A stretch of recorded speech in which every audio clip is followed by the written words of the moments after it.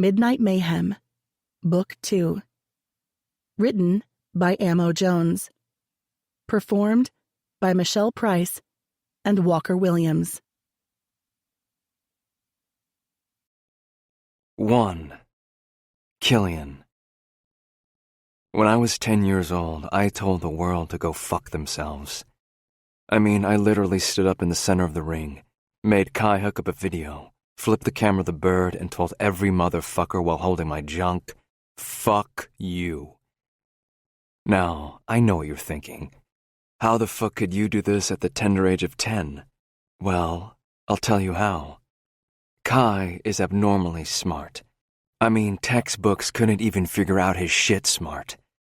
We made the video, and then Kai hacked into some survey and uploaded the video. It went live, spread through all news channels, across every single thing that was televising live during that very minute. How'd I reach this point, you ask? Well, a funny story. I could go back and tell you from the day I entered this world, but let's be honest. No one aside from my sex-crazed best friends who like fucking her wants a descriptive image of my mother's vagina. So, whatever. Long story that doesn't have anything of importance short. I'm hardwired to be this way. I was born human, but crafted to be this. Trickster. The fucking mayhem in Midnight. The motherfucker that would push all of your boundaries and make you feel good while doing it. Speaking of Midnight Mayhem, our family, our unit, a bunch of fucked Romanians that are living the good life in America. Shit. To be fair, we've all been living here since our parents moved over when we were young. Never found out why. Never asked. What are you doing? King glares at me from across the booth. I wave my hand up, grinning. Listening to music. That cool with you? It was Christmas only a few weeks ago, and we all had a long enough break. Now we're kicking off our new year with our first international show in Australia. Delilah always has her reasons, whether we see them or not. It can be frustrating when she starts being cryptic, which is exactly what she has been lately. I lean forward, lowering my voice so P doesn't wake, but her mouth falls open slightly and a snore escapes. I smirk. Don't say it, motherfucker. Leave her alone. My eyes fly up to King. Fine, moody bastard. I was just going to... Killian. Get to what you were going to ask me and leave her alone. She's probably still tired as fuck from New Year's Eve, which, by the way, are we going to talk about that? King's attention shifts over my shoulder. I don't have to look to know who he's talking about. My smile drops. No, we don't. As I was about to say before your sweet little angel distracted me with her snoring, have you asked Delilah why we're doing an international tour this year? We do international shows, but we do them every 5 years because of the time and cost that comes into it. We take on more staff and are away for 14 months each time. Since the last one we did was 2 years ago, the fact that we're already all abroad doesn't sit right with me. The floors rock softly, the imbalance a dead giveaway that we're on the Cap, a.k.a. my family's huge-ass fucking cruise ship. We always take the ship over to kick off an international flight, to give us time to practice, train, wind down a bit. If we take the 747, we all end up grumpy, tired, and only needing to train as soon as we get on land anyway. This way, we can take the majority of our equipment over with us. The Cap, named after my great-great-something grandfather, is painted in sleek black with the words Midnight Mayhem written over the sides in lilac. It can be a bitch when it comes to customs and transfers for the road registrations, but that's where connections come in, and a lot of powerful people owe us a shit ton of favors. King shakes his head, picking up his glass of whiskey and throwing it back. No, she's more on edge than ever. We're currently kicking back in Yam, the bar located on level 1. Obviously, this isn't like your usual cruise ship. There are no souvenir shops or cute little bakeries. There are 2 bars, one on this level and the other on the top deck near the pool. On the second level is where all of our bedrooms and storage compartments for the lighter loads are, where the heavier items, such as bikes, equipment, and all the others are tucked inside the basement. Yeah. I run my hand through the strands of my hair, tugging on the end slightly. I've noticed that too. Since Christmas Day, Delilah has been more reserved and tense. None of us have seen this shift in her before, and it has put a spin on the dynamic that we live through. Delilah is the type of woman that brings funerals to life, not sleep with the dead. Purse shuffles, swiping the sleep from her eyes. Can we go to bed? King throws his arm around her neck. Yeah. He stands glaring at me. Don't get up to too much mischief. I wink at him. Oh, you're just jealous because you're... Purse slices me with a cold stare. Never mind. I roll my eyes. Night, lovers. They disappear through the bar and out the exit. Running my hands over my face, my focus falls on Callan. Yeah, fuck it. She'll do for tonight. Purse hates when I play with her girls, but I can't help it if they're offering themselves up as my toys. Well, Callan does. Sauce is a different fucking story. I tilt my head back and look down at my crotch, a smirk on my mouth. Callan licks the rim of her margarita and shoots back the rest, before her long legs swing out from beneath the bar, and she walks toward me. 2. Killian. Remember when you could change your ringtone to some remixed Jay-Z and Linkin Park song? Well, fuck. Wish I still had that option. Because Reflection, iPhone's default ringtone, is banging on my rage this morning. I swipe it from the bedside table and hit answer. You better be dead, Maya. Unfortunately, I'm not. But you might be because you're late and Delilah isn't in a good mood today. Maya is my annoying-as-fuck best friend who doesn't know any boundaries, lights a fire under my ass any time that she can, and tests my patience every day. If you hadn't figured it out, yeah, the bar I was at last night had been renamed after her. She wanted it to be called Maya, but I had to hold on to some masculinity, so I called it Yam. Safe to say, she's not a fan. I groan, swiping my eyes. Fuck her, she doesn't run my ship. Kill? Get in here now. Delilah is also Maya's mom, but their relationship is not like your average, putting it lightly. Fine. I hang up and make my way out of bed, growling at the onslaught of light that's beaming through my windows. Fuck. I must have forgotten to close them last night after Callan left, or rather I kicked her ass out. After a quick shower, I throw in some gray sweats and Adidas sneakers, tossing a clean white Tommy Hilfiger shirt over my shoulder. I don't know what Delilah's issue is. It's not like we can train on the triple wheel of death, which is the stunt she's always grinding our ass to train. I get it. It's dangerous and requires practice. But we've all been riding on those wheels since we were old enough to ride. I open the doors that lead to the first-level auditorium, a smoke hanging from my mouth and a coffee in hand. Sorry I'm late. Didn't realize I had to fucking be here, I mutter as everyone turns to face me. I notice it's just us, Midnight, the 6 demons and 7 angels, and whatever it is that Purse called her little crew, and Delilah, of course. None of the crew is here. I mindlessly find Sauce, who's looking right through me as if I don't exist. She's fucking good at that. I blow her a kiss before sliding in beside Keaton.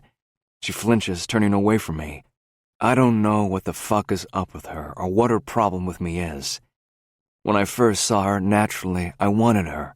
The girl is a walking younger version of Adriana Lima, only hotter because she has this whole Megan Fox thing going on too. But for some fucked up reason, she has withdrawn from me. She hasn't spoken one word to me, yet she and Keaton seem to have some fucking twisted vibe going on. Motherfucker. It's weird for Keaton, and when I say vibe, I mean he doesn't exactly mind her company. Usually he hates everyone. He doesn't like to be around anyone but us, but apparently Saskia has slowly made her way into his books. I ain't buying it, and I still have money on the fact that Purse has made him soft. I know he hasn't fucked her. In fact, I know that no one has touched Saskia Royal for the time that she's been here.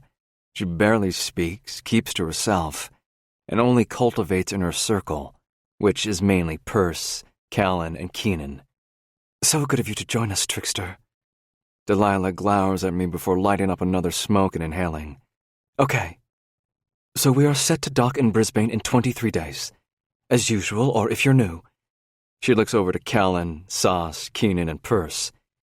It takes 23 days to sail to Australia, where we do 2 shows in Brisbane before setting off to Sydney and Perth. You'll find an itinerary underneath your seat, which is heavily outlined on not only our timetable and schedule, but the training that I will need you all to maintain while we're out at sea. If you're not working on your routine, you better be running on those treadmills. I kick out my leg and inhale a cloud of toxic nicotine smoke. I need everyone to keep up the routines. Because we're at sea for a long time, that doesn't mean you slack off.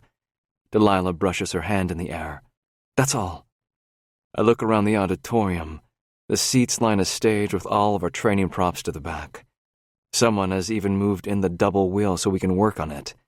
I'm not in the fucking mood to do anything right now. So whoever did that wasted their time. I could ride that cage with my eyes closed. What time did you go to sleep last night? Maya scowls, dropping down onto the chair beside mine. Damn. Grinding my balls already? Not gonna warm them up a little before you rub up on them? I watch as her eyes roll to the back of her head, only intensifying my smirk. I put her out of her misery. Can't remember. Callan is a fucking Energizer bunny. Gross. Maya snickers, leaning her head back against the top of the chair. Have you spoken to my mother? Maybe ask her why she decided to round us all into this godforsaken ship and set us out of the U.S.? Keaton clears his throat. Nah, but I'm almost certain it has to do with patience. You think? I ask, thinking over Christmas Day and New Year's Eve. I flinch when I think of New Year's. It's not something that I want to think about right now, especially with Maya sitting right beside me. It's still a little tender between her and I after that. I don't want to encourage the animosity.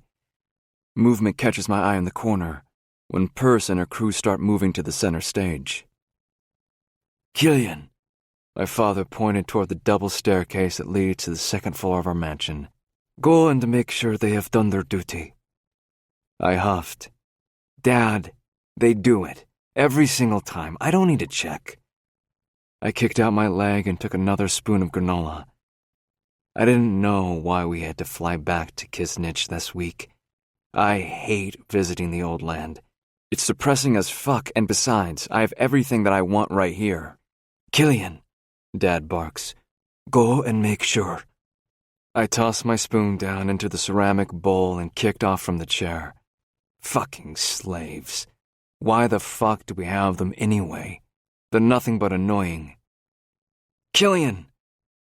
Kyron calls out from the center stage. I must have been lost in my own head because I was still sitting in the same chair I was in minutes earlier.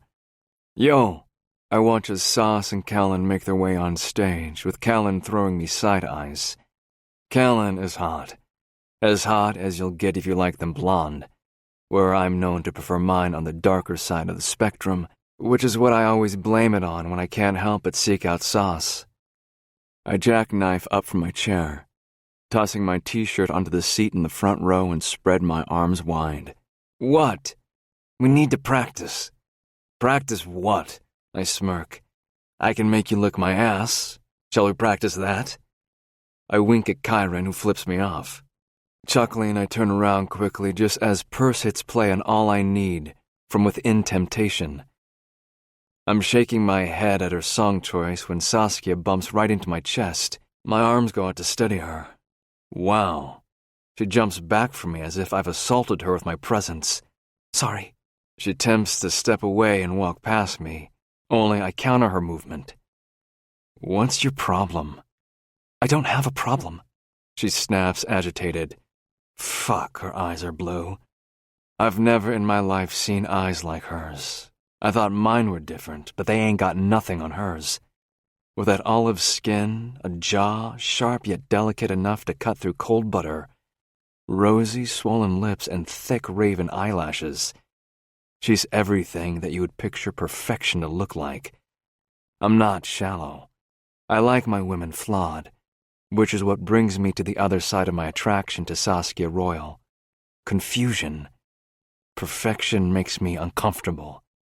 I've been hyped up all my life based on my looks alone. I would never think that I'd be interested in the girl version of me. Yeah, I narrow my eyes. You do. Ever since you've been here, you've purposely made it obvious that you try to stay away from me. She keeps her eyes trained on mine, her arms crossing in front of herself, only pushing up her tits and causing them to spill out of her little sports bra. Typical little dancer body on her. Only this one has wide hips to grab onto, and some jiggle to her round ass. So, which is it, Killian? Her voice is gentle, but her words are jagged. Am I ignoring you, or am I hostile toward you? I don't fucking know, baby, you tell me. She dismisses me, repeating her cute little sidestep, only I meet her again and she slams into my chest again. What'd I fucking do? She scowls at me. What's the matter? Don't like it when a girl doesn't fall to her knees with your presence? I chuckle, allowing her through, but turning around to throw one more tack out. I'll have you on your knees soon enough. She stills and then continues to the stage. Do you have to antagonize her? Just put her in the basket of girls Killian can't fuck. I'm sure she'll be happy being the only one in there. Keaton nudges, handing me my bandana. I tie it around my mouth, watching as she stretches and warms up her body. Fuck that, I answer. It's not even like that. Hell, she can hate me all she wants, but I want to fucking know why. Maybe she doesn't hate you, Maya states, coming up behind Keaton. Maybe she just doesn't want you, Kel. I gape at her. Everyone wants me. Maya snorts. I don't, anymore. Ouch! I grasp my chest. I'm hurt. Boo! I'm hurt. No one can hurt you, Maya says. Her expression falls before she quickly recollects herself and squares her shoulders. I feel bad, and that's saying something. I don't feel anything for anyone. I can't help it. It's who I am, how I was raised. My mom and dad only cared about one thing, and that was the brotherhood. My mom didn't care to raise me with giving a fuck about something so mundane and human like feelings. And my dad gave too much of a fuck about other shit. Civilian shit. As a result from the confusing parenting, I got my dick wet and I did it often. And I let them go. That's how it was and how it always will be. But Maya was different. She and I have been inseparable since we were born. Our parents used to put us into the same crib to sleep beside each other when one didn't settle, and we'd go to sleep right away. I'm a couple of years older than her, so Maya always said that I was probably low-key strangling her to sleep. She's evil as fuck for thinking that low of me. Maya means more to me than my pride, or any of that. Maya, I whisper sadly. The last fucking thing I ever wanted to do was hurt her, but it was never something I felt toward her. I'd die for Maya in a heartbeat and kill anyone that crosses her. But those feelings ran through the same veins that the feelings I had toward my brothers did. She shakes her head, her unruly curls falling over her shoulder, and her green eyes coming up to meet mine. It's fine, Kel. Stop making a deal out of it. She disappears, jumping onto the stage as if we didn't just talk about the one thing she and I have basically been avoiding since the big blow-up on New Year's Eve. New Year's Eve, 2 months ago. When I was 16, I lost my virginity to my best friend. Now, there are many reasons why you should never do this. One being the dynamic between you and said best friend will never be the same. But my main reason as to why this was a bad idea is that when you're friends with someone, you already have harnessed feelings for them. There are already seeds of friendship that are sowed inside of you, inside of them. You're supposed to water those seeds with laughs and platonic banter, not with cum and sweat. Anyway, I think you get my point. When I was 16, I fucked Maya Petrova. It was a mutual decision. A mess, really. We sort of decided, well, fuck it, let's get this over with so we can move on. Move on, I did. Move on, she did not. I love Maya, but at the risk of sounding like a complete fucking cliché, I was not in love with her. I tipped back my whiskey, the fire burning angry enough to match the rage inside of me and the flames licking through the dark, opaque sky like a weapon of mass destruction. My eyes stay on Maya, hers on me. I've known about this crush for a while. It was hard to not when I knew all too well the puppy dog eyes she gave on a regular. "What's the matter, Mai?" I hiss, my lips spreading around my teeth. "Nothing, Kill. Why?" She snapped, mocking my tone. I dragged my focus away from her. If I had led her on, I would feel bad, but I hadn't. Sure, I always took her side in everything. And yeah, fuck, okay. So she was my fifth in the triple wheel. But as far as I was concerned, it was mutual and completely platonic. Only deep down, I knew it wasn't. A laugh cackled out from over the music, a head tilting back. Callan was laughing with Sauce, only Sauce wasn't laughing. She was the one talking. Fucking weird. I hadn't spoken any words to Sauce, but she comes off as a complete fucking recluse. Is she funny? I couldn't help but want to know what she had said to Callan to make her laugh, though it wasn't hard to make Callan laugh, or moan, or anything, really. "Can we talk?" Maya cut into my thoughts, and I dragged my greedy eyes away from Sauce and back to the girl of the moment, Maya. "Fine." I stood, snatching the bottle of whiskey on my way. The beach was loaded with people from all over, celebrating New Year's Eve. Fucking 2020. This better be the year I get some answers. I followed her until we hit a sand dune that was so high that I had to fight the urge to holler at Keats to go grab the boards to slide down it. "So, here's the thing." Maya interrupts my thoughts again, her hands on her hips. She's wearing a neon green bikini with a little white skirt, a complete contrast against her beautiful brown skin. Fuck, but she was beautiful. I've always loved my girls a little fucking damaged. That way, when I inflict more pain on them, they'd be used to it. They're the only ones who can handle me. I was built for war, not for love. I don't want to break people. I want them already broken. I don't want to feel that way, but I can't help it. "I'm pretty sure you know how I feel about you, Kill." I flicked off the lid to my whiskey and brought it to my mouth.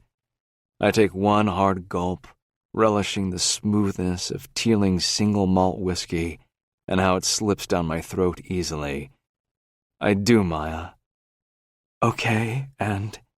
Maya asked, and even though the dead midnight was hiding her green eyes, I'd still know the exact way she'd be looking up at me right now. The same way she looked up at me when I said we couldn't take a stray cat home when she was 5 years old. I sighed, dropping down into the sand. I gazed out to the ocean, momentarily fascinated as I watched the angry waves crash against the sand. Florida was dope, but it wasn't my vibe. "What do you want me to say?" There was a long stretch of silence before she scoffed. "That said it all." She started walking back to where the party was, the bonfire now in full blaze. "Maya!" I reached for her slender arm. I didn't want her to be mad at me. There was a reason why I didn't bring this up with her before, why I avoided it. I didn't want to hurt her. Somewhere between us being born and now, she and I had a bond. A fucking weird one that I wasn't willing to bet on, had I told her that I didn't share those same feelings with her. She pulled out of my grip. "Forget it, Kill. I get it." Her shoulders sagged around her long curly hair. I could hear the shame in her tone. It wasn't often that Maya bared a weakness, so the fact that she had right now made my heart, or my something, drop. I don't want to hurt you, Maya. You know that. She sighed. I know. She sniffed, and I reached for her, tucking her beneath my arms and pressing my lips to her head. She continued, I should have known that if you really wanted me, Killian Cornelia would have taken possession of me.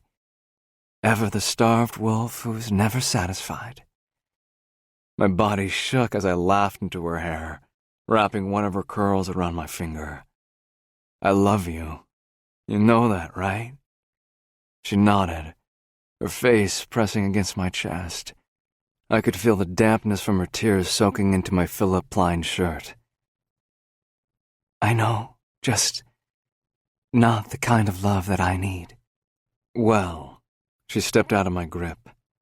If it makes you feel any better, I'm not capable of any other kind of love. I know, she whispers, as if it made her feel just that much better. Come on, let's get a drink. I flash her my bottle of whiskey and she laughed, her head tipping back. Okay, me a drink? Since I don't drink that nasty stuff? No, I roll my eyes, pulling her under my arm as we made our way back to the bonfire. You just drink cheap vodka. Hey, she elbowed me in the sides, laughing. I mean it. Her laughter dies out. Are we okay? I nodded, giving her one more squeeze. Yeah, we will always be okay. Okay, she answers, tying her hair up into a messy knot. Just give me some time, okay? To somehow get over my shit. You have all the time in the world. Just as the words left my mouth, I find Saskia. She was studying me closely, as if fascinated or just trying to work me out. The flames haunting the night do absolutely nothing to eradicate the fact that she is, by far, the sexiest girl I've ever seen. There's sexy, beautiful, hot, banging, and then there's Saskia, whose beauty trumps all the mundane adjectives that the Oxford Dictionary can generate. I'll hold you to that. Maya winked, hitting me with her hip, and then turning for the ocean, where she was running in to catch some night waves, obviously skipping the drinks. I laughed under my breath nervously, my eyes still on Sas's and hers still on mine. Everything ceased to exist around us, as if all of the words that we had never vocalized were being spoken in the language of eye contact. Finally, she broke away from me and looked down to the sand, wrapping her arms around herself. She always wore clothes that covered her body, as if she was trying to hide some crazy insecurity or using them as a defense mechanism to keep wolves like me at bay. Only this wolf will huff and he'll puff, and he'll blow her house down. I shake myself out of the memory from a couple months ago. Okay, sure, 2 months isn't all the time in the world like I promised Maya, but to be fair, these were the first words Sas and I had said to each other, and let's be real, they weren't exactly a declaration of fucking love. It's no secret that I have low-key pined after her a couple of times, and it's no secret that she has shut me down every single one of those times, by not so much as saying a word. She just ignores me. Later that night, we were all on the top deck of the ship. A few people were in the pool, but Keaton, Kai, and I were in the hot tub. Where the fuck are the lovebirds? Keaton brings the rim of his beer to his mouth. Don't know, I answer, resting my head back against the top of the spa and gazing up at the sky. Non-Stop by Drake is thumping around us loudly. Pretty sure King is trying to get her pregnant. Keaton splashes me and I rear forward laughing. Not funny, asshole. I'm not ready to be an uncle. Well, to be fair, I swipe the water off my face. I'm pretty sure her having a baby would make us all an uncle, not just you. Keaton pushes up from the edge of the spa and climbs out, flipping me off. Fuck you. He reaches for his phone that's on the ground and reads through it. Who you texting and how do you have service way the fuck out here? He flips me off again and walks away, just as Callan, Sauce, and Keenan start walking towards us, drinks in hand. For a second, I'm almost certain Sauce won't get into the hot tub, but she does. Her body's sliding beneath the water. Damn shame to hide that body. Callan slides over to me. Hey. I cringe, and I must show it because I can hear Kai chuckling in the background. Motherfucker. Sup. I purposely pull away from her. I don't fucking know why. Can't really pinpoint the exact reason why I don't want her touching me right now, and I'm not willing to say it's because of another girl's presence. Callan notices, but rests back against the spa. I'm excited about Australia. I've never been. It's beautiful, Keenan says, shaking his head. When you get past all the things that can kill you. Keenan is someone I can't quite put my finger on. With his boyish features and charming wit, I almost feel bad that he's in Midnight Mayhem, and surprised that he hasn't been eaten alive yet. Early days. Callan laughs. I once watched a documentary, and I drift off. I wonder if she purposely came into the spa just to piss me off. My eyes go to Sauce, only she's already watching me. Music is playing in the background with people screaming and yelling in their drunken stupor. And then there's just her and I, and this complicated web of tales that our eyes continue to tell. I slightly raise my eyebrows in question, seeing if she'll take the bait. She diverts her gaze away from me and takes a sip of her drink. Kai bumps me beneath the water with his foot, throwing me a questioning look. I don't fucking know, I answer back with a shrug. Saskia Royal is complicated as fuck, but the hurdles that she's throwing out at me is only training my stamina. And when I finally reach that finish line, she better fucking run. Keenan lifts Callan over his big shoulders and takes her out of the spa. I watch as he tosses her into the swimming pool, as he yells in whatever the fuck it is, and smashes his chest with his fist King fucking Kong style. The kid is funny, I'll give him that. He has juice and balls. Maybe I underestimated him. Kai climbs out of the spa next. I'm all for threesomes, but this is one I'm not touching. Once he's out of earshot, I whisper out playfully, What'd I do? She doesn't answer, only rests her head against the spa, her eyes up at the sky. You think you've done something wrong when a girl doesn't bat her lashes at you? Quit the fucking game, Sauce. I couldn't care less about that. I don't care if I'm not your type, though you'd be fucking wrong. But I do want to know why you hate me. She chuckles, her head tilting until she's glaring right at me. Mascara by Nikki Heaton starts playing in the background. It doesn't matter. Fuck it. I push off the edge and walk closer to her, moving my arms through the water. The red neon lights beneath us generate shadows against her sharp features. She freezes. What are you doing? I bring my fingers to her chin and tilt her face up to mine.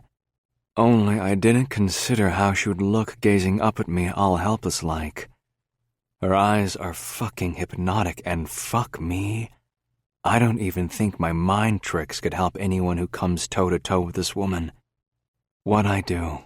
I repeat, pressing my thumb against her bottom lip. She pulls away from my grasp as if I've stung her. Leave it alone, Killian. The way my name sounds leaving her lips makes me want to do the fucking opposite. Damn, what the fuck? She pushes herself out of the water. Leave it alone. 3. Saskia. The Collection. When I was 8 years old, my mother died. When I was 8 years old, my father was murdered. I don't know why or how this pattern came about. I don't know why, unlike most children my age who had a loving and caring family, I didn't. Most people don't know much about Kisnich and the old tales that come with this sacred land. Most humans walk this earth thinking that what you see is what you get. That's not the case if you have Kisnich blood. Sometimes I wish I died with Papa that day. I wish that the same man who emptied that cartridge into Papa also emptied one into me. I wasn't so lucky. "Saskia," my godmother Hope called out from down the hall. Hope took me in once everything went down. The first day I met her was when I was 8 years old, and the circumstances around that day are still a little hazy. Our life was going fine until it wasn't. Until today. But I was somewhat prepared. I knew. Kisnich was powerful. I learned that at a young age. 8, to be exact. "Coming," I called out, tightening the belt around my waist. I had been attending Florida State University and driving home whenever needed since I graduated Siesta High. But recently, I've been coming home less often, especially since Hope has found a husband. I enter through to the sitting room, tucking my hair behind my ear with a smile on my face. When I freeze, there's a woman and another man sitting in the lounge, and I don't need them to address me to know who they are. People from Kisnich have a way of commanding the room without speaking a single word. "Hello, Saskia. I'm Delilah Petrova." My eyes flew around the room, falling to the other man who was with her. "Yes?" "Do you know who I am?" she asked, tilting her head. Her razor-sharp hair skimmed her slim shoulder when she tilted it. "No," I lied. "I don't know who you are." She paused, her focus flicking up to the man who was with her before coming back to me. She leaned forward, resting her elbows on her knees. "I need you to come with me. Did your father tell you much about Kisnich?" Instantly, I looked to Hope. She nodded at me, her eyes falling somber. We knew this day would come. I only wished that I had finished college before it happened. I looked back to Delilah. "Yes, he did." She smiled. "Good. I don't have to kidnap you." She wasn't kidding. "Pack a bag, only your essentials, and be ready in 1 hour." My heart sank, though I should have been better prepared. I guessed over the years I had become somewhat numb to the fact they would be here, ready to collect me, ready for me to take on what my parents had failed. "Okay." I simply spun around and made my way back to my bedroom, pulling out a small suitcase and dumping it on my bed. As I was pulling down clothes from my closet, Hope walked into my room, taking a seat on my bed. "You can still run, Sass." My hand froze briefly before I unhooked some jeans off the hanger. "No," I shook my head, sucking in a deep breath. "I won't run like Papa did. I don't mind paying their dues." Hope seemed to shuffle uncomfortably as I continued to toss items into my suitcase.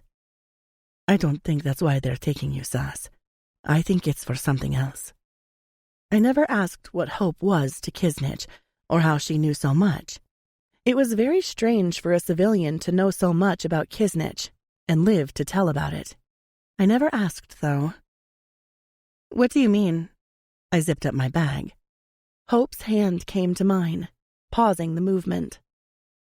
There was something in her fist, and when I opened my hand, a heavy, ancient-style pendant fell in it. I lifted it up by the string to inspect it. "What's this?" She pushed my hand down and unzipped my bag. "Please don't show anyone that. But Saskia, it's imperative that you hold on to this now. Do you understand? You must guard it with your life." I examined it quickly. The blood-red oval stone was held together by a metal dragon that was woven around it. It was ugly. I'd never wear it, let alone guard it. I laughed, but Hope's hand came to my face, and she forced it toward her. This is not a joke, Sass. We don't have much time, damn it. She exhaled, shooting off the bed and rubbing the palm of her hand over her tummy. She seemed off, weird, and not in a way that made me comfortable. I thought I'd have more time. Hope? I asked, suddenly heavy with regret. I should have known better than to laugh. I know this life, this world. What is it? Our family, the royals, were anything but royalty in Kisnich. We were the mundane, never special enough to become Midnight Mayhem. My father watched security cameras, and my mother was a nurse. That's all we would have ever been, and what I would have ever been. My door opened, and the man who was with Delilah stepped inside. I squeezed the pendant in my hand instantly to hide it. It's time, Saskia. Let's go. I nodded, my eyes going to Hope. I quickly shoved the pendant into my side pocket and made my way to her. I love you. I will text you, okay? Hope turned to face me, her hands coming to my face. Hope was beautiful. She had long blonde hair that had a natural curl and dark brown eyes. Her skin was so soft and flawless, it made me envious at the best of times. At 38, she looked 28. Her eyes searched mine, pulling me in for a hug. Her lips came to the shell of my ear. Do not trust anyone, Saskia, and when you must, you run. I never thought much on how this would happen, how I would come about as being a part of Kisnich, a part of something that essentially ripped my family apart. Only Hope was right. The reason to why they took me wasn't at all what I was expecting. Not even close. There's a knock on my door, pulling me out of my thoughts from the past. I swing it open and find Purse leaning against the frame. Purse is with King, and the story to how she got here is contrastingly different to mine. Hey, I was thinking since we are set to disembark tomorrow, we could swim some laps tonight. Purse and I have been swimming laps since we boarded this ship as a way to keep fit. There is a gym, but running on a treadmill is almost impossible when the ground isn't stationary. Sure, I say, clutching the door handle. What time? My room is nicer than what I would expect from a cruise ship, but not entirely, because this is Midnight Mayhem. The whole crew is on the same level, too, which is convenient. I've been with Midnight Mayhem for almost 3 months now, which means it has been 3 months since I last saw Hope. We keep in contact through texts, but I haven't seen her in the flesh. I've somewhat noticed the distance that I've started to feel from her, and I don't know if that's because of my current predicament or something else. I'm hoping for the former. Now, Purse answers, her eyebrows raised. I instantly felt a connection to Purse. I didn't know what it was at first, but I felt it, and I think she did too. Only she looks at me more like a fragile doll who can't handle things. Oh, so much she has to learn. So much I want to share with her, only I have colossal-sized trust issues. Sure, I'll grab my things and meet you down there. Purse closes the door, and I move around my room, gathering what I need so I don't have to come back here until I'm ready for bed. I think I prefer doing shows in America as opposed to international, and for the first 2 weeks we were abroad. I was sick, popping ginger tablets as if they were candy. Opening the bathroom door, I pull down a towel from the high cabinet and begin shoving things into my duffel bag before moving to the other side of my room to shut the sliding door that leads to the balcony. The balcony is probably my favorite part of my room, with the 5-piece dining table which overlooks the infinite stretch of the Pacific Ocean. My bedroom is small, but cozy, equipped with a bathroom and tub, and a walk-in closet. No kitchen, so that means we all eat together in the restaurant. I make my way down to the elevators, and once I'm in, I hit the button for the top deck. I can't wait to be on real soil. Any soil. Just as the door is sliding closed, an arm comes in and stops it. I didn't have to think twice to know who it was. What with the shiny gold Rolex on his wrist strapped around his tattooed arm. Killian steps inside, and when he notices me, he steps away, making sure he's on the other side of the elevator. The doors close, keeping us confined to a space that is small enough to feel him breathing down my back. I tense. You know, Killian smirks, and I can't help but seek him out. I try not to look at him as much as possible, because when I do, it's like a magnetic force is keeping me there, and I have to use all of my strength to pull away. As though he's peering into my soul, like he's looking beyond my overrated exterior and sees all of the ugly parts of my soul. But instead of being revolted by them, he wants to challenge them. He bathes in the presence of my demons, teasing them with his stupid grin. He leans back against the wall, the sharp curves of his jaw accentuated by the dim lighting. Killian is gorgeous. That is obvious. But I know gorgeous. I get told the same, and that doesn't stop the thoughts that go through my brain. Beauty only neutralizes the evil in a person. It blinds people with its surface to conceal the darkness that swims beneath it. He smirks, probably assuming I was checking him out. I wasn't. I was more sizing him up. You know, I could have you spread eagle underneath me, screaming mercy within 3 seconds if I wanted. He lifts a smoke from his pocket and brings it to his lips. My eyebrows raise in challenge. His eyes narrow slightly. And before you blow the rape whistle on me, first of all, fuck you for thinking that. And second of all, fuck you again. Because guess what? He inhales from his cigarette, kicking off the wall and coming toe-to-toe with me. He blows smoke rings into my face, and it's the only thing that is distracting me from his mere proximity. His lips curve over his perfect white teeth. Wish I could say they were veneers, but unfortunately not. The man is just genetically blessed. Blessed by Satan. I'm not fucking interested in you anymore. The doors ping open, and he steps out, winking at me in his retreat. I exhale, my heart thundering in my chest. This is a good thing. This is what I wanted. Blank. Black, is it?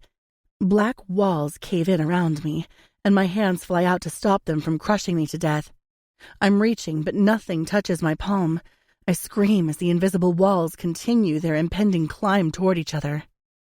The invisible fist of the scene that unfolded in my head clamps around the connecting valves of my heart, forcefully tugging on them. God damn it. I quickly push the open button and step out onto the top deck, exhaling deeply through curved lips, and praying, fucking praying, that from now on, Killian stays away from me. 4. Saskia. I wish I could say that I didn't remember my childhood. I wish I could say that what happened to Perce happened to me, but unfortunately, I was not lucky enough. Like a sick psychological thriller that keeps playing in my head on repeat, my father's murder plays on repeat. My mother dying not long before. Chills break out over my flesh as I spin around to run back into the elevator and go back to my room. Only Keenan bumps into me, and I jump in shock, tossing my clothes at his face as I reach for something, anything that I could use as a weapon. My muscles tense as tremors rack my bones. Wow, Keenan raises his hand in surrender. It's me. I suck in copious amounts of air as my heartbeat slows. Thud, thud, thud. Hey. Keenan's hands come to both my cheeks, and he swipes away the sweat that's rolling down the side of my face. It's me. I let out one last shaky breath, then smile, collecting myself. Thanks. Sorry, I had a nightmare last night, so I'm a bit jumpy. Keenan holds my stare, warm brown against pale, lifeless blue. What was it about? Nothing. I shake my head, leaning down to pick up my bag and throwing it over my shoulder. Nothing at all. I make my way toward the pool, where Perce is already doing laps. After my shake-up with Keenan, I don't feel like being in a pool of water and vulnerable, so I zip up my Abercrombie hoodie and slide my sandals back onto my feet. I'm almost certain the LED neon lights from the pool are only intensifying the white of my linen short shorts, too, making my skin appear darker. "You not coming in?" Perce asks, brushing her wet, long red hair away from her face. I shake my head. "Come on," she teases. "Then we can go for a drink and chill out for the rest of the night." Perce is tenacious with her friendships. I groan. She's right. I do need to release some stress, especially after that encounter with Killian. I start undressing, tossing my clothes onto one of the sunbeds and kicking off my sandals. "Atta girl," Perce chuckles. I slip into the water, flinching at the coldness. Tying my hair into a top knot, I keep my attention on Perce. "What's the matter?" she asks, obviously sensing something is off. I lick my lips. I've just, I guess, been thinking about my parents a lot on this trip. It was something that we had spoken about doing one day. Perce nods. "I know that I don't know much about you." She swims closer and takes a seat beside me on the inside edge of the pool. "But I'm here if you ever need to talk. I know that you have Callan and Keenan." I snort. "I don't know about Callan, but I know I can sort of trust Keenan." Perce ties her hair into a low, messy bun. "Well, I'm glad you're smart." The neon lights that line the inside of the pool light up our bodies underneath, and just as I open my mouth, Callan starts laughing loudly from the other side of the deck. "I might put her on the hoops with Maya." My eyes pop open. "Really?" I'm shocked that Perce is wanting to put Callan with the others. Perce gauges my reaction, kicking up onto the side of the pool. "Would you prefer that?" I look at her, shocked. She doesn't bother me. "Oh, I know." Perce glances out to Callan, where she's sitting beside Killian, King, and Chiron. Without trying, I find Killian, who is already watching me from beneath hooded eyelids. My chest flutters when I catch him staring. "I just know that she feels a certain way about you, and if that makes you uncomfortable being around her, I can move her. She's a great dancer, but you're better." I shrug, snatching my eyes away from Killian, before he sucks me into the vortex of whatever it is that he's trying to get me into. I'm sure all the shade that she throws my way doesn't touch me. "Good." Perce taps my leg. "Forget the laps. Let's go eat." "Zakia, come down here, please. Stop climbing that tree," my father bellowed from across the perfectly manicured grass. I liked climbing trees. At 7 years old, I already knew that when I finally own my own house, without bossy parents, I will be planting one gigantic tree that branches off purely for my pleasure. I love to climb. I giggled, turning around to face Mama and Papa. Mama looked worse today, worse than she did last week. My smile fell.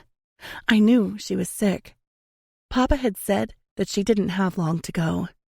She got the cancer bug, and apparently that was a bad bug to catch because doctors didn't know how to cure it yet. I cried every night and prayed that it turned into a normal bug, one that made her cough and sniffle instead of wither. I climbed down the tree and skipped to where Papa and Mama were standing. "We made some lemonade, Zakia," Mama had said, gesturing into the house. I trolleyed through, passing the kitchen and going straight for the sitting room. I kicked off my shoes and started twirling my hair around my finger. "Zakia," Papa said, kneeling down in front of me. His eyes were like mine, bright blue. Papa said that we were descendants of mermaids, which is why our eyes were the color of the Atlantic ice. "After this lemonade, I'm going to need you to pack a bag. You won't need it yet, but I need you to pack one for an emergency. Can you do that, Zai? For Papa? For Mama?" My eyebrows creased in confusion, but I raised the glass to my lips and took a sip, nodding my head. Yes, I can. But why? Papa's wrinkles around his eyes crinkled. That's not important right now, princess. Right now, what is important is that you pack your bag. 5. Saskia. After docking and organizing our vehicles the next day, we settle into a parking spot close to the port. We're lucky our crew members are large, but we still need at least a day to unload the ship. I'm making my way back to our RV when I pull open the door, finding Callan and Keenan playing cards at the table. They're both wearing no shirts, with Callan wearing a small camisole bra and leggings. She gawks at me briefly before going back to the game at hand. Hey, baby G. Keenan nods his head, eyeing me up and down. If it was done by anyone but Keenan, I would have had an issue with the way he openly gawked at me. Tired? Yeah. I move through the kitchen and begin heading for my bedroom. When Perce moved out and she and King got their own bus, I took what would have been her room, much to Callan's disgust, I'm thinking. She and I used to be okay, but I feel like the more that time goes on, the issues she has with me intensify. I'm pretty sure that Keenan can pick up the tension too, but we can't change someone else's opinion of us. All we can do is let them brew over whatever they have stewing in their head, knowing that we won't be at the table when they decide to serve up their dish. I open up the fridge and take out a cold water. I'll see you both in the morning. Night. I move past them both and head for the stairs, eager to get away from Callan. Night, Keenan calls out as I hit my bedroom door. I close it gently behind me and flop down onto the soft mattress. I'm relieved that we're off the ship and back in our own buses, and I'm really relieved that I didn't bump into Killian once. Not once. Dried leaves crunched beneath my feet, the aching only beginning to pulse through my veins further. Sweet Dreams by Marilyn Manson is playing softly in the background as trees line a dirt path that leads into the forest. Hello? I call out. Only my voice never came. My hand flew to my throat, where I clenched hard. Hello? I repeated without success. I peered down at the gown that I was wearing and flinched at the splatters of bright red blood. I tilted my head up just as I felt something drip down the side of my throat, my hand swiping it away. More blood. What? I whispered, confused. The bright full moon sat angrily in the backdrop. Tell me more, a voice boomed from near the back of my neck. I screamed, jumping away from the unfamiliar voice. What do you want from me? A hand slammed over my mouth, shoving me backward until my back was against his chest. Everything. I shoot up from the bed, sweat sticking my pajamas to my flesh, and my heartbeat thrashing around erratically. Nightmare? I instantly recognized the voice as Chiron's. We haven't spoken much, which apparently that isn't unheard of with Chiron, but I recognize his voice. I turn toward the dark corner of my room, unable to see his body that's buried in the shadows. What are you doing in here? My elbows sink into the mattress as I push myself up. Interesting question. Another voice mumbles, and I freeze. I usually feel his presence before I hear it, and that's saying something, because Killian isn't exactly docile. I swing my legs off my bed and run my fingers through my hair, swiping it out of my face. I begin to mentally prepare myself for the energy that I'm about to exude through this encounter. I've got a question too, Killian adds, and he must have stood from wherever he was in the room, because now his boots are in my view. They were in here while I was sleeping, and while that should be creepy, and is creepy, that's not the worst thing that they've ever done. What is it, Killian? I tilt my head up to face him. From this angle, he looks feral. It's not even about the clothes that he's wearing, or the way his features hit every single angle at the right moment, but it's how he holds himself, how his shoulders are always back, his muscles tense, and the expression on his face completely void from emotion. His personality shifts depending on who he is with, which means he may have bigger walls than mine. You can't treat everyone the same, because not everyone deserves all of you. Why do I get the feeling that I know you? He asks, cocking his head. I divert my eyes. I don't know why this conversation couldn't wait until tomorrow. Answer the question. I chew on my bottom lip. Tell me more. I flinch at the hoarse voice that haunted my sleep just seconds ago. Sometimes I don't know if the nightmare is just that, a nightmare, or our memories. It gets confusing when you have to differentiate what is real and what is fake. What are the parts that are a product of my own subconscious, attempting to either raise issues or bury them, and what parts are imaginary? You don't, I answer truthfully. I mean, aside from our obvious connection with Kisnich, you don't. There's a long pause. Lower her guard. Chiron brushes out from the same spot in the corner. Before I can ask what lower means, Killian is leaning forward, his fists sinking into the mattress on either side of me, his nose almost touching mine. I fall onto my back, wanting some space between us. His scent is lethal, the sweet sting lingering over my skin before settling in the air between us. His cologne is strong, just like his personality, but it's also mixed with the smell of his fading cigarette, which brings it to a whole new level. What are you doing? I whisper, only I wish I didn't speak, because my lips rubbed against his softly. My palms sweat and itch, my stomach doing cartwheels. Lower, Chiron urges.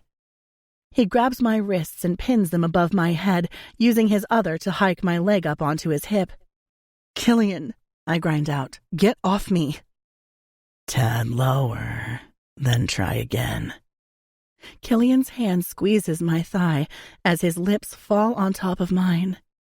Not enough for a kiss, but enough for a warning.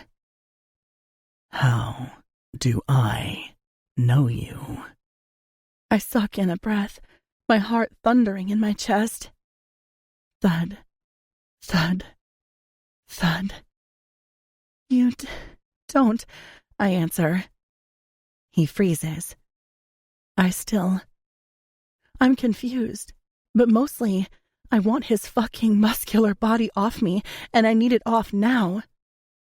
His grin is untamed, and the only reason why I know that he's grinning is because his white teeth gleam against the darkness of the room. That wasn't so hard, was it, little villain? Stop playing with the food, Kill. Chiron snaps, but his voice is in the background now. We got what we wanted. Killian doesn't move, and I'm still frozen beneath his body. He leans down and suddenly I feel his tongue lick across my collarbone. My eyes shut as the tingles of his erotic touch sends electricity shooting all over my body. I grind my teeth. Get the fuck off me. Just because he makes me feel some sort of way doesn't mean I'm going to give my body the satisfaction of getting what she wants. 1, you're a fucking liar, sweetheart, and I hate liars. And 2, he pauses, releasing my thigh. Told you I'd be able to get you spread eagle in 3 seconds. He jackknifes up from my bed, leaving me feeling exposed and vulnerable. Words can be a powerful weapon, lethal enough to strip anyone of their composure while leaving their confidence bleeding out over the floor. I shiver, unmoving. I'll figure your shit out, little villain, and when I do... Killian runs his tongue over his teeth and grins. You're going to wish I was still trying to get you naked. 6. Killian. I kick the door to our bus closed, heading straight for the fridge and pulling out a can of Coke. I know that if I have any alcohol right now, it won't help with the clarity that I need in order to decipher everything right now. Kill? Kyron says. You need to think long and hard about what it is I know you're thinking. I take a swig of my drink just as Keaton comes down the stairs, rubbing the sleep from his eyes. It's been good having Dove out of the bus, but losing King in here was a loss I don't think any of us were really prepared for. The fuck is the slamming for? Keaton growls, dropping down onto the chair at the table. There's something up with Saskia. There's more to her. That's all I've got right now. Keaton rolls his eyes, running his fingers through his hair. Yeah, no shit. She's Kisnich. What do you expect? And by the way, this fascination you have with her is making you fucking grumpy. Kai looks back at me, bored. If she isn't who she says she is, we'll just kill her. Now, can I please go to bed? Fuck. We've a long-ass trip tomorrow, and since Justice is all in love with Delilah, we have to all do the driving ourselves. Kyron threatening someone's life should never be taken lightly, because he will. Kyron is a weapon, and one of Kisnich's best-kept secrets because of the way he goes about his skills. Though that part isn't really a secret. He leaves a brand on every single person he takes. We can't fucking kill her, I reply, bored with Kyron's lack of imagination. Kyron is black and white. He doesn't see grays or colors or fucking lines or barriers. See where I look for opportunities, for games. That doesn't mean that I have a problem putting someone down. It just means that I'm more histrionic about it. Why not? Kai shrugs, opening a pack of potato chips and tossing some into his mouth.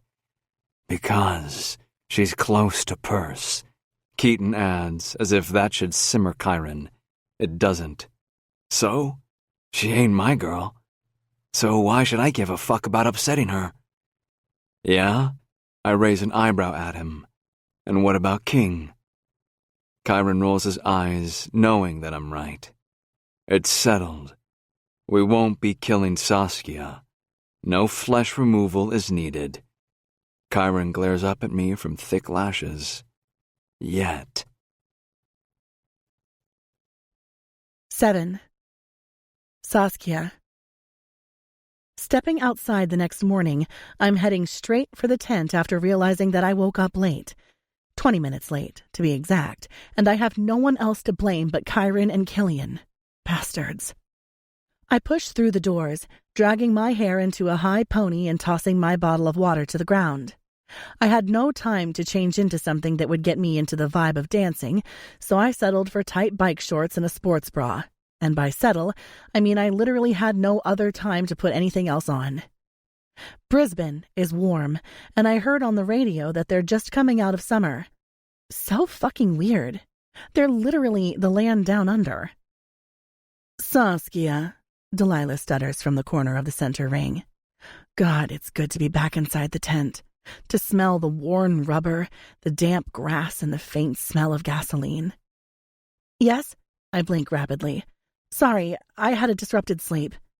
My eyes cut to Killian briefly, who is bent over the stage with no shirt on and grease rubbed all over his chest. You will not stare. I try to ignore the way his tanned skin gleams against all of his tattoos. The new sleeve he got during the holidays, the Kisnich over his chest, but it's hard when the man hardly ever wears a shirt. Okay, well, that's all right then. You be late whenever you need to be. Delilah has been extra fucking cranky lately, and her sarcasm was not lost on me. She was never like this before. She was smooth and collected and, dare I say it, sophisticated. Now she's a mess. No longer wearing perfectly tailored suits and primed hair styled to the nines. Now her suits have wrinkles in them, and her hair, though I should blame the Australian humidity, is frazzled. Sorry, Delilah, I murmur before slowly making my way onto the stage, where Purse is glaring at me.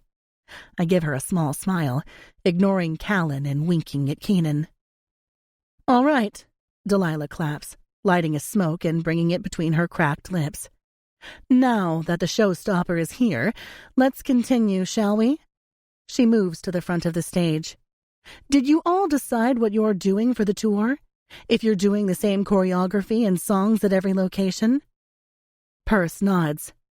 "Yes, we did.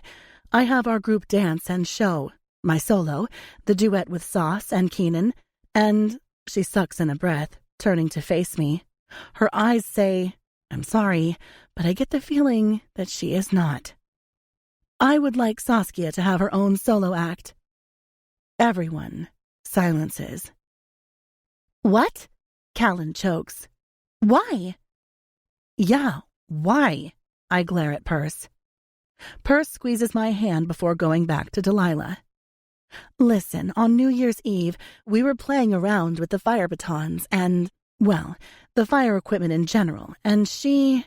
Purse turns to face me. "Can motherfucking dance with them, drunk, on Jaeger bombs." "Ah," I raise my finger. I'm in trouble already this morning. I don't want to give Delilah another reason to be angry at me. "I can explain." Well, I actually can't, but I'm hoping to think up something quick while everyone is silent. Delilah glares at me. "Saskia, you playing with toys is not going to get you in trouble. I don't give a shit about your safety." She blows out a cloud of smoke. "Is what Purse is saying true? Do you breathe it too?" "Correctly, because fire breathing is one of the most dangerous circus acts known to man." I gulp. "Yes, but I don't know how I know." Killian snickers in the back. I ignore him. Delilah is staring with newfound interest. That's the thing with her. If you don't bring something to the table that sets you apart from the rest, you are disposable. "Tell me, my little showstopper, are you a pyromaniac?" "No," I shake my head. Well, I don't know. I understand how they work and what to do, as if I've been doing it all my life." I watch as her face flashes with something, but before I can decipher it, it's gone and replaced with her scowl. Show me later.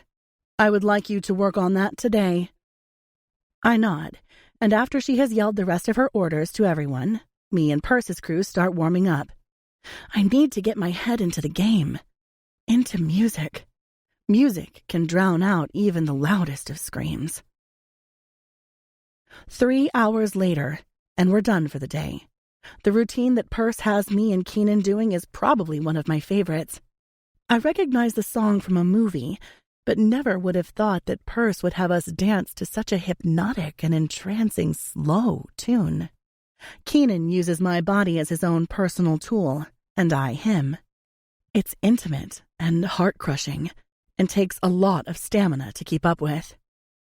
I'm taking a sip of water when we hear the bikes fire up in the back. The brothers ride in a loud rumble of smoke. Maya bumps me with her hip. "I need to see your fire routine." I swipe my mouth. I never know how to take Maya, since I know she and Killian are so close. "Sure." "You know," she begins to say, and my eyes follow hers to Killian. But before she can say any more, I interfere. "Oh, he is that bad." "What?" she asks, confused, but with a smile on her face. "You were going to say that Killian is not that bad of a person?" Maya pauses, her eyebrows shooting up, and then a loud laugh breaks out of her. "Oh, no, he is definitely bad. In fact, he's the worst. He thinks that flashing that pretty smile will deter the fact that he's evil." She turns around as she walks away, but not before saying, "Don't mistake those sinfully good looks for a good man, showstopper. The glistening teeth that sit behind that grin are the very same that rips flesh from bone." I massage my temples and watch as she bounces toward Killian, stepping up into his wheel. Stargazing by Travis Scott is playing loudly over the bikes, and once again, Killian is watching me. Even as Maya passes him and hops onto her swing, his eyes are on me. Finally, he revs his engine and rides it up the plank and onto the wheel. I exhale and scurry out of the tent through the main entrance. Usually, we enter and exit through the back because the main entrance is basically another tent, only half the size of the main one. In this one, there's a bar, a food stall where you can buy candied corn, hot food, and such, and then a small alleyway that leads to the bathrooms. I continue through to the main entrance, passing a couple of the 6 demons. We're set up in some secluded area behind suburbia. Trees line the paddock, which lead to our buses that are hidden behind the tents. I guess we are granted with some sort of road access while we travel, allowing our vehicles and trailers into whatever country we're in. I make my way to our bus and push open the door, needing a quick shower before I go back to the tent and figure out what the hell I'm going to do about this fire routine. Once I'm out of the shower, I open up my camera, clutching the towel in my hand, and open Instagram. I flip it onto selfie mode and snap a photo of me purposely rolling my eyes. Moving it to my stories, I write the words, "playing with fire" over top of it and throw on a filter. Scrolling through my news feed, I click on a photo of Perse and King that she took. He's grumpy as shit, and she's smiling with her teeth on full display. Her arm is hooked around his neck, and her hands are around his cheeks, trying to get him to smile like you would a kid. It's so cute. I double-click it and then click on her profile. I laugh when I see the photos she has. Some of me, a lot of her and King, and some of her and the brothers. I click on one with her and kill. I don't know why, but before I could analyze why I did it, I was already there and distracted. Killian is on his bike, wearing ripped designer jeans, a white shirt that has the words "motherfucker" on it, and then, in smaller writing, it says, "Read that again." I snicker. Killian is terrifyingly confident, and probably rightly so. When I read through the comments, his username sticks out. @KillianCornelii. My thumb hovers over his username. I toss my phone onto my bed and get dressed instead, not wanting to go onto his page. I'm not touching that right now. And anyway, why the hell should I care? Changing into a tight leather crop top and tight little booty shorts that show my ass hanging out the bottom, I continue to rifle through my suitcase. I need something else edgy. Tearing off the leather crop top but leaving on the shorts, I find the perfect top. It's actually copper gold and is made from metal. The front fans out over my breasts like wings. There is a dip in the middle that is lined with diamonds before it cuts off as a crop. The back is simple, clipping around my body. It's revealing and not something you could wear anywhere else except here, or maybe at a festival. Clipping it up, I find my black snake cuff that curls around my lower leg and comes up to my knee. I've always wanted to wear it since I bought it when Perse and I went shopping after Christmas, and now I can.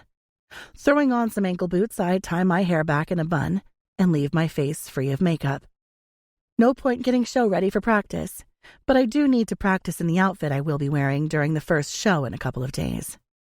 I push through the tent just as Sam, our sound man, is passing by. Hey, the batons, rope darts, hoops, gasoline, and everything else you'll need for firebending is right there. The case also has your name on it now, so when we move, it will be in your staff cubby for setups. I glance over the range of equipment. Okay, but Sam, I've not done the rope darts, and... I pause, blowing out a breath. Wow, is that a fire staff? I gulp. Shit, what has Perse got me into? Sure is. A voice interrupts my panic, and I turn to face her. My name's Ashley, she says, and that's when I recognize her. Oh, shit! Yes, also known as Persephone's mother. She drops a duffel bag beside her, and it's the first time I take in what she's wearing. Yoga pants and a tight tank. Her hair is down, displaying her long blonde locks, and it's also the first time that I notice the resemblance to Perse. Nice to meet you, I nod at her. She smiles. You too. Now, can you tell me what you're familiar with when it comes to firebending? She's pulling on black gloves, but her focus remains on me. Well, nothing. I would watch some of the performers at a small bar in Siesta Key, but other than that, I have no idea. Ashley pauses her movements, regarding me carefully. Interesting, but you know what you're doing? I do, I answer, shuffling on my feet. Is it normal for someone to pick up on it easily? She snorts, shoving her other glove on her hand. Absolutely not. But, she sighs, but doesn't bring her eyes back to me. Let's get this underway. Hang on, I pause. Are you a firebender? Ashley chuckles, leaning down to unzip her bag, but again not looking at me, as if she's thinking too hard about something and is afraid that I might read the words over her face. Not me, personally. I did have a good friend who was the queen of firebending. No one has done it in Midnight Mayhem since her retirement. I exhale. Jesus, I'm really doing this. But do you love it? She asks, glaring at me with a smirk. I lick my lips and match her grin. I do.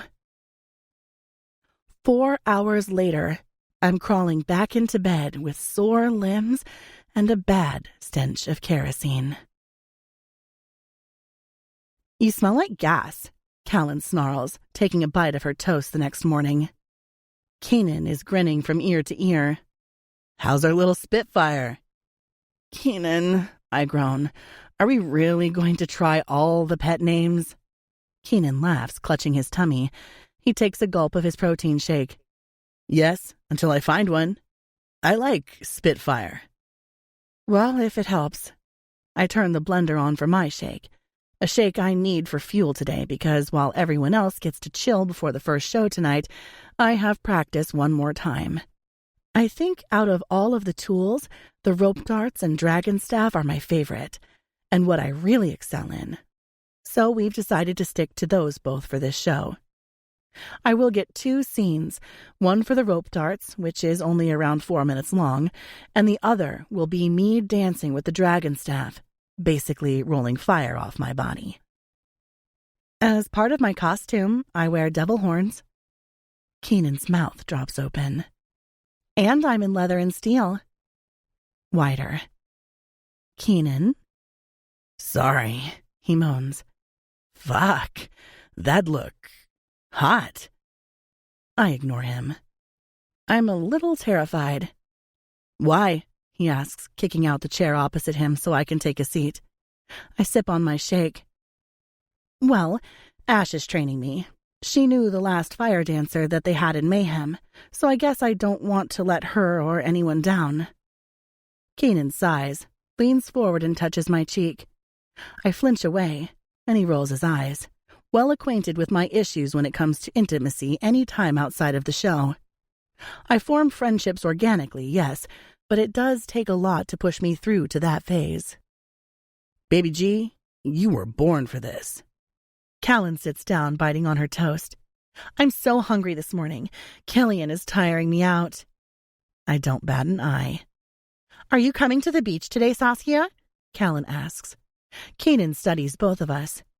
I shake my head at her. Nope, I need to practice once more before tonight. She smirks. What a shame. I push up from the chair and kiss Keenan goodbye, who is already scolding Callan as I walk out of the bus. I don't know what her problem with me is, or if it even is a me thing, or a Killian thing, though I don't know why. Killian and I haven't so much as given any impression that we are anything but enemies. I clutch the items that I'll need for all of my outfit changes in my hand, taking them to my cubicle in the tent behind the stage. It's where most of the makeup, hair, and outfit changes happen. I need them there for tonight. Not for right now, and I'm excited for the addition of the horns. A touch that Ashley gave to me after our session last night. They're not big, ugly horns. They're cute ones that clip onto my hair and stay. We practice. I choose my song. And the day is almost over with the sun setting by the time I make my way back to my bus. Sauce! Ash comes running over to me, a smile on her face. Hey, I just want you to know that you're going to be amazing tonight. I'll be right there if you need me. But I got to say, she pauses. You're a natural. What did you say your last name was again? Thanks, Ash. And it's Royal. Nothing of importance. Oh, Ash says, her smile faltering. I've not known a Kisnich family with that last name. She tilts her head, her focus drifting off, and then she comes back to me. Anyway, good luck. The show has started, with the angels and demons opening. Delilah agreed to shuffle around the acts and have me firebending with the dragon staff first, since it does take a bit out of me and I still need to do my duet dance with Keenan in our crew performance, not to mention the final act, which I don't completely partake in, but do enough to be considered something. So she has put my biggest scene first, and then that gives me enough of a break between acts. Great, Callan snaps from beside me. Her mirror cubicle is right beside mine. Everyone rushing around behind me filters into white noise as I glare at her. What, Callan? She runs the bright red lipstick over her lips. So now the whole show moves for you. Callan, Keenan warns, his tone forceful. That wasn't my idea, I tell her, fluffing my hair up further and fixing my horns. My eyes are smudged in black, my makeup heavy. I'm wearing the same outfit with the snake on my leg, too. I pet-named him Cal. I guess you can think where I got that from. So what? She snaps. It's not fair. Saskia, you're up, Kyron says from behind me, opening the back curtain. I drag my attention away from her and stand, turning to face him. He stills, his eyes dropping down my body. He doesn't say a word, but he doesn't have to. The way his gaze drags up and down my body is loud enough for me to feel violated. The curtain opens wider, and Keaton steps through, but when he notices me, he falters. What? Wipe your mouth, brother. You've got some drool coming out of your mouth, Kyron growls. Oh, I'm going out to watch this. Keaton smirks just as Perce slides in from behind him and pulls me into a hug, kissing me on the cheek. You're going to do amazing. Go light some fires.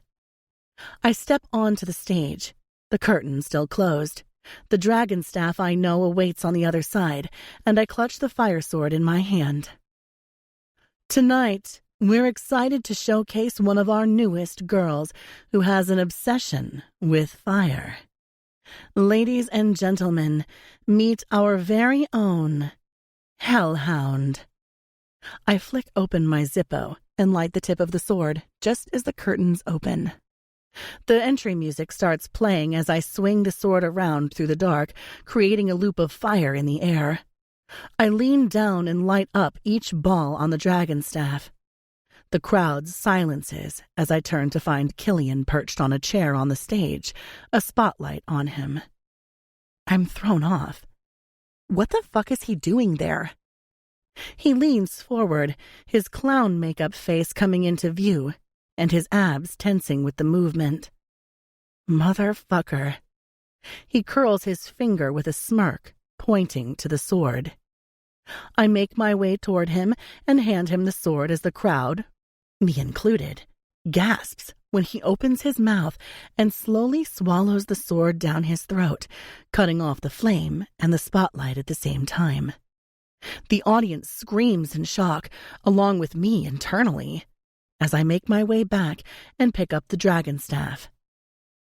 Toxicity from System of a Down starts playing as I roll the staff over my back, arching forward and grabbing it again, swirling it around my body with the tune of the guitar. As the verse comes back in and the song slows back down, I flick it around my body again, rolling it over my arms and across my neck, flicking it forward. I run it over one arm and pick it up again. The crowd loses their minds, adding fuel to my adrenaline. The flames lick over my skin as I get lost in the song and performance. Coming to the end, I arch backward in bridge from standing position, while twirling the staff with my right hand and reaching backward with my left hand until I'm completely arched with one hand on the ground and the other twirling the staff. The audience goes crazy again, and I use that as fuel. When the beat speeds up, so does my spinning of the staff. Slowly, I lift one leg off the ground and flick it into the air as I place the staff onto my bare belly, rolling it backward over my face, and I quickly press my other hand to the ground and flip backward, back to standing, with the staff now safely secured back in my hand. The song cuts. My breathing deepens. Everything is silent, and I stand nervously, thinking I had done something wrong. Just as I'm about to dart off the stage, people roar off their seats, clapping and shouting and whistling. My breathing is manic, my smile wide.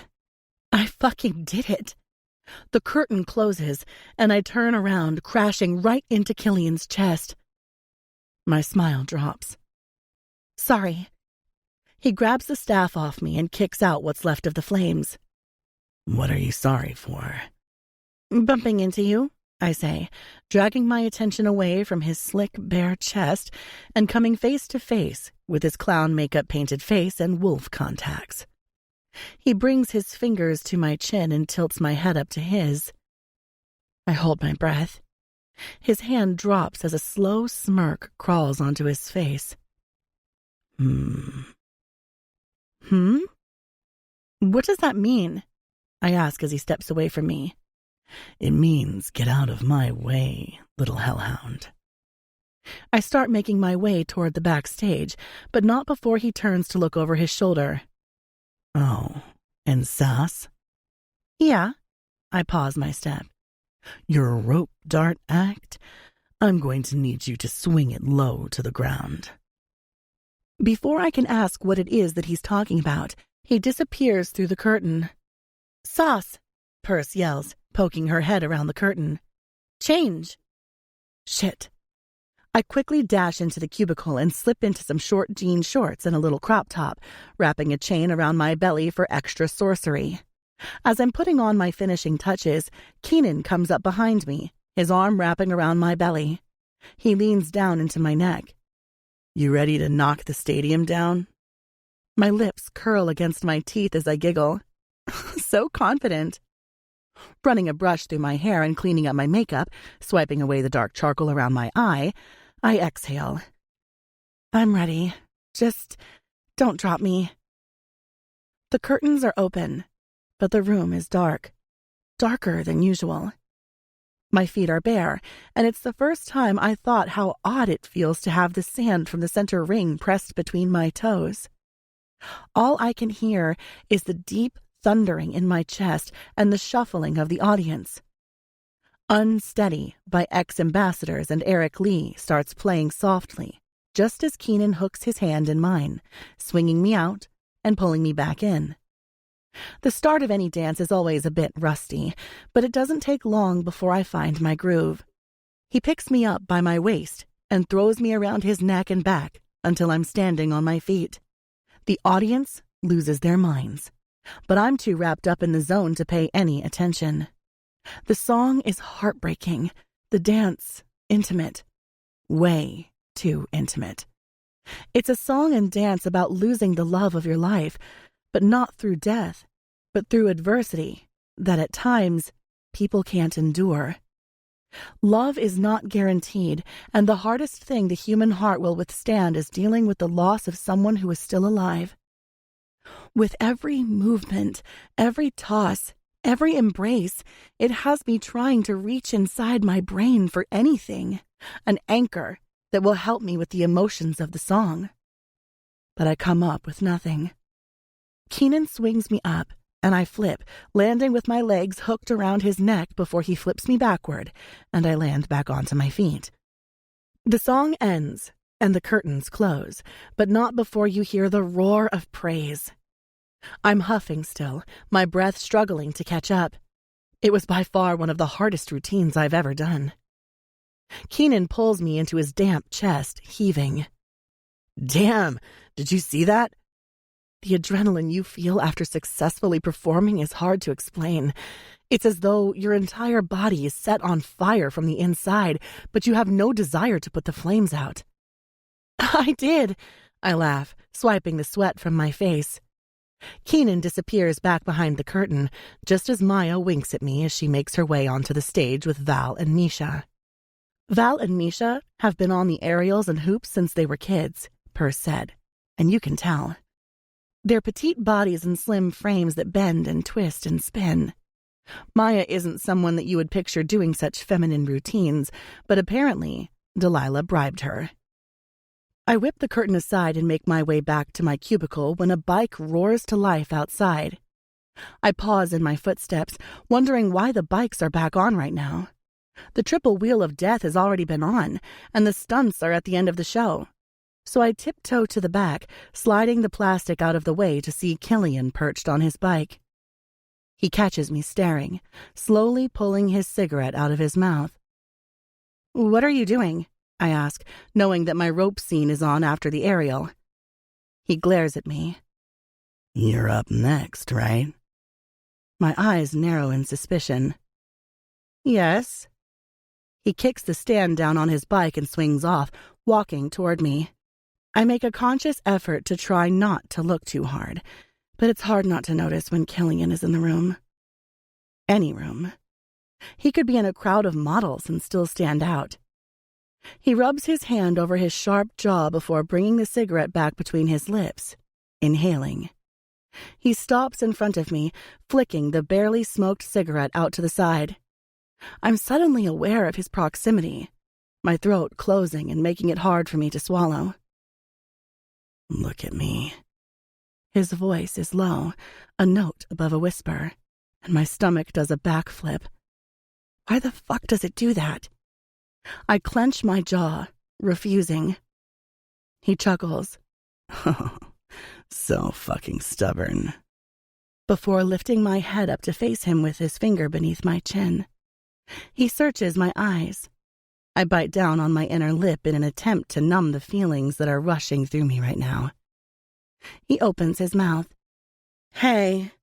Maya comes up from behind me, and I flinch. I'm such a fucking idiot.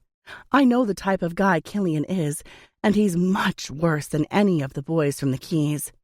Far worse than the rich, entitled brats that like to flash their boats and parents' money. Killian and this world are so much worse than any of that. Yet here I was, ready to let Killian work whatever mindfuck game he wanted to play with me. "Sorry, was I interrupting something?" Maya asks, looking between Killian and me. I notice her somber expression. "No," I assure, turning around and leaving them to it. Killian comes with drama. I know this. For one, he's sleeping with a girl in my act. 2, he sleeps around, period, with a lot of girls. He's actually the worst out of all of the brothers. And 3, his best friend is in love with him. He is everything that is wrong with the men in this generation, and I need to stay away. I needed to stay away from him before all of that, and even more so because of that. I step into my cubicle, ignoring Purse, Keenan, and Callan, who were talking when I rushed back inside, desperate for something, anything to take my mind off the fact that I almost let the enemy kiss me. I flip on my hair straightener and pull out the clothes that I'm going to wear for the rope act. A button-up crop top that cuts low, and leather shorts. I yank off my shorts and toss them to the corner, just as the curtain tears open from behind me. I turn my head to look over my shoulder, my hair falling over my back. Killian glares at me before he breathes in my almost naked body. "What do you want, Killian?" "The fuck was that?" I bend over. Yeah, a little bit on purpose, and pick up my new leather shorts, standing back straight and slipping them over my legs and ass. I turn around while doing up the button. "That was nothing." He steps closer. Suddenly, my skin prickles with his presence.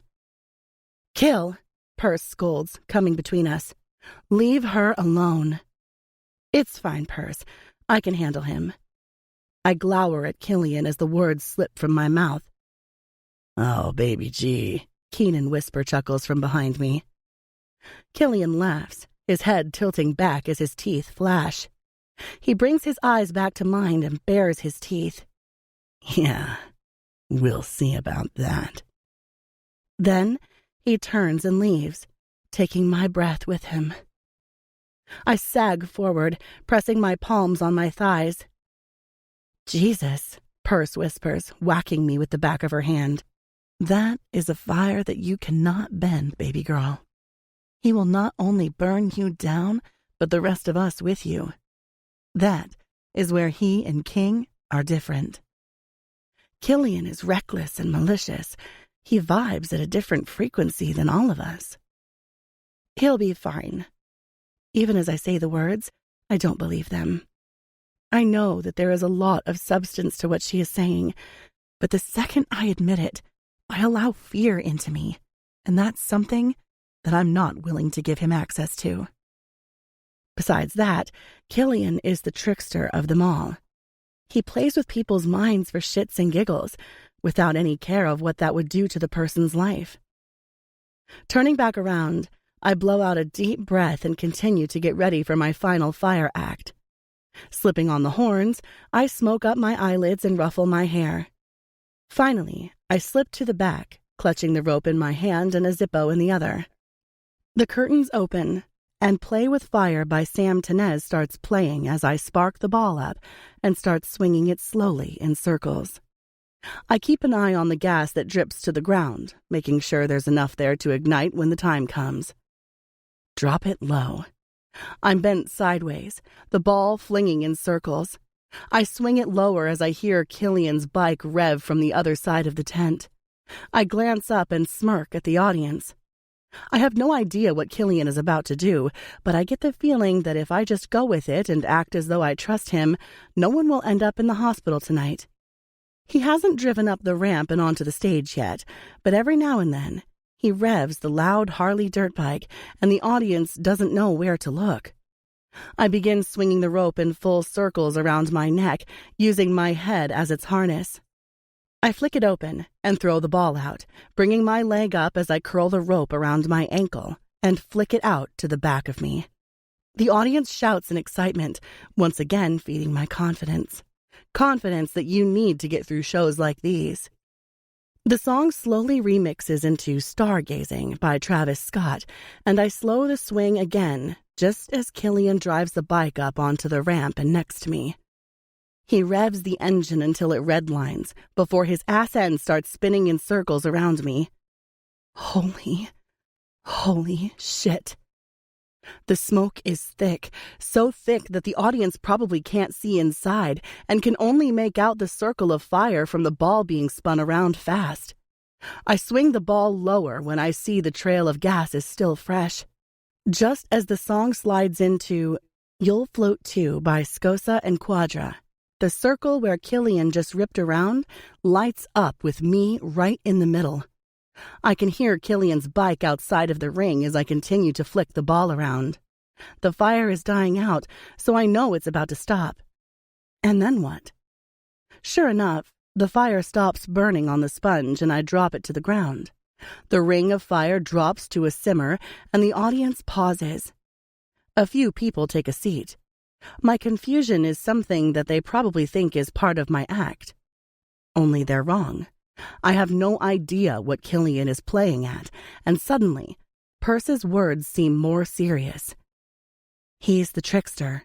He's malicious. Kyron and Keaton drift out from behind the stage. They're all made up in the clown makeup, loose jeans, and wearing no shirts. Realization slams into me instantly. I'm their next act. Alone, Unplugged by Sake 404 starts playing. They're notorious for using this tune for their scene. Shit. Killian turns his head over his shoulder once he's in front of me, smirking at the audience. Everyone starts clapping and cheering him on as he pushes me down. I freak out, my arms flying out until I land on a chair.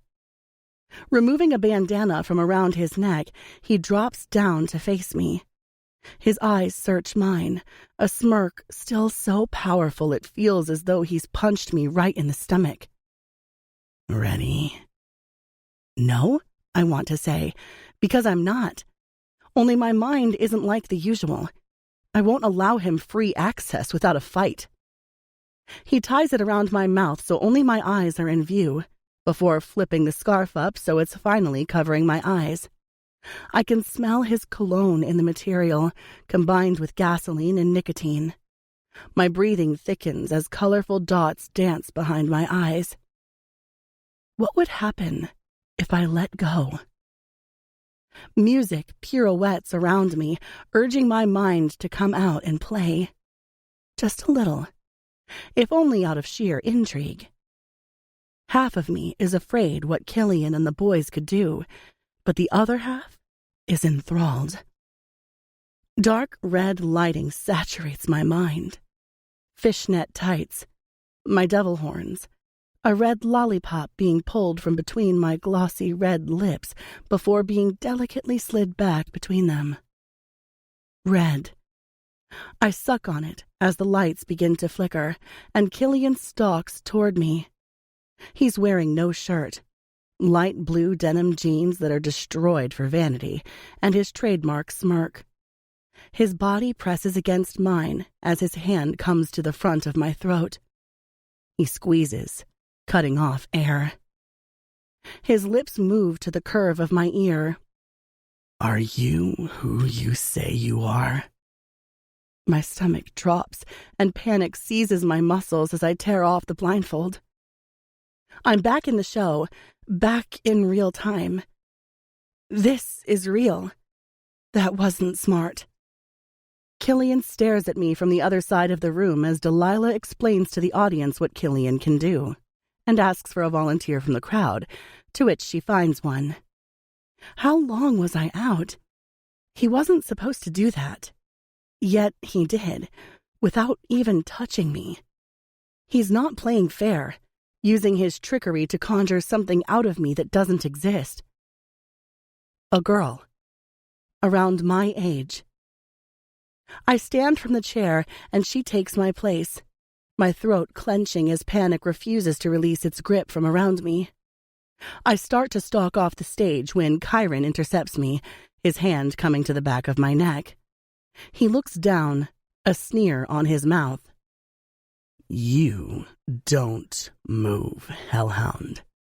Stay here. Spinning me around, I watch as Killian does the same thing to the girl as he did me. Bet he isn't trying to tamper with her brain, though. Not how he did mine. I wonder what he does do to the volunteers, what he gives them, how he plays it. I can feel Kai's hard body behind me, his arm wrapped around my belly to keep me anchored. King from Nikki Heaton starts playing, and my eyes close, the beat pulling at my natural instinct to dance. Shit, I whisper, as I feel my mind drifting toward my urges. I need to fucking dance. Kyron's mouth curves against the back of my neck. Let go. I exhale a slow, shaky breath and tilt my head around, my hand coming to his. Kyron freezes as I turn in his grip. I'm well aware that this is a performance for the crowd, but I bet Delilah is absolutely spewing right now, wondering what the hell is going on. Why Killian and I's push and pull is now being performed during her show. This is a pull for power between Killian and me. He took over my acts, so I'll take over his. Realistically, I didn't have to dance, but God did I want to. So I'll do what I do, and dance. I swing my head, my hair whipping around in a circle. I'm certain I saw Kill falter as he was putting a white bandana over the girl's face. He didn't use his bandana. Interesting. Hooking my hand into Kyron's, I pull him into my body, rolling with the beat. A few people catcall in the audience, only intensifying my need to take over Killian's act the way he did mine. I lean forward, touching my toes while grinding my ass into Kyron's crotch. Kyron is pretty vacant with me. He doesn't talk to me unless he has to, and stays far away from displaying who he is as a person. These boys may be vicious and cruel, and heartless with no emotion, but there's one thing absolute that I know. I can tap at the walls they keep up while performing, because above everything, they're entertainers. This is who they are. So as long as we're on the stage, I can torment the tormentors. Kyron's hands land on my hips, his fingers trailing over my bare belly. I spin back around and hook my arm around the back of his neck. When the chorus kicks in again, I jump up and wrap my legs around his waist, grinding, rolling, and rubbing myself over his body, using it as my own personal stripper pole. When the song thuds out to a slow, menacing beat, I slowly curve backward until I'm upside down, my hands on the floor, and my legs now locked around Kai's waist. The music throbs like a trance.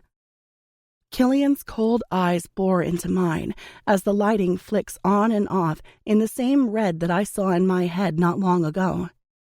I continue to ride Kyron, dry humping to the beat. Kyron squeezes my thighs. A warning, I think. Warnings don't scare me, and Killian is about to learn that I am a loaded weapon and have no problem at all utilizing it.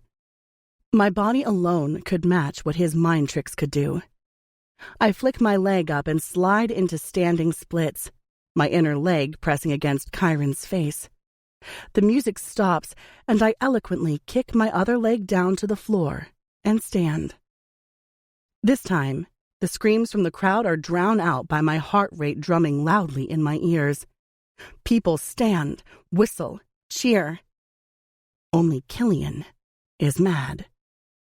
I keep my cocky grin pointed right at him as I slowly bend to a bow. Quickly spinning around to run back to my cubicle, I'm lifted off the ground when an arm latches around my belly and pulls me into a hard chest. Nuh-uh. You're not going anywhere. I kick to get him off me, only it doesn't help. He's too strong. Way too strong. I'm not involved, Kai mutters, going back to the cubicle. Keaton follows closely behind him. If you want to pop your Kisnich cherry sass, I'm down. He disappears behind Kyron, and it's only Killian and me. There's an intermission now, so we get a 30-minute break, which I had planned to stretch and redo my makeup for my final act.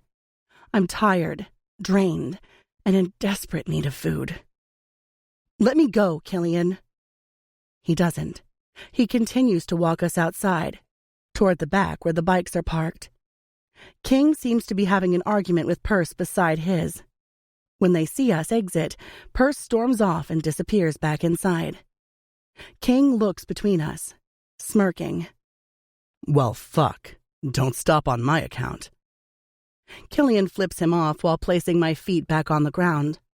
Before I can run off and back into the tent, he picks me up from the back of my thighs, lifting me around his waist. I wrap them around him to gain balance. As he begins walking backward, he starts pushing me up against the tent. The full moon hangs behind him, offering me the perfect light to shadow his features. Only they're mostly hidden by the clown makeup. Who are you? He asks, tilting his head and searching my face. What? Saskia Royal. Now put me down. He presses his crotch into me farther, and my mouth slams closed. This is not really where I want to be with Killian right now. It's a danger zone for me. I don't think I'm weak on any account, but my restraint is being tested. Shit, fuck. I'm in the deep end. His hand comes to the front of my throat, squeezing slightly before releasing. His lips fall over mine. Kiss me. I shove his shoulder, shocked. No. Are you saying that you don't want to? His head cocks even more. Pretty sure if I slip your panties to the side, your pussy would be dripping.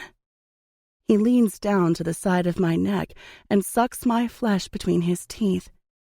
And I bet the bitch is fucking screaming my name.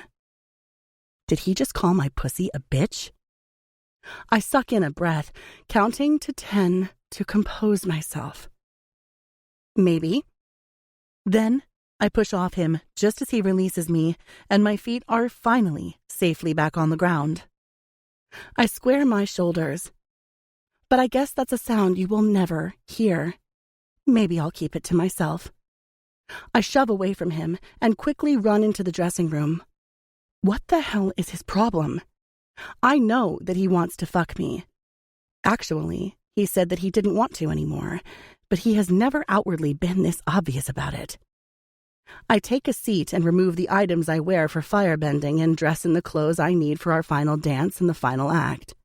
Slipping into fishnet tights, black shorts, thigh-high boots, a black lace bralette, and a loose crop to go over it, I tidy up my makeup and ruffle my hair even more.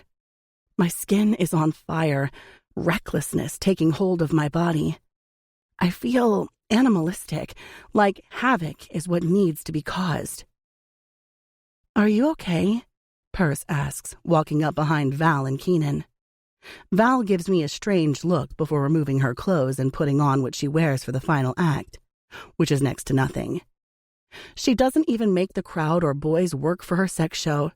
She just exists with it. It's good to drop breadcrumbs when you're being sexual, because it offers people a taste of what could come. Only I leave them starving, with the taste of me lingering on their lips. Midnight Mayhem is a great offering to adults who not only enjoy an excellent mind-altering and hallucinatory show, but also those who live in the shadows of their sexual desires. We have security placed everywhere and don't allow the audience to have sex while watching. But from what I've heard, there have been many cases where couples have tried. "Yeah," I grumble, running a brush through my long hair. "It's just Killian." "Huh," Perce mutters, almost to herself. She comes closer toward me, her hands clenched around the back of my chair. "Please remember, Sass," she whispers, looking over her shoulder briefly. "These boys are not to be taken lightly." She turns farther, taking a seat on Keenan's chair. She exhales. "I need you to sleep with Killian." "What?" I snap rather loudly, because everyone within our distance all turn to see what the problem is. I lower my voice. "Why would you say that?" Perce watches me nervously.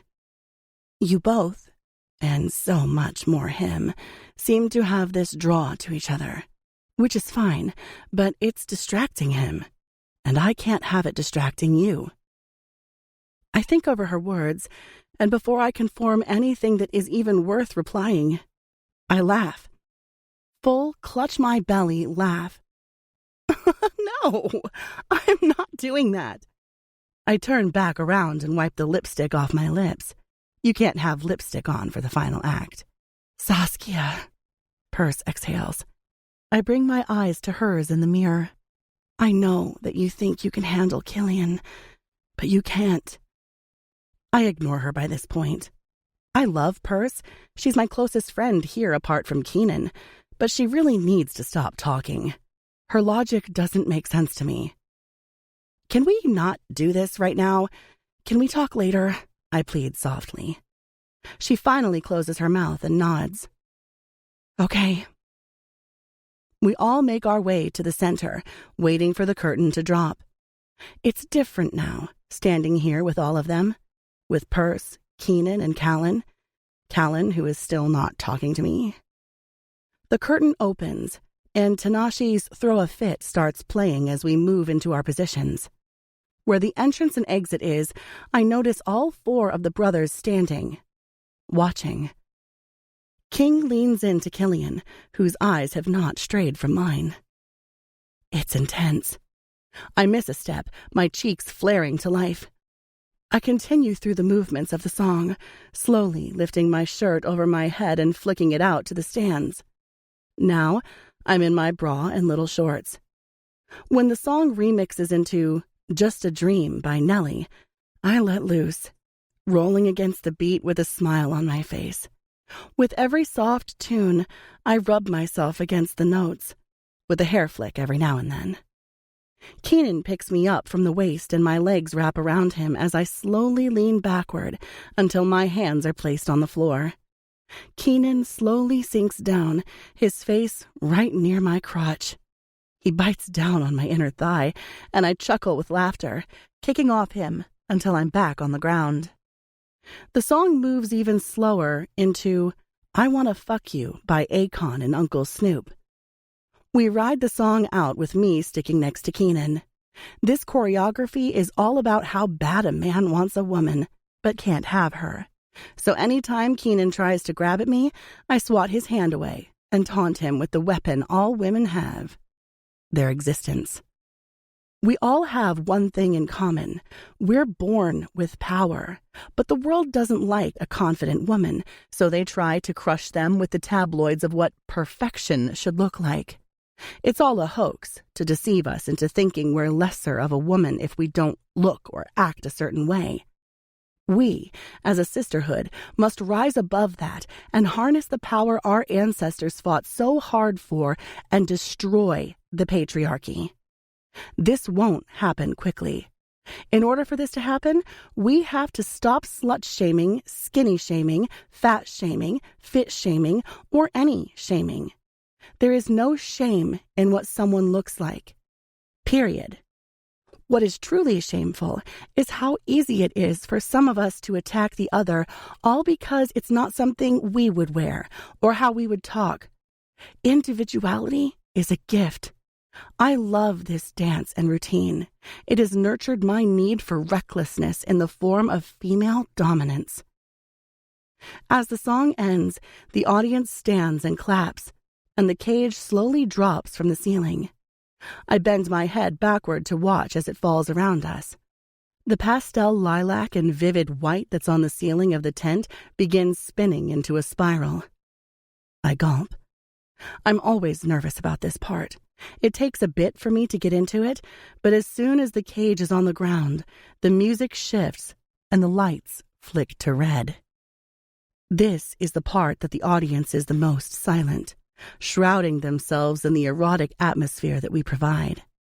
The vibe always shifts when the cage begins descending, even though every act is sexual one way or another. Say Yeah by Nikki Heaton fades in loudly, everyone liquefying into the cage. I find a spot in the corner where I usually am, dancing against whoever is there. Usually I stick by Keenan and his shenanigans, knowing that he won't press me. But I already feel that tonight is going to be different. I can feel the tension floating between Killian and I, and I've come to learn that Killian isn't someone who just lets things be. He likes to antagonize any situation he can, and right now, that situation is me. I'm making my way for the corner where Keenan is when fingers hook into mine. The music is thumping so loudly it feels as though the vibrations are sending tremors through my bones. Fingers flex with mine. I pause. I don't have to turn around to know that it's Killian. His thumb presses against the palm of my hand before he's tugging me into his chest. His hard chest that smells of every bad thing that we were told to stay away from. He's potent, a delicacy that you can't afford to indulge in. He's top-shelf alcohol that if taken in large doses, you could die from. Neither of us say a word, and I know what this is. I know the rules. Whatever happens in the cage stays in the cage. It's like Fight Club. Even when you're coupled with someone, you still have to partake in the cage. King and Dove tried to get out of it, but it didn't work. Now, they stick to each other and have mastered how to conceal as much as possible. He drops down onto a chair, bringing me with him. Can I swallow everything just for this? Can I offer myself the forgiveness that I will need to have after tonight? I'm Kisnich. I have to.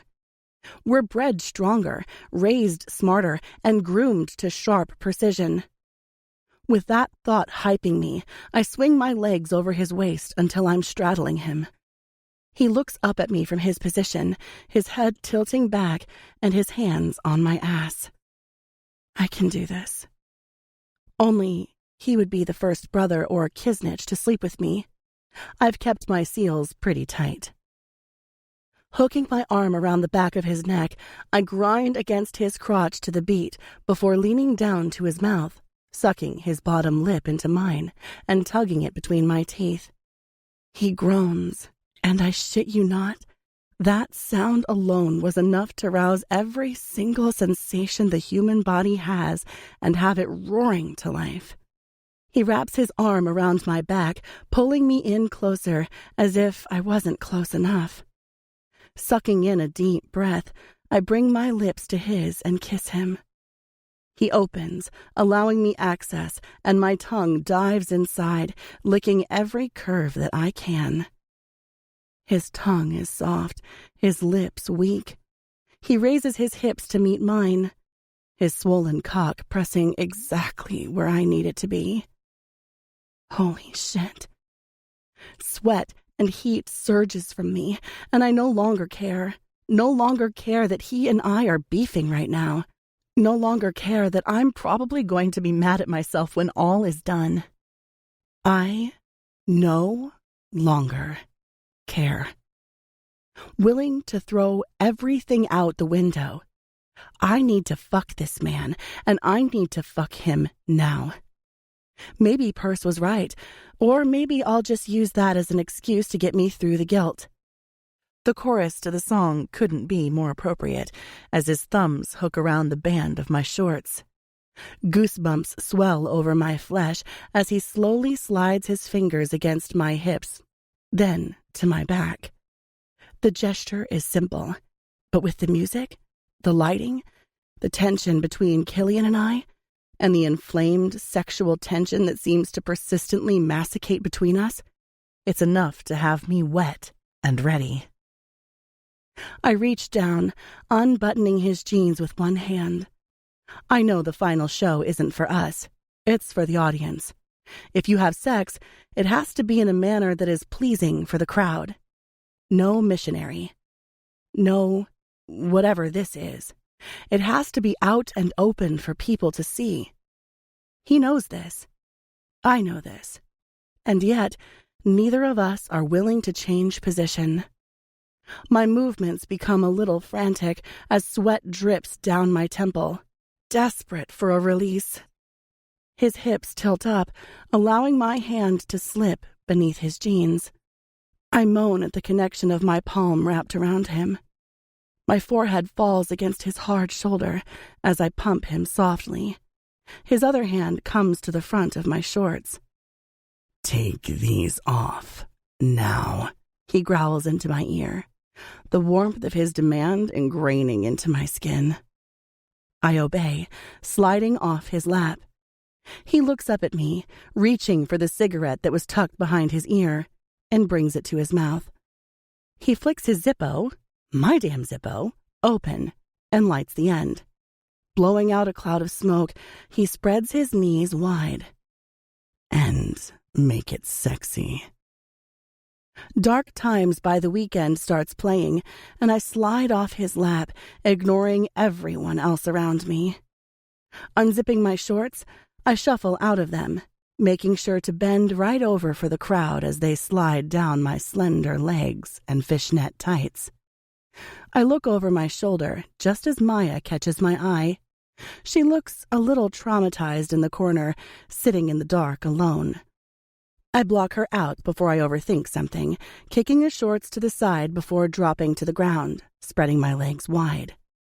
A spotlight comes onto Killian, and I start crawling across the ground, unbuttoning my crop top and tearing it off, leaving me in nothing but my bra, panties, and fishnet tights with thigh-high boots. I grip onto his knees, ignoring the smirk on his mouth and the way his jeans are unbuttoned. He looks unreal from here. My mouth waters. When the chorus plays, I stand, stealing the smoke from his fingers and placing it in my mouth.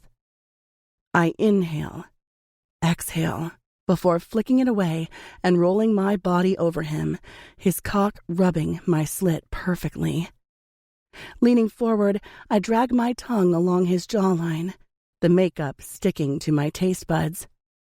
Untying his bandana from the back, I slowly hook it around my neck and knot it.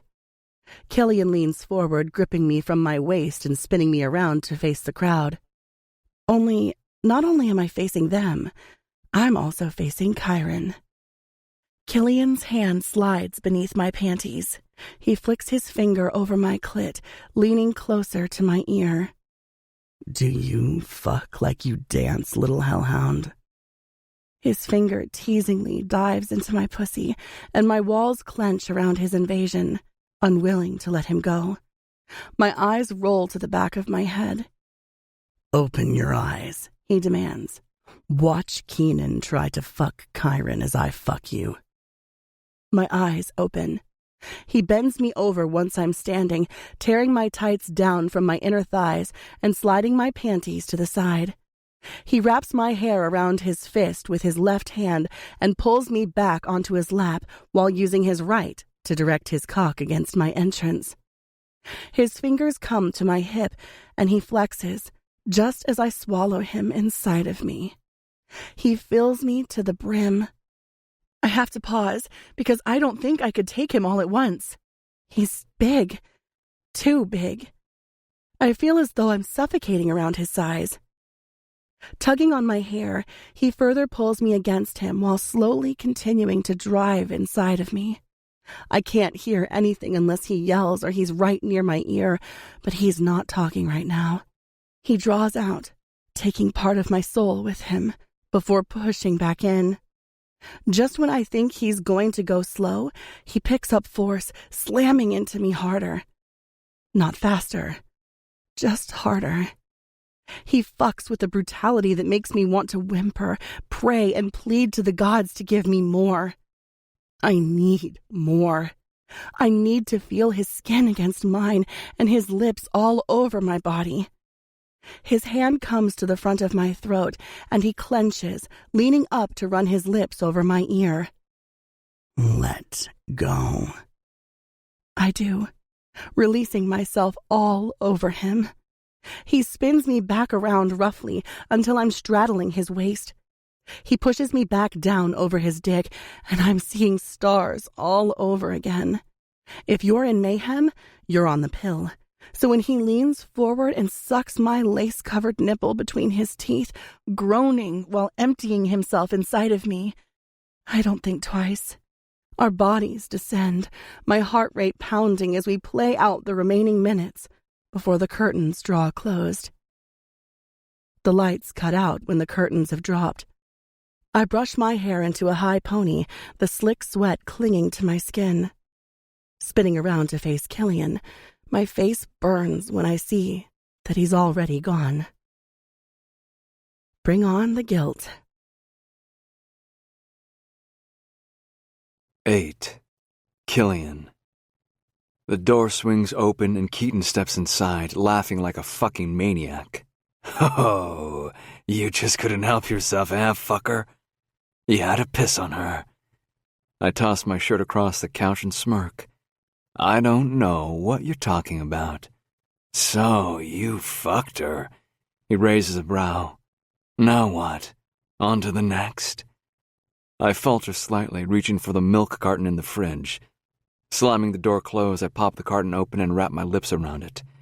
I can still smell her pussy on the tips of my fingers, and I have to fight the urge to lick every single bit of her hellish little stench off me. You're awfully interested. Keaton flips me off, climbing the stairs.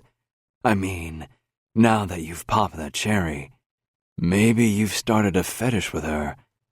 I saw the way she responded to you, Kill.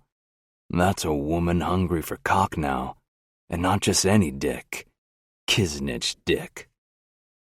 He disappears up the stairs just as the door opens again, but instead of it being Kyron or King, it's Delilah. Shit. I'm probably in trouble for the act I pulled during Saskia's skit, and she's probably in trouble for challenging me during mine. The fucking menace. I underestimated her completely. Killian. Delilah climbs the stairs, and it's then that I realize she's in sweats and her hair is up in a small bun.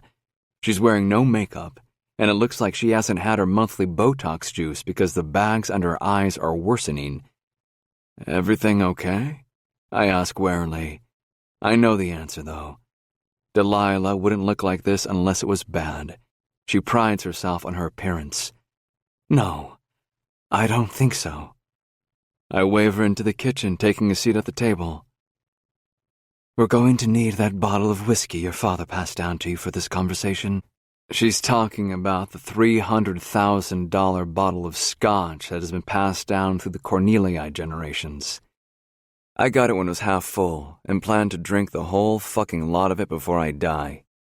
My son can have the empty bottle because the shit is lethal. Making my way to where I keep it, I take down the bottle of aged poison in 2 glasses, pouring us both a decent amount.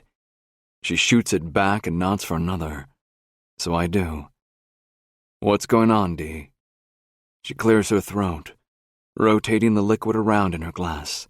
We have to cut our Australian tour short and go back to Kisnich. I shuffle in my chair. What? Why?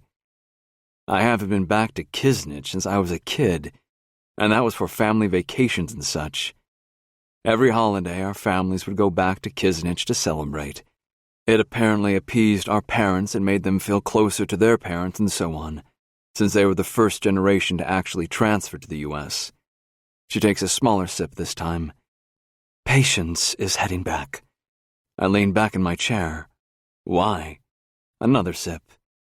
To do the recruit. Why Kisnich? Why not go back to Patience? I ask, finally shooting mine back. She was right. I would need it. Her eyes meet mine. Because they want to ruin it. We have to go back, put on our shows, and protect our home turf. I pause, thinking over the drama that happened before Christmas with Perce.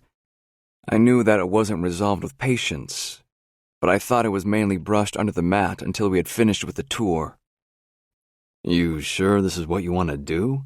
I ask skeptically. It's going to ruffle some feathers with the crew. A lot of them wait 5 years to do an international tour. She tips her head back, swallowing the rest of her drink. Yes, I didn't plan to do a full tour. I just needed us out of the U.S. to see what Patience did, what their next move was. The fathers are prepared, and they'll still get their international tour when they were supposed to. I didn't want to cause panic within, but we have an issue. And what's that? I ask, leaning forward. She drifts in and out of focus. Someone is feeding information back to Patience. There's no way they would have known that we were out of the country unless they heard through a rat. Okay, I lean forward. Well, this is a big crew, but I'm sure we'll find who it is. I exhale, running my hand over my face. Going back to Kisnich isn't going to be easy. Delilah sobers. I know, Kill. Her hands reach for mine. I know. She pats them, but I pull away from her, swallowing the rest of my drink. It's why I came to tell you in person. You could maybe minimize the blow. I don't answer. I pop the cork off the bottle and swirl it around. And then what? What happens after Kisnich? She leans back in her chair. Then we fly back to the U.S. I groan, leaning forward and resting my head on my hands. Yeah, all right. Are you sure? She has the audacity to ask. I laugh, shuffling back and standing off my chair. I don't have a fucking option. Delilah stands, offering me an apologetic smile. I'm sorry, Kill. I really am. Yeah, sure she fucking is. Just as Delilah leaves, Maya moves around her mother, entering the kitchen. Wow, what's going on? Looks serious. Delilah ignores her and disappears off into the distance. Maya, if you've come to grind all my balls about Saskia, you can save it. Maya pauses, leaning against the threshold of the entry. It's not a good idea, Killian. You're playing with fire. Literally. I lick my lips and tuck my bottom one into my mouth. How so? I ask, eyebrows raised. She's just... I don't know. Weird. I shake my head. You're sounding a lot like a jealous ex-girlfriend, Maya. Please return back to your allocated seating. It's in the friends section. Maya sighs. You're such a fucking asshole. Can I come in? I promise I'm not grinding your balls, since they probably still smell like sauce. I chuckle, filling up Delilah's empty glass and then mine. Are you telling me that you wouldn't fuck sauce? Maya ponders over my words, picking up the glass and taking Delilah's seat. I mean, she shrugs, smiling. I laugh, swallowing the rest of my drink and putting the glass back on the table. We're going back, Mai. She pauses with a mouthful of whiskey. Swallowing, she tilts her head back. Back? Back where? I wet my bottom lip. Back to Kisnich. Her face pales. Maya was a pain in my ass. She always had me chasing her through forests and into the mazes that were scattered around Kisnich, Romania. Maya, I called out, swiping the sweat from my forehead. I'm too fucking tired for this. I swore and it felt good. Maya hated when I cussed at her because her father was loose-lipped when it came to her and Delilah. Nuh-uh, Maya laughed, her hyena giggle lightening up the dark forest. I stepped forward, the broken branches crunching beneath the soles of my shoes. My mom is going to flip her shit if we're not back soon, I warn her, moving branches of trees out of my face. I stepped out into a clearing where there was a cabin. It was made from wood with minimal windows and a thick cobbled chimney. Should we go in? Maya whispered, her frantic movements unwilling to still. I grinned, nudging her. Knew you were good for something. I stepped forward, just as a scream rang out. I tug on my hair, the memory too raw to touch, like an open wound that threatened to slice back open if I got too close to it. Maya is standing by the table, pacing back and forth. Shit. She pulls out a joint from behind her ear and puts it in her mouth. This isn't good. After Maya left, I tossed and turned for the better part of the night, which is exactly why I'm not switched on this morning. We have one more show tonight in Brisbane, before we're heading back to the land of the dead, literally what it should be called. I haven't seen Saw since the show last night either, which is my bad. I left pretty quickly after. My knee jiggles as King relays the plans of us heading back to Kisnich. Luce is beside King, the leader of the 6 demons. His real name is Jesse, but we still call him Luce. Why would she cut the tour short, though? Why not wait until we've done Australia? Since we go from here to Sydney, it seems a little extreme to leave right now and not come and do what we came here to do. And then there's the money, and how much that would set us back. Lucifer hits all of the points that I knew people would hit. I snort. I think money is void when it comes to this issue. Luce sighs. True, but I'm just saying from a business perspective, it still doesn't make sense. He stares at me quizzically. And your father will have a lot to say about that, since he's the treasurer of Kisnich. Dad is the treasurer, which means that he overlooks all of Midnight Mayhem's expenditures. His knowledge and power of numbers is irrefutable, just like my pops and the ones before him. I clear my throat, leaning back in my chair. Money has never been something that I give a fuck about. In fact, I bathed in fucking liquid gold growing up. But he's right. The reason why Kisnich is wealthy and all of the fathers and founding families never struggle is because we're smart with our money. This isn't smart, regardless of how much we have. You're right. I agree with Luce. Did he just say that? Keaton taps my leg with his, where he is on the other side of me. I flip him off without looking at him. King's attention wavers when the girls walk through, or rather, Purse walks through. I roll my eyes. Pussy-whipped motherfucker. Keep talking that shit, Kill. Only a matter of time. King teases. Matter of time for what? Luce laughs, looking between King and I. Oh, no way. Not Kill. He glares at me, just as Sauce steps through the door laughing with Keenan. I swear to fuck everything slows as her hair blows around her face when she laughs. She is fucking crippling. The beauty of Saskia was placed on this earth specifically from God to taunt me for all of my wrongdoings. Only Saskia isn't from heaven.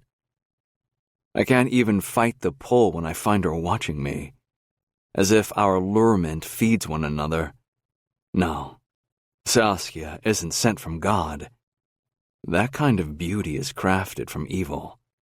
Fuck off, I grunt, tilting my head back to focus on the ceiling. Anywhere but where she is. Thank fuck, Luce answers, seeming to believe me just as he finds Sauce. That brunette is on some next-level shit. Where'd they pick her up from? Fucking Victoria's Secret? I don't flinch. King starts bursting out laughing, and I have to fight all that is inside of me not to elbow him in the face. Wouldn't be the first time. Music starts playing, and it's not until I've counted to what feels like 100 and calmed my wayward temper that I finally bring my head back down.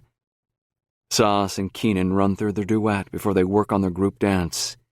The duet is hot as fuck, even with the cheesy music. But everything Sauce does is dripped in sex, power, and utter fucking rebellion. Fuck. 9. Saskia. I have no problem performing in front of hundreds of people, every week when we're on tour. But with the brothers sitting in front of me and Lucifer from the demons all watching us, suddenly it's too much. Too heavy. Too tense. Throw a Fit starts playing again. We stick to the same songs for the same city, sometimes for 2 cities, before changing them. I'm wearing a sports bra and ripped boyfriend jeans with the waistband of my Calvin showing around my hips. I work through the movements, laughing when Keenan rips off his shirt and mirrors my movements in the chorus. The song cuts out, and Purse swipes the sweat from her forehead. Sam, can you play Sally Walker by Iggy? I laugh, my head tipping back while shoving Keenan. You're an idiot. The song plays, and I step forward, twerking and dancing around the place, finally ignoring whoever else is in here. When the verse starts again, we all fuck around, and eventually manage to merge the choreography into the song.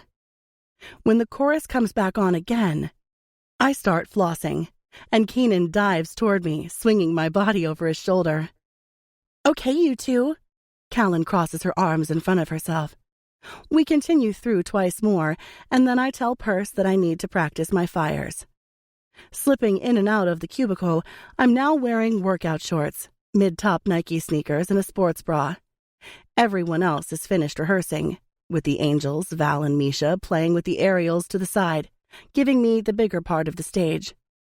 Killian, King, and Keaton are still in their seats, but Kyron and Lucifer have gone. Ignore him, I whisper to myself, before realizing I don't have my damn Zippo. Fuck, I mouth, and just as I'm about to turn around to find a lighter, the gold Zippo lands near my feet in a thud. I look down at it, and then up at Killian, who is smirking his smug fucking face from his chair. Asshole, I grumble, picking it up, along with the remote control to the sound system. I flick through it and find a song to train with, pushing play. Lighting up the wicks, I begin rolling it over my arm, warming my body up to not just the staff, but the song too. I find I like the song, and push repeat. Devil by Nikki Heaton plays, and I roll the staff over my body, flicking it around and up against my neck, while using my body in all the ways that I know how, incorporating my flexibility into it more as I become more familiar. I land in the splits, picking up the staff and flipping it through my legs as I slide up. Slowly, I tilt backward with both hands still securely on the staff, dropping into bridge. I flick my legs up to a handstand. I can't stay up long unless I want to set fire to the floor. The song finishes and the next one comes on. Another fitting song. Horns from Bryce Fox. I giggle smugly as I become more confident with it. Stomping out the fire, I pick up the rope and start on that, kicking it around, wrapping it around my neck and using it as a weapon against my body. Val comes over to me, smirking. "You work as hard as me." I turn the music down, swiping the sweat off my face. I catch the time and freeze. "Holy shit." Val nods, sipping her water. "Yep, you trained for 4 hours straight." It's 3 p.m., and I need to eat and rest before tonight, get myself back into my zen. "You're the same?" Val's cheeks flushed. "Well, I don't usually, but with you right beside me, I found I lost track of time too." I start cleaning up my mess before making my way to the back to put it away. I come back out, and Val is still there. "You okay?" I ask, eyebrow raised. I haven't talked to Val much, and because of her old beef with Perce, we naturally just didn't hang out together. "Yeah," she exhales. "Listen, I never see you drinking or partying, but would you want to come over to our bus tonight after the final show? It's sort of a ritual, and it'll be weird without you there. Again. You know, people start wondering why you don't hang." She's not lying. It's really not my scene. I'm not a heavy drinker because I make enough mistakes sober. Though that doesn't mean I don't drink. I do. When I need to. "Sure," I say, shrugging. What's the worst that could happen? I slip in and out of the shower, drawing off just in time for my phone to ping with a notification. Thinking it's Hope, I dive onto my bed, towel wrapped around my body, hair dripping down my back. It's a notification from Instagram. @Killian Cornelii started following you on Instagram. I freeze. My heartbeat thunders through my ears. He started following me? My finger hovers over his name. I click on his profile, not wanting to follow him straight back. When I get there, I wish I didn't click on it. 21.2 million followers. Following 87. Who the fuck has 20 million followers? "Me," a voice says from my doorway, and I yelp, tossing my phone onto the bed, spinning around. I glare at him. "What are you doing here?" "Stand up." I gape at him. "What?" He grins, and it's then that I realize he's not wearing a shirt, and his jeans are sitting sinfully low. Shit. "Killian?" I warn, squeezing the towel around my body. "I know," he slurs slightly, walking farther into the room. "We shouldn't do this, right? Because it's fucking bad." "Yes," I answer, slowly standing up from the bed while still clutching my towel.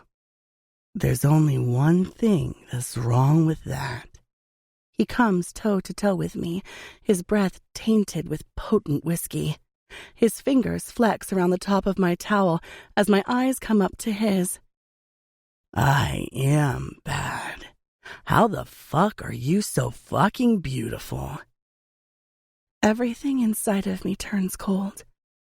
He continues, his fingers sliding back and forth over my swollen breasts while still being tucked into the towel. "It's a mind fuck." "Killian, you're..." He flicks the edge of my towel, and I let it fall to pool at my feet. I'm standing in front of him, naked, with nothing to hide my insecurity or his scrutiny. Some assume that an attractive woman is a confident woman, but that's just not true. Self-esteem issues hide behind a range of faces. It doesn't just appear on one particular type of person. I thought I was better at hiding my inner feelings, but obviously, Killian has picked up on it. Watch the girls who smile too often and have no problem flashing skin. Insecurity doesn't always come dressed in sweats. Sometimes it walks in with its shoulders back and a smile on its face. Some are better at hiding it than others. Sucking in a breath, I remember that I'm standing naked in front of him. It's not so much the size of my body that I'm stressing about. It's everything. Are my boobs too big? Too small? I know they're not symmetrical. Bet his holy hands have only ever touched bodies that are Instagram-worthy. At that thought, I squirm away. If you tell me that you're insecure because of another man, Saskia, I'll kill him. I lick my lips. I was expecting to see a smirk or anything playful that he usually flashes, but his face is void of anything but solemnity. Killian, you're drunk. I'm not. You are. He steps forward. I step back. You are. I need to taste you, and then I'll leave you alone. What? I almost yell, confused. Say yes. The glint in his eyes alights with mischief. Killian is the kind of wild you want to run away with, not cage. He's an untamed animal, turbulent and vicious. Before I can register what I'm doing, I say, yes. He drops to his knees and buries his face between my thighs. I grab onto his hair as he hitches one of my legs over his shoulder. Oh, fuck. My head rolls to the side, my bottom lip catching between my teeth. His tongue flicks over my clit in perfectly pressured licks before he presses his tongue against me and slowly shakes his head. This man knows entirely too much about this. He groans, the sound vibrating over my clit as his finger dips inside of me. Killian?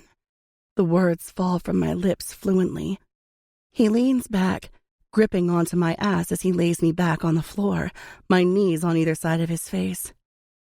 Ride my face, baby. He looks up at me from beneath his thick lashes, his bright blue eyes urging me silently to use him however I want, for as long as I want. I need you inside of me. Not tonight. He pushes me up, flips me around so I'm reverse cowgirl, and spreads my ass cheeks wide.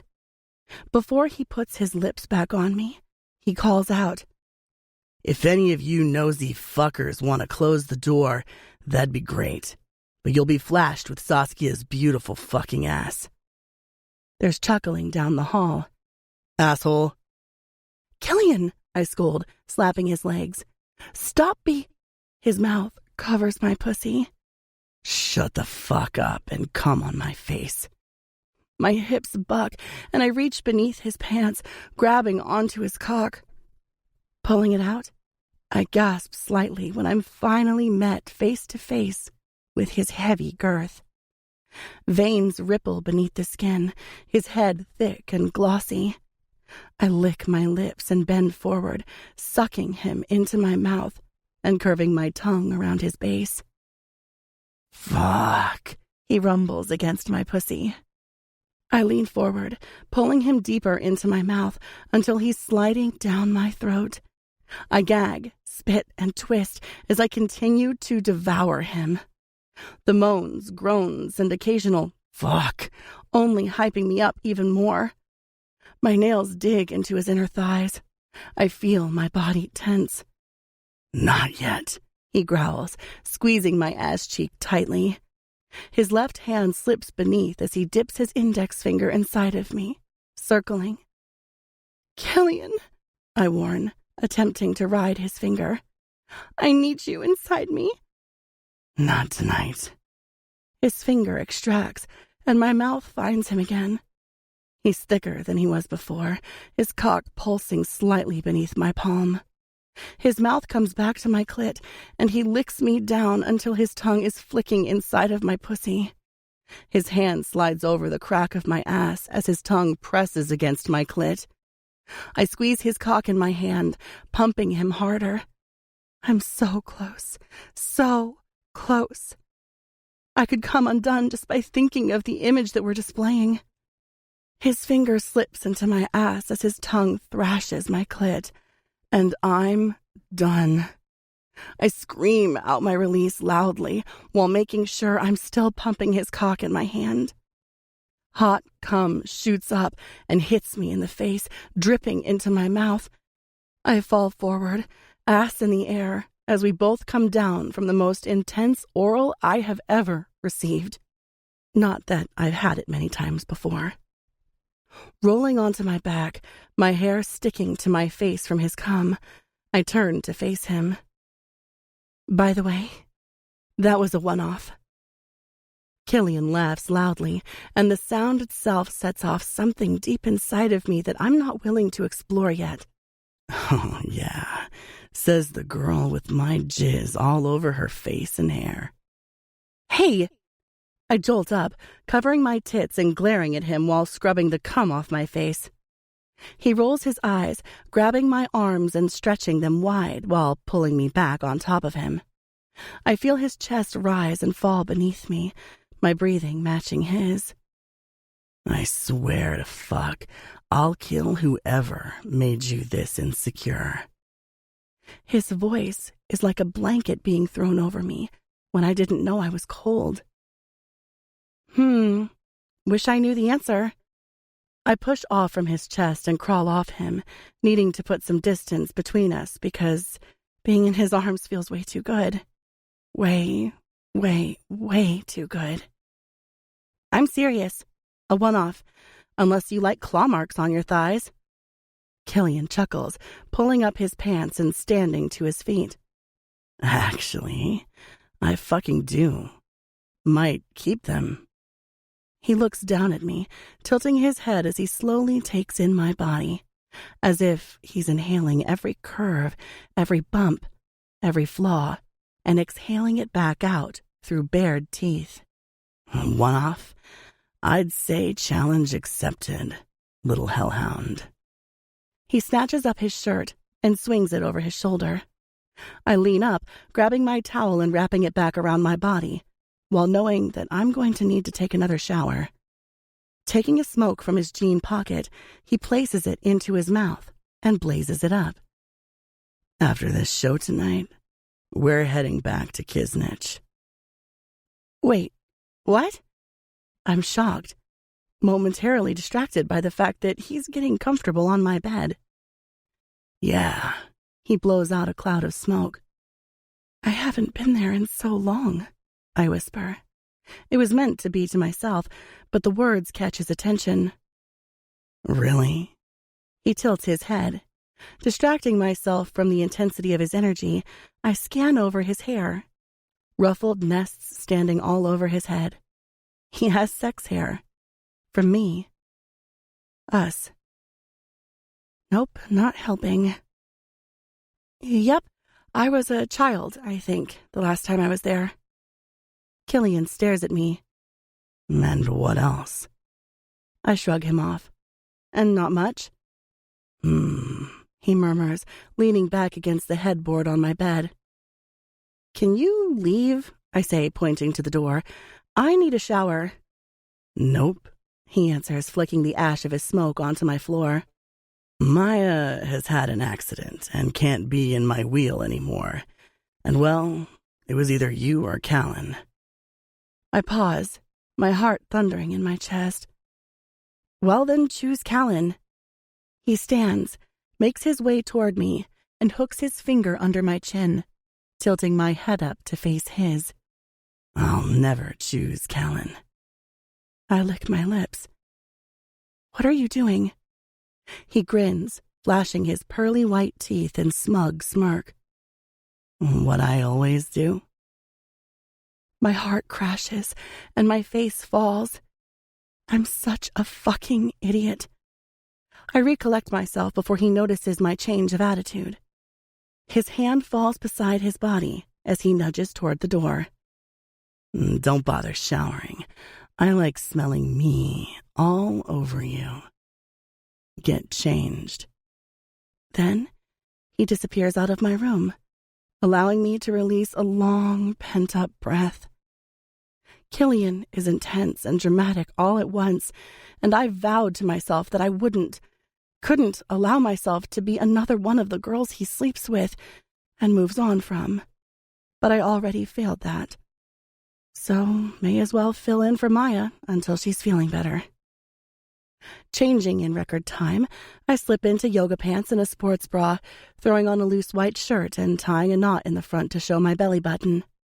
I make my way downstairs, where Callan is hanging off his arm in the kitchen. Killian tosses his head back and laughs at something she says. My face falls just as they both turn to face me. "You ready?" Killian eyes me up and down.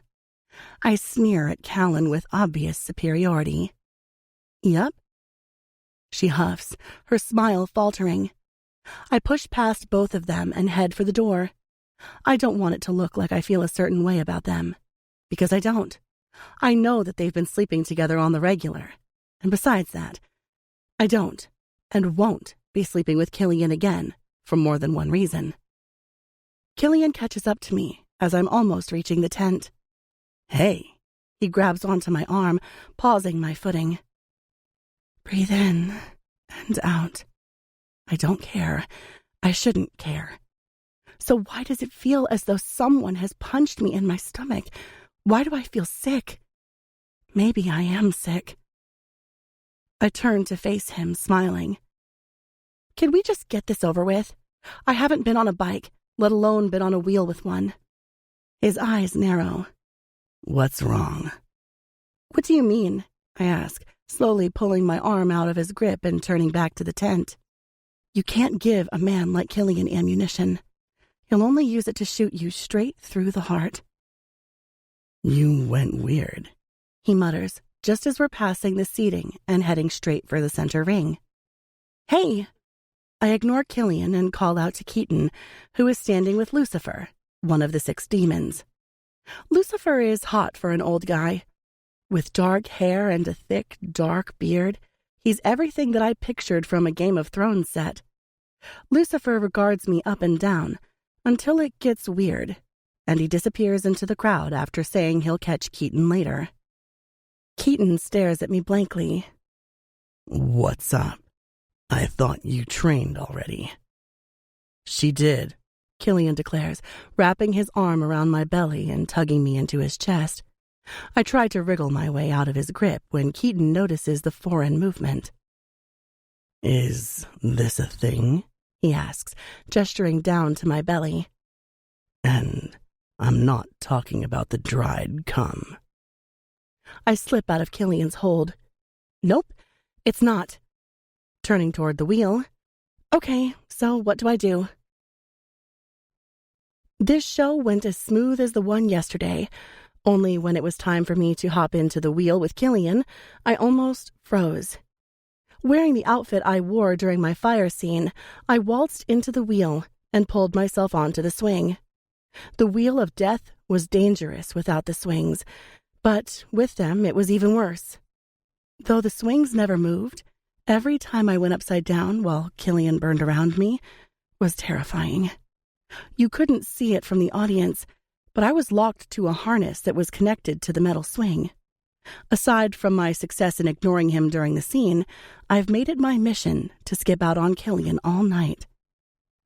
I'm ashamed for what I've done, but I can't help it. I'm impulsive as a person. I only wish that I could have better prepared myself for how easily I would trip and fall on top of Killian Cornelii's dick. Suddenly, I see why he has no problem getting girls. I'm mad that I've slapped a number on my head. The show ends, and I head back to the RV, quickly washing up and slipping into a dress-style suit jacket with white cuffs and Nike mid-tops. It's a blend between classy and tomboy, which I've always found the style I heed toward when I'm not performing. I'm pulling open my bedroom door when Killian is standing there, freshly showered and looking extra fuckable. With black jeans that have tears in the knees and the word Valentino printed in white large letters that cross from one leg to the other. He matched it with a white Calvin Klein shirt and white Nike sneakers. "Killian," I sigh, pulling the door closed behind me. Why does he make this so hard? You're coming with me. He reaches for my hand, but I flinch away from him. Why? Can't you take Callan? I say, shaking my head. And it's only a few steps away. His brows rise. You want me to take Callan? I look to the ground, catching sight of his bandana tied around his wrist. I have heard about the significance of these bandanas and what they mean, though I've yet to know if it's myth or true. Because if it's true, that would mean that I live with serial killers. I lick my lips. No. Yes. His jaw flexes a few times, and I watch as his cold, distant eyes lose focus. He pushes off the wall and heads back downstairs. Shit. Why'd I have to say that? Maybe I was still sulking about this morning, or maybe it's because I can't trust him, and will never be able to trust him. So it's better this way. I settle for the latter and head downstairs, then outside when I see no one is there.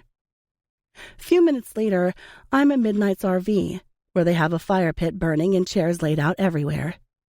People from the show and workers and crew all here drinking, laughing, chatting. Everyone but Delilah, from what I can see. I know Killian's here. I felt him before I even tried to seek him out. We're like magnetic forces whenever we're in the same vicinity, which would explain why I'm struggling so hard to stay away from him. Sus! Val waves me over to where her and Maya are seated near the fire. I head over, snatching a glass of wine on the way. I take a sip, sitting down on the chair. So, me and Maya were just saying how tired you must be from doing so many skits. She's right.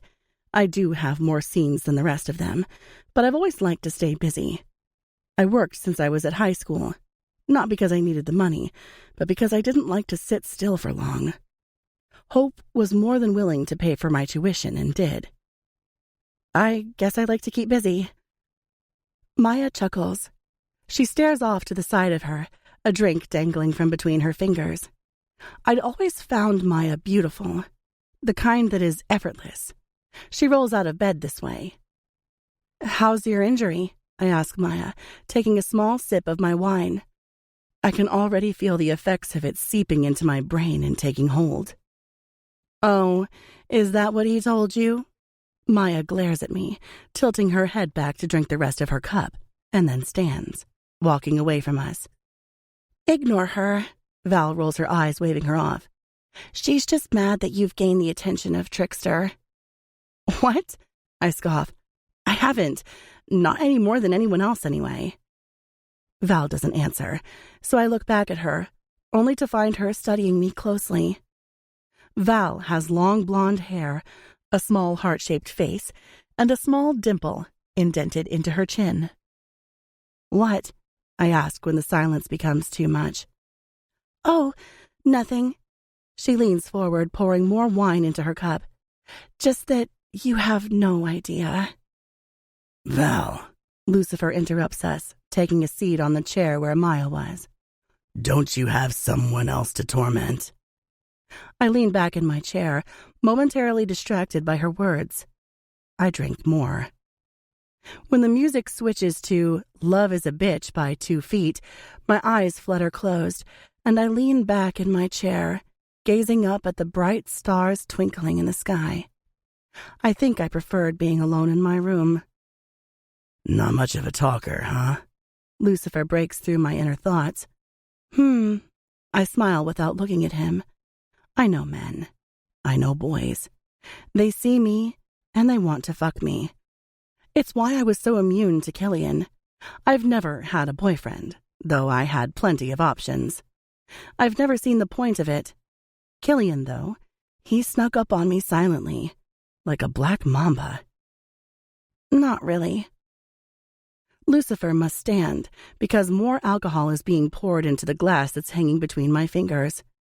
I sit up slightly to gaze up at him.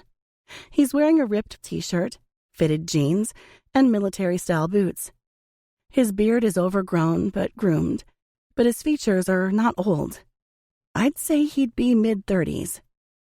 He takes a seat beside me, and just as he moves, I see Callan sitting on Killian's lap near the fire.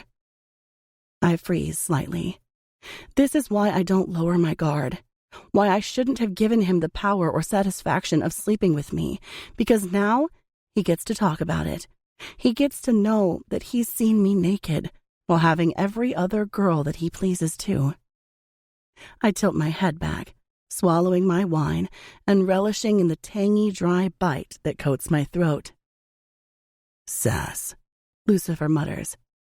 Callan laughs, tilting her head back and turning in Kill's grip, wrapping her legs around him.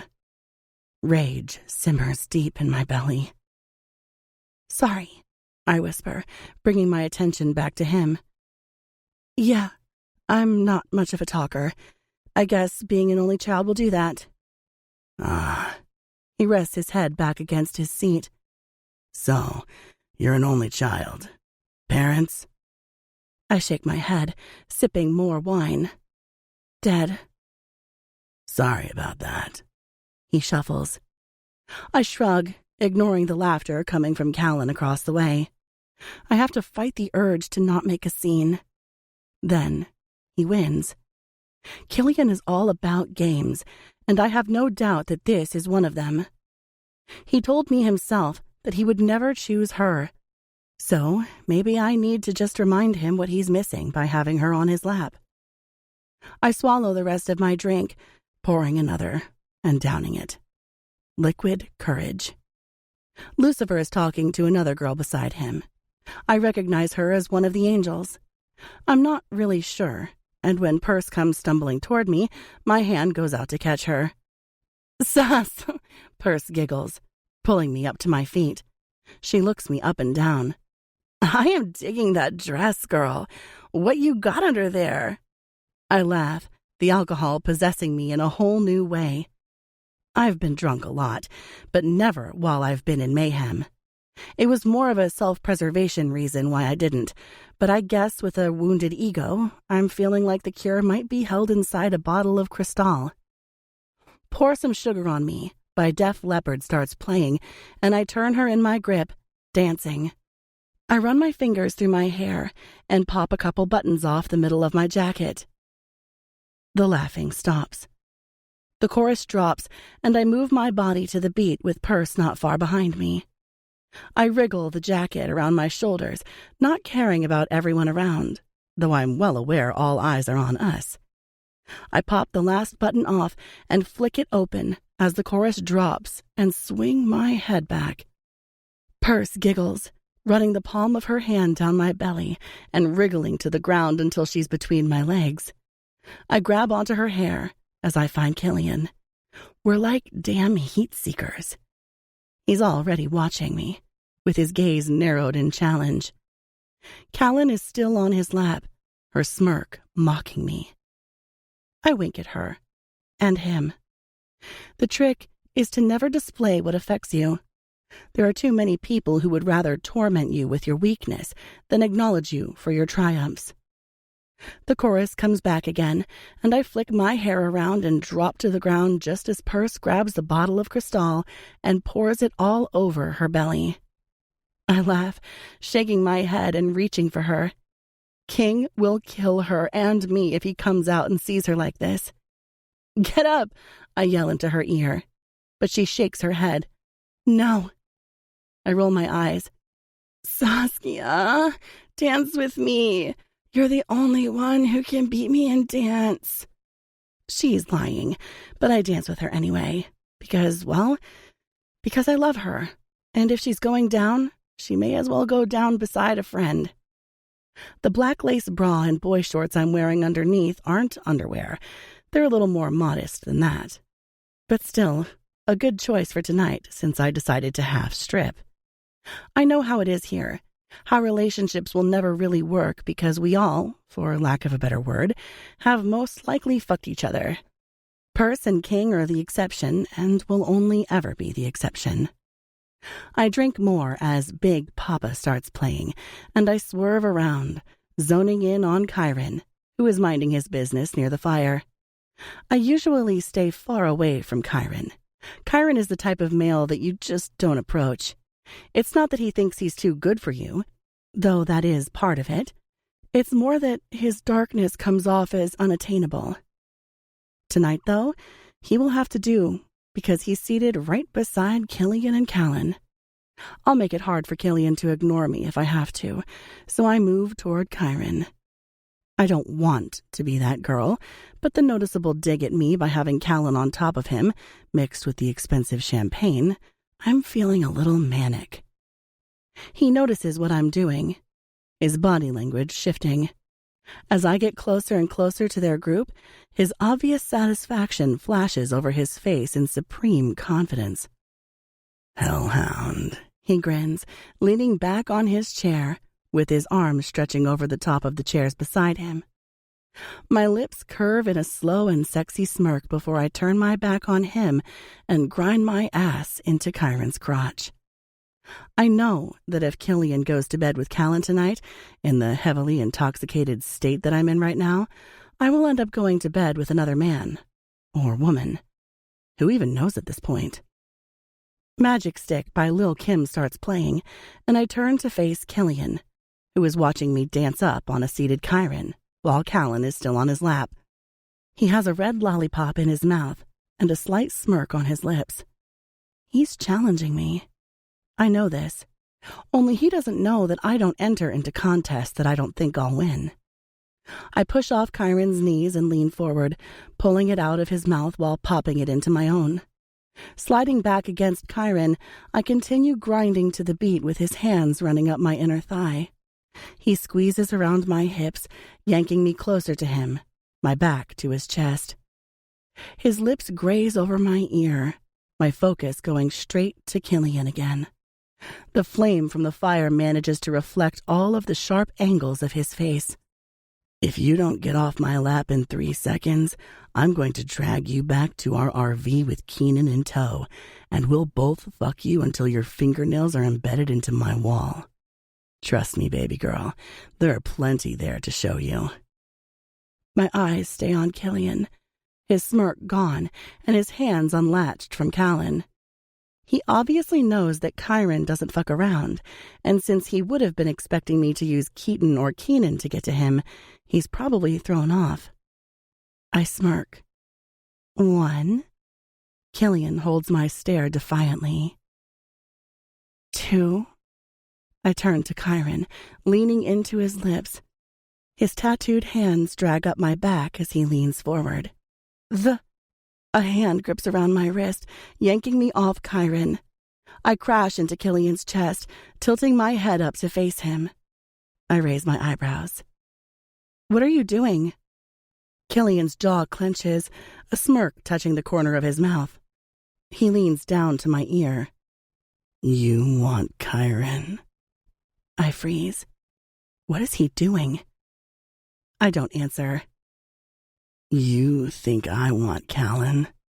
he further adds, inhaling deeply into the crook of my neck.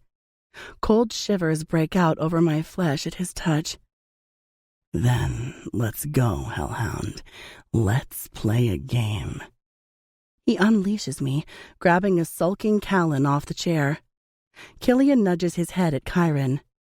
"Time to go, fucker." Chiron claps his hands. "Finally, some fun up in this bitch."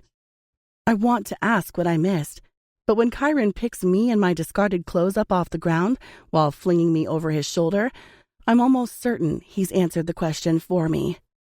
He's drunk, or has been drinking, so his attitude has shifted to one that I can handle.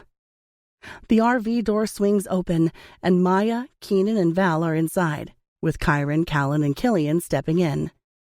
I know whatever the fuck happens once I set foot into the bus will change something. Probably for the worst. But how can I claim that this is who I am and what I am if I don't show that this is what I am? I take the first step. The bus is hotboxed with weed, smoke thick as sin. I can see Maya and Keenan on the sofa, sucking on a blunt between them, with Val kissing Maya's neck. I challenged Killian, and he's about to end the fucking game and use my ass as a victory flag. Killian takes a seat on the kitchen counter with his legs dangling off, lighting the end of his cigarette. I ball my fist as Callan stands in between his spread legs. He opens them wider for her, his eyes landing on mine. Trippin' by Khaled and Buddy starts playing, and he slowly lowers his mouth to hers, blowing smoke into her mouth. My stomach rolls. I feel sick. I watch as his hand, the hand that I'm so acquainted with, massages the front of her throat. Someone brushes against my back as lips come to the crook of my neck. Use me, baby girl. Harness your power and bring him down. I lick my lips and reach backward, tilting my head for Kyron to bite down on the flesh of my neck. I don't wince. Kyron's hand comes up to my shoulder, brushing my jacket off until it's pooled at my feet. Turning around to face Kyron, I search his corpse-like expression.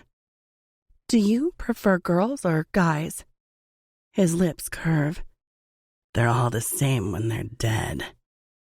I stand on my tippy toes, my lips brushing his. Answer the question. He pulls my bottom lip between his teeth. Girls. I lick him across his lips, leaning back. You're so tormented.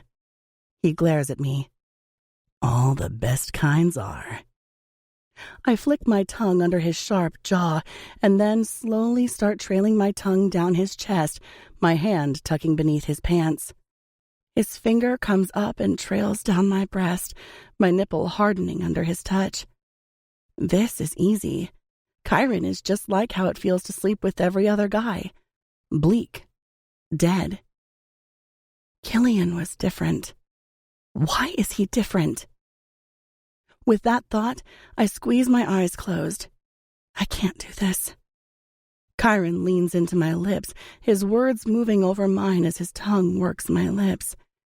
You should run now, or I won't let you out of here. But know this.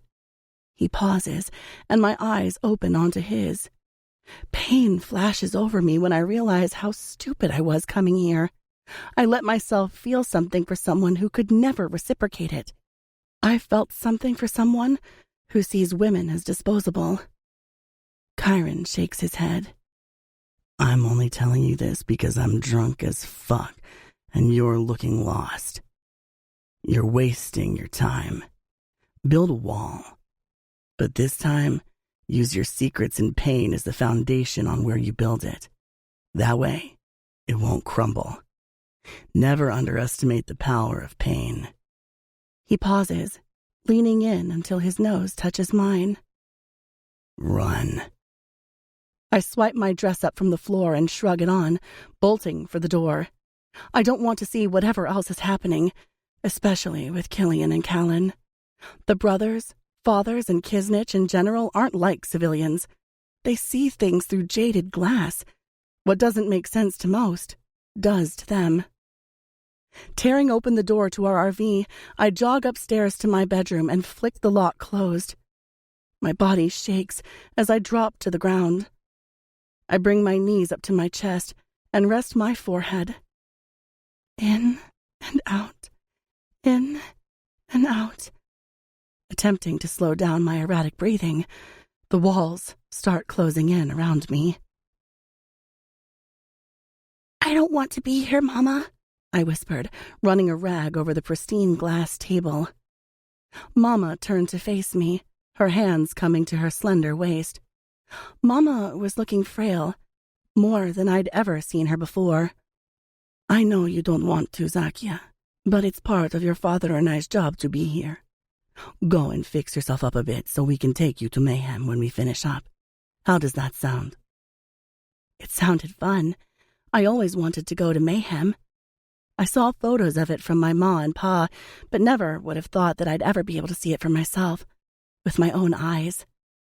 I ran up the stairs and into the guest room, rummaging through my suitcase until I found a little red dress. It had long sleeves and came down to my knees. It was my favorite. Papa didn't really like it. He would say that red and black were grown-up colors, but Mama always fought him on that. I slipped the dress on and tied a matching red ribbon around my head. Tonight, I got to play with destiny, and I couldn't wait. I broke myself out of my memory lapse and reached for the covers from my bed, pulling them down until they're wrapped around my body. Curling into a ball on the floor, I squeezed my eyes shut. 10.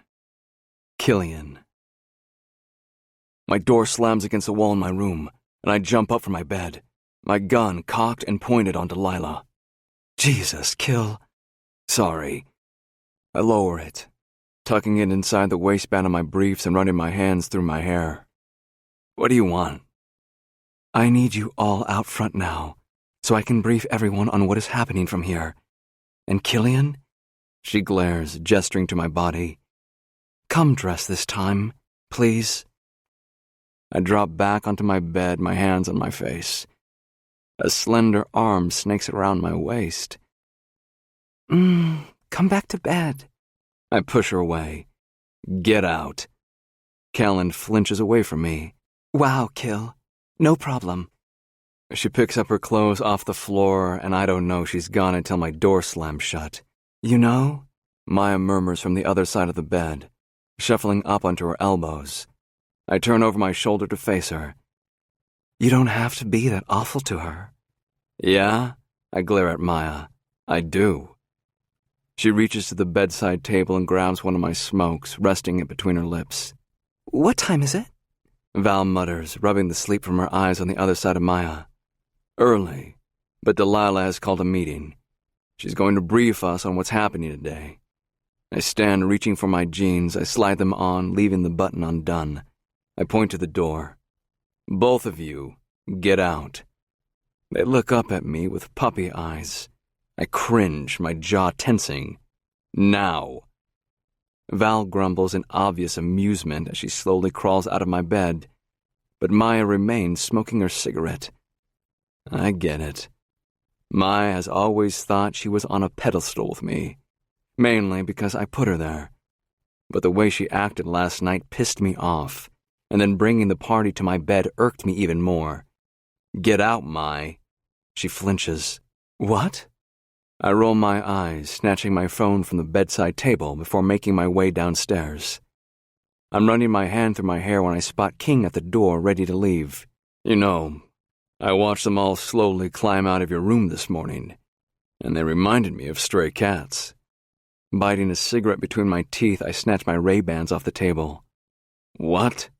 Don't act like you're surprised. A smirk is on my mouth before I can fight it. King pushes the door open and we slowly make our way to the tent. Nah, not at all. But I was waiting for Sauce to come down. I freeze, my fingers flexing around my cigarette. I drag it out slowly, puffing out a cloud of smoke. What?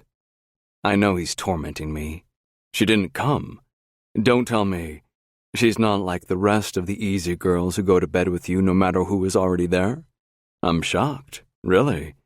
A girl who looks like that but has morals. He mocks, pressing a hand to his chest. Shut up, motherfucker.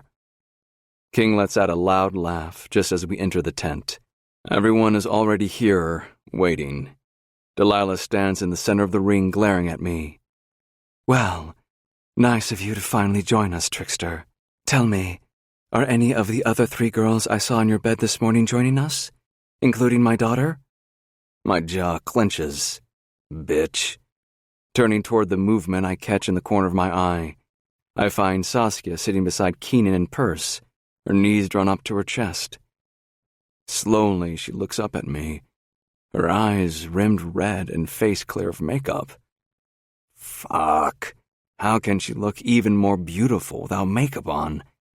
I wince again when I notice she looks upset. Flipping Delilah off, I bring my attention back to her. I have to force myself to not whip out a smart-ass reply. Usually, I would. But something deep inside of me doesn't want to. Fuck knows why. I drop down on a chair in the front row for the direct purpose that it's directly opposite Sauce. So, Delilah says, I'm not waiting on anyone else. The plan for this morning is that we will be taking the 747 and flying straight to Kisnich. The cruise ship will be traveling back to the U.S., to ensure that our equipment is there by the time or around the time that we fly back. Wait, Lane, one of the 7 angels, raises her fingers. Are we not doing the international tour? Delilah shakes her head. No. I will be honest with you all and say that my planning this was to get you all out of the United States, while the forefathers and the rest of Kisnich puts plans into action. But now something has changed, and we are needed back at Kisnich. As in Romania? As in our motherland? Lane further asks. My brain tunes out shit that I already know. Without even realizing it, I find Saskia. My stomach clenches when I find her already staring, her snowstorm eyes disarming me. Her skin is flawless, her cheeks pinched red. Her lips are soft and swollen, but not in a way that makes you think she's filled them with synthetic bullshit, but more in a way that makes you realize she's just some crazy, perfected witch created from the wicked. If Saskia was the spawn of Satan, she was obviously his favorite. I stay focused on her, kicking my leg out and slowly raising my cigarette to my mouth. She quickly turns away from me, whispering something to Keenan. Keenan leans forward slightly, glaring at me, before leaning back in his chair. Sauce stands at that moment, ambling out of the tent. Delilah doesn't flinch as she continues to yap on about whatever the fuck it is we're doing, but I've long since drowned her out. Keenan's eyes come to mine. I mouth, "What?" He flips me off before going back to Delilah. Smart-ass motherfucker. I should beat his ass, but I won't. Instead, I stand from my chair. This time, Delilah does stop talking. Killian, I swear to all things that are holy, if you don't sit the fuck down. Well, good thing nothing near us is holy, Delilah. King will fill me in. I jog out of the tent in search of Sauce. Workers are shuffling around outside, packing up loose items and folding them away. Their RV comes into view, and before I can stop myself, I'm heading straight for it. 11. Saskia. Water from the faucet pours into the tub, layering the room with thick condensation. Emptying almost an entire bag of bath salts, I toss the packet onto the counter and grab the lavender oil, drizzling in a few drops. Swiping my eyes, I snuffle, attempting to calm myself down. When I was a kid, my mom would make me a bath with lavender and rose oil in an attempt to relax me. She said that I carried a lot of rage, but that I carried it well. If you're carrying the weight of the world on your shoulders, then you better use that weight as the material in which you build your life with. My mother was wise, but I've come to think of death like this. When people are too precious for earth, God takes them early. The world can be so broken that those who are too precious to walk it are taken. I screw the lid back onto the oil, clutching my towel in my hand. You really should lock your door. My heartbeat quickens at Killian's voice, but I refuse to turn around. Leaning forward, I place the little bottle onto the edge of the bath. You really should have a shower, Killian. I can smell your last meal from here. I clamp my mouth shut as the final word flies out, annoyed with myself for showing my hand. He must make his way farther into the bathroom, because his hand flexes around the front of my throat. My skin prickles at his proximity, at his touch. It soothes that pain that I have rooted deep inside of me. But what if the same hands that soothe me are the very ones that harm me? His thumb massages the line of my throat as he tilts my head backward, so I'm looking up at him upside down. What's wrong? He's not wearing a shirt, as per usual. Kisnich is tattooed over his chest in small Old English script. I turn away from him. Nothing. Standing in the tub, I turn to face him, the level of the bath giving me more height, even though Kill is a couple inches above 6 foot and I'm barely 5'3". I grip onto the towel and unwrap myself, but I keep my eyes on his. Tossing the towel onto the floor, I sink into the bath and sigh as the hot water pinches my skin. You're mad. He sits on the edge of the tub. You gonna tell me why? Or are you gonna be a girl and dance around the fact until I figure it out myself? I'm not mad, I answer honestly, because I'm not. It's nothing. It's not nothing, but I can't tell him any more than I have. I have to conceal my hand. Sometimes protecting ourselves means hurting ourselves in the process. His hand comes to my chin as he squeezes roughly, casing me out. I scan his face. His jawline is cut impeccably flawless, with a blade as sharp as a razor. His cheekbones stride classically across his face in perfect symmetry. His eyebrows are expressive, curving and dipping whenever he's deep in thought. His lips? Well, his lips are something else entirely. The edges soft, dipping into a cupid bow. Everything about Killian is powerful and addictive. His tongue sneaks out, dampening his bottom lip, the piercing on his tongue catching my eye. Did you have fun last night? I need to distract myself from wanting to pull him into the bath and hate fuck him into tonight. He leans down, his lips grazing over mine. I melt, slipping under the water a little more. No, he mumbles before leaning back. His hand drops from around my face. You know that I've fucked all those girls, right? And have multiple times. It's what this lifestyle is all about, and I was raised in this here. So, I don't know any other way. Why are you telling me this? I don't look at him, reaching for the soap and squeezing the bottle into the palm of my hand. Because I feel like what happened last night is playing a part in why you're pissed. I leer up at him innocently as I rub soap over my breasts. I'm not mad. His eyes fall to the movement. He smirks. Sure about that? I shrug. I'm sure. He pauses, pinching his lips between his teeth. We'll see. Just when I think he's going to do or say something, anything, maybe tell me what happened last night, he turns and leaves. Lock your fucking door. 12. Saskia. The flight was long, longer than I wanted it to be. I slept for the better part of the trip, but it still felt long.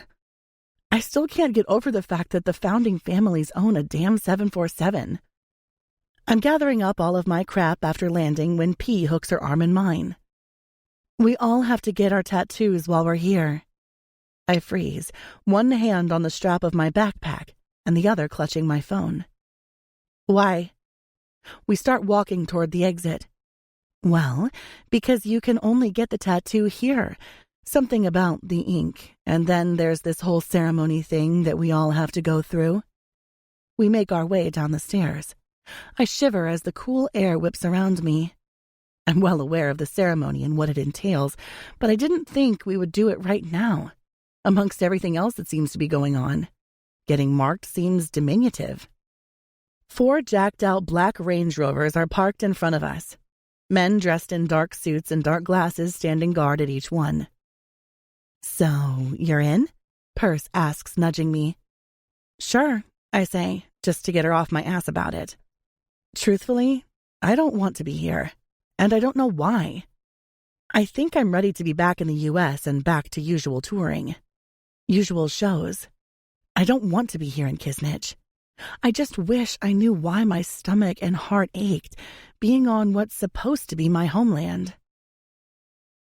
Tell me more. More. More. More. The walls are tightening around me. The closer they get, the less I can breathe. More. I don't know. I scream so loud. My eardrums pop. Sas, in here, Killian calls out. Our tension swallows everyone and everything around us whole. Now. Just go. Perce pushes me toward him. He's not going to let up. I slide my glasses over my eyes and follow his orders. This once. Mainly because I don't want to cause a scene in the middle of an airstrip. As soon as I'm in front of him, he grabs at my fingers and leads us around the Range Rover that I thought we were getting into. Where are you taking me? He pulls out a set of keys from his pocket and points. I pause. I know the extent of their money, but wealth is hard to digest when you've been fed poverty all your life. The matte black Lambo lights up as he points. Get in. Why? I ask skeptically, making my way to the passenger side. Why not ask someone else? He pauses, reaching for his smokes in the back of his jeans. He puts one in his mouth. Why do you always analyze everything? Like you don't? I throw back at him. He stills, then slowly flicks open my Zippo and lights the tip of his cigarette. Get in the car, hellhound. I sigh, taking in my environment. The other cars have all started to pull away, displaying an airport in the distance. Fine. I pull the handle until the door slides up.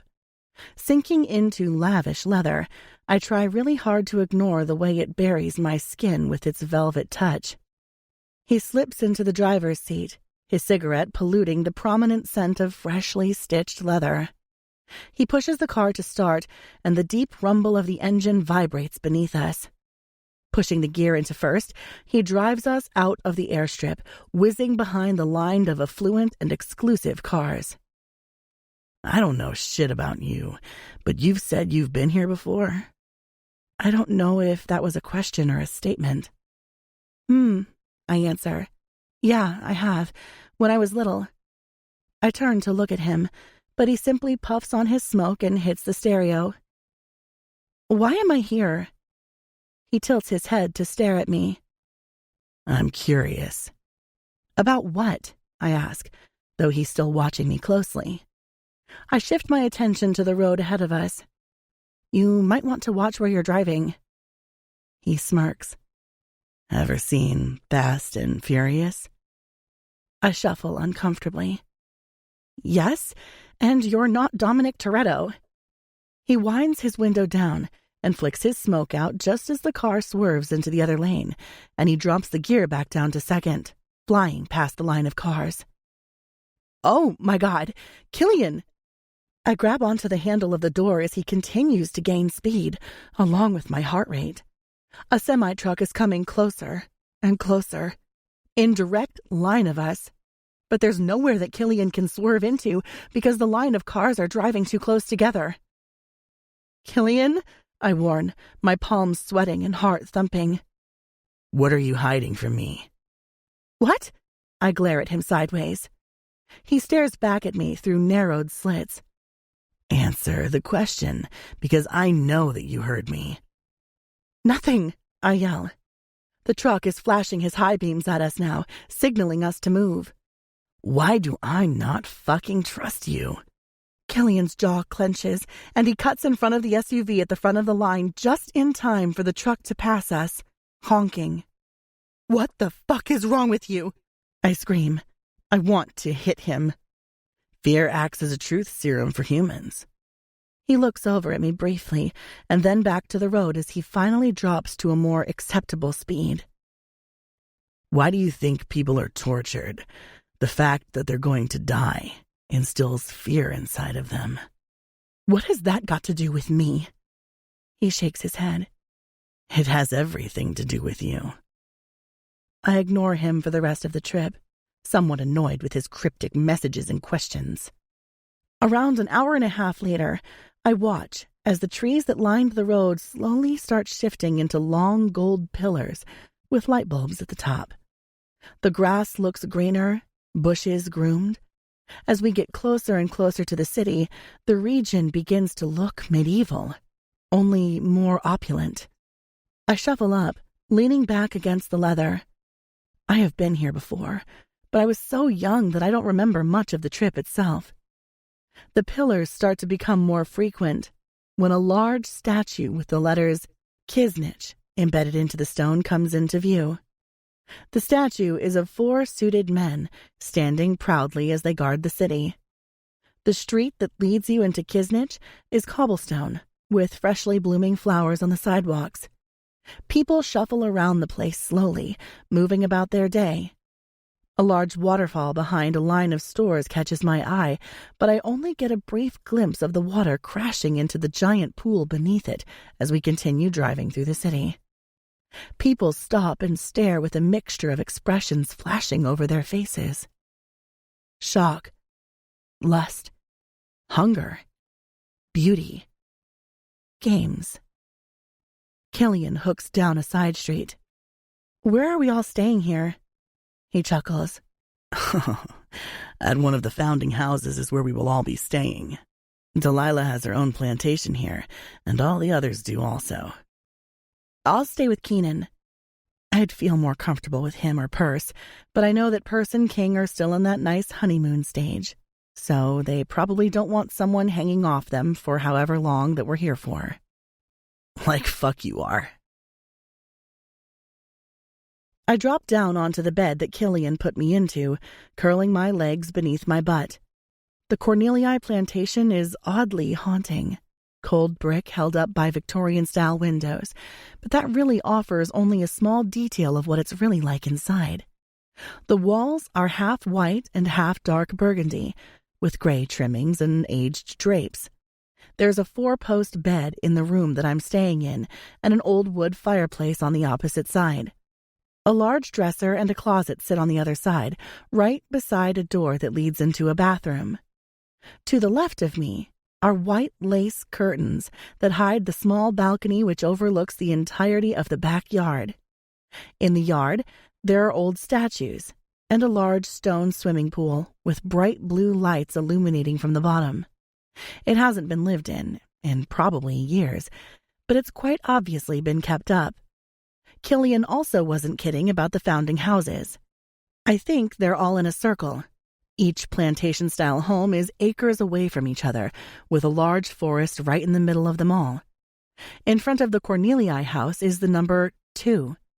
I know the complexity of the 4 brothers of Kisnich and the world that they operate in, but I never completely immersed myself in finding out what a lot of the terminology or rituals that happen really mean. I'm guessing that 2 means his standing down the line, with King being 1. I would have rather stayed at any of the other houses, and I tried to fight him not to stay here, but he didn't budge. Eventually, I gave up so long as I stayed in the wing he wasn't staying in. He agreed. There's a knock on the door before it's swinging open. I shuffle up onto my elbows as Val makes her way into the room. "Hey!" She kicks closed the door with her foot.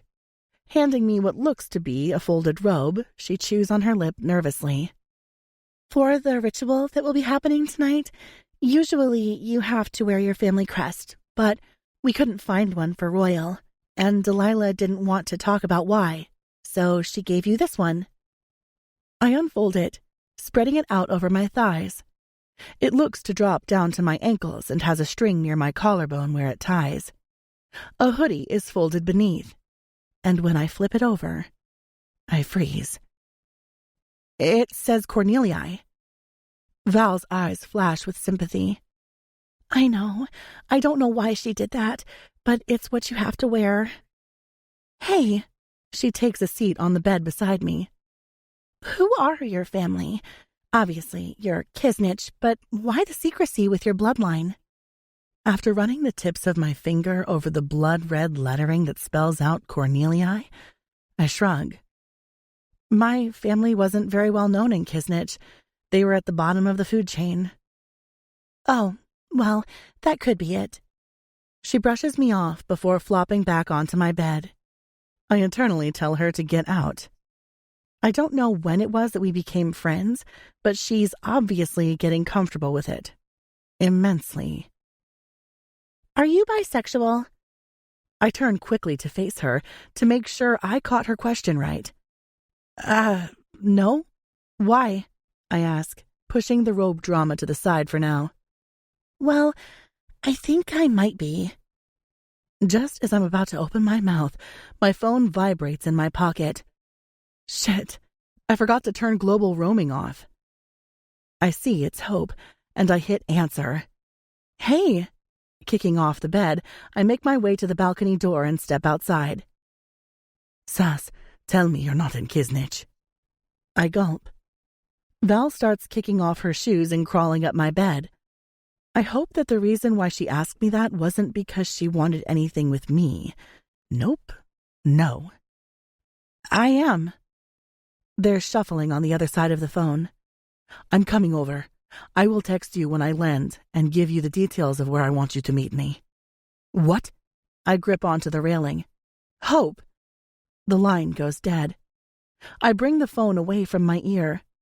What the fuck? Everything okay? Val asks, coming out onto the balcony. I look up at her from my phone, figuring it's probably just something to do with the fact that I'm in Kisnich and Hope's in America. She can be dramatic when she wants to be. Yeah, everything is fine. Val? I raise my eyebrows. What are you doing here? She tucks her long blonde hair behind one ear. Sorry, I know you're really close with Perce, but... Her cheeks flush red and her eyes meet mine. Okay, she exhales. I've only got a very small pool of friends because of my life in general, and one I'm sleeping with, and the other is not interested in this drama. So... I pause, turning to face her. Wait, you're sleeping with Maya? She jumps up onto the balcony railing. Yes, but please, shh.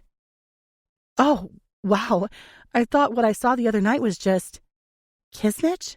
She interferes, a smirk on her mouth. I chuckle, leaning against the railing beside her. Yeah, Kisnich. She shakes her head, looking down at the floor. No. Okay, so I've been with girls before. A lot. Not only for the show, but because, alcohol and stupidity. I used to mess around a bit, but it was never serious. It was just drunk shenanigans. Are we going to need alcohol for this conversation? I might need a shower first because that flight was brutal. Val laughs. You're right. She kicks off the railing and lands on her feet. I'll be back in an hour with alcohol and snacks. She turns her back on me and starts for the door. Pausing, she turns her head over her shoulder. Killian is known to be a bit of a dick to people he doesn't have time for. Don't take it to heart. Before I can answer her, she's gone. Sex is not a guarantee for commitment. Heading back into my room, I make a beeline for the bathroom, filling up the tub that sits in the corner. There's a black shower with red fittings and soaps of all sorts which fill the empty parts of the cabinetry.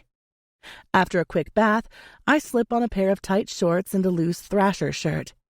I'm making my way back into the room when the door swings open and Val steps through with a handful of snacks and a bottle of vodka. So, I brought the vodka because I might need it. I'm trying to hide my laughter behind the fishtail braid I'm doing in my hair. It's fine. I have a feeling I might need it too. Val tosses everything onto my bed and dives on, twisting the bottle cap off. Okay. She takes a swig, swiping her mouth with the back of her hand. So, it all started on New Year's Eve when Killian broke her heart. I wriggle into the bed, taking the bottle of vodka off her and taking a swig. He did? Val turns over her shoulder, glaring at me. What? That's surprising to you? Everyone knows that if Killian wanted her, she would have been his a long time ago. Tilting her head, I watch as her lips wrap around the rim of the bottle. I don't know if you know this, but Killian is relentless when he wants something. I snort, snatching the bottle from her. This time, I take 3 big gulps. I know. Because he wants you. It wasn't a question. It was a statement. I wouldn't say that, I answer truthfully. I think he's more annoyed because I challenge him. True, Val nods her head. You do challenge him, but it doesn't annoy him, Sas. It turns him on, because no one does it. Without wanting to dwell on her words, I pick up the bag of Cheetos and pop them open. We're here for you, not me. We slip into a relaxed conversation, going back and forth between Killian and my troubles with him and hers with Maya. Val lifts up the almost empty bottle of vodka, and my brain swims with the effects of it. I don't think this was a good idea. I giggle, shaking my head. I agree. The door opens on the side, and I slowly find myself glaring at a smirking Killian. Am I interrupting something? Because fucking good. His facetious tone isn't quiet. No, you're not. I disregard him, fighting the urge to roll my eyes. Get up. We're going out. What? Val turns over her shoulder. What do you mean? We can't. We've had too much to drink. Killian steps in farther, picking up the bottle of Grey Goose and tossing it to the side. We're going out. Val groans. Do we have to play? Killian's eyes come to mine. Always. Val rolls off the bed and heads for the door. Fine. I'll need your driver, though. See you all there. Killian leans against the edge of the bed. I'm a little bit too tipsy. The corner of his mouth tips up, exposing his Colgate white teeth. I see that. What's so funny? You're a pain in my ass. He reaches for my hand, pulling me to my feet. He takes in every curve and exposed area of my body. But you do need to put some pants on. I shake my head. No, it's too hot. In here. He points to the ground. But not out there. I do my best to walk straight to my closet and take down a pair of yoga pants. Stripping off my shorts, I'm putting my feet into one of the holes when I feel Killian behind me, his chest against my back. I stop breathing. What are you doing, Killian? His hand moves to my belly, his fingers spreading out. Slowly, he travels up to the front of my throat and clenches so hard that I'm instantly cut off of air. He yanks my head backward. The games you played with Kyron are not happening tonight. I attempt to pull myself out of his grip.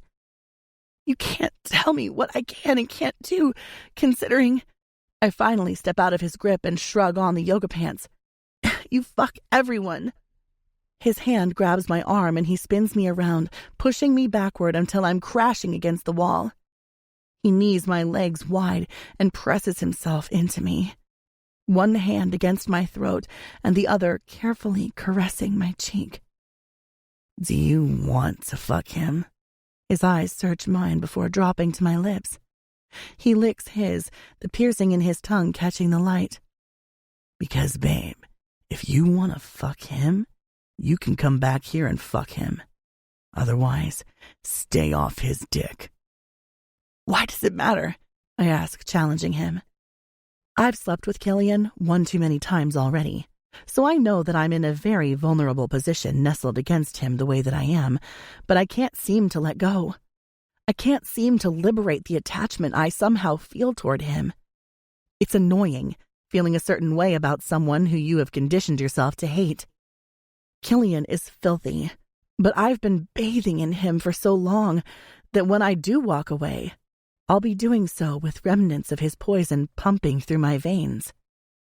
The door opens behind Killian, but he doesn't move. Yo, we're heading out. So, if you're gonna fuck, do it quickly. Kai, Killian calls out to him, but his eyes don't stray from mine. I am well aware that I didn't answer his question, nor did I deny wanting to sleep with Kyron. But I don't. I thought that much was at least obvious the other night when I walked out on their group orgy. Come here. Kyron doesn't answer, and I don't want to release my attention from Killian, afraid that he might see it as a tap-out. Kyron steps beside us. Touch her. Kyron scoffs. I've told you, I'm not getting in the middle of your guys' little games. It's not going to end well. Maybe, I finally whisper, my attention remaining on Killian. But it's fun while it's happening. So, I narrow my eyes at Killian. His jaw ticks slightly, so faintly I would have missed it had I not been on high alert right now. Touch me. The corner of Killian's lip curls up. Kyron coughs. As much as I'd love to entertain this game, we have to leave because people are waiting for us in the car. And I wasn't fucking kidding when I said that last night only happened because I was drunk. I don't fuck often, unlike your choice in men. Killian pushes off the wall and grabs my hand, tugging me behind him. She's drunk. We start heading down the corridor and down the twin staircase. The foyer drips with opulence, just like everything else these boys touch. Seriously, who owns a private 747? Before we're out front, Killian leads me toward his Lambo, and Kyron slips into the Maserati behind him.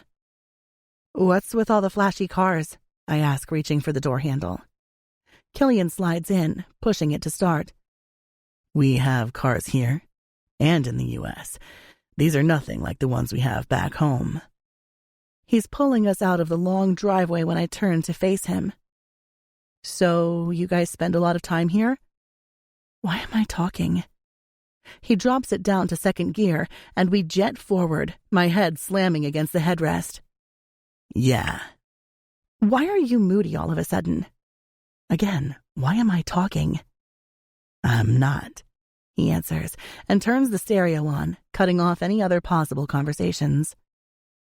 I'm confused. I think that much is obvious, especially to him, but mainly to myself. I'm mature enough to understand that we can't seem to not have sex, but that doesn't mean I have to fuel it. I need to learn to push away. Keep my distance. I can acknowledge that we're doing this song and dance, but I can always hit pause. 20 minutes later, we're pulling up to a parking lot. I recognize it slightly, only it looks a lot different than what it used to be.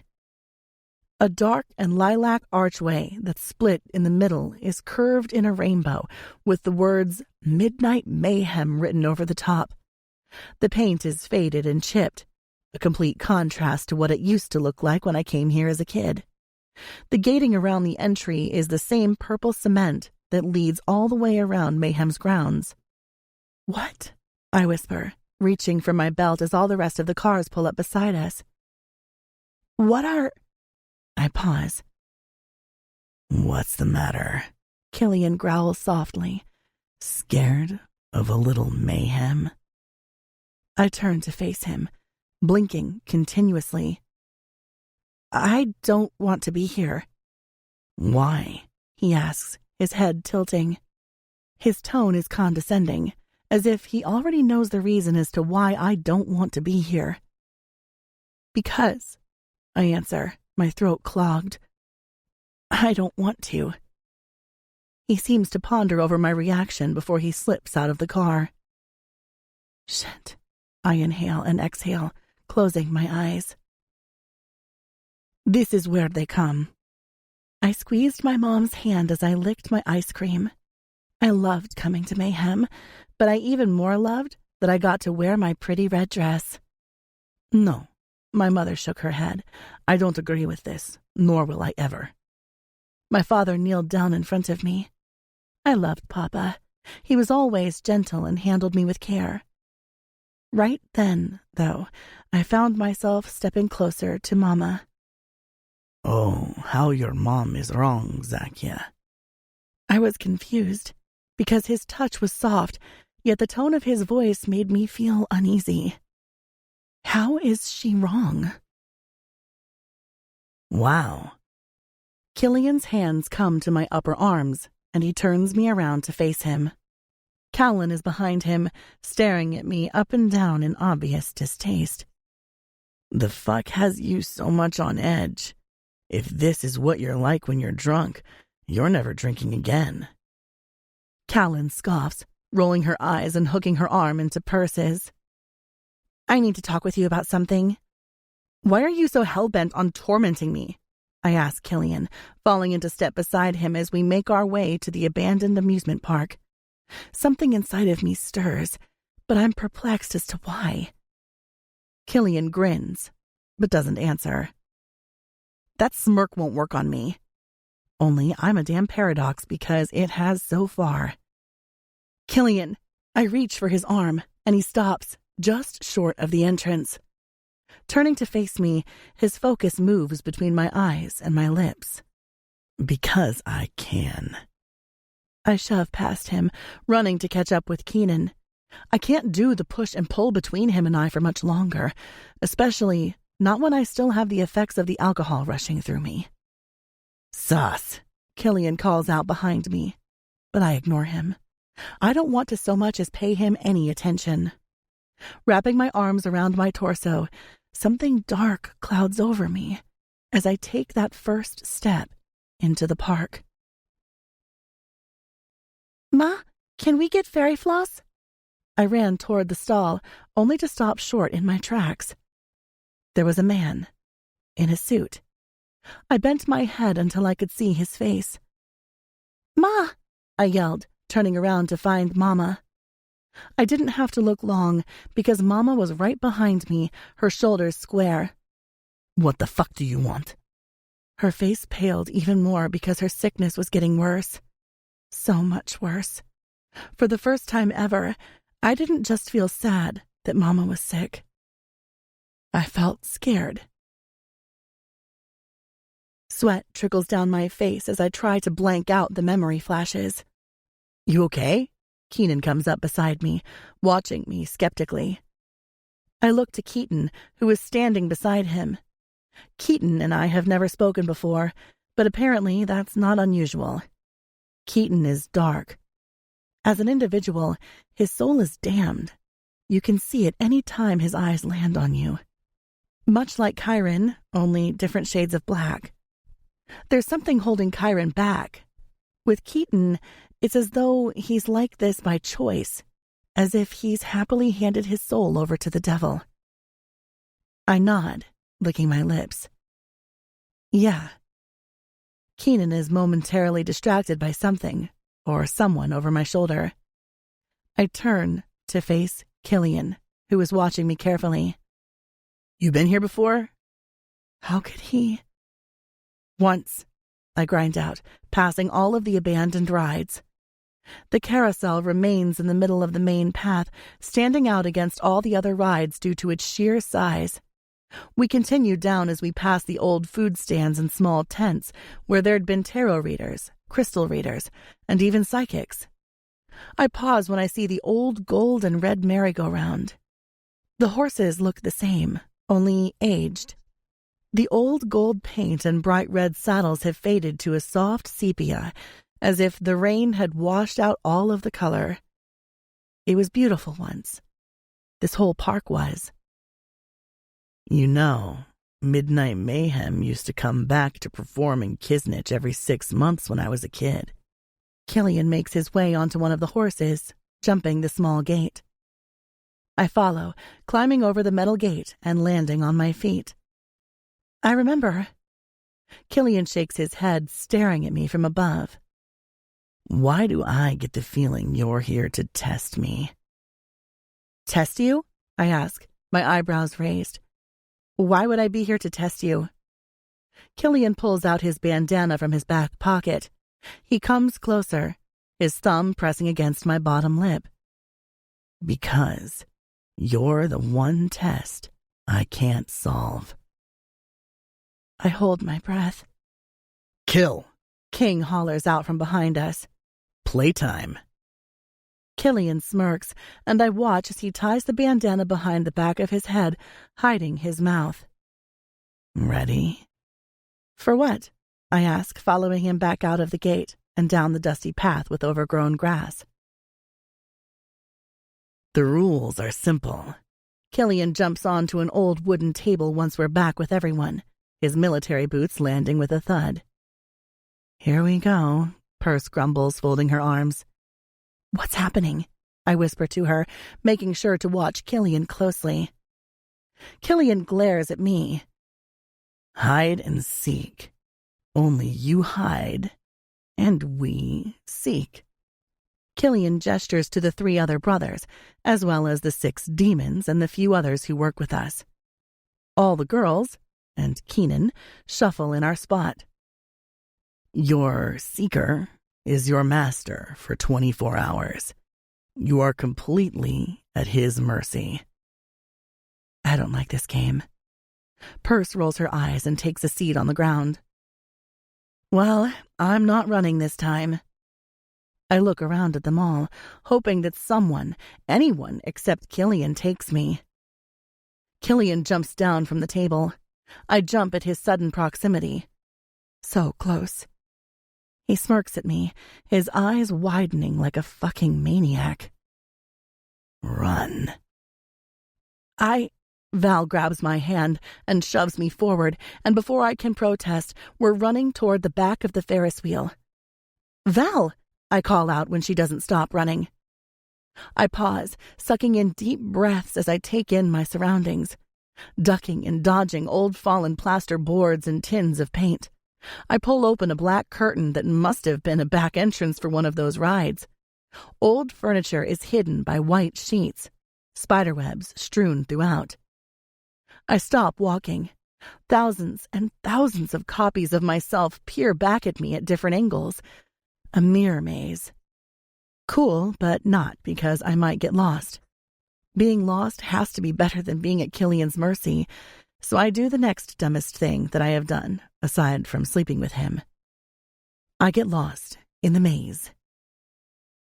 I should turn around, but when I hear someone scream from being captured, I jolt forward and take a hard left turn, desperate to have a few seconds alone with my thoughts. Why do I feel this way about Killian? He is everything that I should hate. And I do, underneath it all, but I can't seem to shake the feeling that he's only using me. He will get bored of me and move on, because he's that kind of guy. I keep walking until I freeze. Spinning around, I try to backtrack my footsteps. Hated this fucking thing. After walking another 5 minutes, I give up and try to get to the start by coming from the end. My phone vibrates in my hand, and I swipe it unlocked, seeing it's Killian. Kill. Where are you? I type out my reply. Not telling. I smirk, while continuing to aimlessly walk around the maze. I want to get out, but I also don't want to be captured by my nemesis. My phone goes off again. Killian. Don't test me. Before I can stop my fingers from flying over my phone, I type out, "Or what?" He replies almost instantly. You really want to know? I pause, a stupid smile on my face. This is why I'm angry with myself. I'm typing out a reply and hooking another right when I slam into a hard chest. Traveling up the granite, tall exterior, I'm not at all surprised to find Killian glaring down at me. He tugs down his bandana so it's resting around his neck, flashing me a cocky grin. Answer my question. What question? I ask, backing up until I'm slamming into a mirror. Both of his hands come to either side of my head. Want to know what happens when you test me? I straighten in defiance. Your mind games won't work on me. Oh. He smirks, licking his bottom lip. My mind games are the least of your worries. Really? I can't fight the smile on my mouth. As much as I want to, I can't. His hand comes to my throat. Really? His lips skim over top of mine, his smirk pressing against all of the nerves. I swing my arms around his neck, pulling him into me. His hands glide down my side until they drop to my ass, and he lifts me off my feet. I squeeze my legs around him. He kisses me hard as I grind over him, my nails digging into his back. Pulling back slightly, he lowers me to the ground. Turn around and put your hands on the wall. I follow his instruction, turning until the side of my face is pressed against the mirror. He reaches for both of my wrists, forcing them behind my back. I feel something drape over them, so I crank my head over my shoulder. Really? I deadpan. You're going to tie me up in here? He yanks on the knot until his bandana is tight around my wrists. His eyes meet mine in the mirror. as the corner of his mouth tips up in a smirk. His hand comes to the back of my ass, and he pulls down my yoga pants. "Kill," I whisper, or rather whimper. Massaging my butt, he slaps me across my ass cheek, and I wince at the unexpected pain. He's trying to act innocent. His finger glides over my folds before sliding inside. I hiss, my eyes rolling back. "Just fuck me," I cry softly. My body reacts to Killian in a way that I can't control. My eyes pop open when he retracts his finger, and I watch in desire as he grins, bringing his finger to his mouth while shaking his head. "Maybe." Then he pops it out between his lips. "Or maybe not." Kicking my legs wide so I'm bending over with my hands bound, he drops to his knees between my legs, and I cry out when his warm mouth massages over my pussy. "Oh my God." He slows his movements, his tongue diving inside and curling against me. I toss and turn, needing to touch him. "Killian, I need..." Killian stands to his feet, wrapping my hair around his wrist and tugging my head back. He leans over me until his lips touch the back of my ear. "Need what, baby?"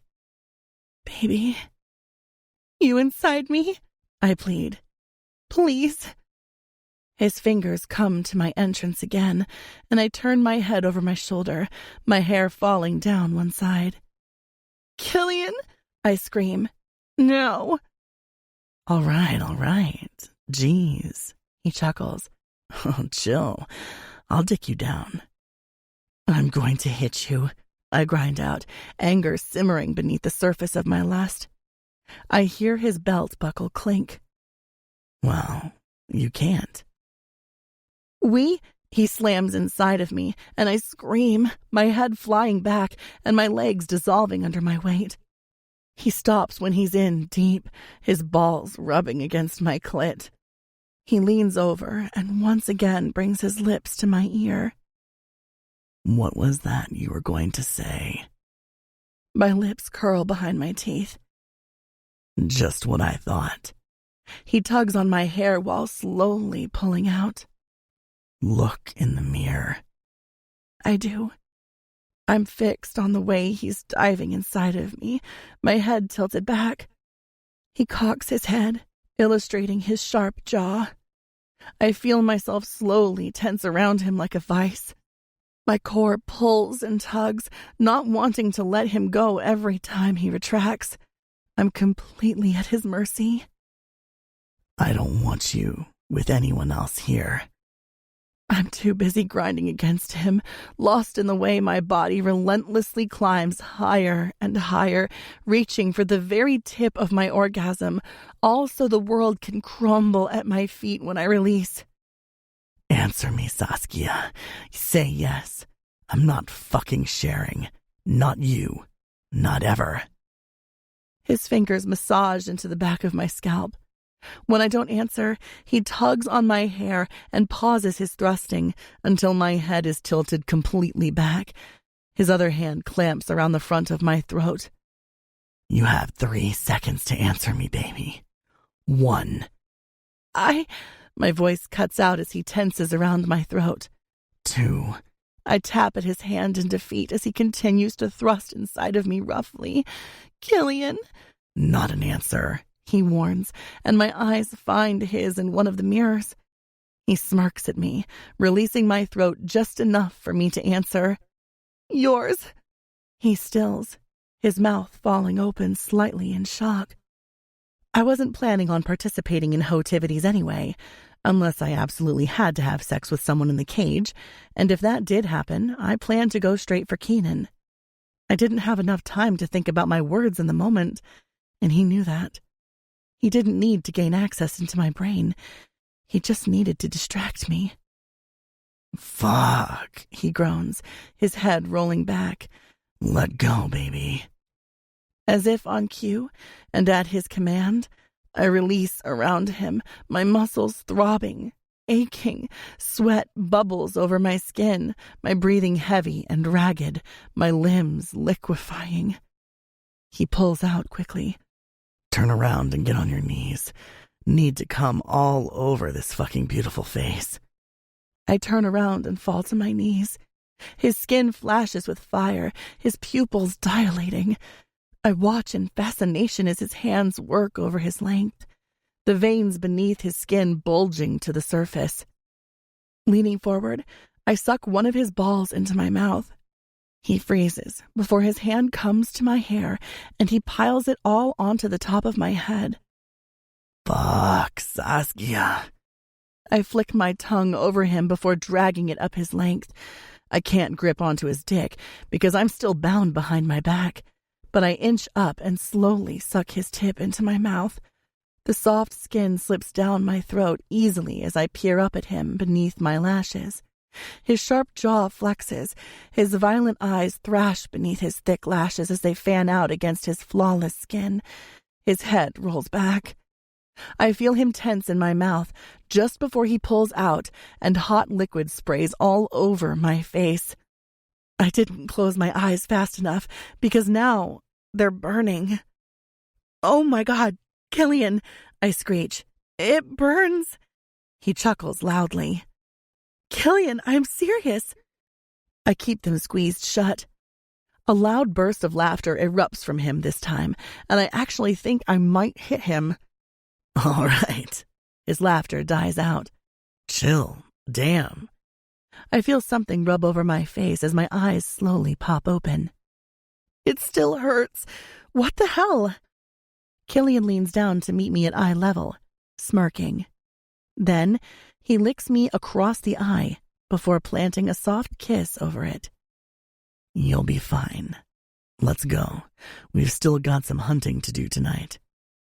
"What?" I stand to my feet as he continues to wipe his cum off my face with his t-shirt. "It's too cold. We should leave now so you can change." His eyes sparkle in mischief. That's Killian. Mischief. Only his mischief is a ploy to distract you, because below that surface lies fury. I've seen an inkling of it exposed a few times now, and I wouldn't want to be on the receiving end of his wrath. Ever. He slips his shirt back on and winks, pulling me under his arm. What? I don't need to change? I shove him playfully. "You are so gross." "I've had my mouth on your pussy, my tongue in it, my finger up your ass, and next time I plan to have something else around that area too. So, I don't think my own cum on my shirt is really going to disturb me." Shaking my head. "I'm judging you right now." We're heading back through the curtain I entered through when Perce and King pass us. Well, well, isn't this a sight? King smirks at us. I didn't know King before he met Perce. I mean, I had heard of him, and I remember parts of him as a kid, but apparently he has changed a lot since being reconciled with her, as if his pain and anguish was put to rest the day she came back alive. Psh, Killian flips him off. "You can't talk, lover boy." We're walking back through the park when Callan comes skipping up towards us. "Oh, you caught Saskia. I'm so surprised." If she was trying to hide her sarcasm, it wasn't working. I gape at her. Killian laughs, pulling me in closer, and plants his lips onto the top of my head. "Fuck off, Callan." Callan huffs, disappearing. It should be a red flag to see how he speaks to Callan, but for the time that I've known Killian, he has never sworn at me. I've never felt disrespected by him, even when he was being Killian and tormenting me. I never felt disrespected. Maybe it had to do with the fact that his eyes were always on me, or maybe it was because I'm naive, but you can't judge someone's character based on how they treat another person without knowing the full story. "Can you untie this, please?" Killian laughs. Nope. He pauses, regarding me closely. I try to ignore the way the full moon illuminates every single sharp angle of his face. Actually... He leans forward and unties the bandana from around my wrists. He brings it to my face and ties it from my nose. "What are you doing?" I ask, shaking my head. He chuckles, leaning back and pulling out his phone. He snaps a photo, the flash flicking brightly, blinding me for a second, which isn't a good thing, considering I'm partially blind in that one eye still, thanks to Killian's lack of aim. I tug his bandana down until it's resting over my neck. "What was that about?" He peers up at me beneath his lashes, a dark smirk on his mouth. "Don't worry about it." A loud whistle sounds out behind us, and we turn to see Kyron standing on a picnic table. "Everyone got their partners, I see. Now, you can all fuck off home and get whatever it is that you want." I watch as Killian's focus starts shifting around the place. It takes him a few seconds to stop his searching. I follow his line of sight until I find Maya. She's standing alone, rubbing the palms of her hands up and down her arms. She looks lost, confused. Hurt, maybe? I watch Killian's face, gauging his reaction. I know how close he and Maya are, but do the same rules that I agreed to apply to him, too? Killian is a wolf in wolf's clothing. He's vicious with what he wants and easily stakes claim on whatever it is he wants. But he never did with Maya. Is she still a threat? Should I even have threats? I hate this part of seeing someone.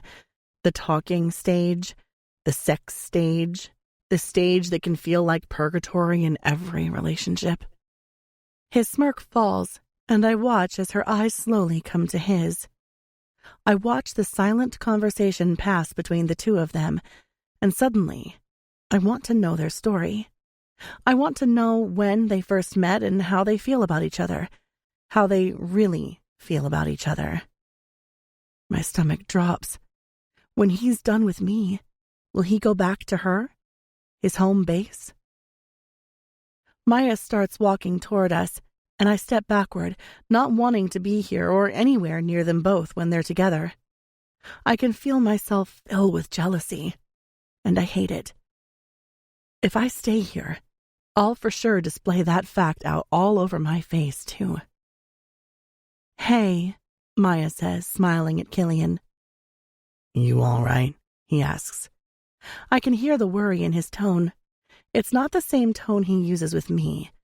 With me, it's playful, a little caveman-like, but playful. But the way he addresses Maya, you can see that he takes her seriously.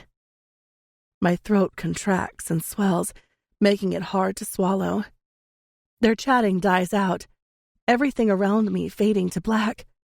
I didn't know that I was walking back to the parking lot until I bang into Val. I fucked up. "Wow!" She reaches for my arms, looking over my shoulder to see where I came from. Her smile turns into a slight frown. "Right. I see you were inconvenienced with Kaime." "Kaime?" I ask, eyebrows pinched in confusion. She hooks her arm in mine and leads me back to one of the SUVs that followed behind Killian and I when we drove out. "Yep, come on. My driver will take you home." I sigh, tension leaving my muscles when I reach for the door. I shut it after Val is in beside me. As the driver pulls away, I catch Killian spinning around to see where I had gone. It took him that long to realize I had left. My insecurities swallow me whole. "What's their deal?" I ask, ignoring my phone vibrating in my bra. "Well," Val rakes her long blonde hair away from her face as we drive down a road that reminds me of the yellow brick road on The Wizard of Oz. "They were born on the same day, 2 years apart, so they usually celebrate their birthdays together. Delilah and Drea, Killian's mom, were really close, best friends. Delilah isn't a perfect mom, not by any means, but one day when Maya was 9 years old, Delilah up and left Maya with Drea, so they ended up being literally raised together. At Kyron's sweet 16, she lost her virginity to Kill. He laughed it off afterward, and she pretended to, too, but Maya was heartbroken. She has always held a torch for him. Always. When She pauses, her throat gulping. I should probably stop. Whatever I was about to say, it is not my place to say it. But I will say this. Killian is not as harmless as he looks. She gives me a side eye before looking back ahead to the road. He has dark demons living inside of him that were put there by an incident when he was a boy, and then everything he did for Midnight Mayhem after that only fed those demons. I gulp. An incident? I respect that she won't tell me, but it doesn't mean I'm not interested. The driver pulls into Killian's driveway, leaving the car idling. What I'm saying is that Kai May have been through life together, and it's hard to compete for the affection of Killian, period, let alone compete with that. And I'll be honest, no one has ever come close to being important to him. No one but Maya. She offers me a small smile. Just be careful, and try not to let any walls down as far as Killian is concerned. He's damaged. So damaged, the only person who will ever be able to comfort him is Maya. I sigh, unclicking my seatbelt and reaching for the door handle. Thanks for the chat. I push open the door. I'll see you tomorrow? Val nods. Yep. Have you thought about where you're getting marked? I groan, cracking my neck. Not really. I mean, I don't know where my parents were, so I don't know. Val smiles, but it doesn't reach her eyes. Okay. Well, I'll see you tomorrow. I shut the door and turn toward the large house. Great. The 4 white pillars are spread across a vast porch. There's a chair at the front, and solar lights spread throughout the well-kept garden bed that lines it. I jog up the stairs and open the front door, closing it quickly, and making a run for my room. Oh, hello. A voice interrupts my step just as I'm halfway up. I turn around to face her. Hi. Sorry, I didn't mean to disturb you. She's wearing a white tennis dress and white tennis shoes. Her red hair is in a clean top knot, and her face is bare of makeup. She has to be around mid-30s. No, she waves me off, flashing a stunning smile. I'm Cora. I take care of the house while the Corneliis are away. I reside in the pool house, in the back. I shuffle on my feet. Sorry, she apologizes again. Just let me know if you need anything, and I'll try to do what I can while you're here. Thank you, Cora. And my name... Saskia, she whispers softly. Shocked into silence, I take one step back down the stairs. How did you know my name? She shakes her head, waving me off.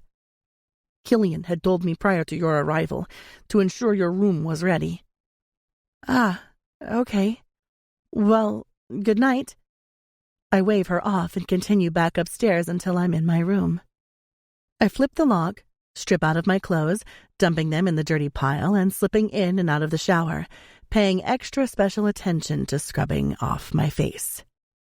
Once I'm clean and sedated, I flip off the light and climb beneath the covers of my bed.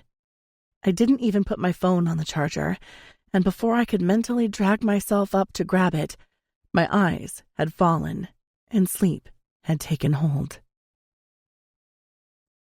Black. The room is filled with dark smoke, spilling over my body. My vision is unclear, with no bright spots, no humanity, no light, no thoughts. Banging, loud thumping. A gorilla? King Kong banging on his chest? Gorilla by Bruno Mars starts playing in the background with laughing chimpanzees dancing around the room. Sauce! The gorilla spoke my name perfectly before banging on his chest again. Open the fucking door. Wait, what? Another bang just as I shoot up off my bed, my heart racing and hair flying everywhere. I shoved my eye mask over my head and rushed to the door, worried that something may have happened while I was sleeping. I swing it open, wincing at the sheer audacity of the hallway light.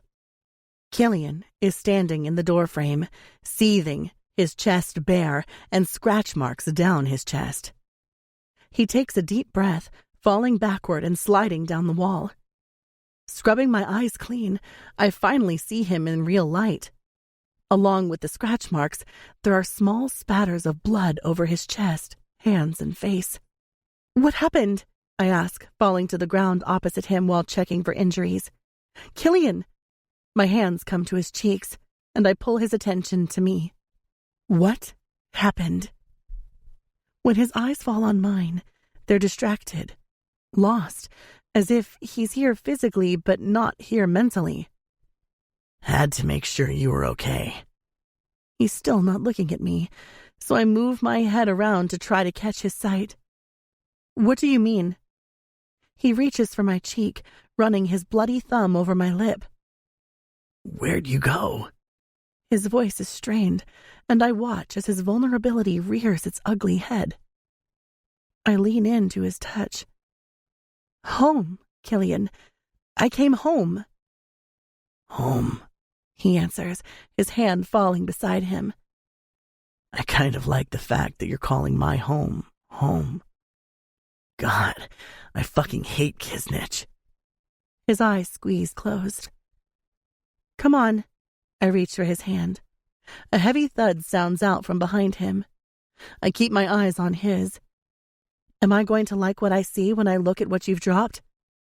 "Depends," he says, and for the first time since he interrupted my sleep, I see a slight shift back to the Killian I have come to know. His top lip curls up in a smirk. "You like blood?" I sigh, breaking eye contact and looking down to the floor. A long and sharp military-style knife stares back at me, with dried blood crusting over the handle and blade. I mentally count to 3 in my head. 1. I don't know what Killian does for Kisnich or Mayhem, but I have heard stories of what the four fathers and brothers do. 2. Someone is very hurt tonight, and it isn't Killian. 3. He came to me, and not Maya. I lean down, picking the knife up from the floor. I take his hand in mine and lead him into my room. Shoving him onto my bed, he remains silent as he watches me move around the room. I turn the bedside lamp on quickly before making my way into the bathroom, dropping the knife into the sink and turning on the faucet. Jesus. Inhale. Exhale. Inhale. Exhale. I'm scrubbing off the blood with soap when I feel his arm wrap around my belly. He drops his lips to the crook of my neck. "Turn around." I do, slowly turning to face him. His tongue sneaks out and dampens his bottom lip. "I killed someone tonight." Okay, clearly I'm going to have to up my count. 1, 2, 3, 4, 5. Okay, why are you telling me this? I tilt my head so that I can look up at him. He leans down and runs his lips over mine. "Because I killed for you." He presses a kiss against my mouth. "You gonna ask why? Or are you gonna be a good little girl and not ask questions that I can't tell you the answers to?" I bring my hand up to his chest, forcing him away to give myself some distance. He chuckles. "Are you even Kisnich?" I close my eyes, ignoring his words. "Who did you kill tonight?" When my eyes open again, he's staring down at me. His energy alone is eating up the space between us. My heart thunders in my chest. "Someone who wanted to hurt you." I freeze. Do I know this someone? Killian laughs, shaking his head. "Not sure.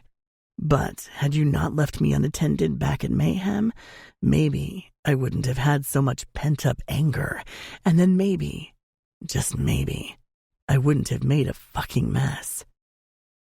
He looks down at his chest. I don't understand why someone would want to hurt me. I think over Hope's crazy call about me being in Kisnich.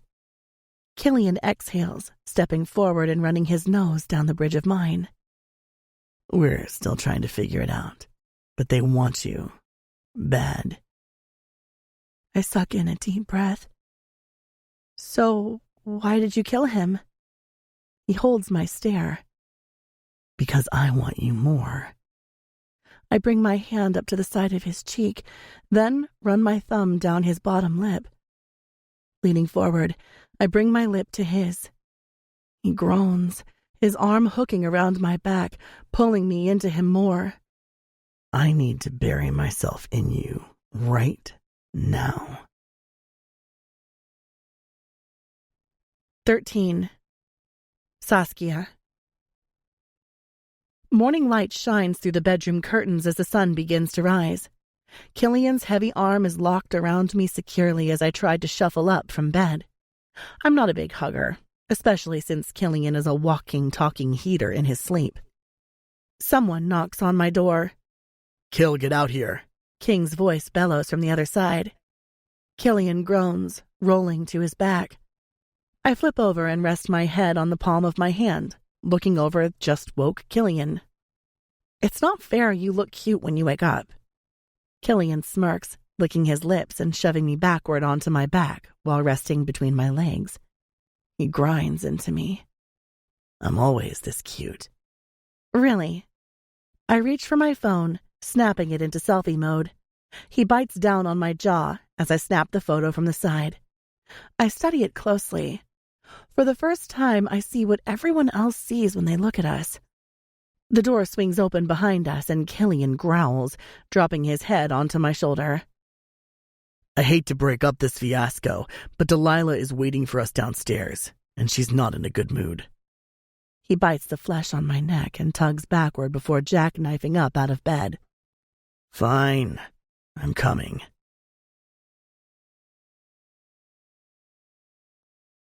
"14. Killian." Biting a cigarette in my mouth, I follow King down the long corridor, blazing it up between each step. "You and Sauce?" King asks, smirking. "Are just fucking around." I blow out a cloud of smoke. King snickers. "Yeah, until she gets hurt because you've decided you're bored with the little doll, and you want a new one." I ignore his jab as we round the corner and enter the dining room. The brothers all watch me carefully. "What the fuck is going on?" Keaton asks as we pull out our seats. "You're awfully comfortable inside of her." I run my hand through my hair, grinning. "You would be too." Kyron kicks me under the table. "You two either fuck or fight." I flip him off. King doesn't answer, so he leans back in his chair, watching me carefully. "You know, after the ritual tonight, we're heading back home." "Yeah," I answer, spreading my legs wide. "So you know you both need to figure that shit out before we go back on the road. Are you fighting or fucking? Because you can't be both." I snort.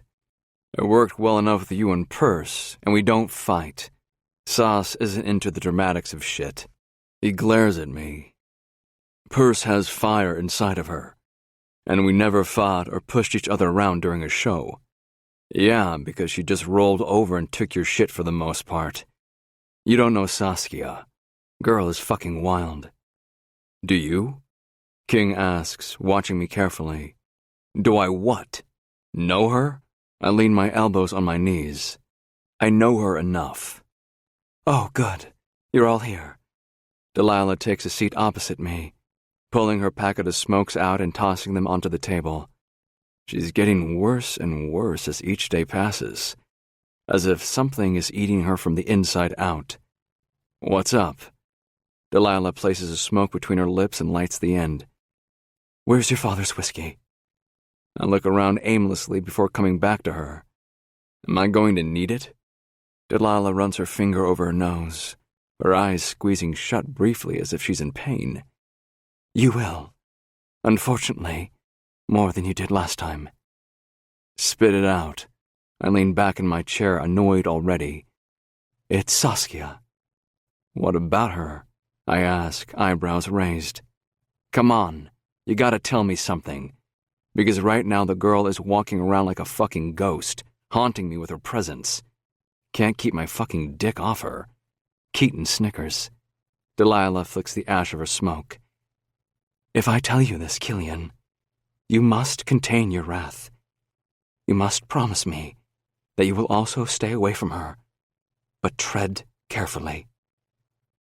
Sometimes the most vicious ghosts that haunt you are those in your memories.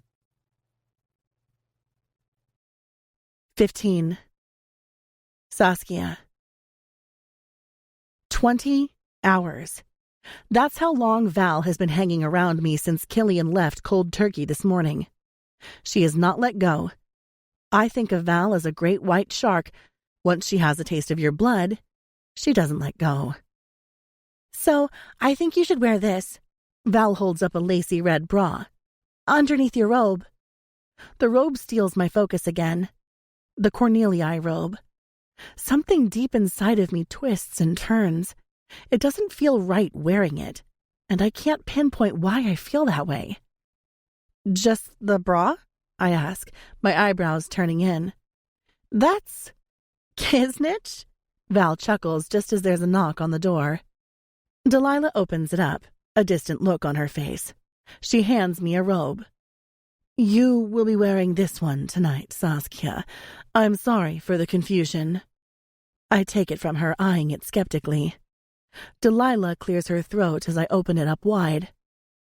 I pause. The back has the words Dragavi, with a large, angry dragon wrapped around a red gemstone. I recognize the emblem instantly as the very same necklace that Hope had me swear to protect. Wow, I breathe out. That's intense. I don't want to show my cards by letting them know I have the necklace, but there's a reason as to why she wants me to wear this. What does it mean? Delilah's eyes come to mine as she searches her pockets. Finally, she pulls out her pack of smokes and bangs it onto the palm of her hand. Really hoped I wouldn't be the one to have to tell you this, but here we go. She sucks in smoke and then turns to Val. Leave. Val shifts from one foot to the other before she darts out the door. As soon as it's closed, Delilah tosses the pack of smokes at me. I take one out, bringing it to my lips. Grabbing my Zippo that's in the bedside drawer, I flick it open and blaze the tip. Inhaling, I sigh when I exhale the nicotine. First thing I'm going to tell you is that I can only tell you what I know. Do you understand that? I lean over and flick my ash into an empty wine glass. Yes. Delilah paces back and forth in front of me. Your last name isn't Royal. I open my mouth to talk. She cuts me a glare. I snap my mouth closed. She continues. It's DeGravi. Saskia DeGravi. That is your family robe. When I know that she's finished talking, I stand from the bed and make my way to the doors, pulling them open to allow some fresh air in. Why do I not know this? My memories haven't been touched. I remember everything there is to know about my childhood, so why have I never heard that name before? Delilah sighs, flicking her smoke butt over the patio. You must wear that tonight during your official initiation. She ignores my question. Perce will be going through with you, as well as Callan and Keenan. We have the 4 fathers who have just arrived, as well as the 4 wicked witches. Delilah snickers, and I know for a fact that that's not what they're called. Under different circumstances, I might have found her jab funny. She comes closer to me, her eyes searching mine. Good God, child, I really wish that I could help you. Confusion floats around me like a shield, blocking everything out. I don't remember Delilah leaving my room until I'm sitting still on my bed, with the cigarette now burning through the butt. I drop it into the glass and pick up my phone, scrolling through my contact list, until I find Hope. I press dial. If Delilah can't give me anything else, I know Hope will. After 3 failed attempts of trying to reach her, I make my way into the bathroom and start getting ready for tonight. Sus! Purse hooks her arm in mine as she leads me down the dirt path through the large shrubs of the forest. You're late. I am? I ask, surprised. I thought we didn't have to be here until midnight. Purse looks around us until she suddenly stops, her hands coming to my face. I have to talk to you later, after we've been initiated, okay? Don't go far. Why not just tell me now? I whisper-yell. Purse shakes her head. I can't. Too many. She waves her hands in the air, and I look around us. We're in the middle of a path. No one is here. They're all there. I point to the end of the tunnel, where the branches split open, and I see flames dancing through the dark sky. People are laughing, music playing, people chatting. She takes my hand. You've got a lot to learn. I could have said the same about her. Shouldn't it be me who was saying that to her, since she's the one that didn't remember her childhood for so long? You look hot, by the way. Purse leans into me. The red bra looks good under the robe. On cue, I notice she's wearing the same, only white. White? I ask, cocking an eyebrow. Long story, she mumbles. Okay, come on. Have you decided where you're getting your tattoo? I shake my head. No. Once we reach the end of the path, I grab her hand until she spins around to face me.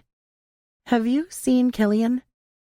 I get that we're not together, but this is the longest he has gone without either annoying me or fucking me.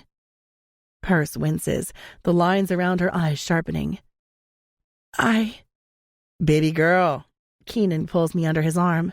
Let's get this over with so we can get you out of here. I search Keenan's expression, his dark irises peering back at mine. He looks good, with dark eyeliner smudged around his eyes and wearing nothing but his robe over his jeans. Why? There you are. King grabs Purse from the waist, but she digs her heels into the grass. No! Her hands fly out to his chest. Shit, I wonder what King did to deserve her wrath. It's not like Purse to fly off over anything. You didn't even say anything. King's face softens when he looks at her, but hardens when he comes to me. Because it's not my place. Purse storms off, heading straight for Keaton, who is sitting on one of the many stone seats that surround one massive bonfire. King stares at me blankly before turning around to chase her. What was that about? I ask Keenan. King has never been outwardly cold toward me before. He sighs. I'll come out and tell you right now. Callan and Killian were together all day today. I'm guessing that's what Purse is pissed about. I swallow the goblet of fire that threatens to set fire to every single organ in my body. We're not together. I don't know why everyone tiptoes around us. Keenan directs me toward the small tiki-themed bar behind the fire. Maybe because the way he looks at you makes people think that you are? My throat tightens again as Keenan orders us a couple of drinks. That man is feral with you. The barman is easy to pick out. His chest is bare, his abs on display. He tenses as his eyes meet mine. Thanks. I take the drink from him and ignore the zap that passes as our fingers touch. When we're walking away, I crank my head over my shoulder to have one last look at him. His eyes are bright blue, his facial structure in perfect symmetrical balance. His blonde hair is floppy and rugged, and the eyeliner beneath his eyes only adds to his obvious good looks. His face remains passive. Did you hear me? Keenan asks, snapping me out of the trance. What? I ask, bringing my glass up to my mouth and tilting my head back. We're all flying back tomorrow and continuing on the road back home. Oh, I smile. Yeah, I know. I'm lost in thoughts of Killian and Callan. I'm not going to lie. Hearing that he's once again jumping onto her does make me feel a certain way. Just this morning, he was in my bed. Then King called him, and I didn't see him after that. Can I have everyone's attention? Caius, King's father, calls out from the front of the fire. It's the first time I take a real look at the area. A large stone plank is in front of the fire, laying over the top of 2 thick boulders. There's a man standing beside it, holding a tattoo gun with his hands crossed in front of him. He's wearing a dark hooded robe like the rest of us, only displaying the edges of his sharp jaw, a jaw that I could spot miles away. I lean into Keenan. Killian does the tattooing? Keenan takes a sip of his drink. The Cornelius do, yeah. Usually it's Callisto that does it, though. Not sure why Kill is there. I gulp, swallowing my entire drink. I could probably guess why. Just another way for him to inflict pain on me. Caius continues. He's dressed exactly like us, only wearing a mask carved from bone with a long, pointed nose. He gestures to the front of him. Kornikova, Brielle, Nex, and... His eyes come to mine. I can't see anything behind the mask but his eyes. His eyes I can feel drilling holes into me. The atmosphere turns somewhat hostile for a brief second. De Gravi. I exhale slowly and follow Keenan to where Callan and Perce are standing. I had witnessed a ritual once when I was a child. I don't know whose it was, but I remember the intensity of it all. Being in the firing line, though, sends chills over my spine. Perce's hands come to mine and she gives me a tight squeeze. I relax slightly at the gesture, watching as each of them lay on the plank and receive their star. Callan got hers on her ass cheek. No surprise. I watched as they all moved their robe around the placement of where they got their tattoo.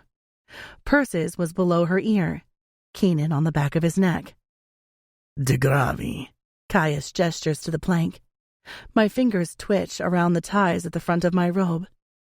Squaring my shoulders in challenge, I flick off the ties, and the robe drops into a pool at my feet. Killian's jaw tenses. I step over the material with my red-soled heels and slowly lift myself onto the plank. There was whispering as I leaned over and lay flat on my stomach, scooping my hair over my other shoulder. I peered up at Killian. You choose. Killian is the trickster. He's used to girls dropping to his feet and worshipping the ground that he walks on, but that was before and after me. I will never be that girl for him, and if he wants to taunt me with Callan, then I'll taunt him with my greatest weapon, my body. He growls under his breath, leaning down and pressing the tip of the needle against the side of my upper ribs. I close my eyes as the tip pierces my skin. Tension releases with every stab, my eyes slightly rolling to the back of my head. Holy shit! I chew on my lip and exhale. With every drag of the needle, I release even more tension. I know why people love getting tattoos now. It's therapeutic. When the buzzing stops, my eyes open to see Killian so close to my face, I almost flinch. My cheeks heat. Are you done? He seems to ponder over my question, his jaw tense. Not even close. I didn't miss the double meaning. Caius looks over Killian's shoulder. Caius starts, only Killian interrupts him by turning the gun on again. He leans forward and continues, only this time, the pain is higher, dragging down where my bra strap is. I tense. I don't want to make a scene, so I endure it. Finally, he tosses the gun down to the ground in a crash and stalks off to the bar. Caius removes his mask and tilts his head to study my tattoo. His eyes fly up to Killian, his head shaking. Chiron walks up to the plank next as I'm climbing off, and I watch as his tilts too. He slowly grins. That cheeky motherfucker. What? I snap, turning my head over my shoulder. I can see the end of words that vertically go up my shoulder, but not what it says. When Chiron disappears, Keenan helps me off the plank and chuckles.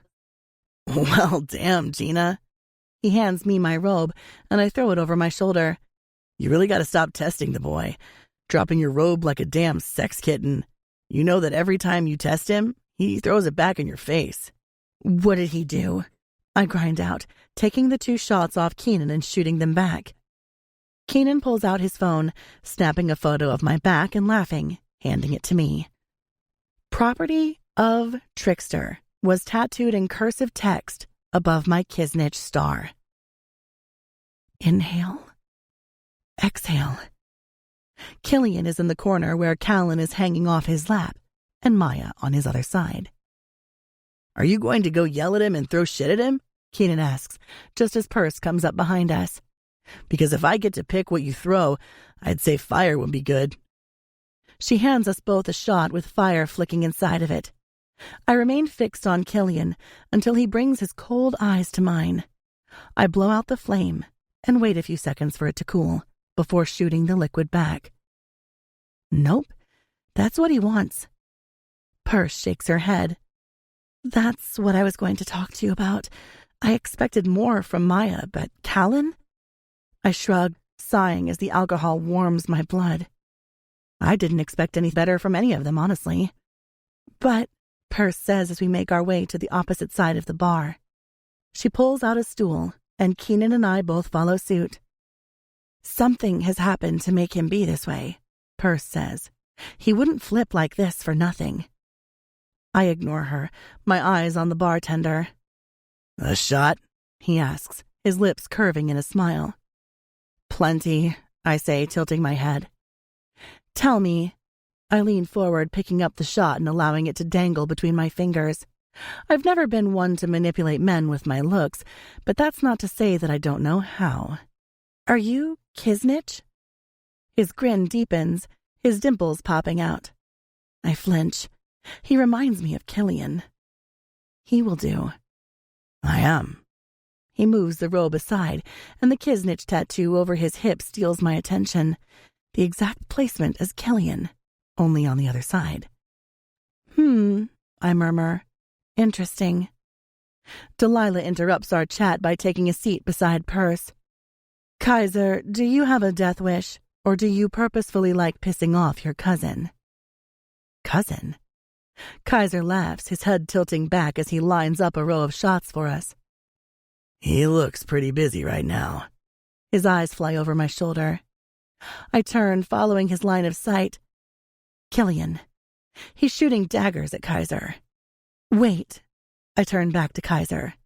Killian is your cousin? Kaiser leans forward, his arms flexing under his weight. His face is an inch away from mine. You surprised? I pick up my drink. Well, no, actually. I shoot it back. Perce turns to face Delilah. Do you know what happened with Killian and why he's flipped all of a sudden? Or should we add him to the list of psychopaths that Kisnich breeds? I fucking knew it. Kaiser grins. You're Saskia. I offer him a small smile, leaning back into Perce. Delilah looks right at me. No. I deflate. We drink more and more. We dance to music. We laugh. And then later that night, Val drives us home. Are you sure you're all right with me staying with you? I ask Keenan. Keenan flops onto his stomach, his eyes on mine. Shut up, Saskia. Of course. And I would totally try to fuck you right now, but I actually value your friendship more than I need to try out my fantasy. I shove him playfully, turning back onto my stomach. I don't know what I did, I whisper softly. Before I can hear Keenan's reply, my eyes are closed, and I'm pulled into a deep sleep.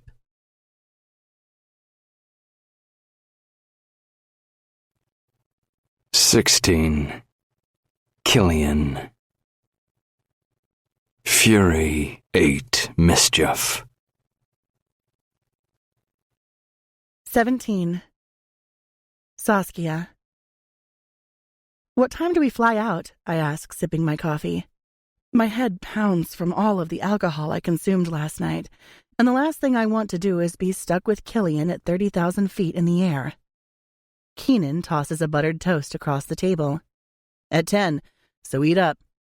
I pick up the toast and take a small bite, looking around his house. Your family plantation is nice. Keenan smiles, rubbing his eyes with the palm of his hand. Wish I could take credit, but I'm afraid that scary motherfucker right there. He points toward a painted portrait of a middle-aged man dressed in soldier attire. He resembles Keenan in a way. Loud features, but timid eyes. Would probably haunt me if I did. I chuckle, guessing it's his great-great times however many grandfather. I didn't know much about Keenan's family line, but my knowledge of my own is limited, so I don't find it strange. I pick up my phone and dial Hope again. When it goes straight to voicemail, I flip my camera on and snap a shot of Keenan's back turned to me, his ripped muscles flexing as he flips bacon in the pan. Grinning, I click the plus sign on Instagram and choose a filter.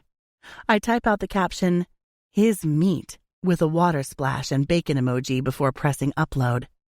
We both slip into conversation while we eat breakfast. Going back to Killian's to grab all of my things was nerve-wracking. I didn't want to bump into him, and part of me knew that I probably would. Killian wouldn't miss an opportunity to make me feel awkward.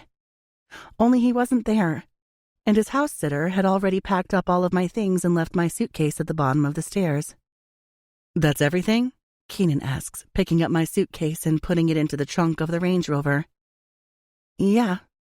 I slide my glasses over my eyes, taking my AirPods from my pocket. This trip is going to be long. Arriving at the airport, we all shuffle on to the 747. I stay close to Keenan and Val, who are following me up the stairs like protective, loyal wolves. Hey!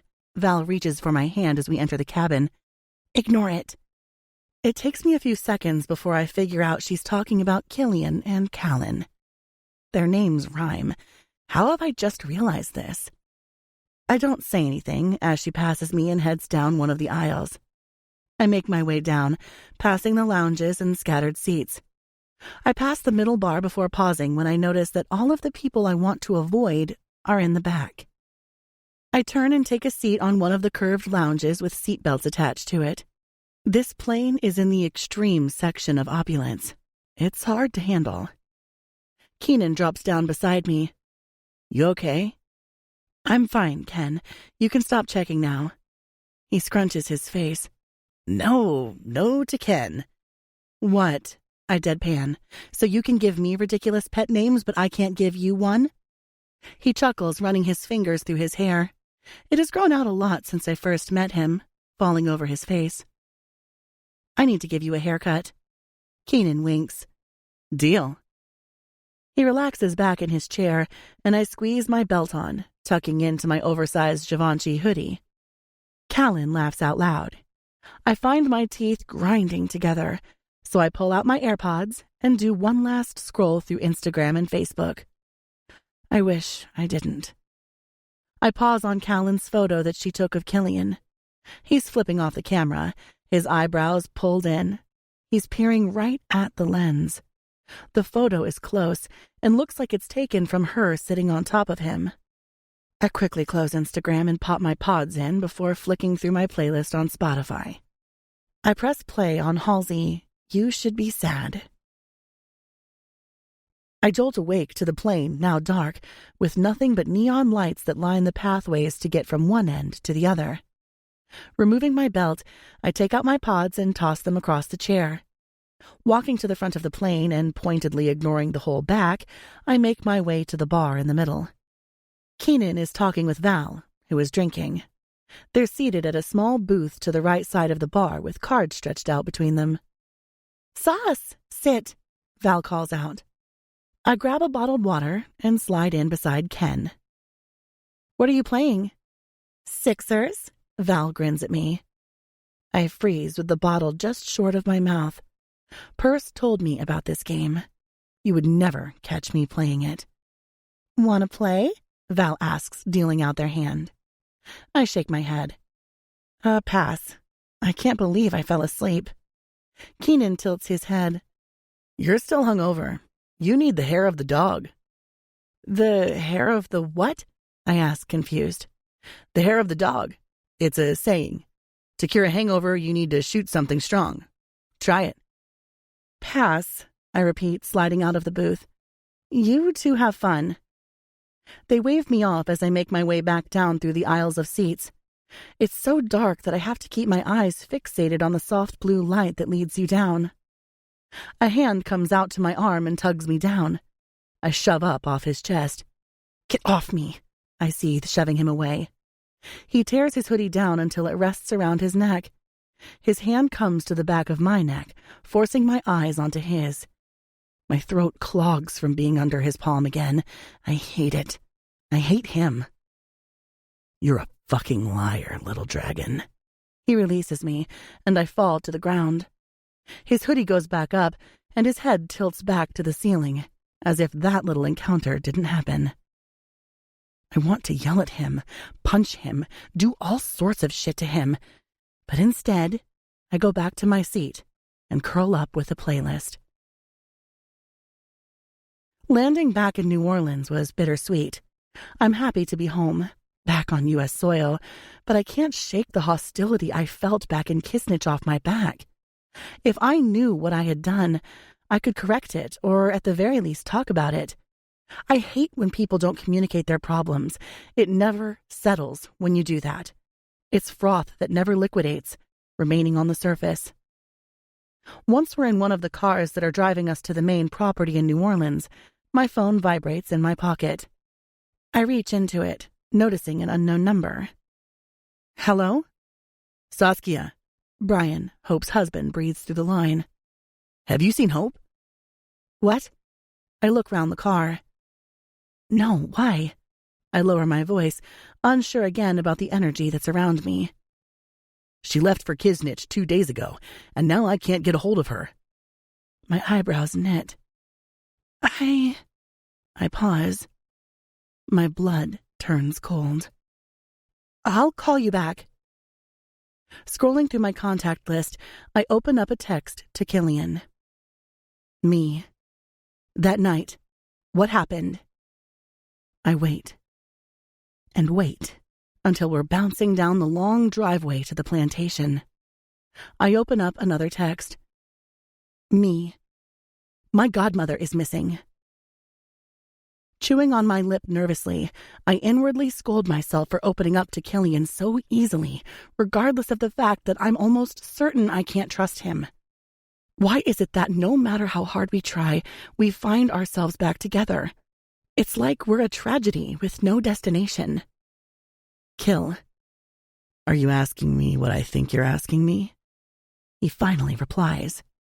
I swing open my door and make my way through the clearing behind the main house that's on the property, also known as one of the brothers' houses. I don't know which one, to be honest. I thought it was Delilah's, but her mansion is at the back.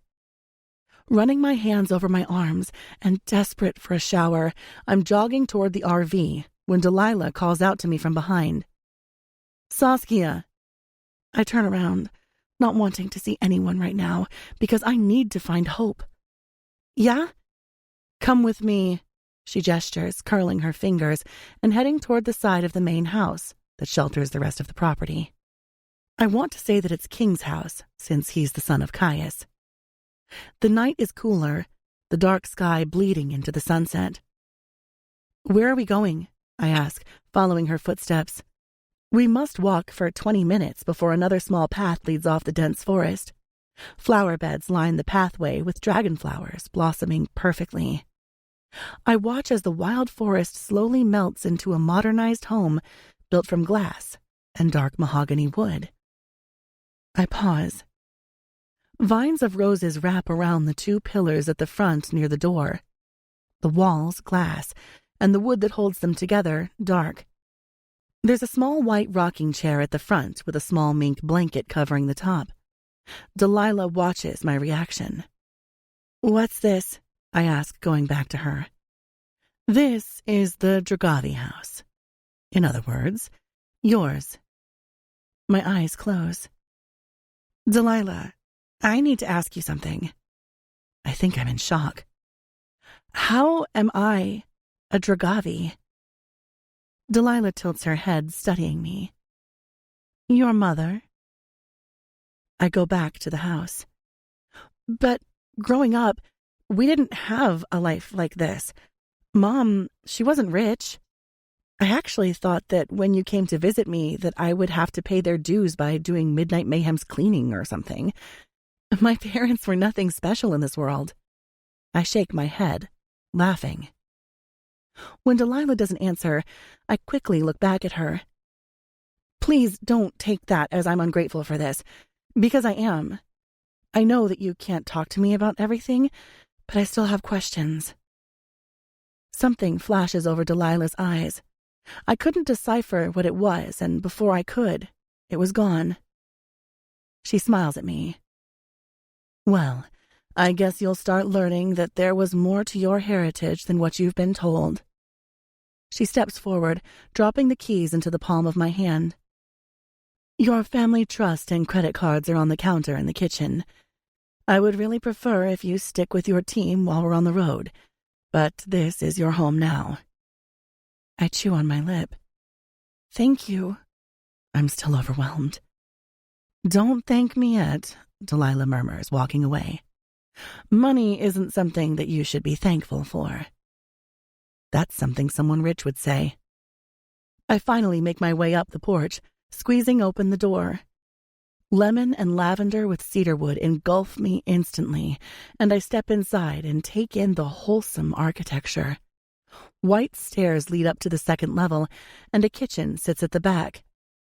Red bar stools are tucked beneath the island, with equally red light fittings that hang from the wall. The dining room leads off the kitchen, and tucked at the back is the lounge room. A comfortable 3-seater and 2-seater are facing each other, with an open fireplace sitting in the middle. There's a large flat-screen TV hanging on the wall above the fireplace, and plants scattered around in modern clay pots. There are open sliding doors that join the lounge to the porch outside, so I open them wide, inhaling the crisp air as a burnt orange sky is slowly swallowed by the night. There's a large fire pit in the middle of the backyard, with LED lights that hang delicately around the porch, reaching out to the fire pit. There's even a complete outdoor setting and an inbuilt barbecue. I already know that this will be my favorite place.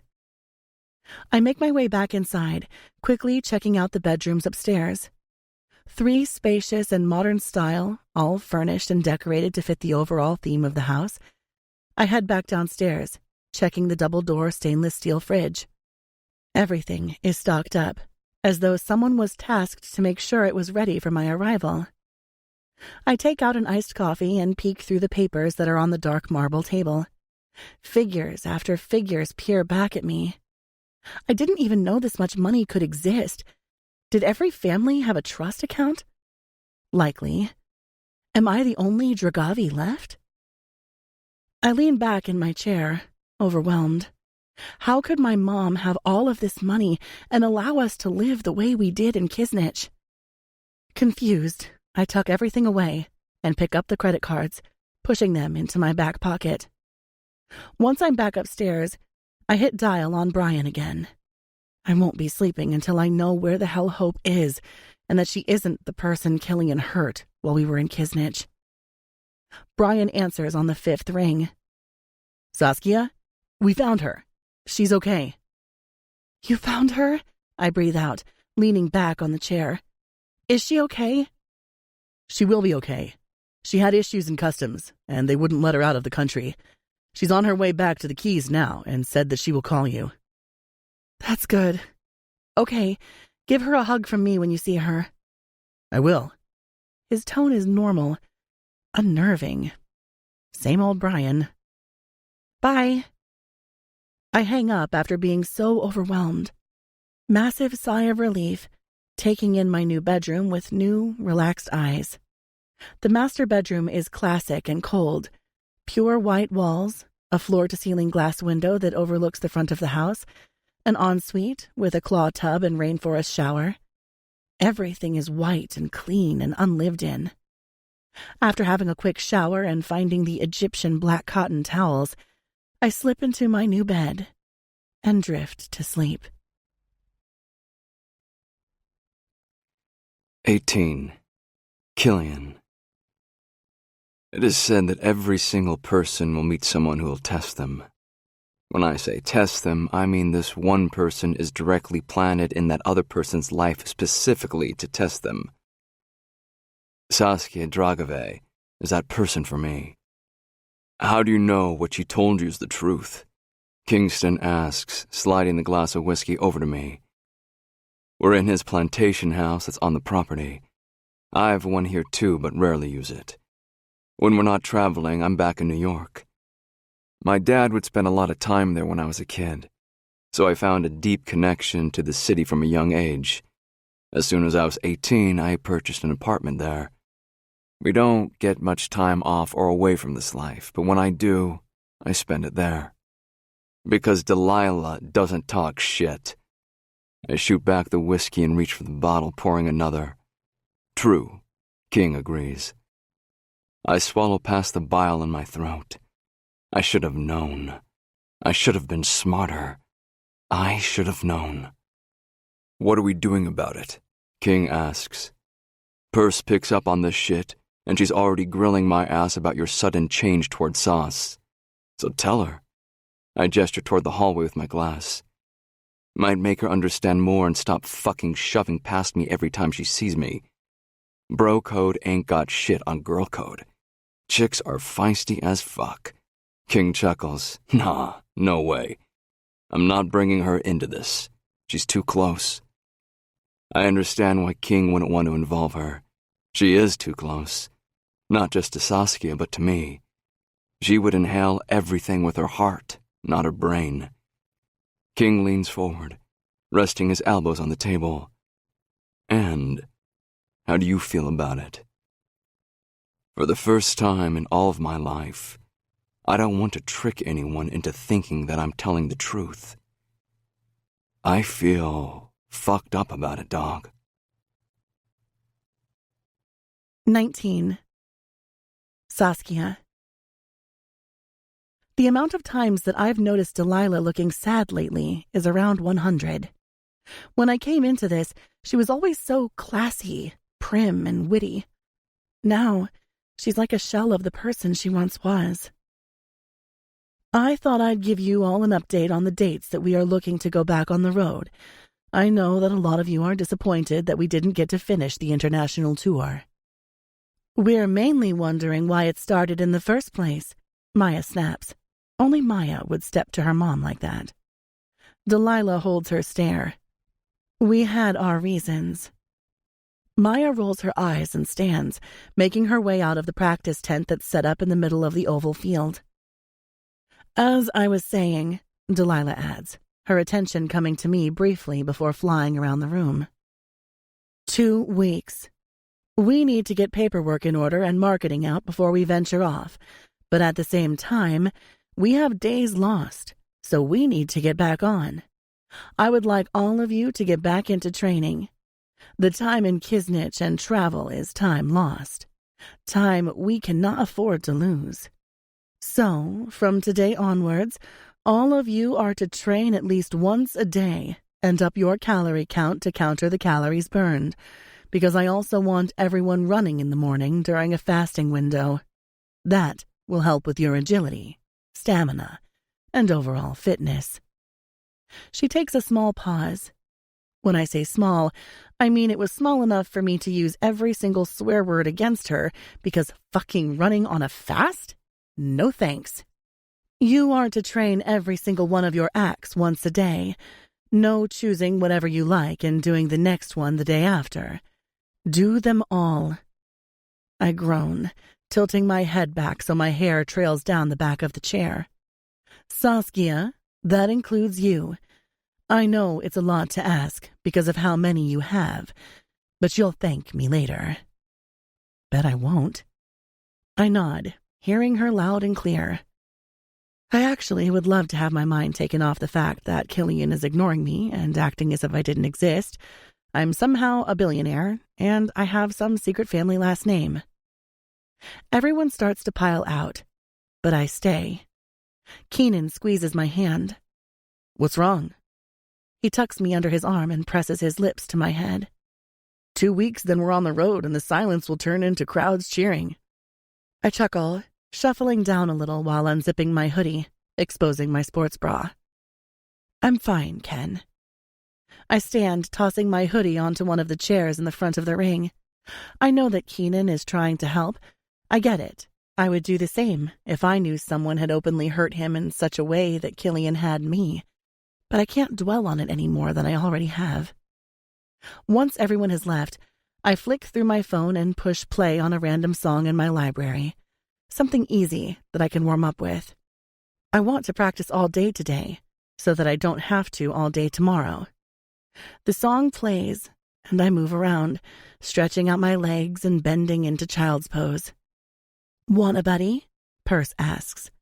Rose was supposed to be with me today, but she has the flu. Rose is one of the other girls who came in with Perce in the same manner. They're best friends because of it, and remind me of the kind of friendship that every girl should have. Loyalty, respect, and love. That's all a friendship needs to survive. But when one is broken, the other two become heavy, and it won't be long before they break too. And then you have no friendship. Rose and Perce are solid in all three. "She okay?" I ask, gesturing out to the stage. I flick my hair over and pile it all onto the top of my head into a high pony. I noticed she didn't look well today. "She'll be fine." Perce tosses her slippers onto the ground in front of us. "I think it's a mixture of jet lag, too." "I get that," I grumble, stretching out my legs, reaching for my toes. "I was going to ask you something, but I wanted to check with you before we go on the road."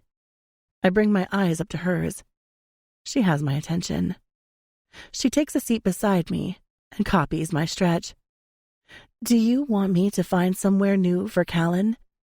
I love my group, but I can't have tension between any of you because it will show during the performance, and she's in the wrong by taunting you with Killian." I never liked Callan. She wasn't someone who I could picture being friends with, even when I first met her on the flight to New Orleans when they first picked us up. Part of me thought she resented me because I wasn't on the boat with her, and another part of me just thought maybe she was someone that I just didn't vibe with. I let it go. I never let opinions of me reach my soul. Shaking my head, I answer, "No, I'll be fine. Her and Killian are fine with each other." Perce doesn't answer, and I bring my eyes to her. She offers a small smile. "I'm not worried about you, Saskia. It's her that I don't trust. I know girls like her. And beside the fact that Val and I are fine now, I don't think Callan shares the same morality that Val had beneath her ugly." "You're right," I agree, standing back to my feet. "You can make a decision because it's your group, but just know that for me, I'm not bothered." After warming up, we slip into an easy routine, dancing between each other and laughing. I genuinely enjoy Perce as a person. She's easy to be around, so before we know it, we've been dancing for 2 hours. I need to practice my firebending. I take a long swig of water, sweat dripping down my chest. "Your act is by far my favorite out of all," Perce chuckles, swiping her face with a towel. "It's not easy, but it's not hard." I start walking toward the back room to find all of my equipment. A few people are training now, too, with the 6 demons and angels. I'm sliding the box out with all of my things when I hear the bikes start up at the back. I freeze. Counting to 10, I force my panic to chill out. We have to share the same floor, so I need to get used to it. Once the box is at the front of the center ring, a safe distance away from the wheels of death, I grab my phone out of my hoodie pocket and take my AirPods out with them, connecting to Bluetooth. I plug in the pods, shuffling through the song list and continuing with my training until the sun is setting in the night. It isn't until the soft neon lights are blaring from above me that I take out my pods and turn around to see if they're ready for me to train in the wheel. But they're all gone. Guess I get to skip out on one of my routines tonight. I've just scrubbed up in the shower when a text comes through. "Perce, come over to King's. We're having drinks and a cookout tonight." Flicking back a text to Perce, "I'll be there in 30. Val bursts through my door just as I'm getting ready. We have to look hot. She hurries through my closet. Have to. Val? I ask, squeezing my towel. What are you doing here? She's shuffling through my clothes and my suitcases when she finally stands to face me. We have to make Maya and Killian feel pain. I laugh, making my way to my lingerie suitcase. So many damn suitcases. This is a sweet house. I've always loved it. There's an awkward pause, but I shove it aside. I find a black and white lace set. Yeah, I like it. It's something I would have built myself. Turning to face Val, I watch as she pulls out a black sequin dress that only barely covers my ass, let alone hers. She's so much taller than me. I ask the question I've been wanting to ask for a while. Did you know who it was that lived here before? I don't remember Val as a kid, but that's no surprise. We ran in completely different circles. No one knew me. Val shrugs. The last people that were in here left when I joined Midnight Mayhem at 13. They were the oldest Dragavi to live. Must have been your great-grandparents. It's strange because my mother and father lived a very modest life within the community. Actually, modest is probably being generous. It's just weird, I whisper, making my way to where she's slipping into my dress. Sure enough, it barely covers her upper thighs. How so? She calls out from the bathroom. Well, I was a royal, not a Dragavi. Delilah isn't telling me much, and I don't really know who to ask. My fingers flex over a white crop top that dips deep into my cleavage and straps around me like a bra. I pair it with black wide-leg pants that are tight around my waist but loose around my legs. You're wearing the genie pants? Good choice with that crop, Val says, coming back to rummage through my shoes. And if you want to ask anything, I'd go to Jesse, a.k.a. Lucifer. He's almost 40 years old and knows about as much as Delilah's old ass. Jesse's 40? I ask, shocked. He doesn't look it. He looks old, but I originally pegged him as early to mid-30s. Yeah, Val smirks. Wears it well, huh? He does, I agree, finding the black heels I want to pair with my outfit. I'll do my makeup, and then we can leave. Can you go downstairs and find us some liquid courage? Val flashes me a wide grin. Oh, I'd be honored. She flicks her long blonde hair over her shoulder, disappearing out of my room like a tornado of destruction. I've come to warm up a lot to Val. I found her easy to talk to, and aside from Ken, she's always there for me. I know Perce would be too, but I also know that she's King's lady, which means I can't talk to her about everything, because there's a high chance that she will go back and tell King. I work on my makeup, turning some music onto my portable speaker. Flawless by Beyoncé and Nicki comes on as I'm flicking my top liner. I start dancing and running the deep burgundy lipstick over my lips, careful with the precision of the lines. Val comes into the bathroom, slapping my ass and handing me a drink of... What's this? I ask, taking a small sip. Instantly I recoil, my face scrunching up in disgust. Oh, it burns. I stick my tongue out dramatically, waving the heat off. It's a Long Island iced tea, she finishes off, with a little bit of Fireball. God, are you trying to kill me? I scold her. Her face falls. No, you're the only real friend that I have here. I pause, placing the glass of poison on the bathroom bench. You have so many friends, Val. She shakes her head, her eyes coming up to meet mine. I don't really. The only true ones I had was Maya and Misha. I fucked Maya, and Misha took her side, so I have you. I sigh, picking up my glass. Well, cheers to us. We clink our glasses together, and for the record, friends don't validate who you are as a person.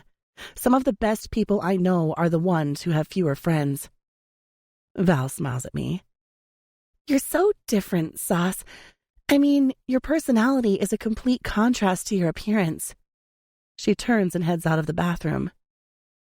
Did you just say I looked like a bitch? I yell out over the music.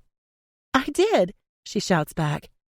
I laugh, shaking my head, and continue with my makeup. I decide to leave my hair in its natural state, long waves that drop to my tailbone. My father was darker than my mom and had the best full head of hair, so I've always claimed I got my long, thick hair from his side, since he rocked the shit out of his curls. Heading back into the room, Val whistles. Now, if I hadn't ruined one friendship by sleeping with her, I'd definitely hit on you. I shove her playfully. I'm straight, you dick. She laughs. Mm-hmm, so was I, until I wasn't. I roll my eyes. She pulls out her phone and comes in close. Let's take some photos, drink these, and go cause some havoc. It was like she was reading my mind. We took a ton of selfies, a whole lot of mirror selfies, and single shots taken on the balcony that leads off the small lounge upstairs. They were amazing photos. More than amazing. I decide to upload one of the photos Val took of me on the balcony, looking candidly out to the side, posting it on my Instagram feed, and choosing one of our selfies to publish on my story. I start heading back downstairs, checking on my Instagram profile while I'm here. I falter in my steps. 146,000 followers. How the hell did my followers on Instagram jump up so high? I ask Val as I enter the kitchen. She shrugs. Welcome to Midnight Mayhem. Also, when Killian posted that photo of you, even though he didn't tag you, his mob of loyal followers would have stalked his following and put two and two together. My eyes shoot to hers. What photo? I quickly click on his profile, finding the photo she's talking about. Oh my God. It was the photo he snapped in Mayhem, the very one of me flipping off the camera and wearing his bandana. He captioned it, "Tell her she's pretty, or I'll kill you." Girl, you had his rag on? That isn't fucking light. And also, you're the first girl he has ever posted on the gram. People are losing their minds over it. I slam my phone onto the counter, heading for the pantry to find something else to drink. Something that won't kill me, but will maybe ease the pain a little. Are we ready, little dragon? Val laughs. Her phone is pointed on me. Are you recording? I narrow my eyes at the lens. Of course I am. You look hot as fuck, and if Killian is going to ignore you, I'll make sure my 2.3 million followers don't. I freeze, gaping at her with my eyes wide. I can't believe she just said that. She must flip her camera to selfie mode, because now she's talking into her phone. Was that her orgasm face, Killian Cornelii? I'm impressed. Val! I yell at her. Now the whole damn world will know if they didn't already. She laughs, pushing her phone into the front of her bra. Okay, no more torment. For now. Wait. I start walking toward the garage, where I remember seeing a car inside through the glass doors. I push open the door and gasp. Val comes up behind me. An RT Charger? She whistles. I'm impressed. I don't remember seeing this driving around. The car is licked in gloss black, with black rims and tints. There's a silver motor-looking thing that's sticking out of the hood. It looks lethal. Val grabs the keys that are hanging on a hook, tossing them at me. Found our ride. Maybe I shouldn't drive because of that drink, and King's is only like a 20-minute walk up the road. The dirt road. We can't walk on a dirt road in these heels. She jogs to the passenger side and slips inside. Come on. Fine, I call out, squeezing the keys in my hand. She's right about the heels. I sink into the thick leather seat and push the key in, twisting it to start. The loud rumble vibrates beneath my seat, and Val laughs hysterically. I always loved older cars. God, this is so hot. Your grandparents were badasses. Everything seems too new, too updated. Where are my grandparents anyway? I flip down the visor and pushed the button to open the garage door. Saskia, the bad bitch dragon, Val chuckles, and I turn to face her, seeing her phone facing me again. Wriggling my eyebrows, I blow her phone a kiss. I forgot my smokes. Val brushes me off, running inside to grab them and coming back. She tosses them onto my lap. Didn't take you for a smoker. I'm not, usually. I put the car in drive and tap the accelerator. I use them as a coping mechanism and when I'm drinking. Some would say that's not healthy, she jokes, flicking off the bottle of vodka. We drive to King's, and I park out front. Hey, I reach for Val before she slides out of the car. You didn't tell me what was going on with you and Maya. Val rolls her eyes so hard, I almost think they went to the back of her head. She says she was only having fun. That we're only having fun. My face falls along with my shoulders. Val has a rough personality, and she's not easy to be friends with. But I've come to learn that when she truly considers you a friend, her roughness softens. Have you guys hooked up a lot? Val shakes her head, her straight platinum blonde hair falling over her shoulders. God, no. I was straight, completely straight until her. She's the bisexual one. She's had girlfriends before, 2, to be exact, but never any boyfriends. We all knew it was because she was holding a torch for kill. I nod, urging her to continue. I'm not worried about Maya, or even Callan. The truth is that if I walked into that house tonight and sat on Killian's lap, I doubt he'd push me off. I pause my thought process. Maybe I shouldn't have driven. It's obvious that he's livid about something. Anyway, so being with her, she was my first girl, and it felt right with her, you know? I didn't. Not really. So maybe I did. Sure. And you told her how you felt? Val took a long swig from the vodka bottle she's holding between her fingers. Sure did, and she said, it was just fun, Val. Nothing serious. Bitch, I mutter under my breath. I don't know her very well, but Perce loves her. You do, and Killian does. I don't see it. Not right now. It's not that she's strange, because she is. I love diversity in characters and prefer them over normality, but it's how she silently sits there, judging, watching. Or maybe it's just me she's like that with. You'll get along with her, a lot, once this whole Killian thing blows over. A bang on my window jolts us out of our small chat. Turning, I see Keaton peering in with his arm pressed against my window. I wind it down. Killian's drinking. His dark eyes press against mine. So? I answer, grabbing my keys and phone. I slip out of the car, and Keaton's tattooed hand wraps around my arm. He pulls me into his chest until I feel his warm breath falling over my lips. Fix it, since it was the two of you who set him off. I shrug out of his grasp. I don't know what you're talking about. Keaton growls as I walk away. The fucking Instagram photos and videos. Stop acting dense. Shit. I ignore Keaton, passing Kyron, who is leaning against the front door, a bottle of scotch between his fingers. He's wearing jeans, a black tee, and leather jacket. Kyron is classically pretty. He's a hefty combination of handsomeness and viciousness.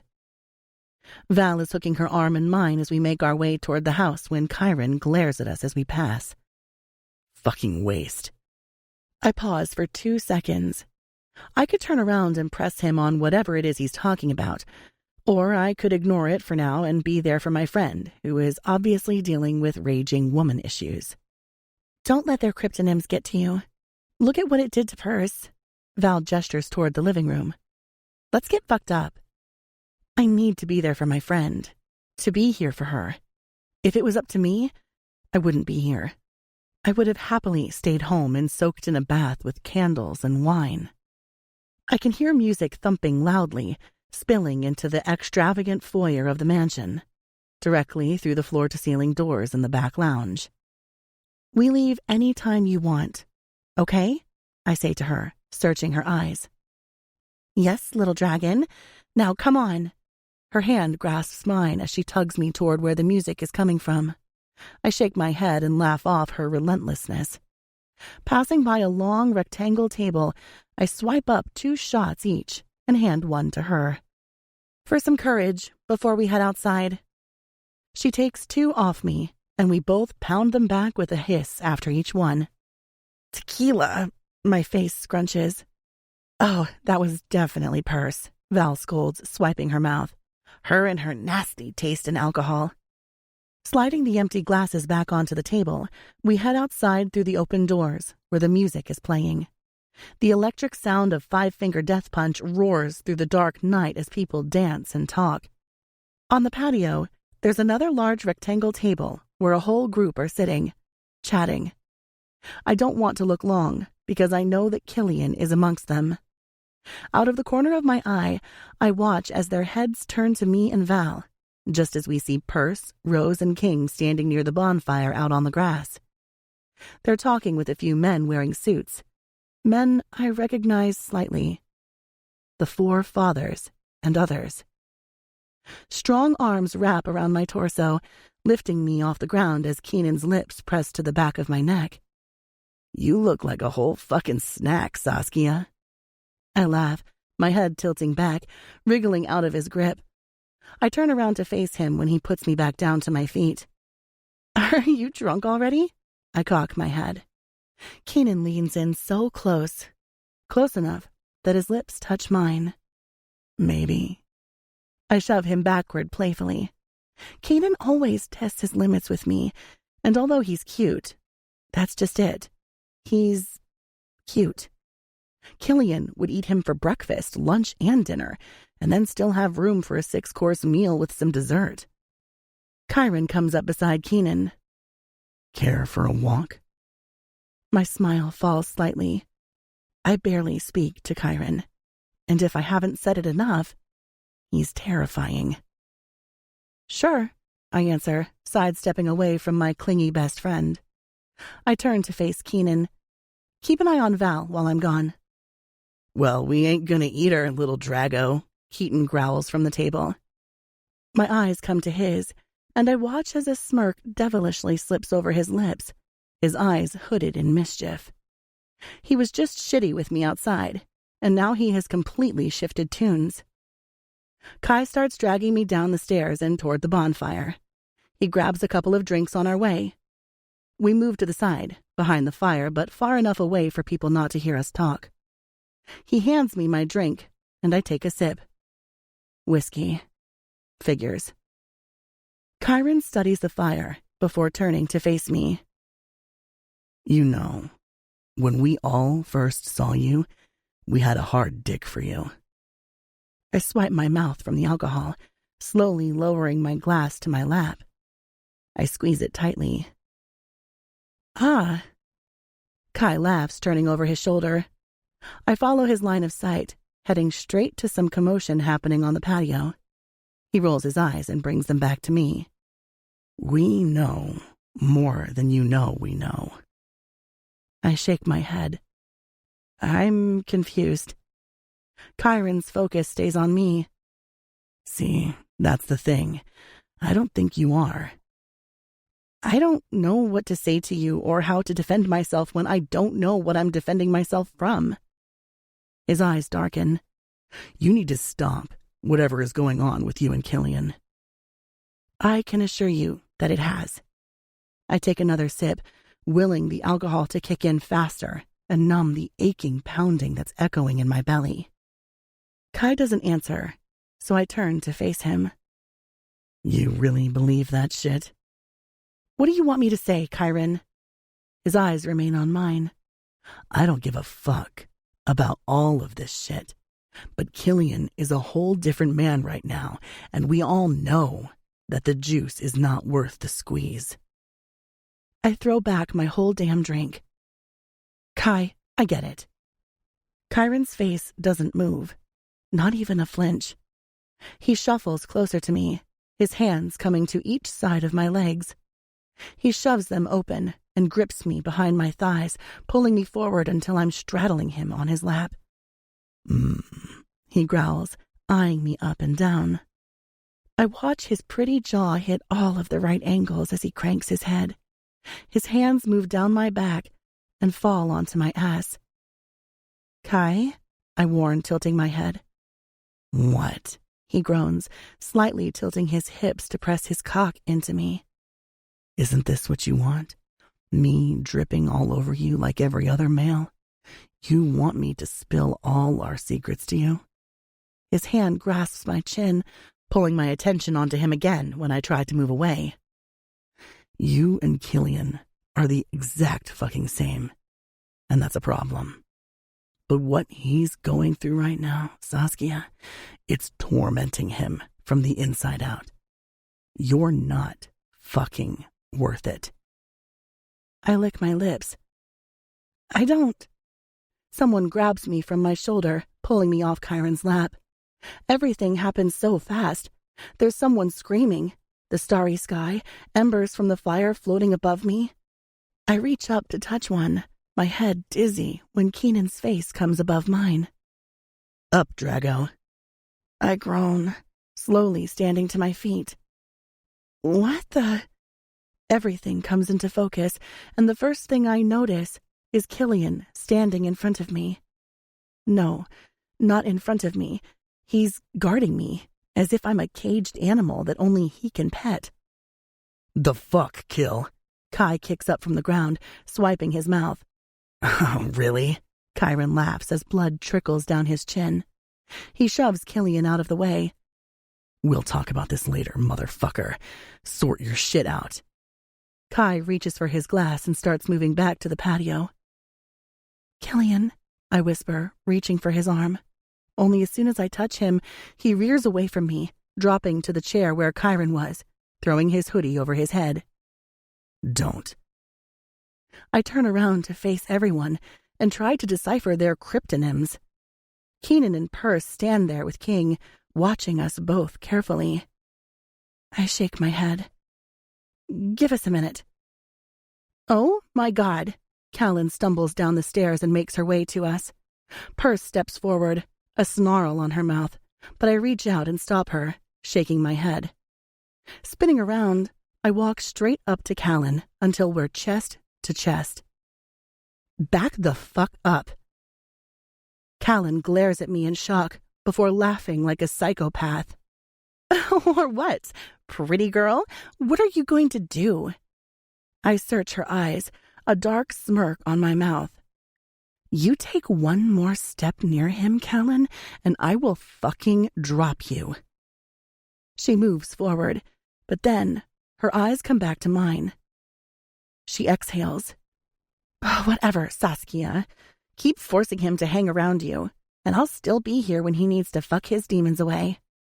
She turns to walk back toward the patio. Oh, I start following her, rage thundering through my blood. Perce chases me, her hand coming to my chest. She searches my face. I see the pain in them. Pain and sorrow. As much as I know you want to hit her, her eyes flick over my shoulder. There's someone else who needs you right now, Sas. My heart thunders in my chest. I don't know what came over me just then. It was as though every single instinct inside of me came roaring to the surface, and I wanted to kill Callan if she so much as breathed near Killian. It hurts, I admit, wincing. What hurts, honey? My throat contracts around the giant boulder that is lodged deep inside. Seeing him. Perce exhales. Go to him, Saskia. He needs you. She rolls her eyes. He's just stubborn as all hell. I turn around to find King kneeling down beside Killian, whose face is as hard as stone. It's like staring right at an ancient Greek statue, every single feature carved to perfection. The fire burns orange hues over his tanned skin, only casting off shadows where his cheekbones dip and his eyelashes blink over.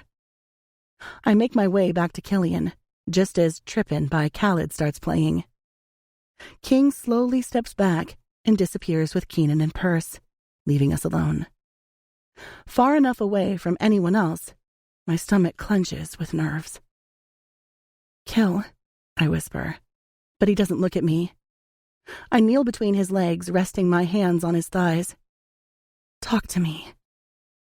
Slowly, his face turns to me. Nothing. Not a smirk, not an inkling of any emotion. It's as though someone has removed his soul and replaced it with someone else entirely. I begin to feel like an idiot, so I slowly stand. Only his hand comes to mine. I freeze. The air begins to thicken as I bring my eyes to his. "Want me to sit?" I gesture to his lap. His attention stays on me, and the atmosphere intensifies as every minute passes. His jaw tenses before he yanks me down onto his lap. I swing my legs over his, and he curls his arm in, pulling me closer. Reaching down, he picks up a bottle of whiskey and brings it to his lips. I need to somehow separate him and that bottle. "Why?" he whispers, so low I almost miss it. "Why what?" I ask gently. I turn into him more to give him my whole attention. I can almost feel people watching us in the background, and I didn't even think to realize that his parents are probably here too, watching this shit show. His eyes bore into mine, blue swarming like hot flames. He hisses, tilting his head back to look at the sky. His Adam's apple bobs, and it's not until his face comes back to mine that I realize he's chuckling. "Oh, of course." He shakes his head to himself before bringing his thumb to my lip. "Do villains have hearts, baby?" I'm instantly confused by his question. I know that he's drunk, and I know that I should be mad at him for a whole lot of things right now. But I can't. "I don't know," I challenge him. "Do they?" He pauses, swallows, and then his eyes drop to my mouth. I dampen my lip just as he moves closer and closer. His lips slide over mine, and I sigh, electricity possessing every part of me. He doesn't kiss me, merely leaving his lips slightly pressed against mine. "You're mine, little dragon, even when you don't want to be, and especially when I don't want you to be." I gulp, bringing my fingers up behind his neck and running them down the back of it. "You seem different." He kisses me. My lips open and his tongue slips inside. He doesn't force it, or rush it, or kiss me manically. He merely takes his time, massaging my tongue with his. He runs the tip of his tongue over the curve of my lip. "Exactly how I'd eat your pussy right now." My thighs clench together as the words leave him. He sucks my bottom lip into his mouth, licking and flicking it, his piercing hitting my teeth every few seconds. I push myself into him, so he has to kiss me harder. I need him harder. He doesn't slow his speed, his arm unhooking from around my legs. I swing them around and straddle his lap, unzipping his hoodie to feel closer to him. I press my palm to his chest, the warmth and cut lines instantly bringing me peace. Raking my fingers up the side of his neck, my hands dive into his hair as I pull back, resting my forehead on his. My heart is roaring in my chest at speeds that I can't control, threatening to spin out and burn the whole world down in its wreck. Our breathing is heavy, my panting desperate. "Say it." His eyes search mine. "Say that you'll always be mine." "While you go off with Callan?" "No." "Fuck Callan," Killian growls. "Haven't had my dick in her since you've been on it." My eyes narrow. He smirks. "Is my little dragon a little fucking jealous?" He raises a perfect eyebrow, and I finally see a crack of the Killian I know. "Jealous? Pretty sure I didn't hit someone." "No." Kill comes forward, his hand coming to my ass as he pulls me into his crotch. "But I fucking did. And Saskia, I'd kill any motherfucker who touched you." I pause, searching his eyes. He leans back, but his eyes remain on mine. A slow smirk comes to his mouth. And by the way, pretty sure you almost did hit her. I bring my hand to his chin, squeezing his cheek and forcing his eyes to mine. I don't like her, Killian. You want to get mad? Fine, get mad. I don't expect anything out of whatever the fuck we are, because I'm not on the market for a boyfriend, and I'm pretty sure you're not on the market for a girlfriend. But you go near that bitch again, and she's not the only one who is going to get hit. I release his cheeks when I realize I probably look like a stage 10 psycho. His eyes weaken as he licks his bottom lip. You're sexy as fuck when you're jealous. I'm not joking. His smirk disappears, his arms snaking around my back to force me closer to him. He feels weird. His words are coming in, but there's something... Baby, I don't want Callan. You're right. I'm not on the market for a girlfriend, and shit, I might never be.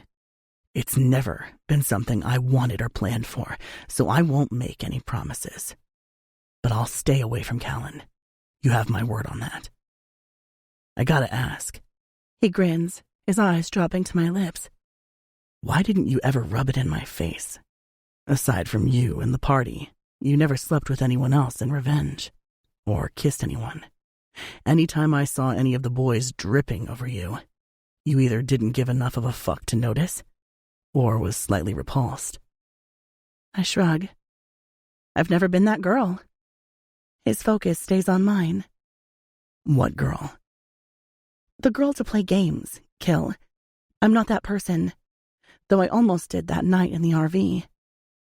Killian's face pales. Yeah, about that. What? I roll my eyes, running my fingers through my hair to push the loose strands away. You had a big orgy with all the girls, I heard. Killian's eyebrows pull in. I understand why you would think that I did, but I didn't. I look away from him, but his finger catches my chin, tilting my face back to his. Babe, I didn't. He doesn't flinch. I know that these boys are well skilled to be deceitful, but I do trust his words right now, even if I don't exactly trust him as a person. I believe you. His face softens. Good. That was Maya and Val having a fucking feast. Jesus, I whisper, shaking my head. My head starts to pound, so I lay down on his shoulder, just as King strolls over and takes a seat on the chair next to us. There's awkward silence for a bit before he says something. You'll need to sort shit out with Kai tonight before you go home. We don't let that shit bleed into the next day. Yeah. Fuck. I know.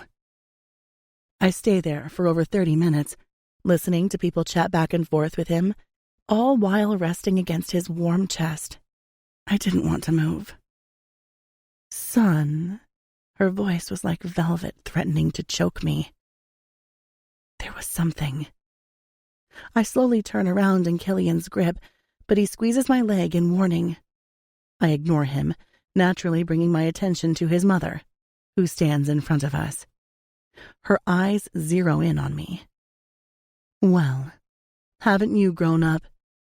I have to admit, I'm not at all surprised. Mother, Killian snaps from behind me. I wish I could say that I remembered her, but I don't.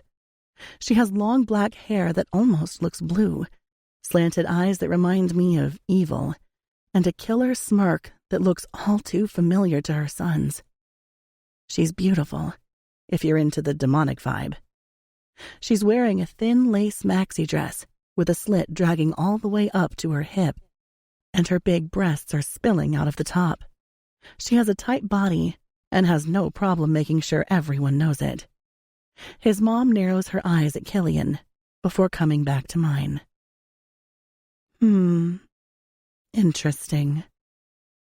Nice to meet you, I answer, because I'm fucking polite. Unlike her, I can already see we're going to hate each other. She runs her eyes up and down my body. Oh, trust me, sweetheart. It's not. Mom. Killian snaps again before squeezing me again. He brings his lips to the back of my ear. His mother watches enthralled. She's shocked, but she's also fascinated by her son's obvious affection. Baby, go hang with the girls for a bit. I'll be there soon. Slowly, I slide off his lap, keeping my eyes on his mother. She smirks at me again, and I get the feeling that what she's doing right now would be enough to make others run and hide in fear. I bet she's used to it, too. She seems like the type. She hadn't met me, that's why. I square my shoulders slightly and search her face. She falters a little. I continue until I'm looking right back into her eyes. Don't stress. He's not bringing me home. He just likes getting me naked. I smirk at her before walking off and finding the girls. I didn't want to stay to hear what her response was. I didn't even want to know. As soon as I was out of earshot, I let out a breath of air and made my way back up to the patio, pulling out the seat beside Rose. Perce was on the other side of her, with Keenan next to her, and then Val, Maya, and a couple of the angels. Perce points to them both. That's Eve and Marika. I nod at them both politely, grabbing one of the water bottles on the table. Nice to meet you. Both of them have hair as white as snow and porcelain skin. They look similar. Too similar. Maybe twins. How'd that go, baby girl? Keenan asks, gesturing over to where I was sitting behind the fire pit with his bag of Cheetos. I take a swig of water. Fine. You looked comfortable, girl, Rose slurs, wiggling her eyebrows at me. I laugh. I was. I squeeze the lid back onto the bottle and rest into my chair. Until his mother came. Perce snorts, blazing up a joint and passing it to Rose. I watch as Rose takes a couple of hits. She's a bitch, Perce shakes her head. The first time I met her, I remember thinking, damn, I'm so glad I'm not dating her son. Everyone starts laughing except me. Thanks, Perce. Real comforting. She laughs hard, banging on her chest. Sorry, hun.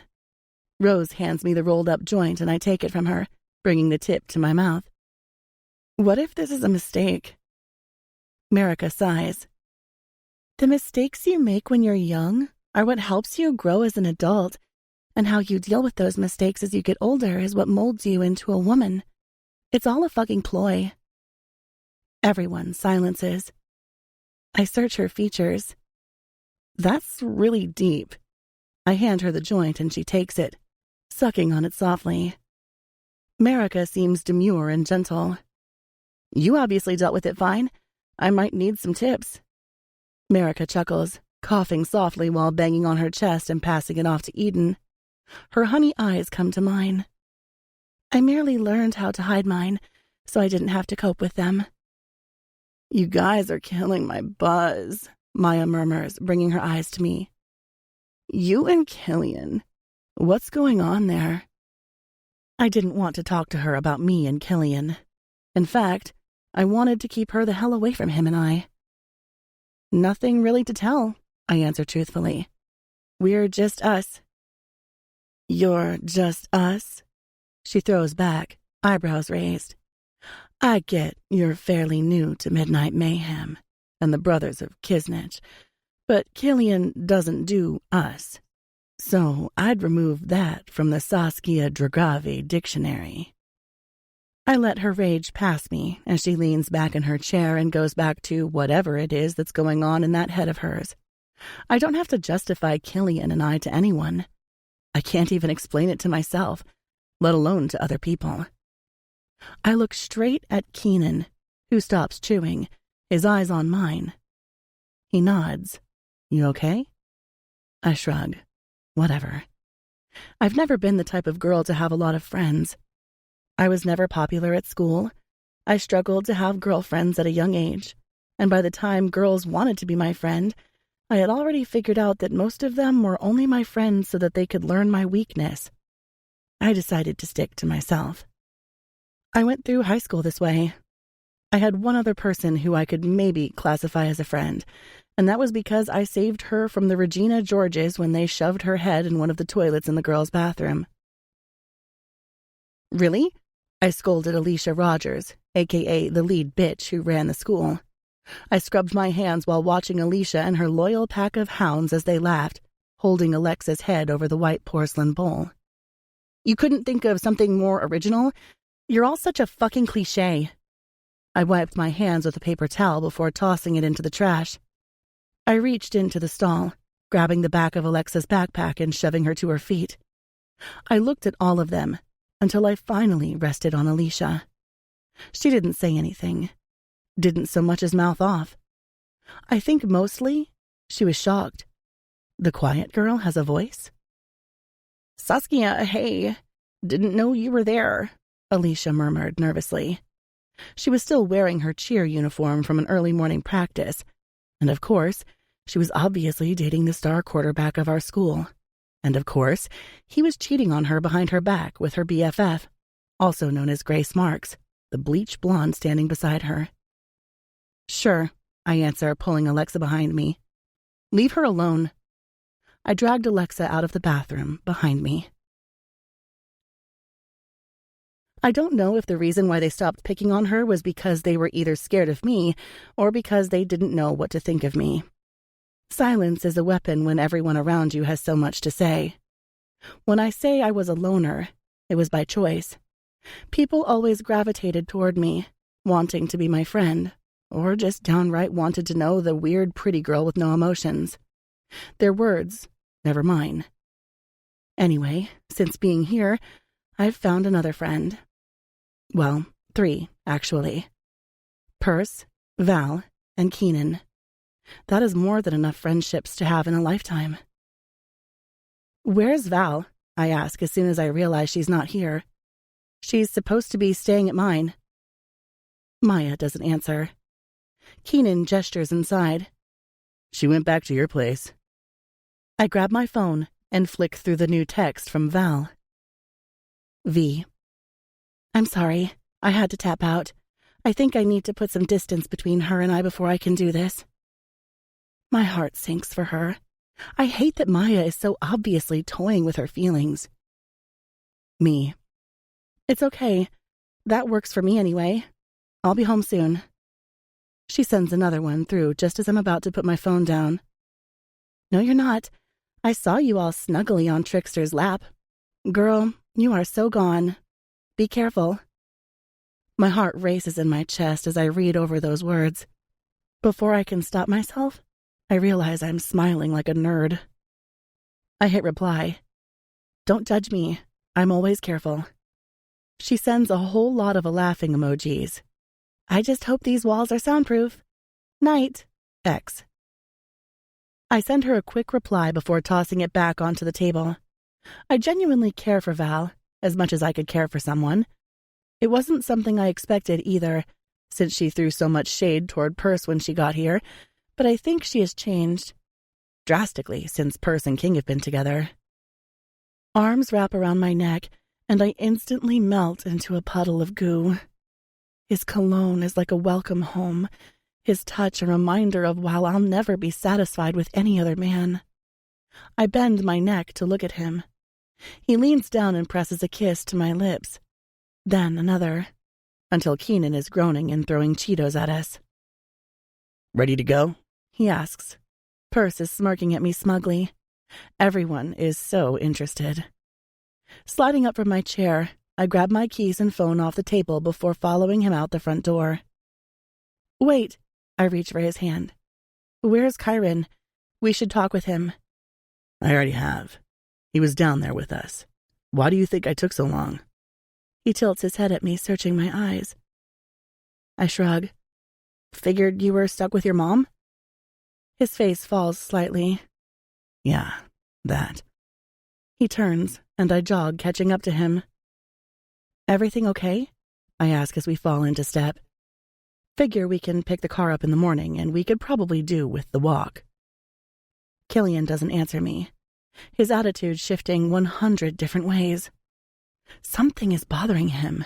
Bad. His confusion of whatever he's dealing with is starting to shine bright like a diamond. "Killian," I say, a little frustrated. "You can talk to me." "Sauce, some shit isn't easy to say. Just drop it for now." I think over his words, and I know that right now isn't the right time, so I decide to drop it. For now. The gravel crunches beneath my feet as we get closer and closer to my house. He hooks his arm over my shoulder and pulls me into his chest, stopping his walk. He kisses the top of my head, and I'm momentarily paralyzed by his silhouette. Wrapping his fingers around the edge of his hoodie, he flicks it down until it's resting around my shoulders. "Listen." He clears his throat, his arm hooking around my back. "What I'm about to tell you, I'm telling you here because there's nowhere for you to run, and there's no weapons that you can use against me, or at the very least access to use against me." My heart stops for a few seconds as the silence stretches between us. Scenarios go through my head, one after the other, thinking of what he could have done. Truthfully, it's Killian. He could have done anything. His arm tightens. "The day before we were leaving Kisnich, when I left you in bed to see Delilah, she told me something that I've been trying to get to the bottom of. I can't tell you what that is right now, because I'm a brother. That means that we don't share anything outside of our star, unless we all agree it needs to be shared. You have to understand that this is what I live by, bleed for, and kill for." He tests the words out on his tongue. I put my hand up. "Okay, hang on. Before you move on, yes, I understand and respect that. But you say kill." Killian silences. "Yes." "Is that what you do?" I ask, squeezing his arm. "Yes." "Often?" I don't know why that was the first thing I could think of to ask. I think it's under panic. I know that he told me he had killed someone in Kisnich to protect me, but I gathered he was lying. Or joking. Now I'm thinking, not so much. "Too much." I suck in a deep breath before asking my next question. "The person you killed in Kisnich." "Yeah." I lick my lips. "How did you know that it was me he was after? It could have been anyone. And I find it hard to believe that someone would be coming to kill me. Me.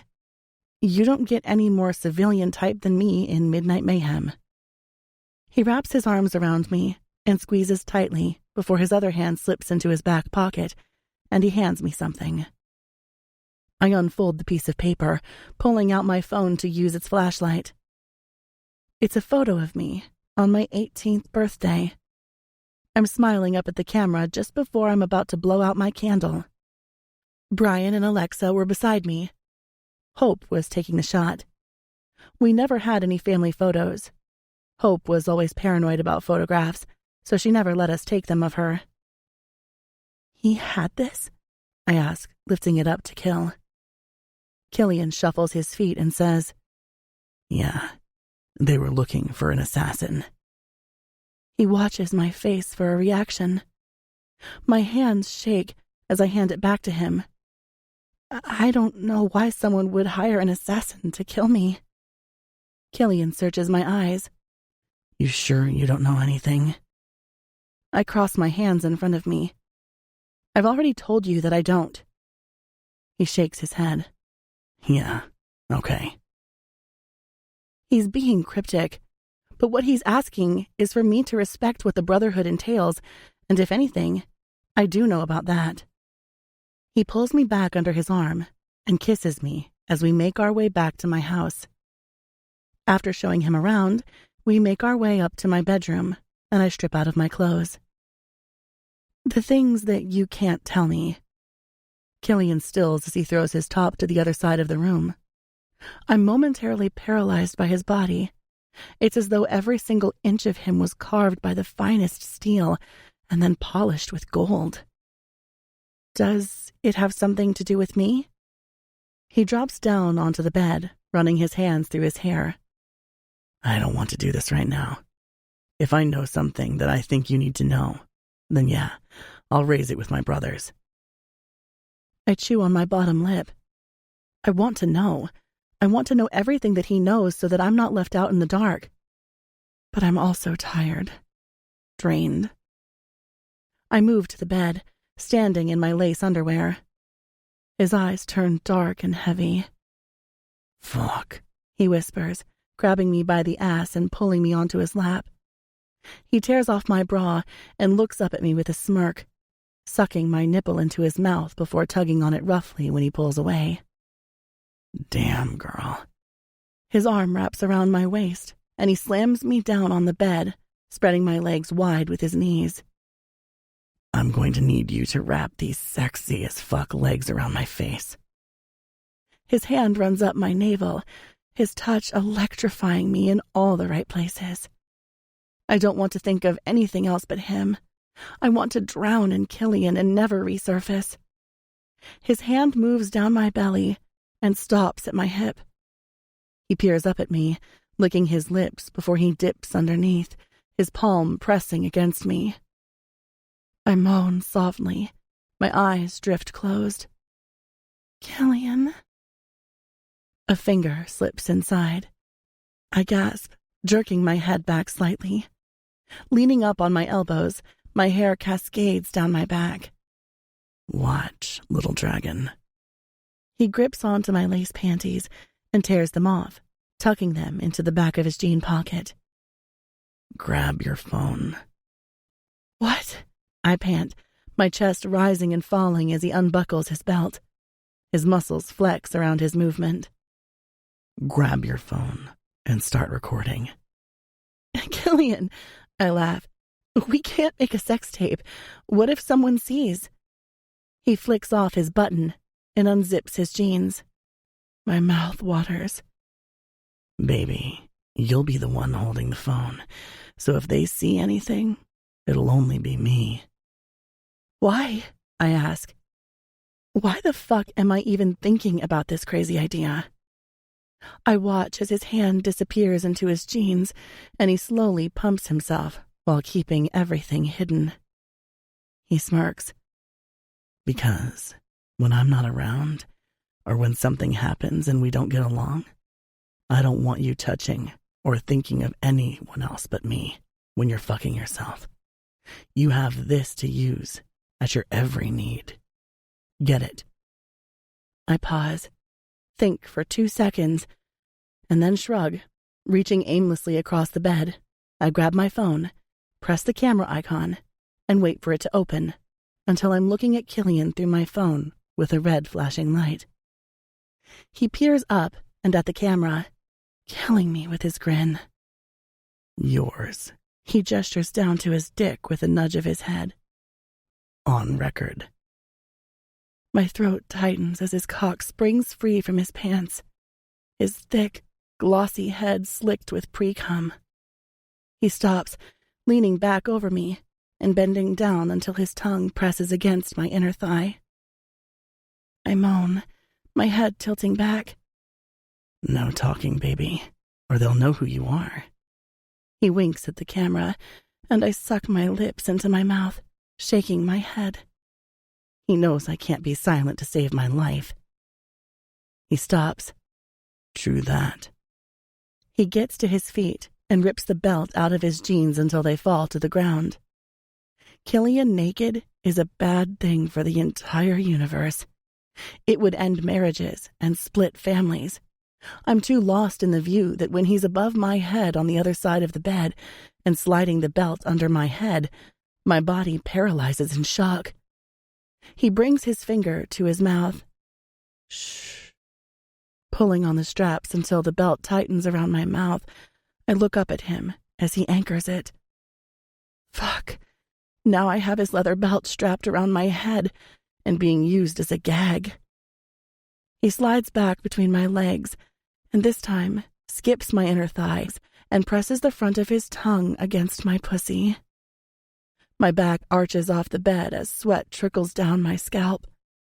His hand comes to my breast, and he flicks it hard at the same time that his tongue assaults my clit. Ruthless. I squeeze as my core clutches, and everything south attempts to pull my soul from me. He squeezes my nipple again, and all at once, I release, and my muscles twitch as I shake my orgasm out of myself. I'm barely coming down when he throws my leg over his shoulder and leans up on his elbow. Watch, baby. Look at what I do to you. His finger dips inside of me, and he brings it to his mouth, sucking me off. I need to have this every day. Then he disappears back between my thighs, and I struggle to keep the phone up, recording him as his tongue touches my clit again. I scream, even though it comes out as a muffled roar due to the belt. 2 orgasms later, and my body is dripping in sweat, my muscles aching from fatigue. Finally, he raises his head, and I whimper, tears prickling the edges of my eyes. He licks his lips, his smirk or any humor gone as his eyes peer into mine. Reaching forward, he takes the phone from me and stops the recording, tossing it onto the floor. I remain locked on him, watching every move. Confused, I lean up on my elbows as he comes closer, grasping around my thighs. He yanks me forward until they're dangling off the bed, resting his fists on either side of my head. He searches my eyes. You gonna be honest with me now, little dragon? He reaches for the buckle and unlatches it. Pain stings around my mouth once it's released, the chafing rubbing into my skin. I probably have Joker lines. What? I'm so tired I can barely move my mouth. He remains focused, crawling up my body. He dips down and sucks on my neck. I open my legs wide for him as he sinks inside of me. I whimper. Instantly, my body latches itself around him. Fuck, he hisses once he's gone as deep as he can. He leans up as his hand wraps around my throat. He slowly pulls out before diving back inside, keeping the pace slow and thick, being sure to hit the perfect spot with every thrust. Look at me, Saskia, he whispers, this time with a small bite in his tone. I do, slowly. Do you remember me? He groans, his fingers flexing around my throat. What? I ask, confused. That confusion is slowly drowning my pleasure, but it's making it hard when he's making everything feel so good. Do you remember me? He exhales. Fuck, don't lie to me. Don't make me do something I don't want to do with you. He grinds against me, rubbing his pelvic bone over my clit. Killian, I reach up for his face. The first day I met you was the first day I met you. He chuckles, shaking his head, pausing. He stops and pulls out, standing back to his feet and reaching for his jeans. He pulls them up, but leaves them unbuckled, reaching for his pack of smokes in his back pocket. He puts one in his mouth and pulls out my Zippo from his back pocket. I inwardly scold him for once again stealing my Zippo. What are you doing? I ask, my body struggling to move up from my position. Finally, I have enough energy to reach for the covers and wrap them around my body. White silk sticking to my sweaty flesh, with my hair in a bird's nest around my face. He blows out a cloud of smoke, his eyes on mine. I couldn't help but drop my gaze to the thick bulge in his pants that are still not fucking buttoned. I'll fuck you soon. But first, he puffs on his smoke, tugging on his hair. Fuck it. I can't wait. This can't wait. What can't? My body aches as I whimper and move to the edge of the bed, reaching for his pack of cigarettes on the bed and putting one in my mouth. Fuck, he whispers, then drops down to the ground opposite me, dragging his feet up to rest his elbows on the top of his knees. You're worrying me. I stand, tucking the sheet into the front of my breasts and making my way across the small room. I flick the light on in the closet, and reach for the bottle of tequila. Bringing it back to the room, I twist off the lid and take a brave swig. Hissing, I hand it to him. It's all I've got, and that's thanks to Perce. I knew something else was bothering him. Killian shakes his head. Don't need it, but you might. I take a puff of my smoke and hug the bottle to my chest. I didn't want to tell you right now. Fuck, I am actually not supposed to be telling you right now. But there's something that I'm hoping I'm right about. What? I urge, my heart now picking up in pace. Gone is the fatigue. His eyes bore into mine. You don't remember me? I shake my head. No? Fuck. He runs his hands through his hair. Reaching into his pocket, he pulls out his phone and hits dial on someone's number. Yeah, you awake? I wouldn't if it wasn't important. I need you to come to Saskia's house. Pause. So she doesn't kill me when she finds out. He hangs up his phone and tosses it onto the floor. Killian, I drop to the ground opposite him. Tell me. Minutes pass. 3 more cigarettes and a whole lot of silence later. He brings the bottle to his mouth, just as headlights flash through the windows and doors close. 3, if I counted right. He falls silent before whispering, I need you to know. There's a knock on my door. Come in. As soon as the words leave my mouth, I'm momentarily traumatized by what I probably look like. Turning to look over my shoulder, Delilah, King, and Perce walk into the room. Perce is in pajamas, and Delilah is in a silk robe. King is wearing gray sweats and a hoodie. Obviously, everyone jumped out of bed as soon as Killian said that he was about to tell me something. Jesus, Perce scolds Killian. Really? What? I ask absently. King chuckles, shaking his head, and Delilah rolls her eyes. They shut the door and make themselves comfortable in the room. Killian is the first to speak. In Kisnich, Delilah came to the house to tell me, well, to warn me of you. Warn you? I scowl. Killian quiets me with a glare.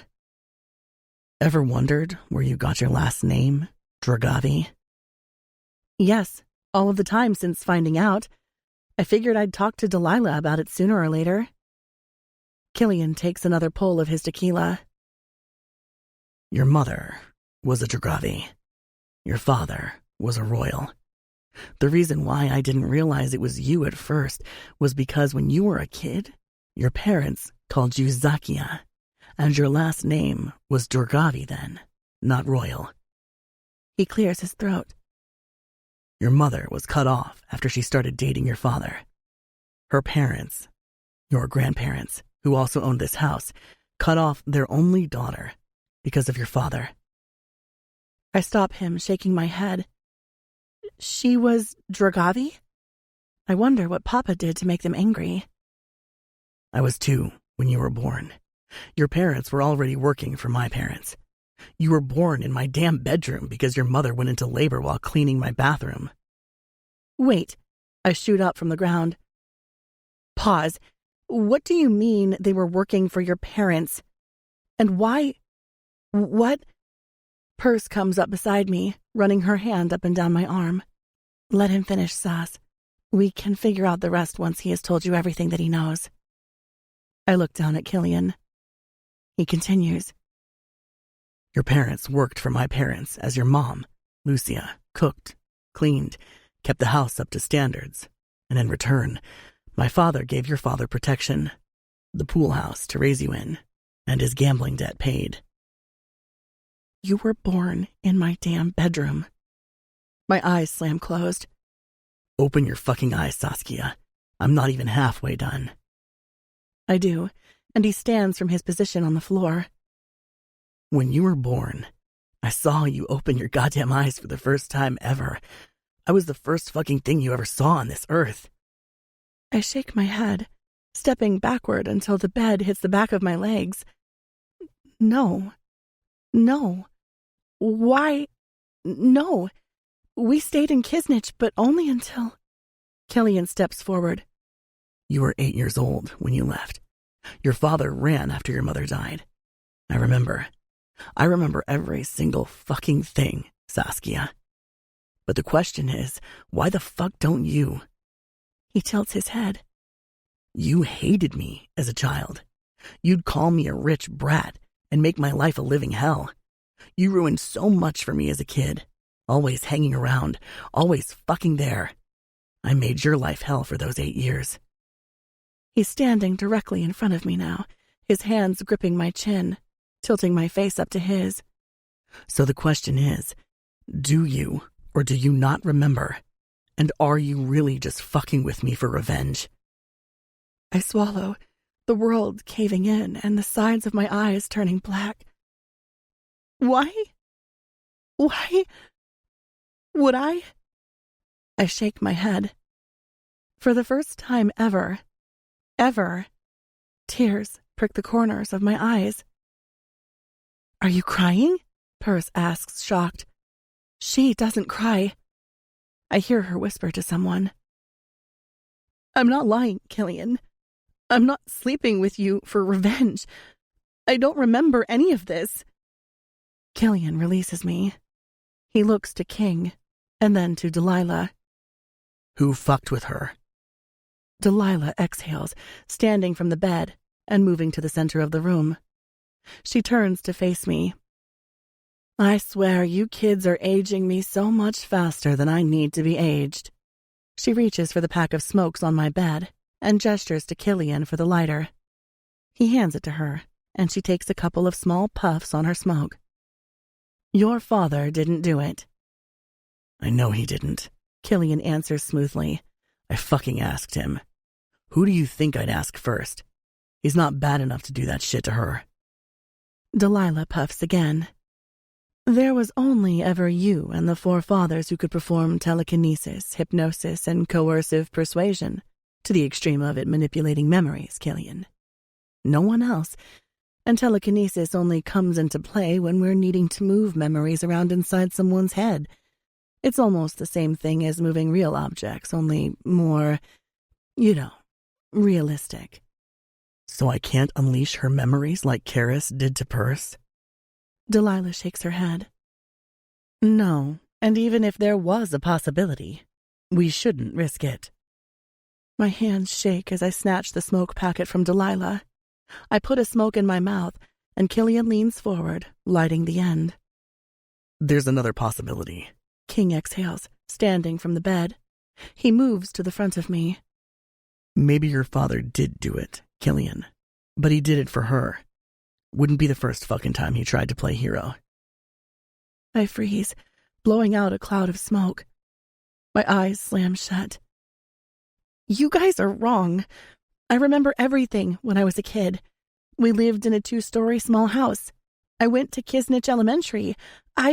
We had a tree at the front of our home with a swing attached to it. The house was dark gray, and the bedrooms were the same color. Your bedroom was upstairs, and your parents at the bottom in the loft style. My eyes pop open, and Killian is kneeling in front of me, his hands on my legs. Babe, that was my house. My pool house that you lived in. What else do you remember? Don't push her, Kill, King warns. I won't. Killian brushes him off. Tell me what you remember. I suck in a breath. I was young, so it's natural not to remember every single thing. But I don't remember living with your parents. That house was ours. I shake my head, reaching deep inside of my brain to find something. I don't remember the driveway. My eyes fly to Killian. Why don't I remember the driveway? My legs begin to shake again, and my throat tenses. There's ringing in my ears as I hold back a scream. She's going to freak out. Killian, stop. Purse snaps. Because they haven't wiped your memories. Killian stands back, squaring his shoulders. They've only removed me from them. In her mind, I didn't exist. My parents didn't exist. Realization washes over me. He is right. I remember all of the brothers growing up. Not vividly, but I remember seeing them at school, and everyone knew who they were. The whole town of Kisnich knew who the brothers of Kisnich were, but Killian isn't in those memories. I stand to my feet, itchy to move. Oh my God, I feel violated. Tell me about it, Perce mutters. I swing around to face Killian. How do I know you didn't do this? Killian snatches me by the arm and yanks me into his chest. His eyes are wild, his teeth bared. Because the last time I saw you, Saskia. His mouth slams shut. He seems to fight with himself on whether or not he should say anything at all. He releases me, bringing his cards closer to his chest. Because, I repeat. I wouldn't fucking do that to you. He shoots a look at Perce. No offense. Delilah takes a seat back on the chair in the room. For some reason, I think I trust you, she says to me, folding her leg over the other. So when I say these next words, you are to not allow them to leave this room. Understood? I nod. Understood. Delilah lights another smoke. We go on the road tomorrow. No one knows this, but I have a bug planted in Patience. She blows out a thick cloud of smoke. What? King snaps. Who? About that, Perce mutters. You can take Callan. I snort and then clear my throat. Delilah looks between Perce and I. Oh, what's the matter? The two queens can't take a bit of competition? Get used to it. Girls will always be all over the brothers' dicks. I rear my head back. Yeah, I don't care. Delilah ignores me. Don't worry who it is. She has been in there a while and owes me a favor. I wasn't waiting around and twiddling my thumbs. You should know this, she says to King. I thought that we were going to wait, King announces, obviously frustrated that Delilah made a decision without him. For what? The fathers to give their blessing? That will never happen, because in their eyes, well, all but Callisto, they'd just take them all out. Seems legit. Killian shrugs, taking a seat on the bed but facing me, with his knee pulled up and his elbow resting on top. Delilah laughs. Sometimes I find it truly fascinating how similar you are to your grandfather. He would be proud. Delilah stubs out her smoke in the ashtray beside the bed. We will go on the road tomorrow, and we will get to the bottom of this, Saskia. My eyes go to Killian. Is that why you pushed me away? Because you thought I was using you? You thought I was here with you as some kind of revenge? He doesn't flinch. Yes. I don't have any memories of you, I whisper, shaking my head. You won't want them, Killian answers. I feel myself slowly crumbling inside, the walls I've spent so many years building slowly turning to rubble. My lip quivers. Killian reaches for me, pulling me into his chest. I sink into his grasp, confused and not wanting to talk anymore. I don't want to so much as entertain anyone with small talk. Is this official? Perce asks, gesturing between us but pointing her question at Killian. Because if it is, I have the right to chop off your dick if I see Callan hanging off your arm next time. I snuffle. Usually I'd laugh, but with the mixture of everything that has been said, the sex and all of the orgasms Killian has given me tonight, I'm struggling to keep my eyes open. It's not, but you don't have to worry about Callan coming near me, little bird. And other girls? Perce persists. P. King growls. Let them sort that shit out. It's none of your business. Perce sighs and then drops down opposite me. We will talk some more tomorrow. For now, I need you all to get some rest. Perce's hand comes to mine. I relax at her touch. I'm sorry, Saskia. I'm going to be here for you through everything. It's okay, Perce. It's not your fault. I'll see you tomorrow. She kisses me on the head and glares at Killian. Take care of her, trickster. I mean it about your dick. Oh, come on, He jests. the one time you say something about my dick, and it's in the context of chopping it off. Snip, snip, she sing-songs while closing the door behind her. And then, it's just us. Hey. He pulls me back, searching my eyes. I can barely look at him. I don't know how to feel about or toward him now that I know, without knowing. When someone knows parts about you that you don't know, they get to decide whether or not they want to give them back to you. That's a lot of power for Killian to have over me. Just tired, I murmur, yawning. Yeah, okay.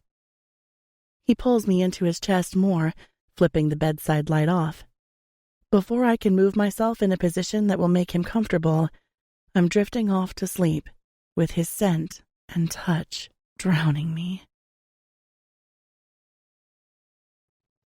20. Killian. It was 4 a.m. when I woke this morning. Not that I got much fucking sleep to begin with. Between my raging hard cock, Saskia's body wrapped around me, and everything that happened last night, sleep didn't want to come. So that's why I'm here. Feet to grass running through the woods we run through any time we're back in the Big Easy. No regrets from Eminem is pulsing through my headphones as sweat pours from my chest. I fucking told her last night, and what's worse is that I believe her. I believe her every single time she looks up at me with those bright blue eyes. I squeeze mine shut briefly in an attempt to block hers out, only it never works. She and I are fighting the same war that neither of us will win. I left her early this morning, needing to restock my clothes from home before we set out on the road tonight. Hitting King's house, my phone vibrates in my pocket, and I pull it out to a text from her. Drago, where'd you disappear to? I tap out a reply. I had to grab some shit in a shower. Drago, oh, true. She doesn't reply again, so I make my way into the house, kicking the door closed behind me. Purse is standing in the hallway, leaning against the doorframe that leads to the back of the house. Good run? She blows on her coffee. What I do now? I smirk, flicking off my headphones to sit around the back of my neck. She laughs. Nothing, yet. Are you ready? Where's Saskia? I roll my eyes. We're not together, Purse. She doesn't have to be everywhere I am. True, Purse murmurs, following me into the kitchen. I start pulling out all the things that I need to make my protein shake. Don't take too long. A lot of people are after her. I freeze. 21. Saskia. I consider myself a reasonable person. I can look at both sides of any argument and decipher it to make sense to me, but Killian is something I can't make sense of. You put his broken parts in my hands, and all I'll probably do is try to fix them. And Killian isn't someone you can fix. You've got everything? Keenan asks, pushing his aviator glasses down over his eyes. Why the sad face? I grasp onto the handle of my suitcase and start heading to the front door. I'm not sad. You better not be. You had Killian Cornelii under you last night. Blowing on my to-go coffee, I ignore his jab as Val pulls down my driveway in a hot pink golf cart. I pause. What the? V laughs, bringing it to a stop outside the steps. What? You've never seen a golf cart before? Come on, it's easier to navigate around here with it. Chuckling, I jump up beside her as Keenan hops on the back, holding both of our suitcases. Lucky all the rest of our luggage is already there. Don't think we'd all fit otherwise. Oh, it has a trailer, Val answers smoothly, putting the cart into first gear and jolting us forward toward Delilah's house. How was your night with Trickster? They fucked a lot and then he left her. Keenan hollers from the back, just as we hit a speed bump. Can you not? I glare at Keenan. Keenan shrugs, blowing me a kiss. I'm glad the walls are soundproof, though I could have slept through a damn tornado last night. Well, yeah, It was good. I don't know, Val. I don't know about him. What about him? She asks, looking at me over her arm every now and then. I've yet to ask her if she knew who I was after being told my last name was Dragavi, but I don't know if I'm allowed to yet. Her long blonde hair is moving with the wind, her gold skin hitting the sun perfectly, as if they were meant to be a match. Her and the damn sun. I hope Val finds love one day, even if it's not with Maya. I'm not sure Maya deserves her anyway. He's complicated. There's so much to Killian that I don't think I'd ever come close to touching the surface. She pauses. Do you want to go below the surface? It was a double-edged question. If I answer yes, that means that I want more. To know him more. Which I do, but I'm not sure whether I want anyone else to know that yet. And if I answer no, Val will know I'm lying, and then it'll just bring me back to scenario 1. I do, I answer truthfully, but not in that way. I want to know him because I feel connected to him. I know the reason now, because we've known each other since I was born. Our souls recognized each other when my memories did not. Maybe that's why it's called soulmates, because they see each other even when the human eye cannot. Before you go any further with this, Val adds, just as Delilah's house comes into view at the end of the road, you need to know that Killian isn't a man you should have feelings for. Not deep feelings. I've known him all my life, Sauce. She pulls up to stop around a stone display fountain outside of the house. And he isn't someone that you can rely on to have feelings for. Thanks, I smile at her, because she's only being my friend. Someone who I need on my side, and who will tell me point blank if I'm not seeing something that is right in front of me. I know, and that's not what I meant when I said I want to know him. I just mean... You want to know what's beneath the surface? Keenan rolls his eyes. Seriously, do all girls talk like this during their girl time? You literally did a full circle. I ignore my annoying best friend and slide out of the cart, reaching for my suitcase from Keenan. Sauce? Val touches my arm, dragging her sunglasses over her head. Just, please, remember what I said. We make our way through Delilah's house until we come out the other side through the sliding doors. Her home reminds me of the old Victorian mansions. You know, the ones that have manicured hedges and statues in the backyard? The large patio stretches out onto the lawn, where a human-sized chessboard sits in the middle. Oh, good. You're here. Delilah claps her hands. The vehicles will be here any second. I lean against one of the walls as Val and Keenan argue about a new song Halsey just released. I had already heard it and loved it, but the song reminded me of the flight back to the U.S. from Kisnich. Arms wrapped around me from behind, and I didn't have to turn to know who it was. Smirking, I sink into his chest, turning around in his embrace. Hey. He kisses me against my lips. You want to ride with me? My eyebrows shoot up in surprise. What, as in your RV? Nah, as in on my dick. I shove him, and he laughs, his white teeth a complete contrast to his tanned, smooth skin. 2 dimples sink into each cheek as he leans down and bites my bottom lip between his teeth. I'm not joking. He growls over my mouth, but only loud enough for both of us to hear. I know you're not. He pulls back slightly as Delilah starts talking in the background.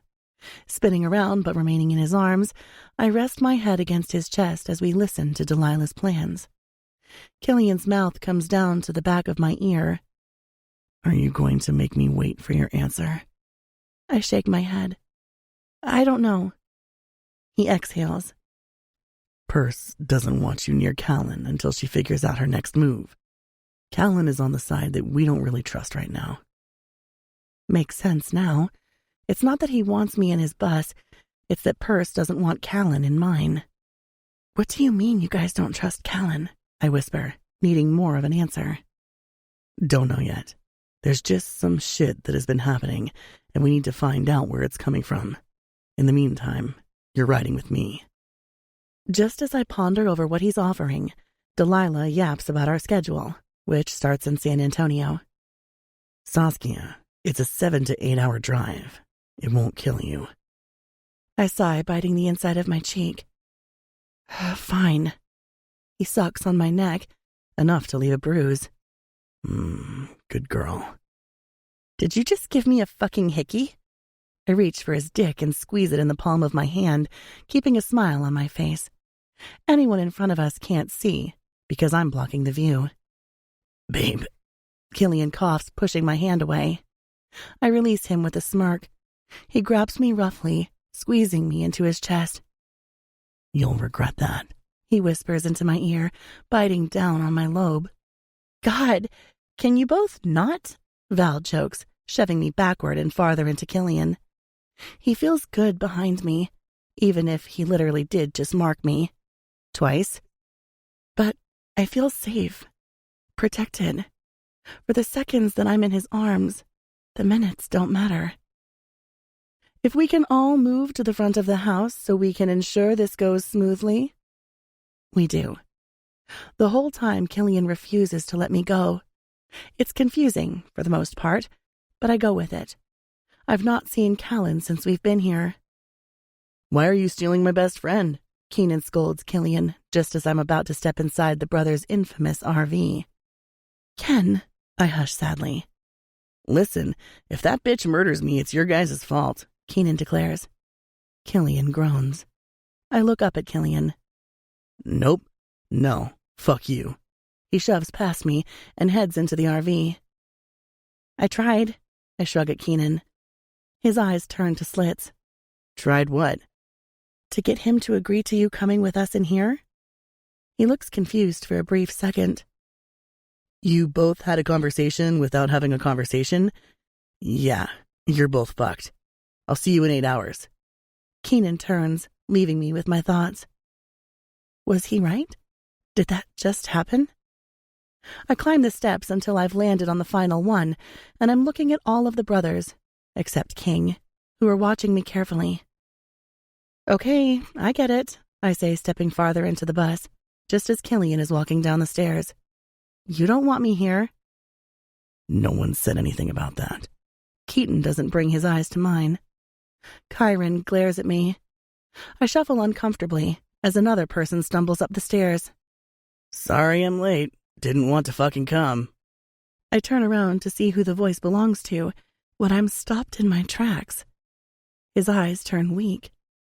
Wow, we meet again, and I see my cousin is making it comfortable with you now. I turn slightly over my shoulder as Killian yanks me into his chest from behind. He may as well throw me over his shoulder, too, since he wants to be a fucking caveman all of a sudden. Hey, Kaiser, right? He smirks at me. Right. And you're Saskia, the girl who slays dragons. She is the dragon, Kais. Go to the driver's seat where you need to be. Kyron sounds bored as Kaiser shuffles past us and heads to the front of the bus, dropping his bags beside him. I take it in quickly. Though I've been in here before, I've never had the chance to really see inside. Take it all in. The interior is executive style, with black sleek fittings and fixtures and opaque painted walls. There are silver lights that hang down from the ceiling over the dining table that's large enough to fit 6 people, and bar stools tucked beneath the kitchen island. Turning to the left, there's the stairs that lead up to the second level, where all of the bedrooms are, with the exception of the back room on the first floor, i.e. Perce's old room. I look up at Killian. Where am I sleeping? Killian rolls his eyes, releasing me and tugging his shirt over his head. Your shit is already upstairs. I stare. In my room. Wait. Saskia, it's only for 7 hours, or until Perce has sorted out the dynamic of your group. She has to do this, as the leader. I sigh, taking a seat opposite Kyron, but beside Keaton at the table. I know. Killian heads to the fridge as the bus pulls away. Want a drink? I nod. Thanks. Kyron studies me carefully. What's been happening since the last time I saw you? Which would have been with this asshole's fist in my face. I flush. It doesn't feel like that was just last night, considering everything else that has happened from then to now. Well, let's see. I pick up the glass Killian puts in front of me, smelling the whiskey right away. I put it back down. Not much. Kai murmurs, watching me carefully with his sharp eye. Interesting how good of a liar you are.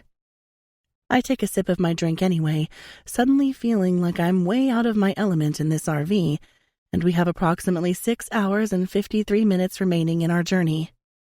Keaton hasn't breathed a word, yet his eyes have remained on me. Watching. Always watching. Examining. Psychoanalyzing, probably. Kyron gestures to the two of us. This looks a lot more serious than we're just fucking around. He leans back in his chair, his glass dangling from his 2 fingers. Kyron is interesting. Words leave his mouth, but his eyes are cold. He is where death would go to be comforted. Killian slides out from his chair and takes my hand. Let's go. I don't hesitate, following him up the stairs and down the hallway until he's opening the door into his room. I pause for a few seconds, taking in the style. I didn't expect it. I figured he'd have blank walls and lifeless decor. He didn't. The walls are black. His bedsheets, black silk. There's no tacky art hanging on the walls. A TV hangs on the wall across from his bed, and on the opposite wall near the door is a large abstract art piece. This is amazing. I touch the canvas, lost in the intricate swirls and colors. It starts light and fresh, with vibrant colors. Greens, orange, red, yellow, purple, before it begins to merge together in the middle, forming a darker tint, and finally to the core, where it's black. I tilt my head as I continue to study it, entranced within the meaning. People express themselves with not just creating art, but with the art that they own. Listen to it. It doesn't lie. Who did this? Cohen, he answers. As in King's brother? He nods his head. The very same. Killian grips my hips and turns me around to face him. He grins against my mouth. Stop overanalyzing my art. Don't you know that it's a window into my soul? I reach up and press my lips to his. I want to know more. You know too much already. He picks me up and tosses me onto the bed, crawling up my body. He stops when his head is above mine, his eyes searching mine carefully. What is it with you, little dragon? He caresses my cheek softly before his thumb moves across my mouth and slips between my lips. I suck him softly, flicking my tongue over the cushion of his thumb. Absolutely nothing. His lips drop to mine, and my legs open farther, allowing him to sink into me.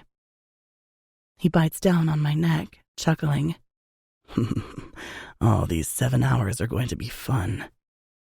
I no longer care about the exact numbers of hours or minutes. After throwing on Killian's Trickster Brothers of Kisnich shirt, I'm walking down the stairs. Well, waddling down the stairs, after Killian's onslaught of pleasure. Kyron is sitting at the table, flicking through his phone.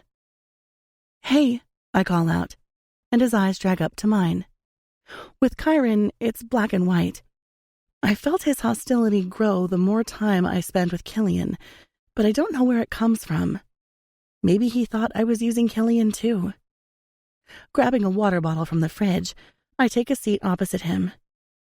His eyes stay on mine. I don't trust you. I pause, water still in my mouth. Swallowing, I tilt my head.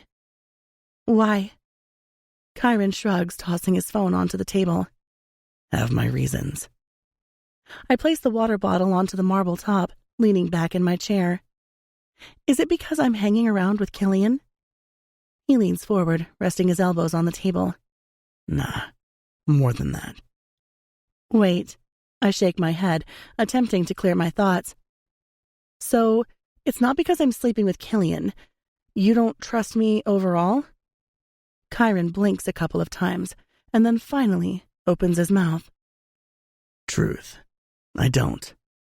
I couldn't give a fuck who Killian gets his dick wet with, considering the fucking thing is never dry for longer than 24 hours. I don't trust you as a person.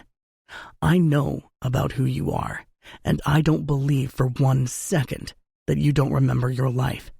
And if you truly don't, then I even more so don't trust you.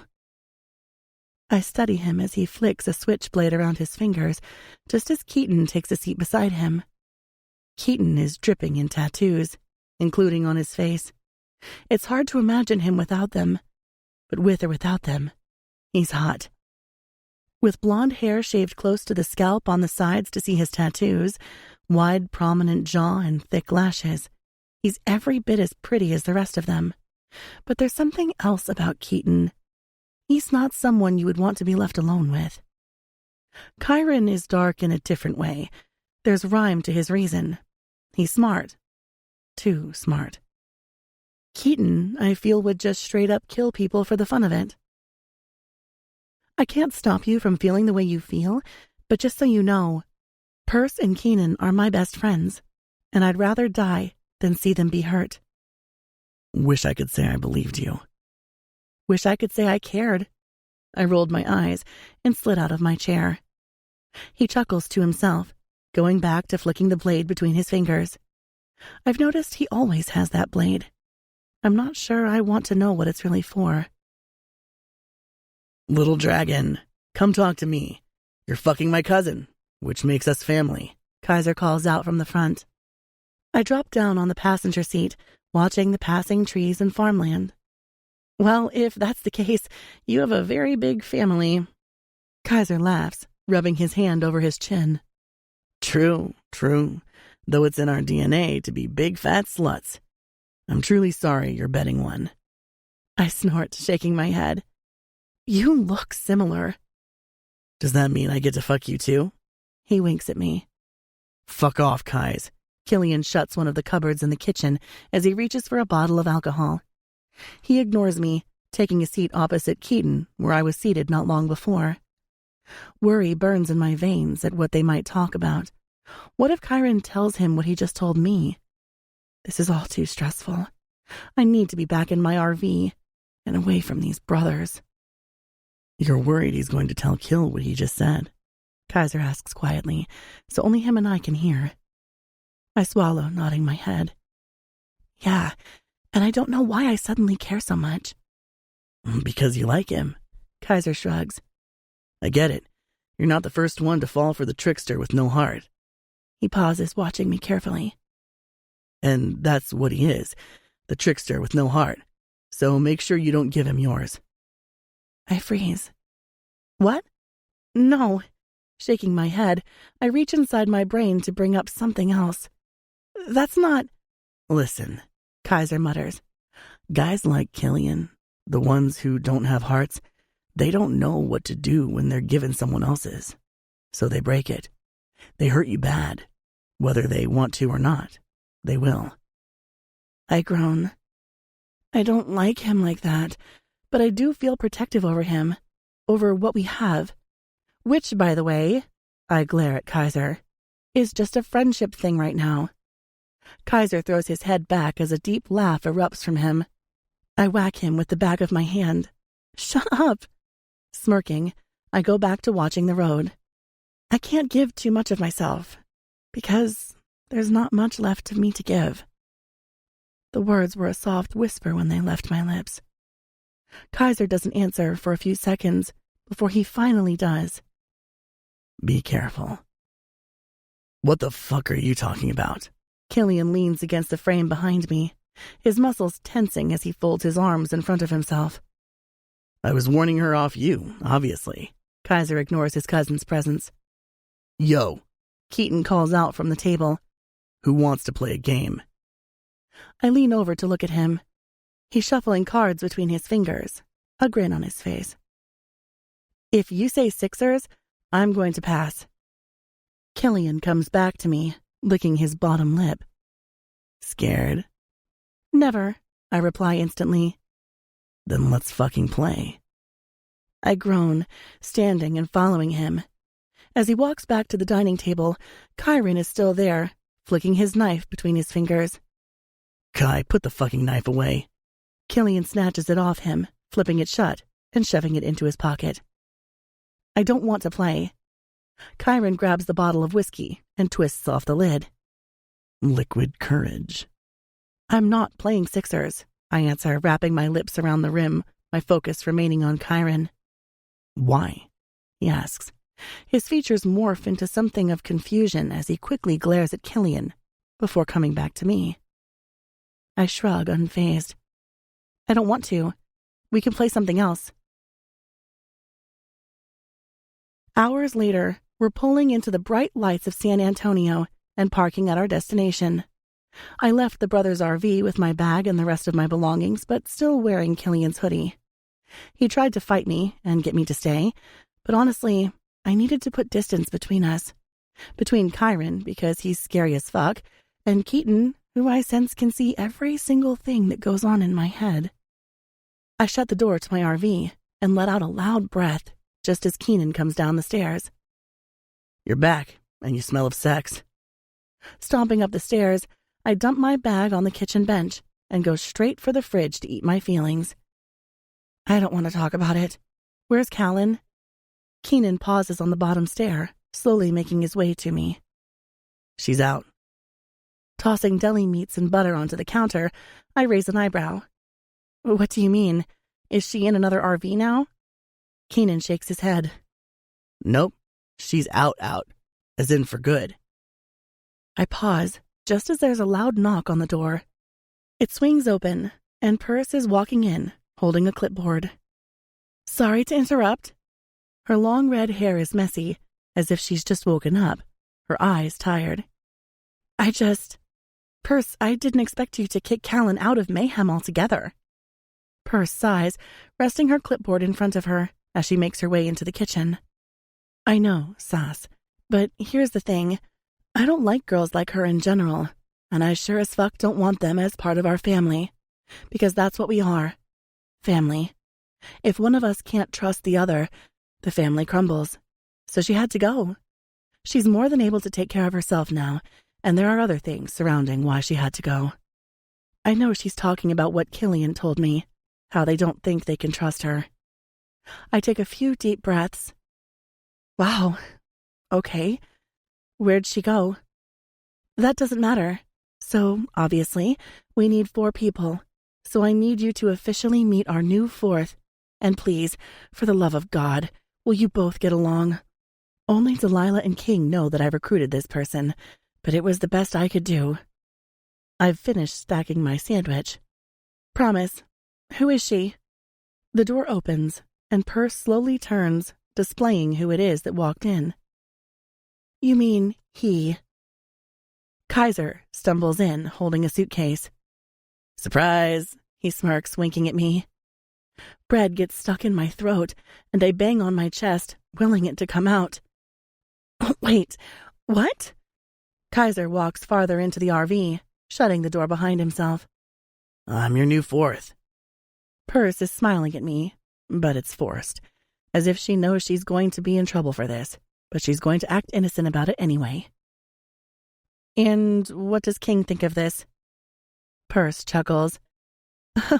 Trust me, it took some convincing, but he's fine with it if... Purse takes a deep breath. If I partner with Keenan and you partner with Kaiser now.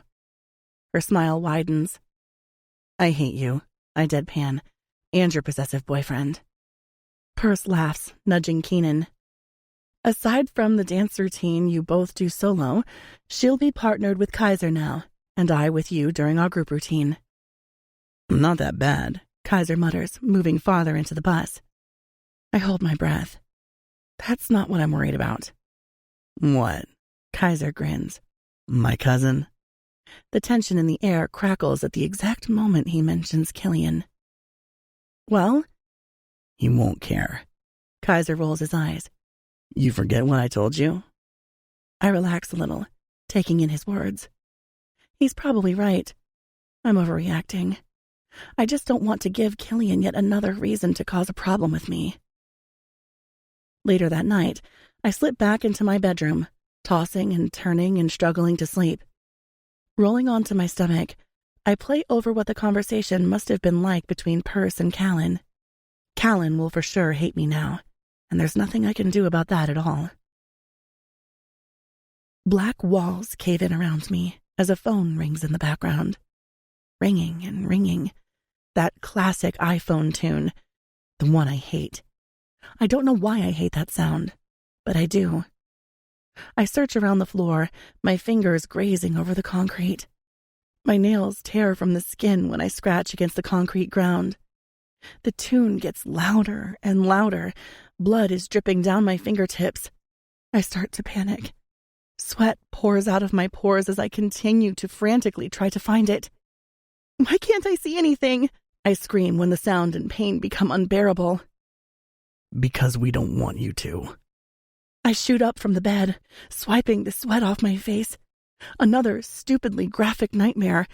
But when I check the clock on my bedside table and see it's 7 a.m., I'm no longer mad.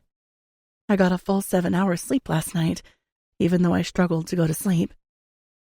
My phone rings, and I jolt from the bed, the same ringtone blaring through the room. Shivers break out over my skin as I stare at the unknown caller.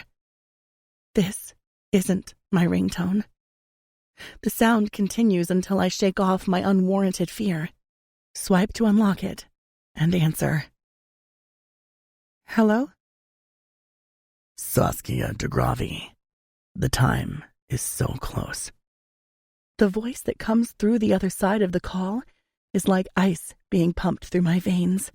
My heartbeat quickens in my chest as I slowly and shakily get to my feet. Who is this? The line goes dead. I stare down at my phone, confused. Who was that? There's a loud bang on my door, and I jump in shock before it's being kicked down, and Killian is standing on the other side with nothing but loose jeans that aren't buttoned and no shirt. It's as though he got out of bed and came straight here, with his hair unruly all over his head and his eyes manic. Killian, what the fuck? I yell at him, a mixture of panic and confusion from my weird morning. He points to my suitcase. Pack your shit. What the hell are you doing? Are you high? Killian laughs maniacally. Oh, you fucking wish I was high, baby. Then maybe I wouldn't have to fight the need to fucking strangle you. Pack your shit. I'm confused, I answer, because it's all I can think to say in the midst of the chaos. Why do I have to pack? Killian has had enough, obviously, because he's now unzipping my suitcase, which was only partially unpacked to begin with, and starts throwing clothes inside of it. Killian, I yell, which must have woken the entire bus, because now Kaiser and Keenan are standing at the threshold of my door. Kaiser is spooning granola into his mouth, watching the commotion. Killian, as if sensing him, spins around. Get the fuck out, Kais. Kaiser pauses, and then looks at me. I was wrong. He is losing his shit. Pack. Killian points. Killian, no. I reach for the clothes he's taking. I'm not leaving. I have to stay here. He holds the clothes above his head, so I have to jump and reach for them. It's useless, since he's almost an entire foot taller. I point to the two of them. Get out! They both leave, and I kick the door closed before going back to Killian. I reach for his arm. What's the problem? Killian pauses, his jaw tensing a few times. The problem is that you don't know Kaiser, Saskia, and I don't want his bullshit around you. Oh, but I can have your bullshit around me? I throw back, raising my eyebrows and completely forgetting about the weird phone call and dream that just happened. Yes, Killian hisses, walking closer to me until I'm backing up against the wall. His fingers flex around my throat. You gonna ask why my bullshit is allowed around you? I square my shoulders.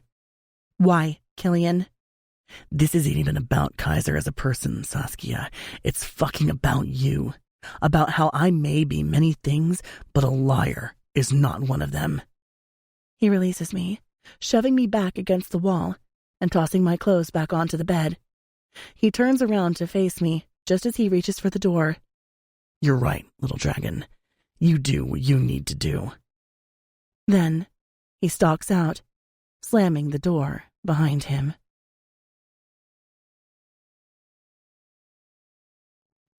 "22.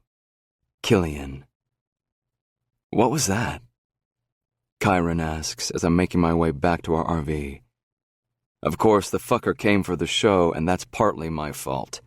At first, Kai just wanted to fuck her. Bad. But now I think he's actually intrigued by her because of the interest I've had in her. "Nothing," I mutter just as King is stepping out of he and Perce's bus.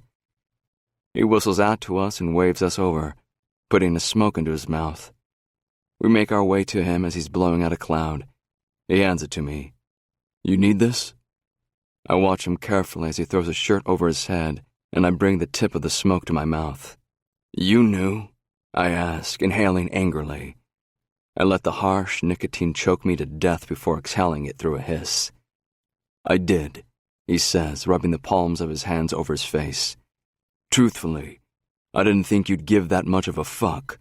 But fuck, Kill. The whole fucking compound could hear the two of you arguing." I suck in another gulp of poison before blowing it back out. That wasn't arguing. King and Kyron share a stare before they both look back to me. "Are you forgetting the plan?" King murmurs. "Because if you're not equipped to do it, I can send someone else in." I freeze, the cigarette just short of my lips. "You can't, actually. Because Saskia isn't someone who lets anyone in. She has walls so high that no motherfucker can climb." "You did." King glares at me. I grin. "I didn't, actually. I just tore the fuckers down. There's not one fucking person walking this earth that is as close to her as me, and that's including Keenan." King seems to ponder over my words before he snatches the smoke back from me. "Maybe, but that, brother, wasn't supposed to happen." A smirk crawls onto my lips, my eyes hooded. Or was it? 23. Saskia. Killian's back and forth reminds me of being on a pirate ship. It rocks constantly, but you know that you better hang on for your life because he'd have no problem throwing you overboard. I've missed this. The anticipation to a show, not knowing what could or couldn't happen. I haven't spoken to Killian since the morning he stormed in and out of my bus. I'm worried about how my act is going to go tomorrow night because of it. My phone vibrates in my hands as I'm making my way over to the tent to train. Clicking it unlocked, I open a message from Hope. Hope. I'm sorry for worrying you, Saskia. I am okay now. Pausing my footing to shuffle my bags into my other hand, I send off another message to her. Are you home now? She replies almost instantly. I am. Where are you? Still in Kisnich? I quickly reply. No, in San Antonio. She doesn't respond, so I carry on back to the tent, pushing my thoughts about Hope to the back of my brain. I want to ask her why she was coming to Kisnich to begin with, but I keep forgetting every time we talk. I'll ask her tonight. Dropping my bags at the front of the stage, Rose, Val, and a few others are flipping around the aerials when I enter, music pouring out of the seams of the tent. I start warming up, popping my AirPods into my ears to remain focused. Devil by Nikki Heaton plays as I move around the stage until my body is hot and sweaty. Someone taps on my shoulder after my third round, and I quickly tear out the pods, turning to face Perce. You can have the speakers now. Thanks, I smile at her. You've got the floor now until 6, then the brothers are coming in. I nod, tearing off my shirt until I'm standing in nothing but my sports bra and Nike spandex shorts. That's cool. It's all the time I need. Perce hands me the remote so I can control the music, and I sync it to my phone. I flick through the songs again. The thing that I love about having my own act is that I'm allowed to choose when I change my songs or how I change them. I have complete control over my fire scenes. Both of them. The rope and dragonstaff. I tried to keep with 2 different genres of music to keep it fresh, but realistically, I don't need to. It's not like the same people are watching our show more than once in each city. Pushing play on Halsey's "You Should Be Sad," I light up both ends of my dragonstaff and start warming up. Rolling it against my back until it falls into the palm of my hand, the music pounds through the speakers loudly.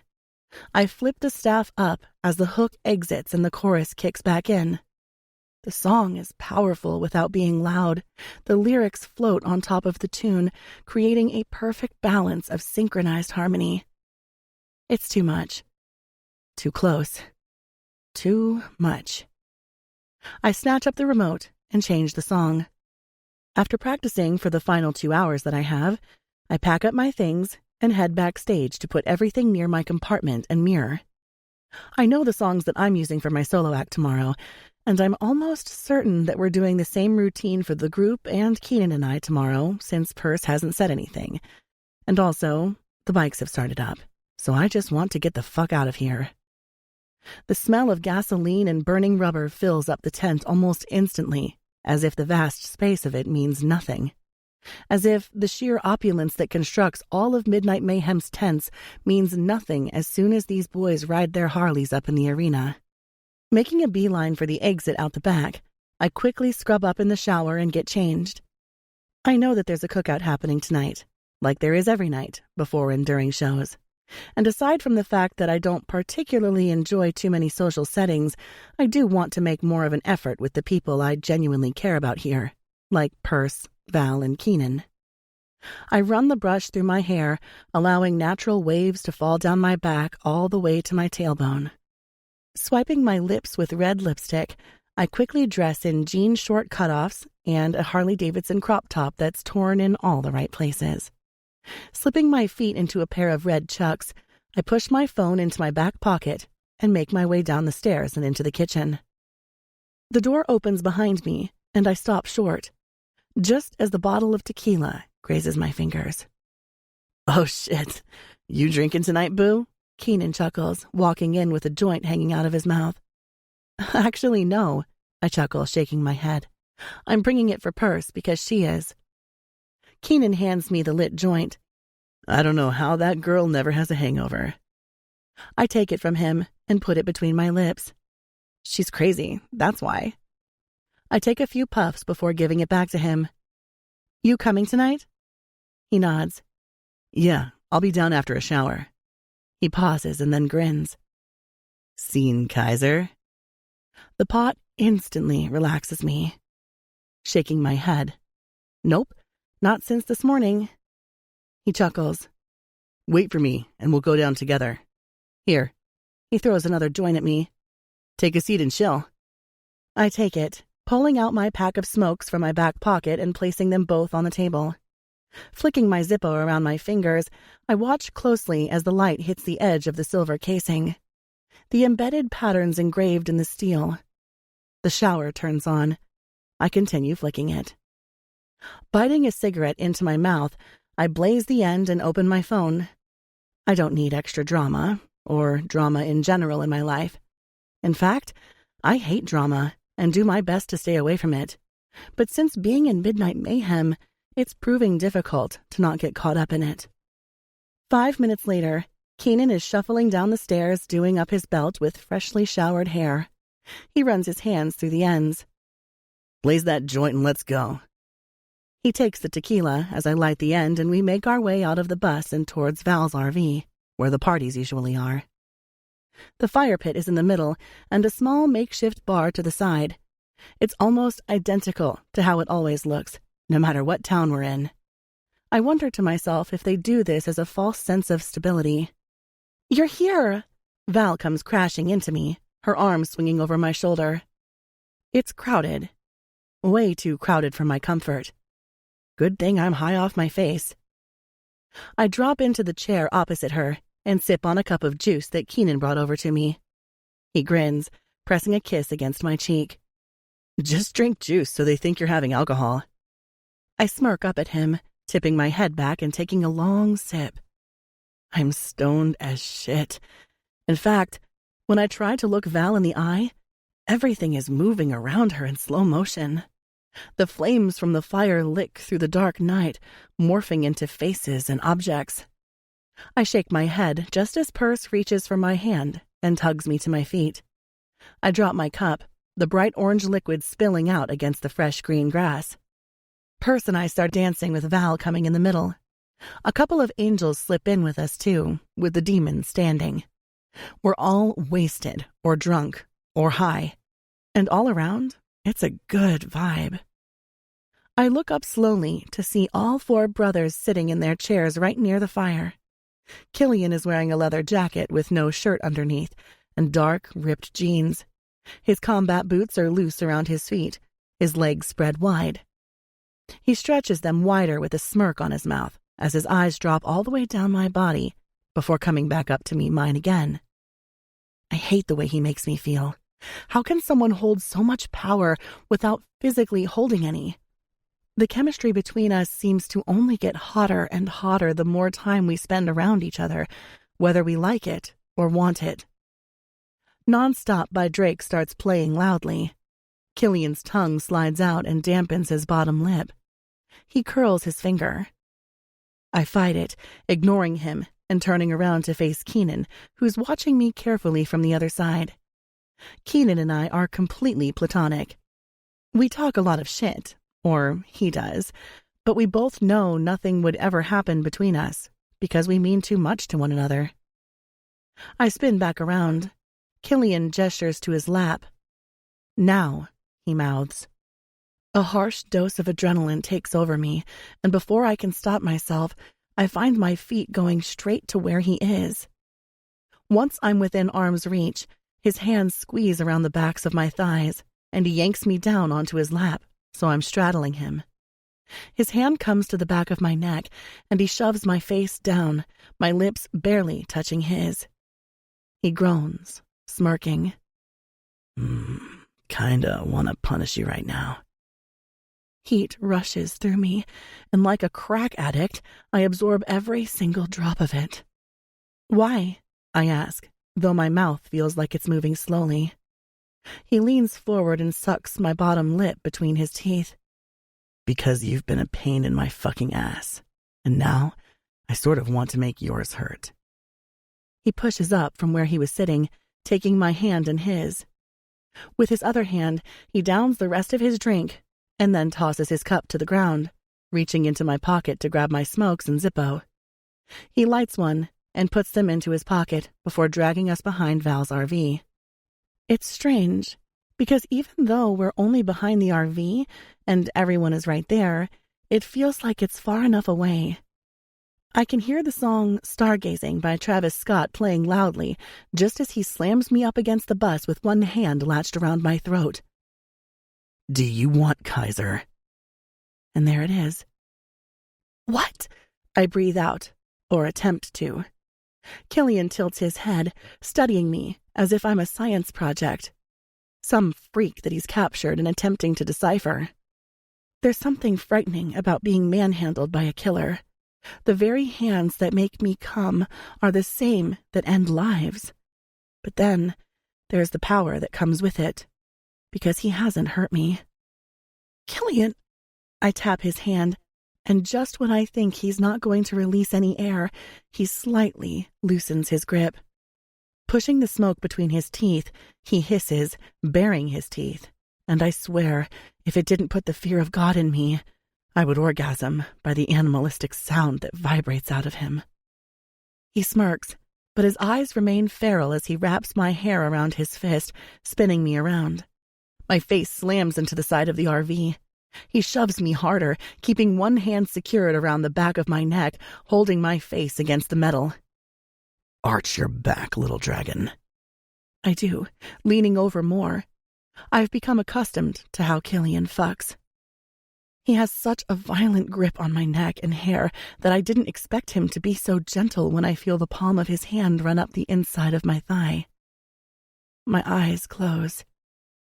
You're a fucking dirty bitch, just like me.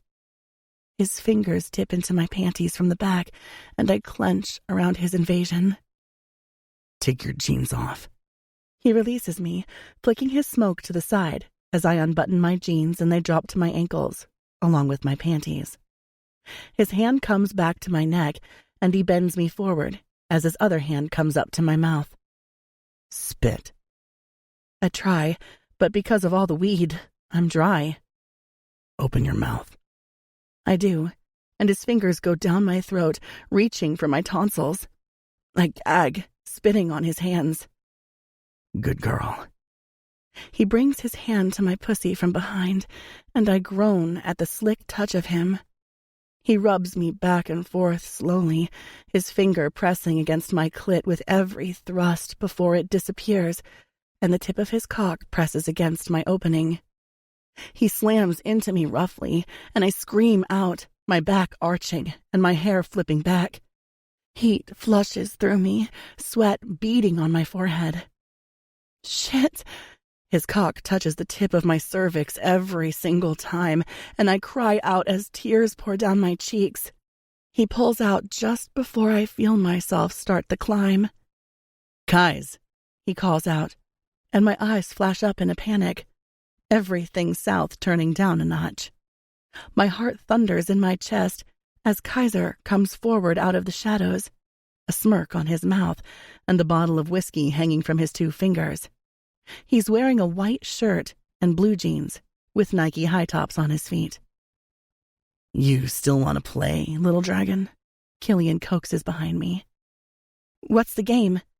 I examine Kaiser. The game is truth or dare. I gulp. Doesn't look like any truth or dare that I've ever played. That's because it's not, he answers, just as his hand comes back to my pussy. So, truth or dare? I think over his words while trying to settle my body from falling for his touch. Truth. I don't want to do dare just in case he dares me to do something I don't want to do. His touch becomes frantic as his cock presses against my opening again. Is it true that you want to fuck Kaiser? Killian asks as he re-enters me. I whimper against him, bending over even farther. I don't answer. He goes deeper, thrusting inside of me relentlessly until I'm crying out in pain but moaning in pleasure. True? He asks. If you say yes, Saskia, I'll have Kaiser fuck you right here and now, and I won't give a fuck about it. But this would be the only time that you'll be allowed. Do you understand? No, I didn't, because people fucked who they wanted for the final act. But I nodded, because he was terrifying right now. I understand, I breathe out, slowly pressing myself against him and not caring that Kaiser is watching the whole thing.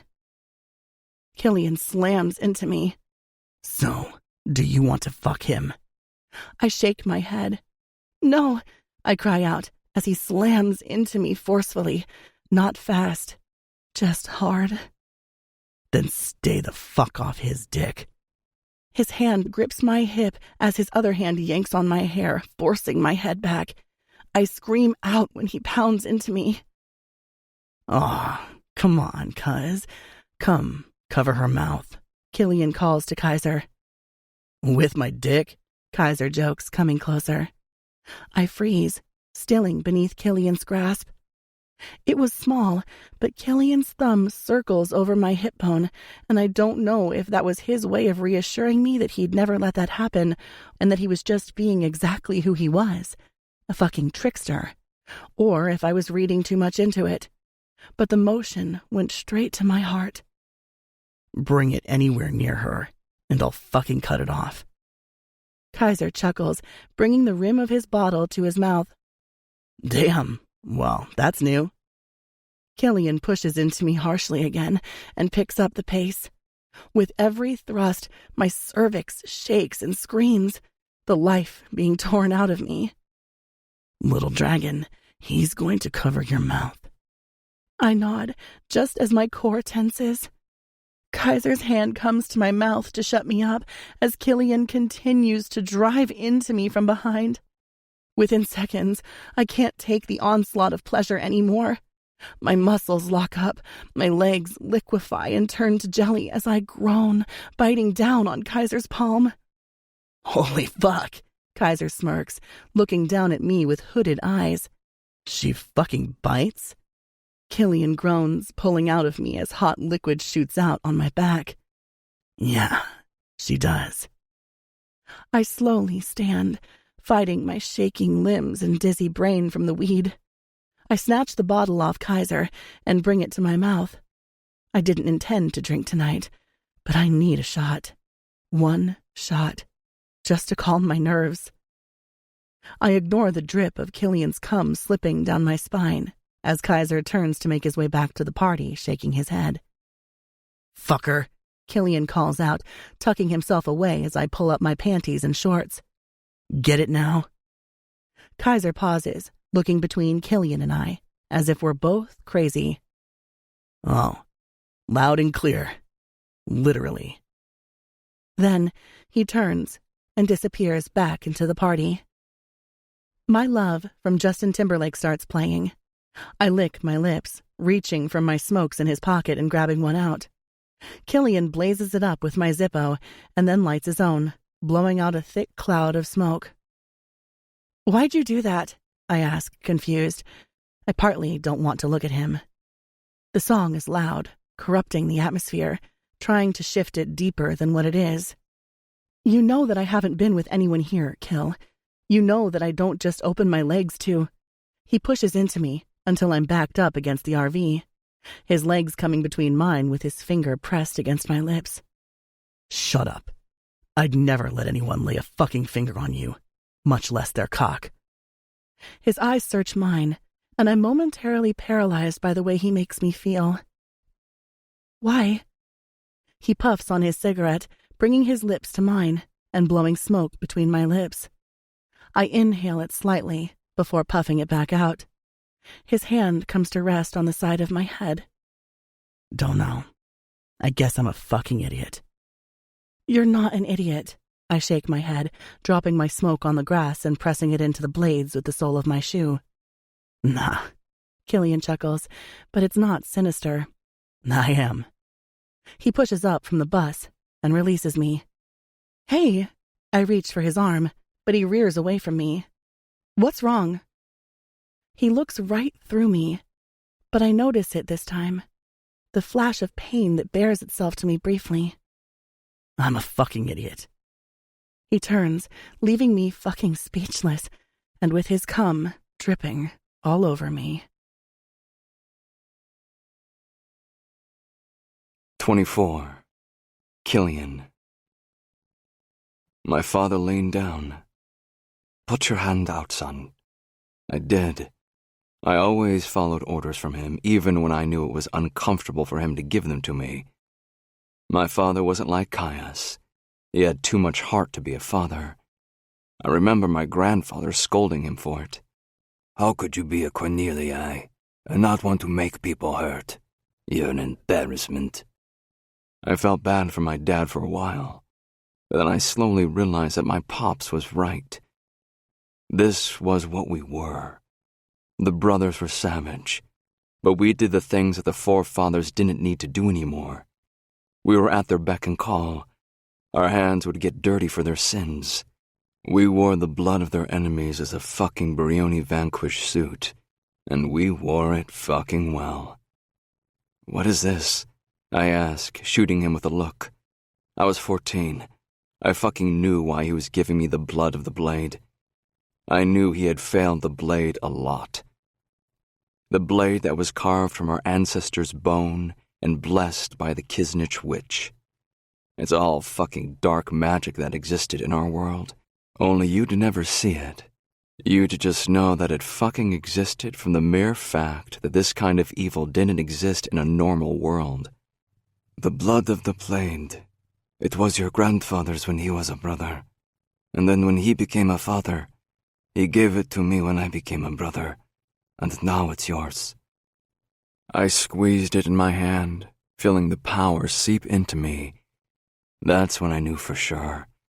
I knew I was nothing like my father. I was everything like my grandfather. I smirked. I won't let you down. Dad frowned slightly, tucking his hands into his pockets. I wish you would. Well, I won't. I'm not a quitter. You're not, Dad sighed, taking a seat in the kitchen. Unfortunately. The day I was handed the blood of the blade was a defining moment for me. I knew no matter what, I'd always do what I needed to do for my brothers. Always. That is, until Saskia Dragove walked her fucking ass back into my life. I run my hands through my hair, tossing and turning in bed. How can something so fucking simple be so fucking difficult? If it wasn't me or my old man that fucked with her, then who the fuck was it? 25. Saskia. The lights were dim. I hadn't spoken to Killian since last night, but I've come to the realization that this is probably our thing. We fuck, talk, and then it gets weird, but not right before it gets sweet. I slip into my leathers and quickly change my mindset for my first act. I want to start it off by blowing fire to start the staffs, so I need to be sure I'm wearing absolutely nothing flammable. I make my way to the center of the stage as Delilah introduces me on the other side. The Bleeding by Five Finger Death Punch starts playing as the curtain drops.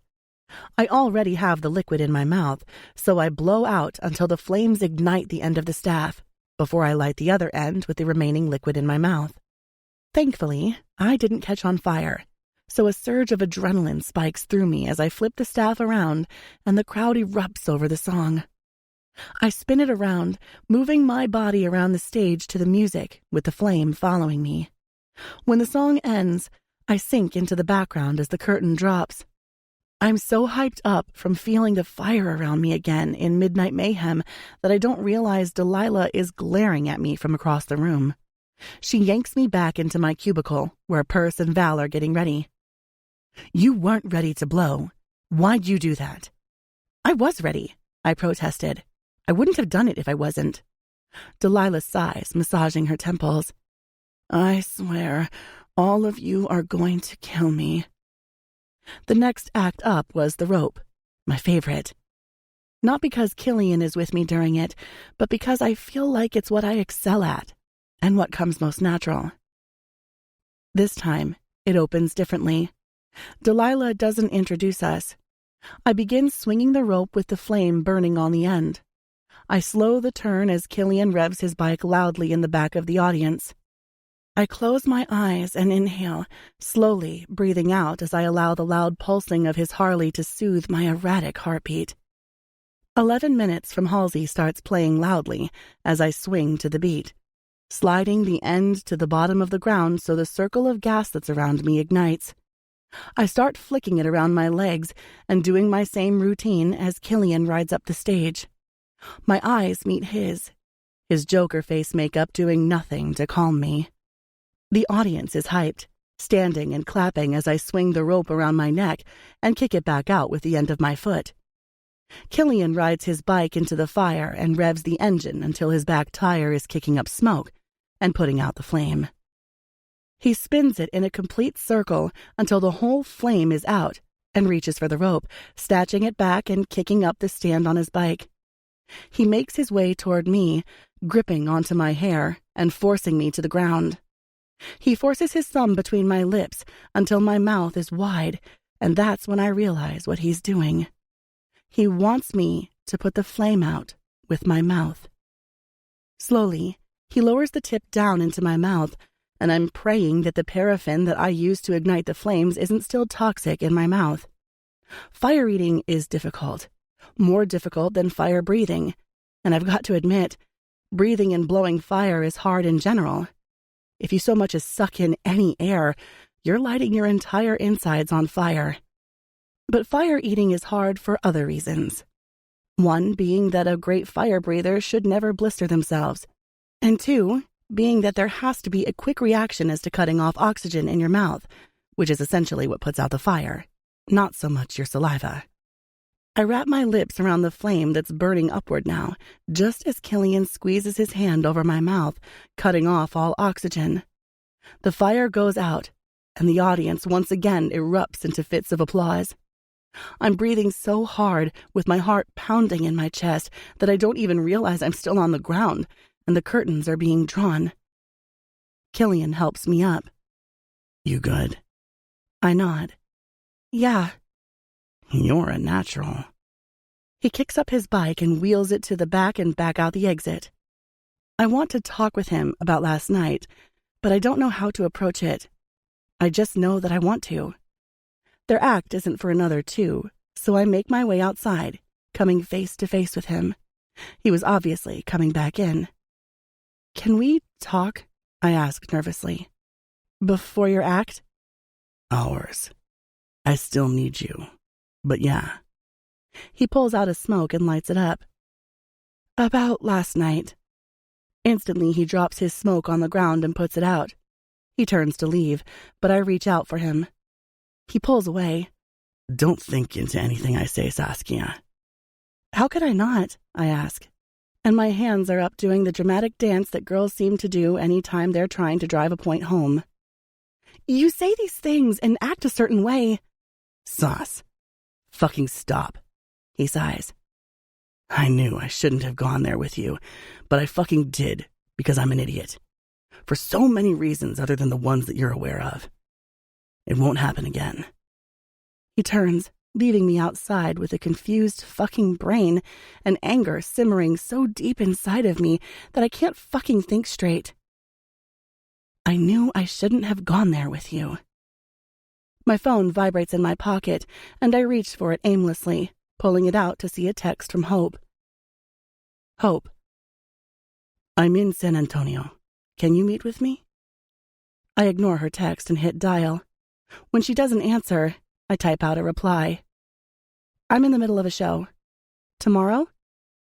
I'm heading back inside when she replies. I know. I'm sorry. Can you meet me after the show? Me. Okay. Hope. But Saskia, I don't want anyone knowing. I can't risk people knowing that I'm here. I need you to sneak away. If you can, meet me at Tabella. It's an Italian pizza shop in town that's open 24/7. I reply instantly, telling her that I'll find a way to meet her after the show. The show that I don't want to have to perform in right now, after the conversation with Killian, much less get in the wheel with him. But I do. We go through the acts like usual until the very end. I'm walking back to my RV, feeling sick to my stomach, when I bump into Keenan. That was electric! He pulls me under his arm. I laugh, heading upstairs to change. Night, Keenan, I call out, as he's heading out to the party. I sneak back through the RV, shutting the door behind myself. I've never been to San Antonio before, but I know that we're right near the city. I can call a taxi to pick me up and take me to the pizza place. After throwing on a hoodie, I head back out. I'm walking past Perce's RV when I hear her call out to me. I freeze, turning to face her, and shocked to see not just her and King, but the rest of the brothers too, along with Kaiser. I don't know what they were talking about, but it looked heated. Perce starts jogging over toward me. Shit. What am I going to say I'm doing leaving at this time with a damn hoodie over my head and makeup not washed off? Where are you going? She asks, confused. I searched her eyes when I realized something. She's my friend. Maybe I could trust her with this. Do you promise not to say anything? Perce shuffles uncomfortably, peeking over her shoulder slightly before coming back to me. If it doesn't get you in trouble, then yes. It won't get me in trouble. I'm safe. I'm going to see my godmother. She texted me, wanting to see me since she scared the shit out of me with her disappearance. Perce laughs, tying her long red hair into a top knot. Oh, well, that's all right. How are you getting there? I'm catching a taxi or Uber or something? Purse shakes her head. No, you can't do that. Are you crazy? It's almost 3 in the morning.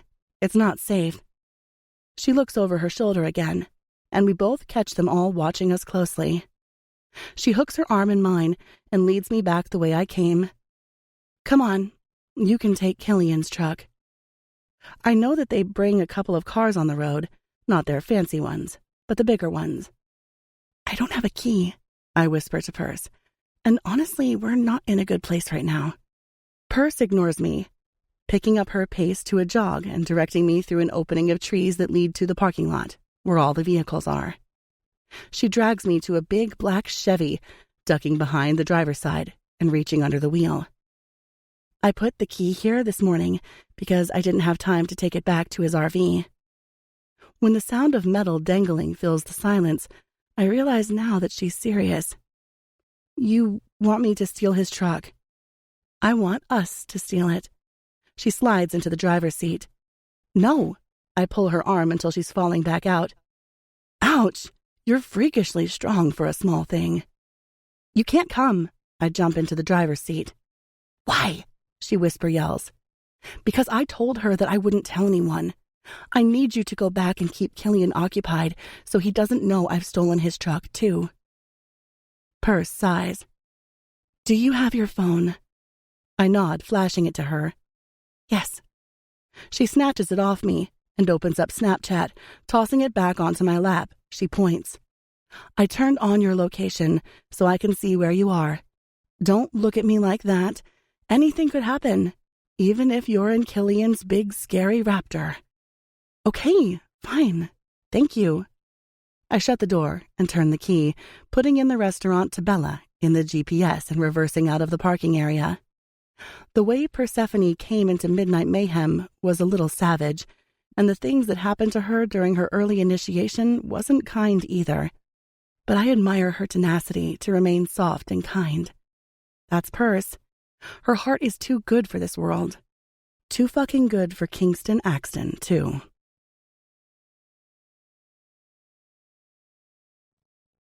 "26.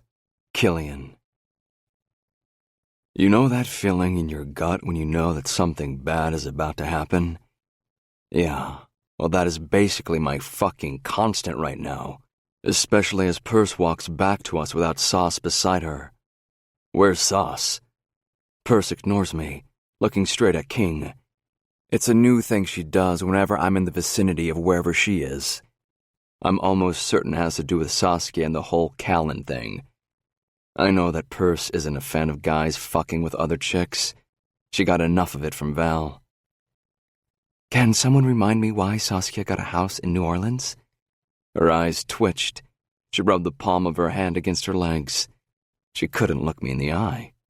I could fucking sniff the deflection that was seeping off her. King clears his throat, his eyes coming to me, and then Kyron and Keaton, before going back to her. She's the Dragove.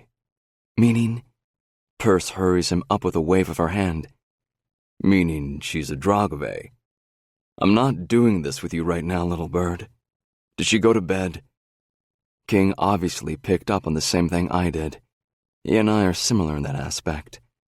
I step closer, wanting to hear what she says next, just as Delilah steps out from her RV, eyeballing us while wrapping her silk gown around her malnourished body. Do I not work you all hard enough? Why are you making so much fucking noise? Purse, I growl when she doesn't answer. Where the fuck did she go? Her eyes come to mine. Fine.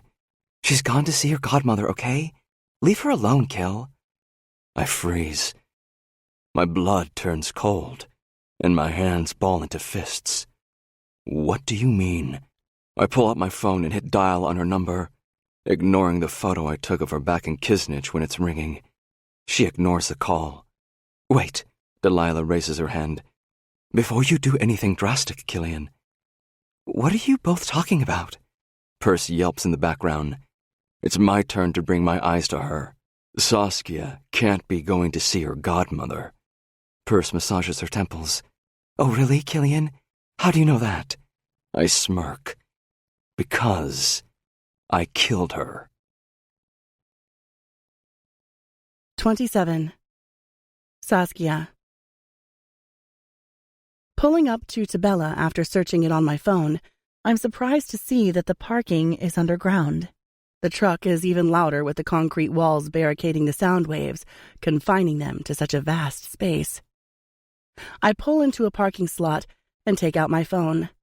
I see 4 missed calls from Killian. Ignoring them all, I'm just about to text him and ask him what he wants when he's calling me, and the photo I took of him and I in Kisnich is point blank in my face. His smile, his dimples, his white teeth biting at my jaw, his sparkly blue eyes that I know aren't showing, so different to my blue eyes. Dark hair, so similar to mine. I won't lie, we look good together. Sighing, I swipe the phone open, just as I'm slipping out of the driver's side and jumping down to the ground. What's wrong, Killian? I absently hear a car pull up behind me. Turning around, a black SUV skids up beside me, and the doors swing open. Get home. We need to talk. I'm sorry for stealing your truck, okay? I just have to see her. Saskia, I swear to fucking God, get home now. I don't give a fuck about my truck. Fucking get home. My mouth opens just as an older man in an immaculate suit steps out of the black SUV. Drop the phone, Saskia, the man orders, and I watch as he unbuttons his jacket and fluffs it up. His hair is short, graying on the sides, and his neck is covered in tattoos. My mouth turns dry as my palms twitch.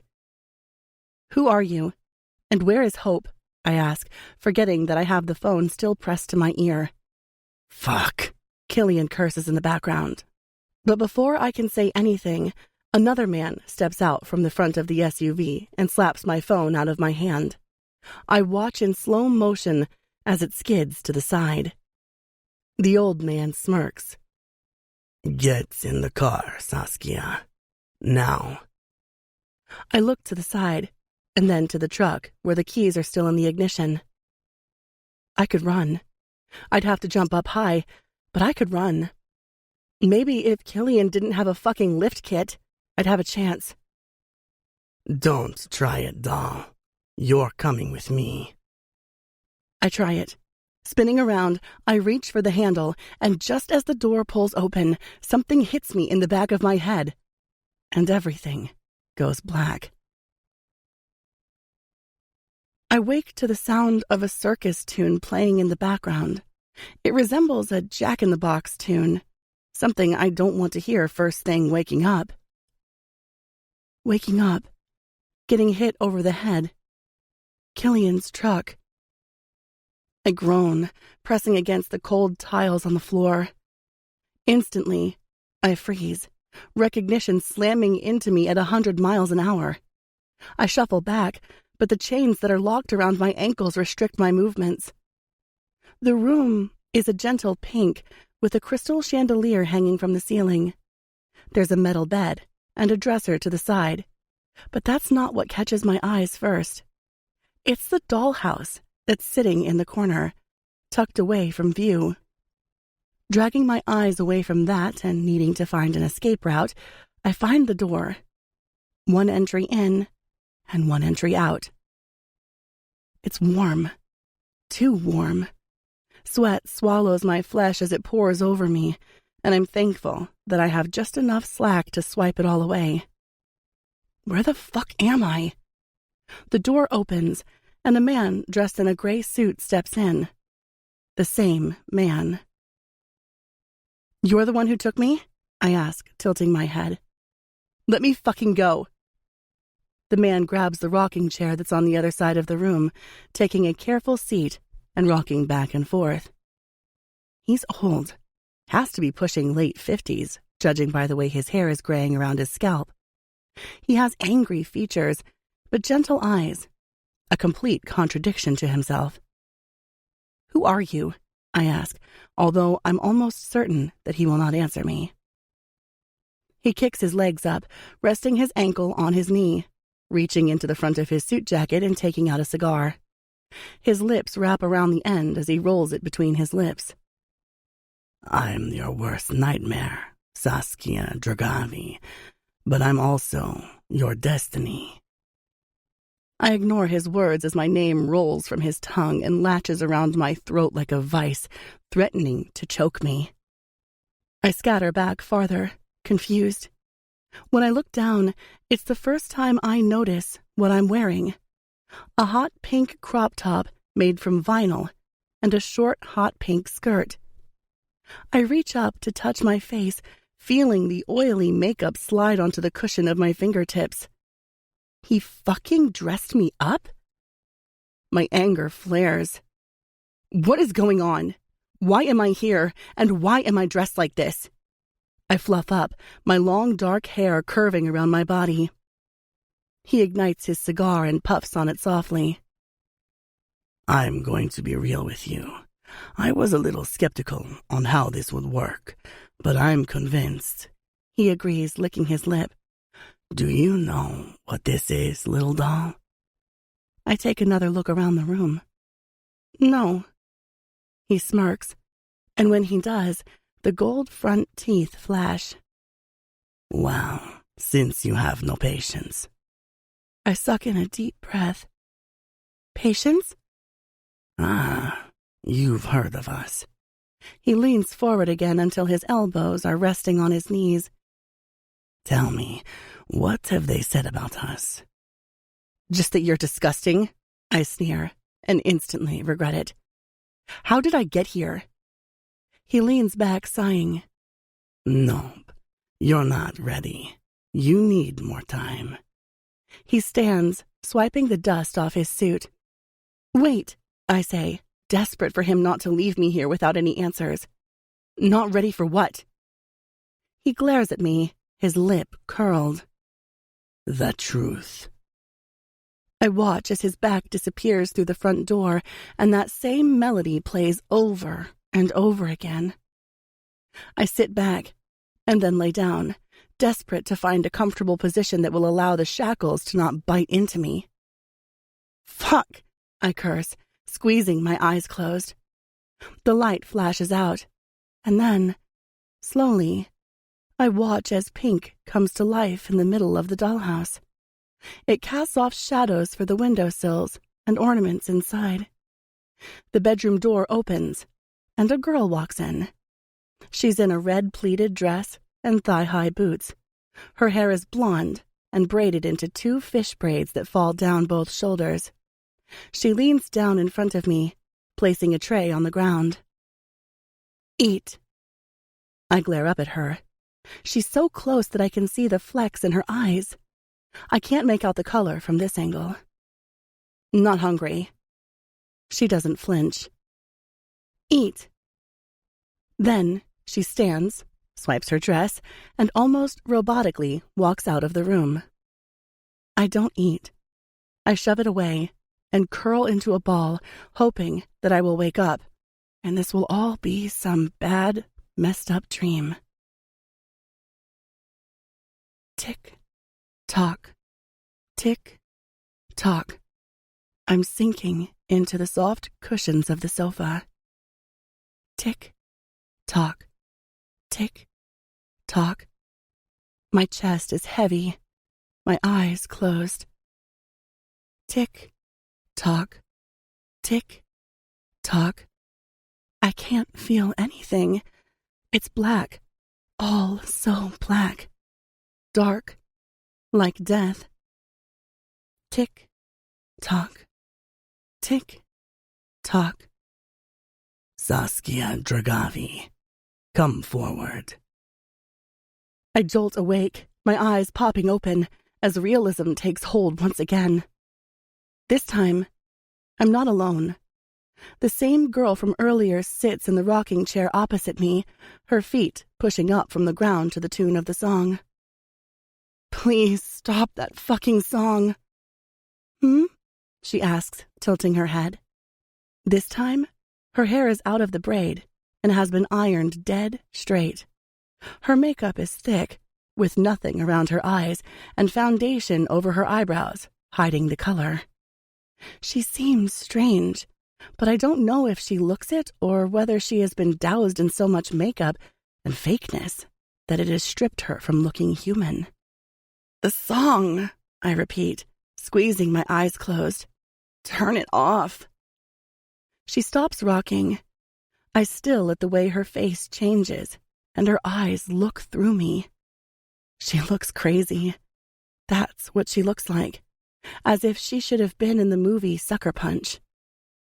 She leans forward, watching me.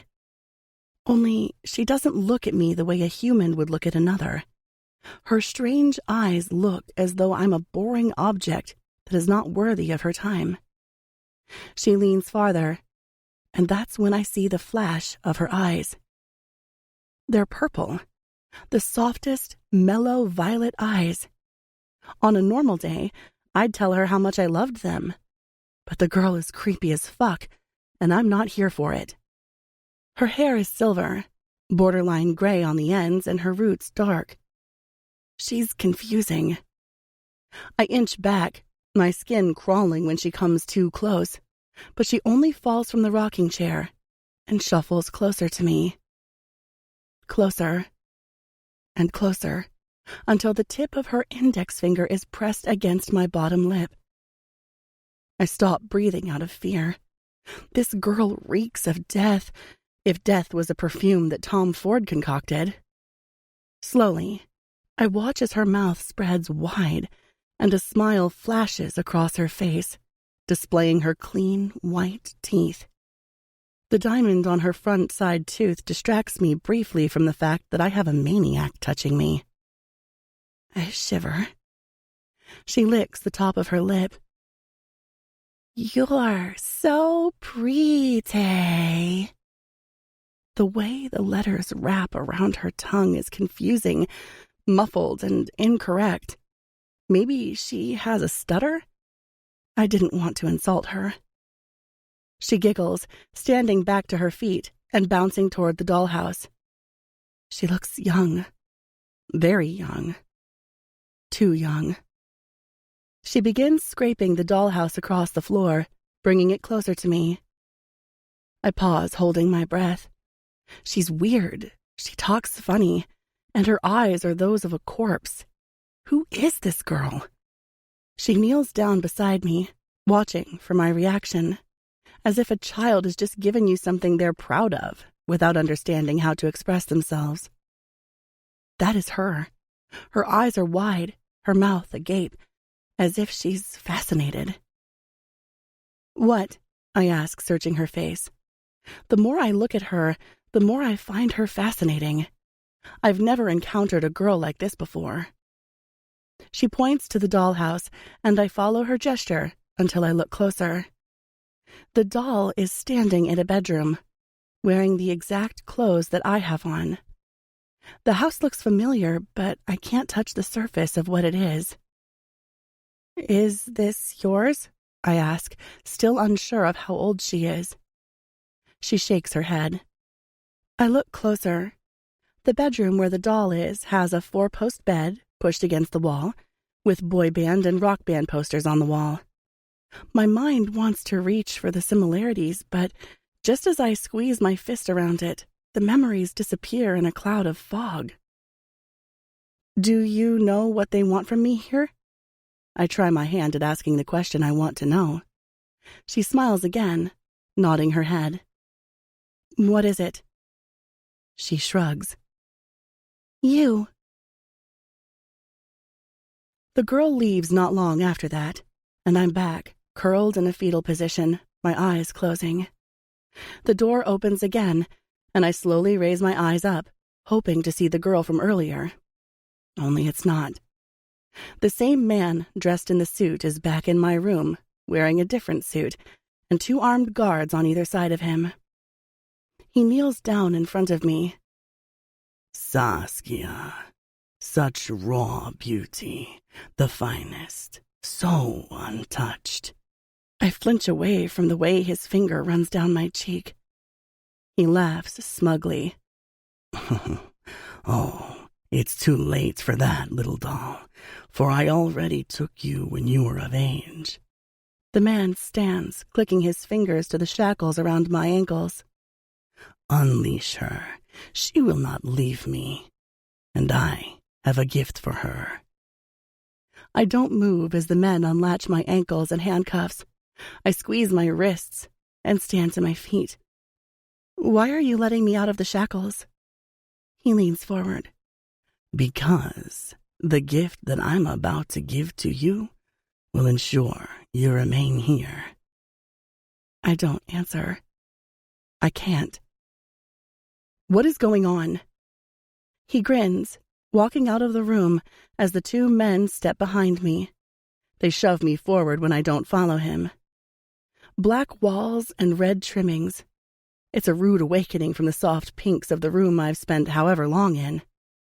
We pass doors similar to the one I came out of, only when I take peeks inside them, they're all either pink or blue. Nothing else, and nothing more. We reach a set of stairs and walk down them, landing in the lobby where glass-white tiles are spread over the floor. Gold trimmings line the stark white walls. It's immaculate and reeks of opulence. You wouldn't know that just upstairs. There are rooms where this sick fuck must lock people in. My heart sinks. I miss Midnight Mayhem. I miss my friends. I miss Killian. Just the thought of Killian has my throat tight. Come on, Saskia. Your gift might expire. The old man directs us to an area where a white U-shaped sofa greedily owns the room. Sit. He points to the sofa, and it's then that I see the young girl standing behind the only other chair in the room that is sitting opposite the U-lounge. I do. Lay down. He points. On your stomach. I hesitate, and he raises a dark eyebrow. Do I need to inflict force? I shake my head, dropping down. As soon as my face hits the cushions, hands are clenched around my head. He massages my scalp as another tune starts playing, one I don't recognize. I feel myself getting tired. My eyes are heavy, my brain struggling to form sentences. Saskia, there's a box. Can you see it? The voice starts. I don't recognize the voice, and I know it's not the old man's. Grab it. I squeeze my fists together, fighting the frustration. Shh. A hand caresses my cheek. Just unleash yourself, little doll. You can do it. Grab the box. In the corner of the room, a bright light illuminates, revealing a worn old leather box. It looks more like a chest. Do you see it? He whispers, his breath invading the side of my cheek. I flinch away from him, but find myself reaching for the box. Open it. My fingers flick the metal claw, flicking the lid open. I've lost my ability to speak, but the scream that tears out of my lips is primal and unnatural. My scream is loud enough to reach hell, which is good, because all of my friends live there. My limbs shake, my lips trembling as every single memory infects my brain at once. When I was 8 years old, Killian came crashing into my bedroom, his chest heavy and his scrawny body tight, as if he had something to say.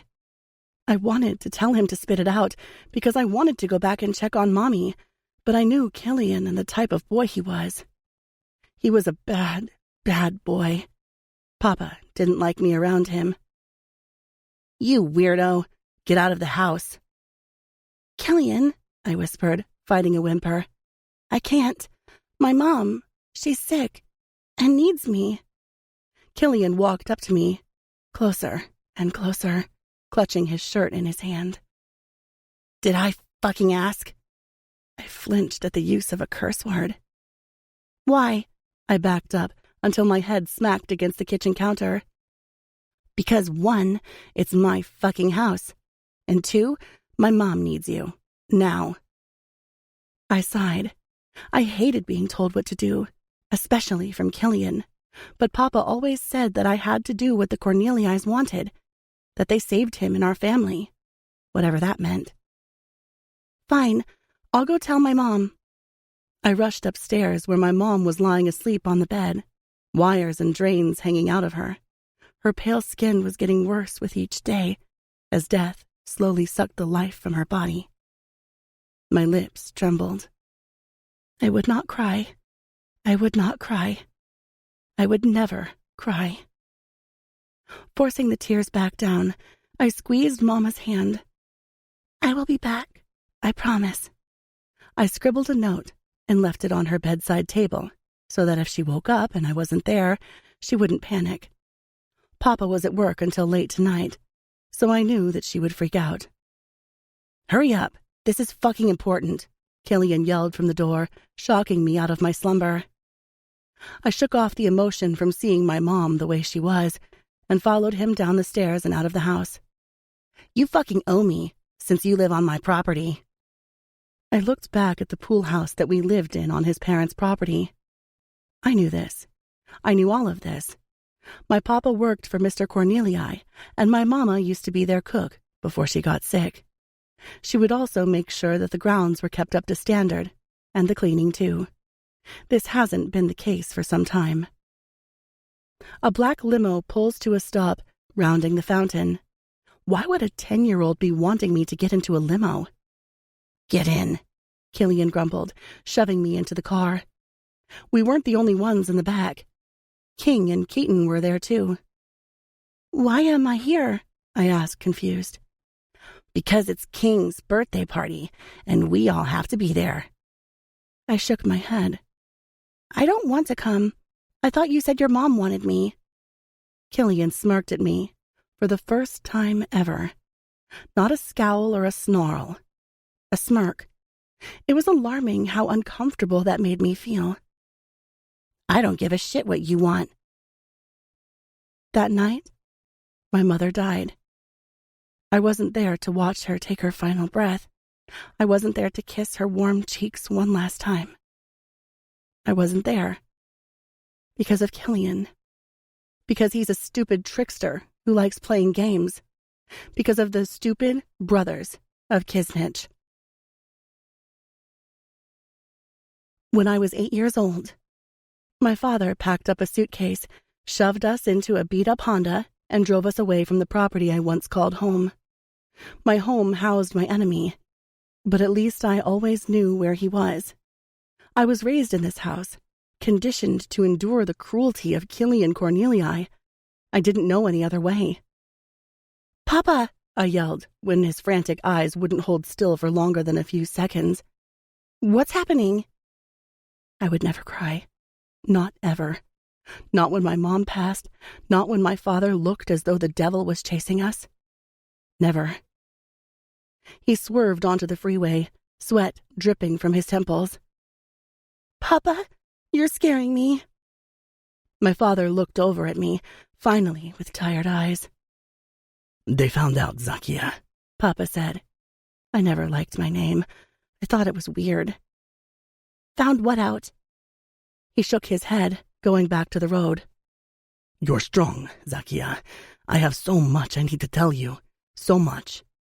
He reached into his pocket, narrowly missing a bus. He hit dial on the phone.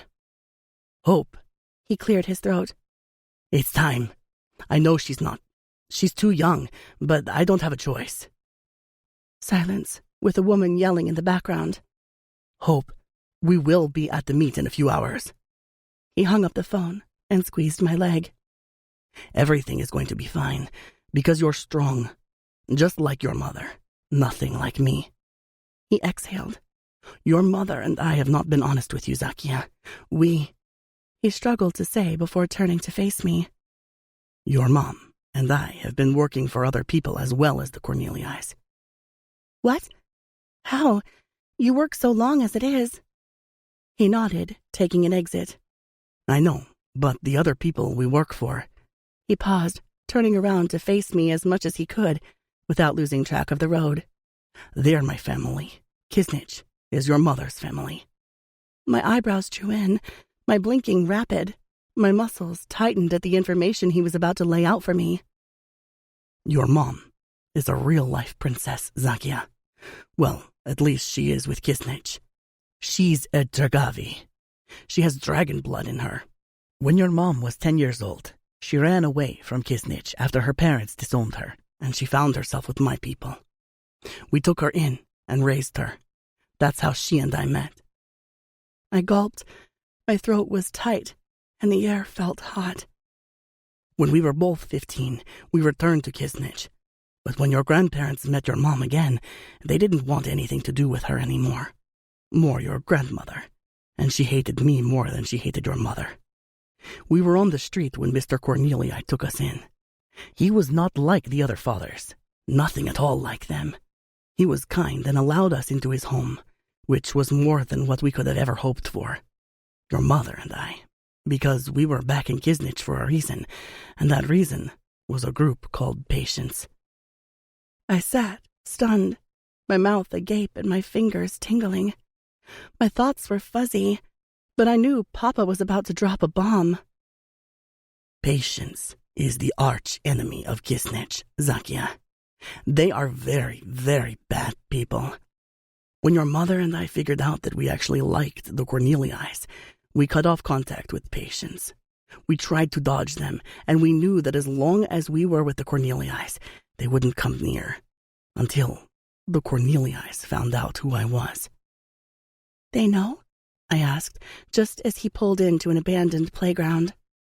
Papa pulled up the emergency brake, looking around frantically. There was no one here. I was surprised to see that we had been driving for a couple of hours, too. They know, Zakia.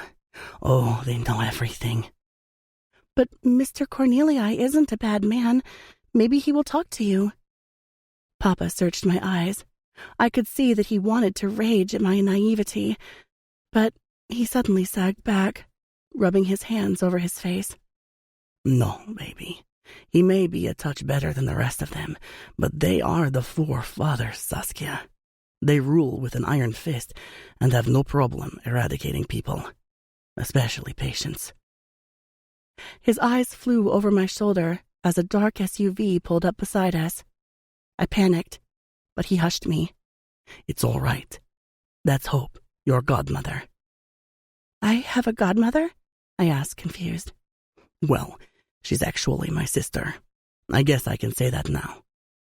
He reached for the door handle, but I remained in the car, motionless, shocked. Nighttime was bleeding into the day, and all I wanted was to stop time, maybe rewind it to before I was born. My door opened, and a small, petite woman with short blonde hair bent down to grasp my leg. She looked nothing like Papa. Papa was tanned, quite brown. She was very much white, like Mama. Hello, Zakia. I'm Hope. Papa dropped a bag beside Hope's feet. Stop calling her that now. He tossed a passport onto my lap. I flipped it open. It was the name that your mother and I always wanted to call you. Saskia Estelle Royal. I looked up at Papa just as Hope was putting our bags in the SUV. Are we going to be all right, Papa? He leaned down as Hope got into the driver's seat and started the car, leaving her door open. His hand came to my cheek, his lips to my forehead. Always. I relaxed. My muscles slacked. I would always have Papa. I heard it before I felt it. Pop. Hope screamed. Warm liquid fell down my forehead as particles sprayed across my arms. My father's body slowly dropped to the ground in a thump. I don't scream. I sit stunned. Looking to the left, I remained emotionless against reality. Zakia! Hope grabbed me, threw me into the passenger seat, and crawled to the other side, starting the car. My breathing was heavy. My heart raced. My brain was dead. Hope reversed and headed out of the parking lot, but not before we passed a black limo that sat across the park with its window down. Everything slowed. I wanted to close my eyes. I knew they would for sure kill me, too. The closer we got, the harder my heart pounded. Thud, thud, thud. I saw the gun pointed out of the car, the barrel aimed right at us. And then I stopped breathing, because the person who was holding it wasn't Mr. Cornelii or any of the forefathers. Bright blue eyes shaped by fluffy black lashes, messy black hair. Then, slowly, that smirk slid onto his face, with his 2 dimples sinking into each cheek. Killian Cornelii killed my father. At 11 years old, he killed my father. Instead of shooting me, he lowered the gun and let us drive away. Once again, the Cornelii family took something from me. They took everything away from me that made me, me. They took away all that I loved, and instead of killing me too, they made me live with the emptiness of having no parents. I hated him. When I was 13 years old, Mother Nature visited me for the first fucking time ever. Seriously? I thought I would have more time than this. 13? I knew a couple of girls from school who got theirs when they were younger, but seriously? Hope came walking down the long hallway, holding a coffee mug. It's time. They'll be here soon. What? Today? But it's Monday. Hope offered a small smile. Sorry, Sass, but you know the life. I sighed, leaning my head against the top of the couch. I knew it, but how did Costa? Hope pushed off the wall. He knows everything. Will you be okay? It's not that bad. I nodded. I'll be fine. I was used to this. I was groomed for this life since I was 8 years old. That night, Costa raped me. That may have not been directly Killian or Midnight Mayhem's fault, but everything avalanches into one eventually. I lay still, motionless. The leather on the sofa sticks to my sweaty back, but I don't dare move. Not for a second. I remember everything. I remember Costa. I remember the life I lived with Hope, the life I lived with Patience. Weekends were for Patience. Weekdays were for my school, for my normal life. When I was with Patience, they trained me with fire. That's how I knew what to do the first time I ever picked up the dragon staff. But I didn't remember any of it. Until now. There are parts that I remember that I shouldn't, I whisper, gazing at the ceiling. I begin counting the dots. Yes, Costa murmurs, leaning back in his chair and rubbing the beard on his face. Those are the times that I would shuffle your thoughts around. I needed you to report back to me every now and then, Saskia. You were planted in Midnight Mayhem for me. I trained you in fire with the purpose of you being initiated into their show. You own me. I am your master. You are my master. I swallow, the words slipping from my tongue effortlessly. It's true. Costa took care of me, protected me, fed me the truth when everyone else starved me with lies. I turned to face him, smiling. Why couldn't you trust me to check back with you? Why did you manipulate my memories after getting the information? And how is it I have 2 different events inside of my head of the same occurrences? Costa takes out a cigar and puts it in his mouth. He lights it, and the smell resonates with my bones, resting inside of me, like comfort, like home, like trust. Because of Killian and Callisto. They're much stronger than I, and stronger than the other forefathers, who also practice within coercive persuasion. I created false memories inside of your brain, just like the forefathers and brothers, by using advanced psychological coercion, hypnosis, and telekinesis to move parts of your memory around in your brain. I can convince your mind of the memories that you don't need, and while you're under hypnosis, I can replace events inside your head with whatever I want. It's why you had blank spots. I have to admit, doing this every time I'd get information from you was exhausting. I swing my legs over the sofa, blinking back tears. I will not cry. It's weird. I remember all of my memories now. Only the ones that Costa played with aren't as clear. Everything up until this point is.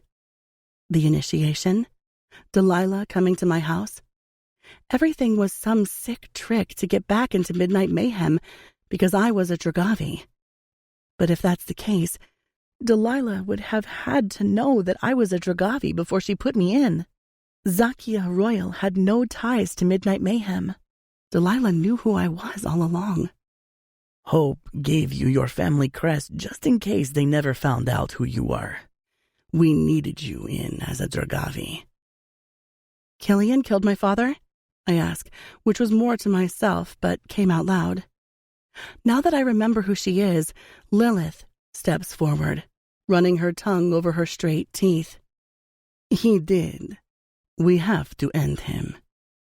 I freeze, and then I realize the reaction I had to hearing what she said, and quickly relax. Agreed.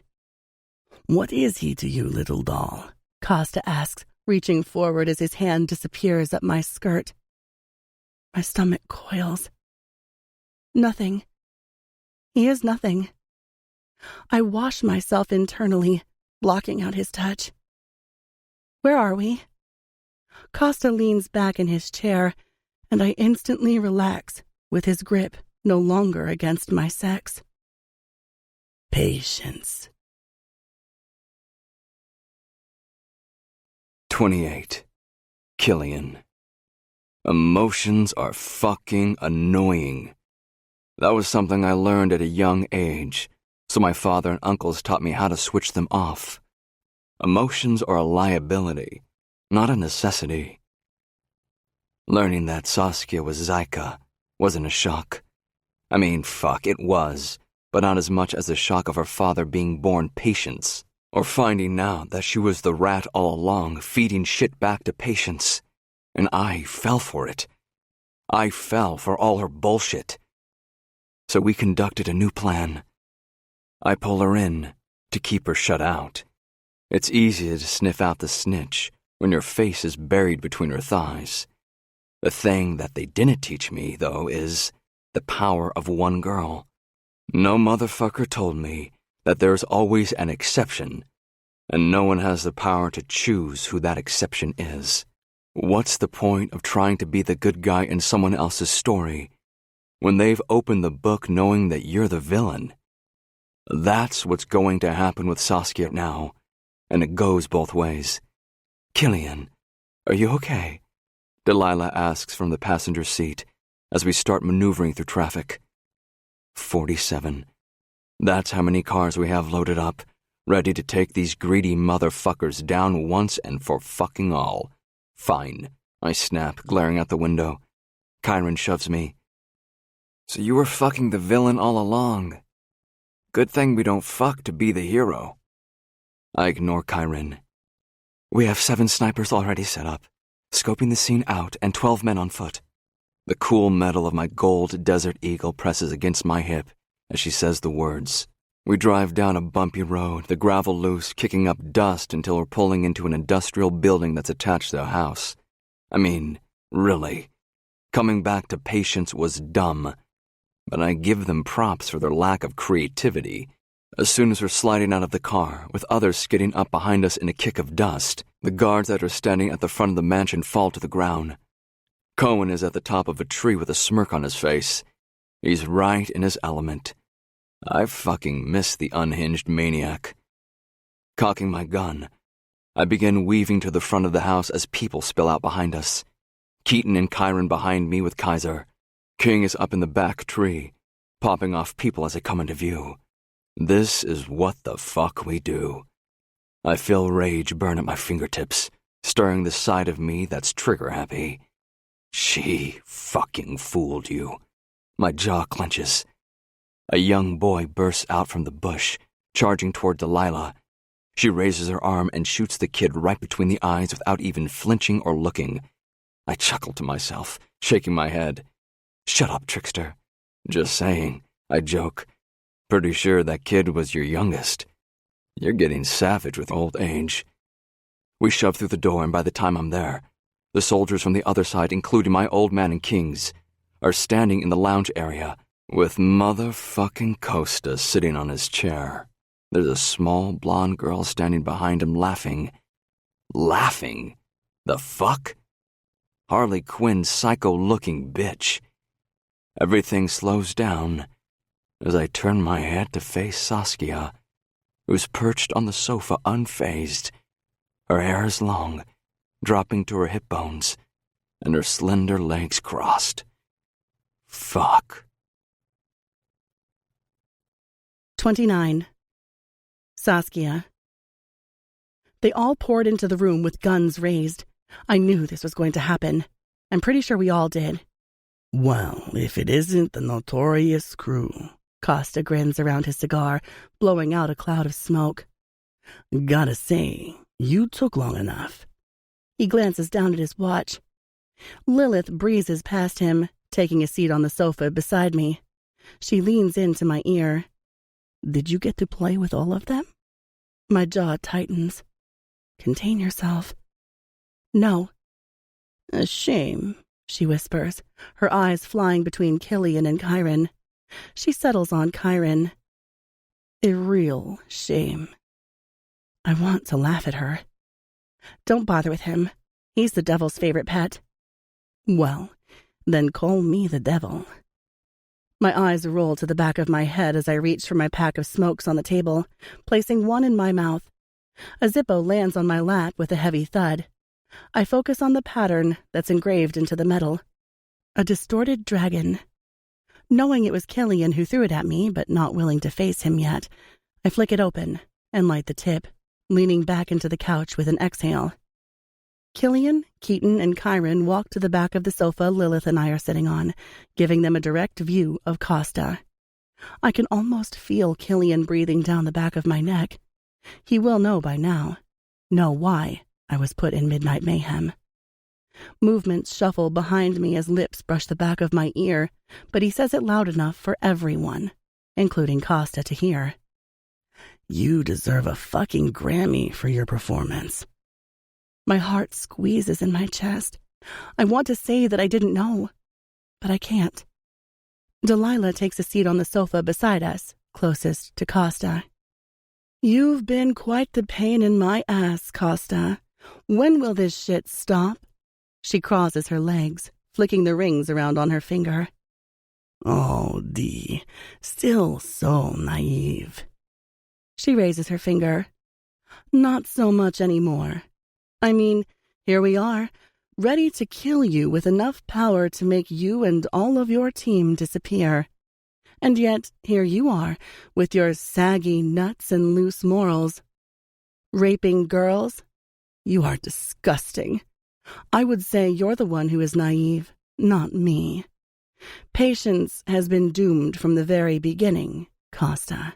But now, your clients are thinning. Rape, huh? Costa grins, looking to me, and then above my shoulder. I'd hardly call it rape if the girls love it. My face pales, but my nostrils flare. Before I can say anything, Delilah says, she was 13. They were all close to her age. She knows? My fingers twist on my lap. I don't want to face this music. But your daughter, Costa? Delilah says, unmoving. I see movement out of the corner of my eye when the four fathers enter the room. The atmosphere shifts. 4 middle-aged men in expensive designer suits, some tattooed, some not. A couple with longer hair, one with no hair. They stand powerful, strong, without breathing a word. I turn to face Lilith, watching as her face remains passive, as if the words don't trigger any part of her messed up soul. Delilah turns to face me. So is anyone going to ask me why I brought Saskia Dragavi to Midnight Mayhem? Delilah looks around the room, meeting every face that's in here, before finally resting back on Costa. No, no one, not even you. Did you not think that I damn well knew she was connected to Patience? Costa stiffens. I mean, Delilah stands, chuckling. You have to give me some credit. She walks directly in front of Costa, resting her hands on either side of his chair. I do everything for a reason. But you, Costa, being the biggest failure of the fathers ever? Poor Lilith. She doesn't give a fuck about her father's lack of love. She replaced love with insanity a long time ago. Did you not think that both myself and your nephew would do something about that? She tilts her head. My eyebrows pull together. Costa doesn't have a nephew. He only has Lilith. Delilah runs her perfectly manicured finger down the side of his face. We knew she would fall in love with him. Someone steps out from the side, and I watch as Killian flicks a knife around his fingers, with a cigarette hanging from his mouth. He looks over at me and winks before walking closer to Delilah and Costa. Killian grins, taking the smoke out of his lips and blowing it out. When Delilah finally told me who Sauce was, I knew that her mind had been touched. I killed her father. I ruined her life. There was no way anyone was that good of an actor. And above that, I could never tap into that pretty little head of hers. Not completely, anyway. He continues to puff on his smoke as my throat constricts. Makes sense now. You trained her to be strong, to not give in to the impulses of coercive persuasion. Smart, I'll give you that. But you're still a sick bastard. Ever so dark about you not being born into the forefathers. Never claimed I wasn't. Costa snickers. Costa is Callisto's brother? Killian's eyes come to mine. My heart flips around in my chest as my cheeks flush with heat. I'll ask you again, little dragon. He licks his lips, and I subconsciously draw my tongue out to wet my own. Do villains have hearts? Everything comes back to me at 100 miles an hour. It was all there in black and white. He dropped breadcrumbs for me, but instead of picking them up, I trampled all over them. My chest tightens from his burning gaze. I don't know. My gaze clouds, distancing in and out of you. My thoughts freeze. My eyes connect back with him, and I see it, the flash of uncertainty in his vision. He killed my father, ruined my life. Yes. I watch slowly. The corner of his mouth tips up, curving around his teeth. No one knows what that question means, only us. Him asking if villains have hearts is him asking if I'm still in there. He knows that I didn't know what was happening. He knows that I didn't know I was being a rat. You have one issue, Costa mutters, leaning forward to flick the ash off his cigar. You can't kill me. Killian finally drags his eyes off me, taking his heat with him. Oh, really? And why is that? Costa's wrinkles press around his cheeks, showing his age. My stomach churns in aversion, conflicted with my thoughts. Because if you kill me, I have someone ready to take every single one of you out. Costa's eyes drop to the center of Killian's chest, where a bright red dot is aimed. I knew you would come here. Did you really think that I'd come back to Patience to run from you all? Patience is close enough to Kisnich to not do that anymore. You underestimate me. Enough, Kaya snaps, stepping forward and into the firing line. I can and will kill you, Costa, but for right now, he's right. We can't kill him, which is exactly why I told Delilah to hang back until I drew orders. And when would that have been? Delilah asks, an eyebrow cocked judgingly. When it was too late? Wait! I raise my hands, clearing my throat in annoyance. Which is it? Am I the villain, or am I the damsel? Because I'm confused. Killian comes closer to me, until we're toe to toe, Louboutin to combat boots. He raises his hand and brings it to my cheek. What do you want to be? I bring my eyes up to his. Free. He freezes, his body vividly turning rigid. I watch as he slowly turns to face Costa. I say we kill him and go with our chances. To answer your question, Delilah murmurs, moving to me, you were part of the plan. I've known about you since you were a child. I've known where you were all along. Is that right? Costa stands from his chair, coming closer. They're forgetting one other person that they stole from you, little doll. My breathing picks up as a tingling sensation forms over my flesh. What? His lips curve around his gold teeth as a grin beams from him. Hope. I freeze. The room changes. Really? Killian moves Costa out of the way. You really thought you could play that card on her? I don't need to. Costa smiles in triumph. She's already mine. Chills break out over my flesh as flashbacks fly through my brain. I'm conflicted. My head pounds as the two sides of myself battle with each other. My stomach sinks as my focus flashes between Killian and Costa. Someone who did despicable things to me, to us all, but also conditioned us to make us feel important, wanted. Is that what abusers do? They violate not only your body, but your mind? Hope said it was normal. Everyone said it was normal. Everyone I trusted. She was the bug that you planted in Midnight Mayhem, King whispers to himself, and I turn to face him as he seethes at Delilah. You can't just overrule the four fathers and expect there to be no consequences to your actions. Costa's eyebrows draw in, his stance becoming restless as he slowly stumbles back to his chair. No, this was my plan. I needed you all here so I could finally take over the business that was mine to begin with. Saskia was my weapon, not yours. Costa sneers at Delilah. Delilah smirks, lighting a smoke and blowing out the cloud. Wrong. She was mine. And now I get to kill you for what you did that day to Chiron, Costa, and for what you do to all of the children of Kisnich.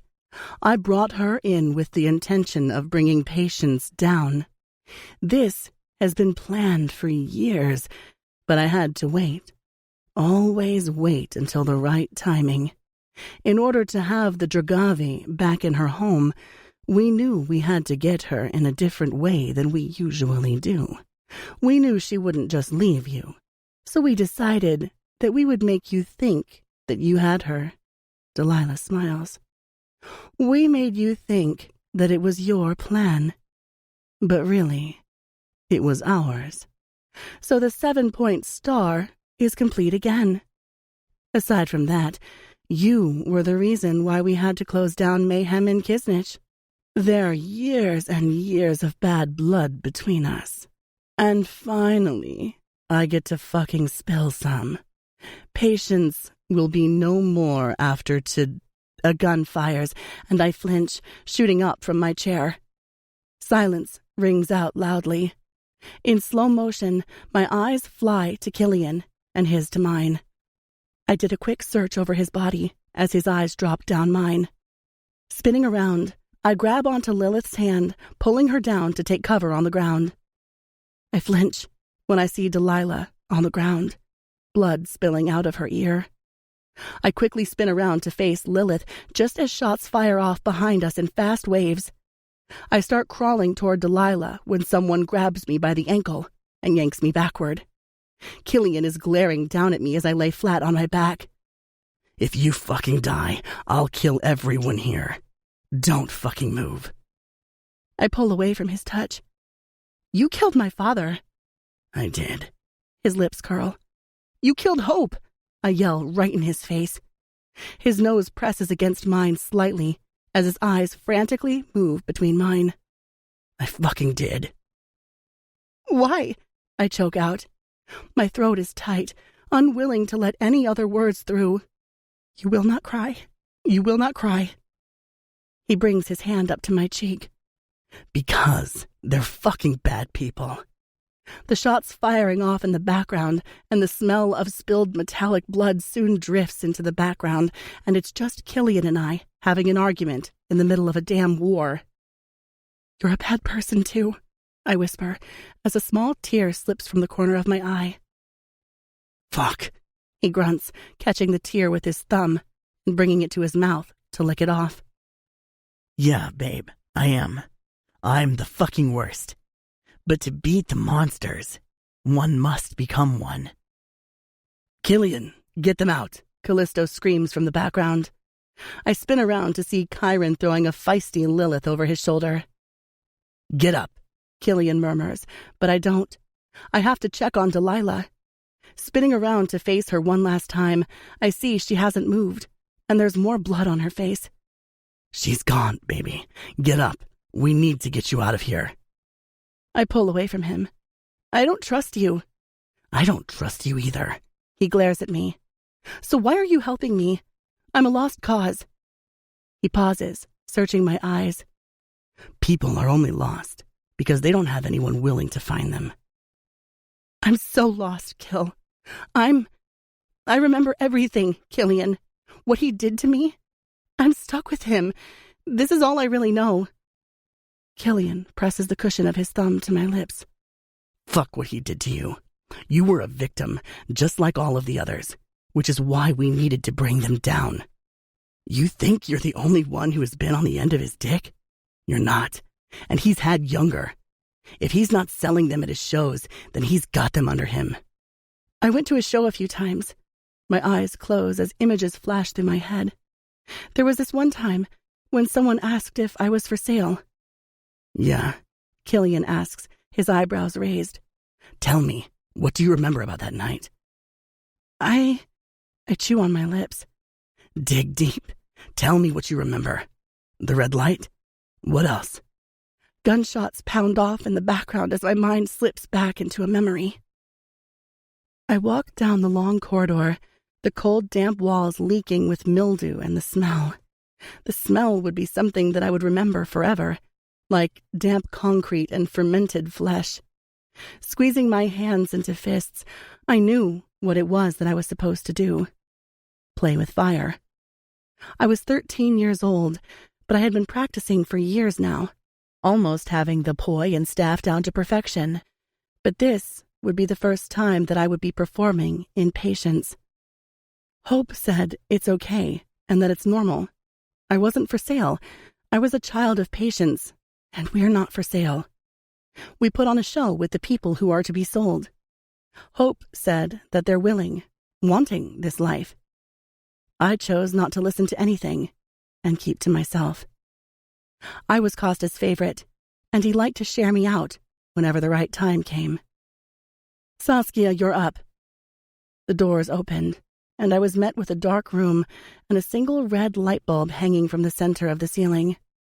It allowed me to see the audience to an extent. The audience is the same, with them all wearing a masquerade mask to hide their identity. Each person is assigned a pager. If they want to bid on one of the girls or boys, they page in, and a waiter comes to them to take their bid in order. Picking up my torch, I light the end and slowly swish liquid around my mouth before blowing harshly against the end. Flames react to the area, lighting up the crowd. A big one. I go through my steps as girls and boys walk across the stage to Marilyn Manson, Kill for You. I flip the staff around and go through my routine like a robot, manufactured by patience. When I've finished up, I drop down off the stage as Jessica, one of our waitresses, waltzes over to me. She nudged her head to the back of her shoulder, leaning into my ear. Got people asking if you're for sale. My eyes followed hers to see 4 men, all wearing different masks. The bone curved around their eyes and nose, allowing their jaws and mouths to remain on display. I rolled my eyes. Of course you told them I wasn't, right? Jessica snorted, snatching up a glass near the front of the stage. Of course. Just don't know if they bought it. You, I murmur, searching his expression. You were all there. Why? I had hundreds of questions, and although this wasn't an ideal place to be asking them, I was desperate to hear the answers. You trust me? He asks, tilting his head. No. Do you trust me? I shoot back, inching up into my elbows. Would you two please not start fucking in the middle of a goddamn war? Keaton yells out just as the shots die out. I don't, Killian admits, but I don't have to trust you to save you. Save me? I ask, not sure how those words taste on the tip of my tongue. I'm messed up in the head, Killian. The girl you knew for the past few months is a little different to the one I am now that I have my memories back. Killian licks his lip. What you went through, Saskia, it was fucked up. I know that. Just because you were abused, fucking raped, and taken advantage of doesn't mean shit up against what you mean to Mayhem. Like it or not, we're your family, and that's not just because you're a Degravi. Why else? I ask, wanting to know his answer, but subconsciously knowing that, again, right now is probably not an ideal time. I'm not doing that with you right now. He pulls me up to my feet, just as my eyes land on Costa. I don't want to do this, I whispered, as Costa and the 2 men he keeps close to him turn on the lights. It's going to hurt. Costa smirked, unzipping his pants and walking into the middle of the room. There were cushions set up, scattered everywhere. Lay down, little doll. I promise it's not as bad as you think. The 2 other men who were behind him stalked toward me, too. One was holding a metal object that had 2 clamps on either side. Why? I asked, because I always asked questions. Because this is when your training can start. He kneeled down to my level, stroking himself through his pants. This is where your life starts. I shake myself out of a blur, reaching for the knife Killian has in his hand with the gun in the other. Babe, what are you doing? Before I can think about anything else, I rush forward, jumping over the dead body at my feet. Costa is laughing, watching the pure manic scene that's unfolding around us. Right now, I don't care that there are stray bullets flying through the air. I don't care. I just want one thing. One. I lean up with a scream, launching the tip of the knife right into his chest. I'm shocked at how easy it was to sink it into his body. His cigar falls to the ground, his face crumpling. Someone is yelling in the background, but I ignore it. You needed to die, I whisper, pushing him backward until he's falling back into his chair. Killian's arms wrap around me as he slings me over his shoulder. Everything turning upside down. He draws his gun and shoots one of Costa's guards that are near the front door. It's not until we're out in the open that he puts me down to my feet. I stop talking. Killian grabs onto my hand and directs me toward a jeep that's on the outskirts of the property, where it merges into forest land. Kyron is in the driver's seat, waiting. Killian picks me back up and throws me into the back, swinging the passenger's door open to slide in. Kill, King calls out, running up to the car. We're going to burn the house down to the ground. How many did we lose? King's eyes come to mine as he shuffles in his spot. 2. We'll be back. King bangs on the roof of the car, and Kyron sets off, driving us through a clearing between bushes. We duck and swerve between trees, completely off-road. After maybe 10 minutes, Kyron stops jumping out of the car as Killian comes around to face me. What?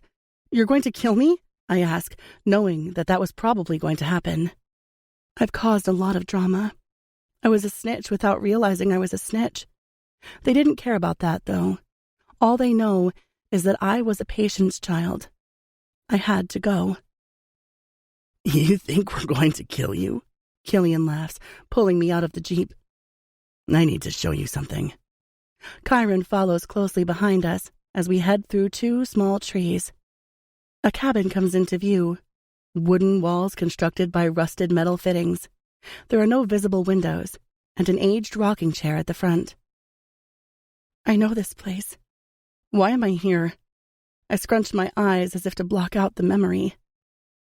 You aren't the only person who has been fucked up by patients, Chiron mutters behind me, and I turn to face him, shocked at the soft tone he used. You? Chiron's eyes darken, even more than usual.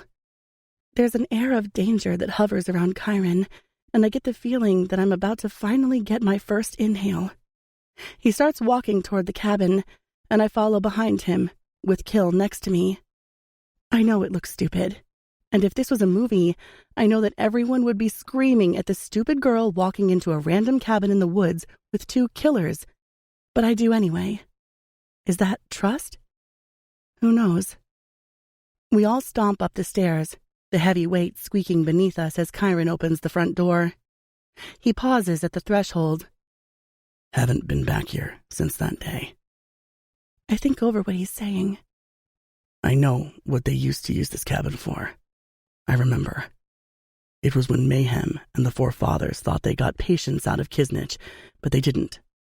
Kisnich was so busy looking for their hiding places in patients that they forgot to look in their own backyard. Patients didn't shit where they ate. They'd house the people, kids, who were for sale in here.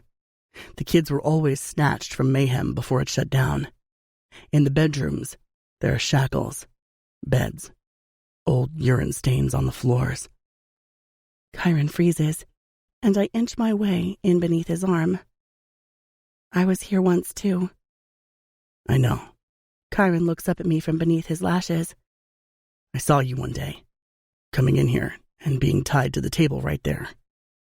Chiron points to an aged dining table with 4 wooden legs. Why am I here?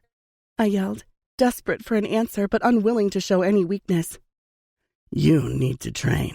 Stretch your legs. This. Costa latched the metal spreader to my upper thighs while connecting me to the feet of the table. I'll be back when I think you're ready. Lilith's eyebrows furrowed slightly, but she shook it off. Lilith was about as soulless as her father, but I thought she was a friend. 48 hours later, I whisper, leaning down and running my hand over the foot where the indentation of my cuffs remained. And I still wasn't wide enough for him when he continued to fuck me the next day. I look up at Chiron as pain flashes through his eyes. Sweat beads down from his temple. Fucking hate that bitch. Who? I ask softly, standing back to my feet. Lilith. I slowly make my way to him, noting how Killian stiffens beside Chiron. What did she do? Does it matter? Chiron murmurs, searching my face and my lips. The only person who really knows what it feels like. He pauses, swallows, and looks back at me. Is you. But you hide it well. I had my memories taken, Chiron. I cheated, I say now that we're toe-to-toe. And aside from that, it's all I've known. Pain, hurt, anguish, neglect. This place, though? I look around, shivering as I take in the cool stone walls, open fireplace with dust built up inside of it, and neglected kitchen. So bad. My eyes come back to Killian, who's watching me carefully. We tried to buy you at a show once, to save you. I remember what they did to you over those 2 days, Saskia. It came close to what I had to endure for the days I was here. We obviously didn't know your name, didn't know who you were, but I recognized you from the cabin. You guys would have been 15? I do the math in my head. I didn't have to question it. I never looked the same while in patience. I was always dolled up, made to look fake and plastic and artificial. There's no way they would have thought I looked like the 8-year-old girl who left all those years before, dressed in Barbie attire with a bedroom to match my dollhouse. All dolls had a dollhouse, and every dollhouse matched their room. When a doll would die, the house would be burned with the doll. Lilith was the leader of all the dolls, and rightly so, what with Costa as her father. I gulped, my eyes closing. I don't want to think about the last time I was here. The chafing of the metal continued to bite into my flesh as my thighs ached to close. I didn't want to be here, but I had to train. Costa was very displeased with my performance, and he needed me more experienced to be able to bend and stretch my body for long periods of time. Someone walked in behind me, unlatching one hand and spreading it wide to attach to the other leg of the table. I was now completely starfish, my ass in the air.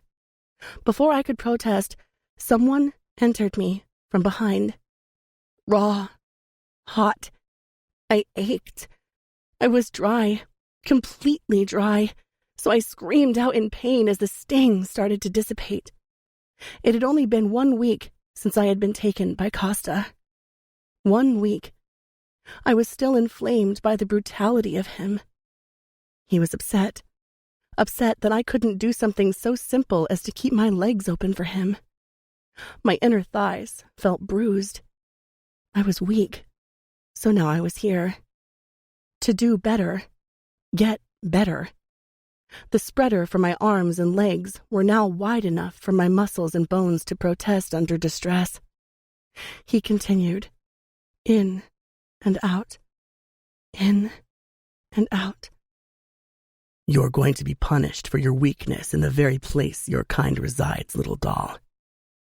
I didn't know who owned that voice. I didn't care. I lost my self-worth the second Costa raped me. Now, anything after is a wrinkled version of reality, warped and twisted. I looked up from watery eyes directly at another boy opposite me. He was wearing a hoodie, covering his face. He was chained. Before I could think too much about him, I drifted off to sleep as the onslaught continued. Do you know how many, Saskia? I knew what Kyron was asking. Tears built up in my eyes. I don't know. I fell asleep. Killian shuffles so he's beside me. Kyron's hand comes to my chin to tilt my head up to his. 15. I choke out a cry. My hand covers my mouth. Tears slide down my face for the second time tonight, and I can't stop them. Pain takes hold in my chest as energy drains from my limbs. I feel vacant, while my body feels occupied by people that didn't belong in there. You were fucking 13, little dragon, Kyron says softly.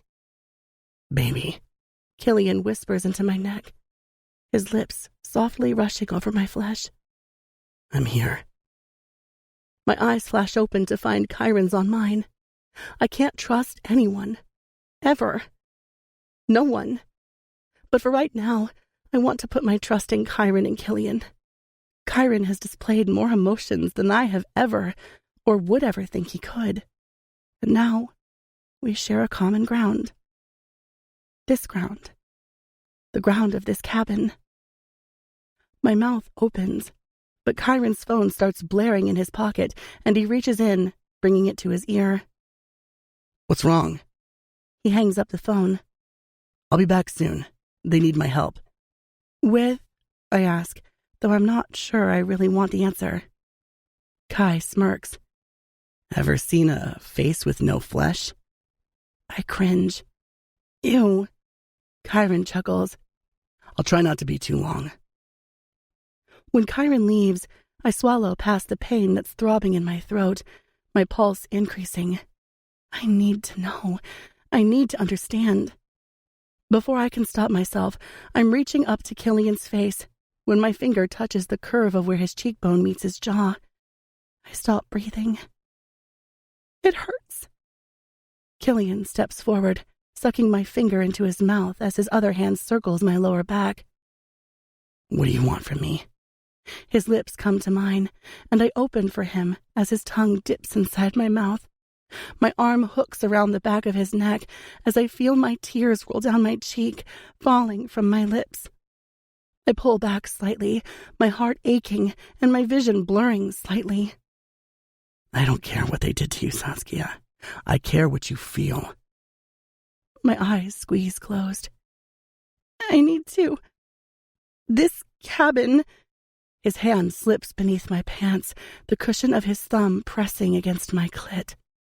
I'll kill them. My mouth falls open, a soft moan slipping between my lips. You have demons too. He grips onto my waist and lifts me onto the table that helped steal a piece of my soul. His hand dips beneath my top, removing it slowly. True, I have many, but I wouldn't be the devil I am today if I never got to commit the sins I did then. His lips fall onto mine, and I open my mouth as he slowly removes my clothes until I'm wearing nothing but my panties and bra. He licks his bottom lip, his eyebrows pulling in. You're going to fuck me on this table. He leans up and takes a seat beside me, grabbing me by my hips and bringing me to his lap so I'm straddling him. He breathes over my lips. You're going to use me to take back your control. I sob into the crook of his neck, running my tongue over his skin. Slowly, he peels off my panties and flicks them to the side. I reach for his buckle on his belt, pulling him free. He hisses, biting down on my nipple. Fuck. Make this quick, because I don't know how I'm not supposed to be rough with you. I slide over his girth, my fingers flexing behind his neck. I clench around him like a vice, unwilling to release him, as I draw out and slam myself back down. Fuck, babe, he whispers into the side of my ear as I bring myself up again and grind over him. He brings his lips to mine, kissing me roughly as he struggles with himself on where to put his hands. Finally, one hand is fisted in my hair as the other rests on the table beside him. I ride him hard until the slapping of our bodies colliding amalgamates with the animalistic sounds that leave us both. He brings his palm to my mouth. If you keep screaming that way, baby, I'm going to get you pregnant. I'm about to bite his palm when my orgasm crashes into me in a vicious wave, threatening to drag my ass right out to sea. Killian releases my mouth, pressing another kiss to it. He's gentle when he's rough. He may fuck you within an inch of your life, but he'll give you back a mile when he's finished. I climb off his lap, and he watches me carefully. What are you doing? Stand. His face shifts as his eyes twinkle with mayhem. Don't get used to this. It's a one-time thing. Killian does as he's told, sliding off the table as his jeans and briefs fall to a pool at his feet. His cock is heavy in my hands and thick. Angry, I graze the cushion of my thumb over his tip. Jesus, I cry out, my face falling against his chest. Killian will always be more than enough for me. I will never have my fill of him. Aside from all of the revelations tonight, I need him for right now. Killian groans, his head tilting back until his hoodie falls around the back of his neck. Slowly, I slide down to my knees and take him between my lips. His smooth thickness glides over the top of my mouth as I try to take him all the way in. Gagging, I pull back and cover Killian. My Killian. I don't know why I'm feeling possessive, but a rush of power rolls over me at the realization that Killian is and always will be mine. Forget the stars aligning. Heaven and hell moved when we were born. I just don't know how this is all going to end. Killian pulls out, getting agitated, as per usual, guiding me up by my hair. He picks me up from the ground, and I wrap my legs around him. Continuing to ravish my lips with his, he starts pushing one finger into my opening, twirling it in circles. I have a feeling what he wants us to do. Good thing it won't be the first time. Killian's hand wraps around my mouth as his fingers reach down my throat. Spit, and make it a good one. I gag, spitting into the palm of his hand. Jesus Christ, he murmurs, leaning down and sucking on my nipples. Killian rubs the saliva over my ass, gently massaging inside my pussy. I hear the movements of his fingers and my juices swirling around. He rubs that over my asshole. Ready, he whispers into my ear. I moan, nodding. Yes. Slowly, the tip of his cock is pressing against my opening, and I flinch, knowing that the pain is about to come. Relax, baby. I do as if on cue, and my ass swallows him as soon as his tip enters. He groans so loud the vibrations are felt through the pulsing of my heart. Fuck.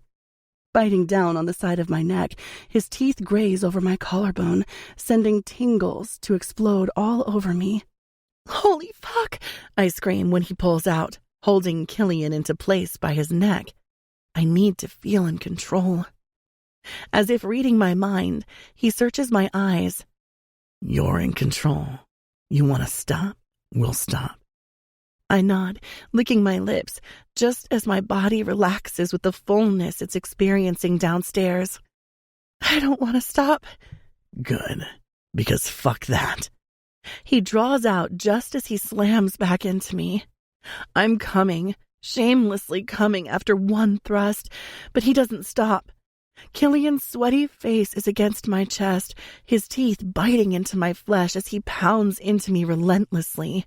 His growls are animalistic, my moans as loud as a siren. My core clenches again as stars spin behind my lids. I'm dripping in sweat, my skin hyper-aware. I'm going to come again, I whimper, my head falling onto Killian, my limbs turning to mush. He speeds up, pressing against a spot deep inside, promising to unleash hell upon my body. As if on cue, a loud scream erupts from me painfully, unleashing all of the pleasure, pain, agony. He empties inside of me seconds after, before slowly pulling out and stumbling backward. My legs give way, and I'm falling. Only Killian's arms swing out to catch me, standing me back to my feet. Cum is dripping out of me from all places, but I feel something else right now. Elation. Shaking my head, I chuckle to myself as Killian removes his hoodie and tosses it at me to clean up. I scrub in double time, needing my clothes back on my body when I hear Killian's truck pull back up outside. Once I'm changed, Killian hooks his arm around my back, his worry etched over his beautiful face like a painting on display. You okay? I smile softly. I am. It wasn't a lie. What we did replaced a bit of the darkness with some color. When someone or someones violate you, that doesn't give them the power to own parts of you. This cabin? Maybe before today, I wouldn't have been able to look at another cabin without thinking about that night. Now, I can at least replace that with something new. To have an emotional trigger to a past event is giving your demons power to control you, to control what is going to set you off. It's never going to be easy, but the first step we can do is to work to take back that power. Chiron, I don't think I'll ever know the true torment that's embedded into the dark corners of his soul, but I do know everyone is different. What works for some won't for others. Killian stands in a white shirt with sweat seeping through, but leaves his jeans unbuckled as he reaches into his pocket to pull out his smokes. I take one, and he lights it before lighting his own. Why did you kill Hope? I ask the question that I've been wanting to ask, but couldn't gather my thoughts fast enough to ask it between the murder and the sex. Was she not good? Not good? Killian mirrors my tone sarcastically. She was barely fucking human. There's a lot that I need to talk to you about with your family, patients, Kisnich, and hell, even this cabin. Can we do this back in Kisnich? Or fuck, even on the plane? Got a lot of shit that I need to do, including be there for my best friend whose mother just died. There's a part of me that is disappointed with his answer. I know that Delilah being dead is going to cause a massive shift in the Midnight Mayhem world, but my world has also shifted. I found out parts of myself that I didn't know existed, and now I don't know who I really am. Of course, I get it, but when she came here, why did you kill her? Killian draws in his smoke and then blows it out.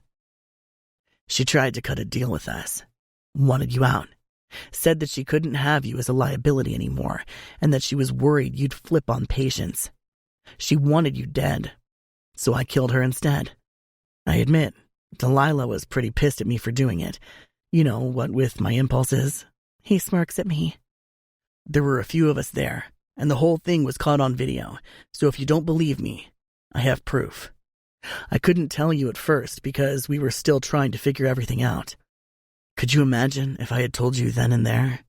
You would have thought I was a psycho. I shrug, still up in the air. I shake my head. I don't understand why she would do that. How is that not obvious to you right now? Killian drops his smoke on the ground, crunching onto it with the bottom of his boot. She was patience through and through, Saskia. She bled that shit. She was weak-minded. All of them are. But not you. That's because of your DNA. How can you be so sure about my strength?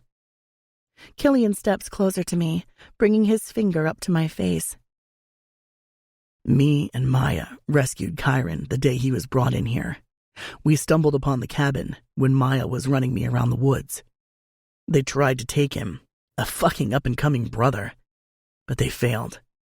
We didn't have time to call it in, and Kyron never wanted the forefathers to know, so we kept it a secret until Delilah got it out of Maya years later. After spotting him through the window, I went into murder mode and needed him out, so we waited until the guards were upstairs or out of the front before we snuck in through the back. While we were untying him, we saw you tied to that table too. I remember thinking there was something about you, but not knowing why. You were young, wearing a blonde wig, makeup all over your face. It's how you looked the night we came to the show. He breathes out. You're fucking Kisnich. You were born to be a fucking gladiator warrior. There was no way that this was going to define you. I sigh just as Kyron stumbles inside, carrying a gasoline container. We're burning this shit to the ground. I take one of the containers and make my way into the sitting room where I saw the boy all those years ago. I pause before slowly tipping gasoline over the spot. Kill and Kai go upstairs and empty out the rooms before coming back down, just as I finish dousing the kitchen. I pull out my lighter from my pocket. I hate this Zippo. Killian watches me carefully. I started smoking when I was 14 as a way to cope with whatever was going on at the time. Costa gave me this as a gift, had the patterns inscribed into it. Now that I know my real name and heritage, I understand the meaning of the hidden dragon. I flick it open and toss it into the puddle of gasoline. Up in flames. We all pile out of the cabin and back into the convertible Jeep. We watch in silence as the cabin slowly burns, the metal roof caving in until it's ignited into a ball of flames. Kyron pulls out from the way we came. Love the fucking smell of revenge. 30. Killian. I hated being that fucking person. The one that someone has to lean on in order to get through whatever it is that they're going through. But I knew that two girls needed that from me right now. After we dropped Saskia back off at my plantation home in Kisnich, with my fucking mother and the rest of the witches, we make our way back to Costa's house in Patience. Patience is a town on the outskirts of Kisnich. When Midnight Mayhem was started, and those who didn't make the cut got hurt. They moved out of Kisnich and straight into Patience, which was only an hour drive away. It was far enough away for none of us to step on each other's toes. Through the years, there was no vivid beef between us. I mean, we always hated them and them us for obvious reasons, but we never were actively warring with each other, until the shit went down with Purse. We knew that we could end them if we wanted to. Not only did Kisnich have the manpower and numbers, but the four fathers are four of the most powerful men in the world. Each father has a talent, and each father has a skill, a career, that they provide for Kisnich and help keep our world alive. Us as brothers take on our father's role when the next generation comes up. But it's not always guaranteed that we get another four brothers of Kisnich. Once one brother has a kid, we will all have to try for them. Hopefully not until we're over fucking 30. Until then, we're brothers until the time comes. The 7-point star we wear as a crest signifies the 7 founding families of Kisnich. Initially, they did it years ago to stop any family lines from crossing over. If we all knew where we came from, we knew where not to go. I mean, this was fucking hundreds of years ago when the town was only just founded. Now we have thousands and thousands of civilians who live in Kisnich among us, but they all know who the founding families are. Where they come from or where they cross from. Not all families who live in Kisnich were born there. It's like any other town, only with 7 powerful last names. Kisnich isn't a small town by any means.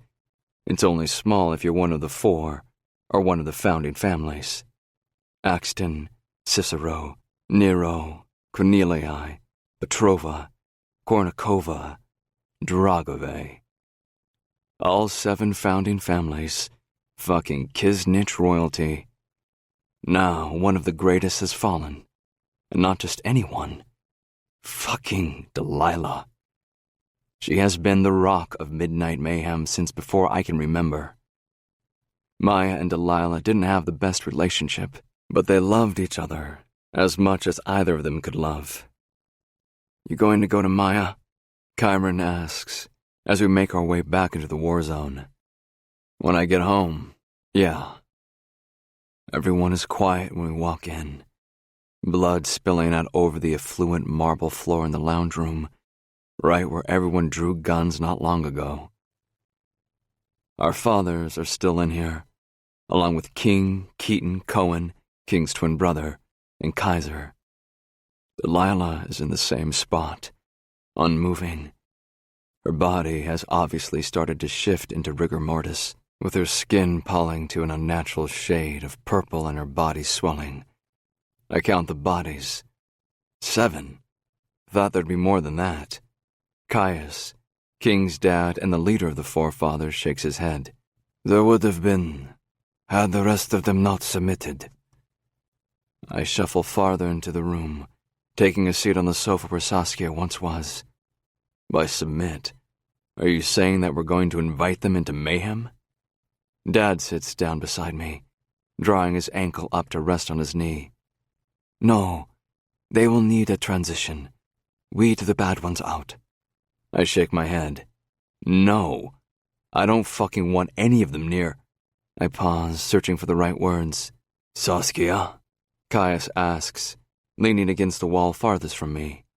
Yeah. I run my hands over my face. Son, what are you doing with her? She was planted into mayhem. How do you trust her? My father interrupts Caius. I bring my eyes to his. The same way you trust Mom, even though she sleeps with everyone in the coven. Dad rolls his eyes. What your mother does isn't something I care about. I know that. I didn't grow up in a family where my parents were in love or kissed or cuddled. Probably has a lot to do with my issues with women as I've grown, and probably my sexual aggression, but whatever, I don't deflect. I own my problems. Instead of trying to explain something to my father that he's not wired to understand, I shake my head. Doesn't matter. Karis, Keaton's father, pushes his glasses down from his head, examining Delilah. She'll be buried in the Petrova plot in Kisnich. I nod. Agreed. The rest of this house can get burned to the ground. Firstly, I didn't want to be here, but I gotta say, I did enjoy the spilled blood. Secondly, I could really do with a fucking drink, Cohen murmurs, exiting the sitting room. I sigh, sitting back as Caius calls for the cleanup crew to pick up Delilah. What's up with you and Saskia-san? Dad asks, instantly annoying me with his question. Why do you care? I answer, not willing to look him directly in the eyes. I care because I know that girl must have a chip on her shoulder, and that the chip was put there by you. So that's why I care. He leans forward, resting his elbows on his knees. She is a sweet girl, Killian, but she is not the same girl anymore. I know he's right, and I know that underneath it all he means well, but I'm not in the mood to listen to one of his speeches. Leave it alone, Dad. I kick up from the sofa and watch as the cleaning crew comes in with a gurney and a black body bag. My thoughts zone out as I watch them pick Delilah up and move her onto the metal bed. Delilah, always trying to do good by everyone in the most fucked up way possible. King squeezes my shoulder. You gotta be there for Maya, bro. You know this is gonna hit her hard. I sigh. I know. 31. Saskia. I'd classify myself as a feminist. I want women to succeed, and I truly feel like we are a sisterhood. We are cut from the same cloth. We should support each other and uplift one another. But Drya tests my patience more than any woman ever has. I never liked her as a kid. I even more so don't like her now. Drya rests her elbow on her knee as she leans toward me, her long dark hair spilling over one slender shoulder. The woman needs a meal. Can I ask you something, Dragavi? Oh, and also, I've noticed that she calls everyone by their surname. My legs feel restless. Sure. Drya studies my face closely. Did you know that the Corneliis are not monogamous? Killian and Maya have a bond that cannot be broken, let alone touched by anyone. Will you be okay being second best forever? I stiffen at her aggressive words. She has hung the bait out for me, hoping I'd bite. Keeping my eyes on hers, I smile sweetly. What makes you think I want your son like that, Drya? He bullied me as a child, killed my father, killed my aunt, and played games with me from the day I joined Midnight Mayhem. Her eyes narrow, but her mouth kicks up in a smirk. You don't have to worry about me breaking their bond, because I have no desire to go near it. Slowly, she leans back in her chair just as Ash and Dahlia, King and Perce's moms, re-enter the room, carrying glasses of whiskey. Usually I'd decline, but after the day I've had, and because I can still smell sex and murder on my skin, I take it when Ash hands it to me. Thank you. What are you two talking about in here? Dahlia asks, flicking her long, perfectly manicured finger toward me as she brings her glass to her mouth. Dahlia is beautiful. Not to say Drya isn't, but when they're seated beside each other, you can see the different glow. Dahlia has a good heart. Drya is dirty. I take a sip of my whiskey, relishing in the burn that it leaves whispered on my lips. Just clearing up a misunderstanding. Drya dismisses me with a simple flick of her wrist. Ash runs her hand over my leg. I had a feeling you were related, Dragavi, but couldn't put my finger on it. Your mother and I were very close. Thanks, Ash. I bring my hand to hers and squeeze. A few very awkward moments later, the front door opens in the foyer, and voices spill into the sitting room. I ignore the way my stomach twists when I hear Killian. As if on cue, Drya smirks at me. She's so much like her son. I see it now.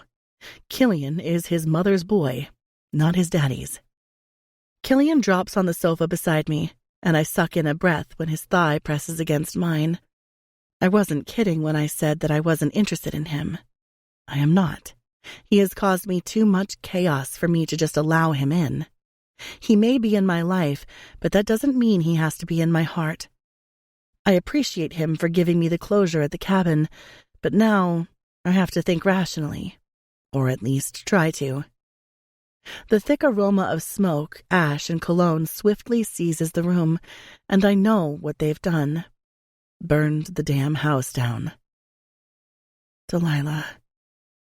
They're preparing her for a funeral in 2 days from now. King pushes through the room, going straight for the minibar on the other side of the fireplace that's burning behind Drya's chair. I've already got the crew and the girls on the first flight here. Killian hasn't told Maya yet. I freeze. King continues. But he will when she lands. Caius shoves his hands in his pocket, looking at all of us in the room. All of the forefathers, their wives, the brothers, and myself. Delilah being taken means someone will have to step up and run the show. Ideally, it is supposed to be Maya, since that has always been a Petrova role to do. But there's Perce. Killian's leg jiggles against mine, and I can almost feel his anxiety seep into my pores. You can't give that role to Perce. She's a hybrid. But, King adds, bringing his eyes to Killian, Perce and Delilah were really fucking close. I'm not saying that Maya shouldn't step up, but I'm saying I think Perce is the right person to do this. Maya has a lot of growing to do. And besides that, she has just lost her mom. King shakes his head. You know Maya, brother. She's going to lose herself, be reckless, and do a whole bunch of shit that she shouldn't do. We can reevaluate when the time comes, but I think Perce knows enough, was close enough, and is crazy enough to take that throne for now, until we need to reevaluate. I put my hand up as if I'm in a fucking school session. What would that mean for the ringmaster? Delilah was that too, and Perce can't do that on top of everything else. Just as the words leave my mouth, Chiron walks in, slipping his gun back into the waistband of his jeans. Lilith, I whisper. I can't help the smile that stretches over my face. You have to use Lilith. Killian leans forward, glaring at me. We're not using our enemy. I shake my head, bringing my attention to him. Lilith is black and white. She doesn't think in colors. She isn't your enemy. She'd be your nothing. What are you saying? Caius asks cautiously. My eyes swing around the room. I'm saying that Lilith doesn't see the world like we do. She doesn't have a moral compass. Was she born like that? Drya questions. Was she born retarded? Shut the fuck up, Ma. Killian snaps at her. I ignore them both, while tucking it away in my brain to get to the bottom of why he hates her so much, aside from the fact that she's a massive bitch. No, I answered Drya, without paying her any attention. She wasn't. When she was a child, she was always crazy. She would talk a lot, do a lot of weird things for the sake of adrenaline, but after the years, life has worn on her, and it shows. You killed her dad. She will want blood, King answers.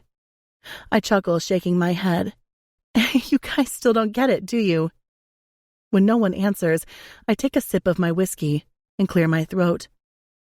You all may be killers, and horrifying ones at that, but you do all have one thing in common. Loyalty. Patience isn't like that.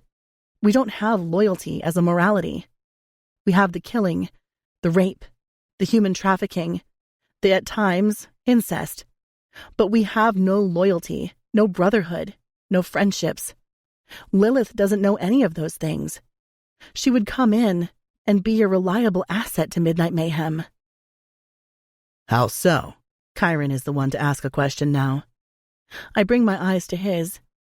Because she was the ringmaster for Patience. And well, I'm sure you remember the ringmaster, right?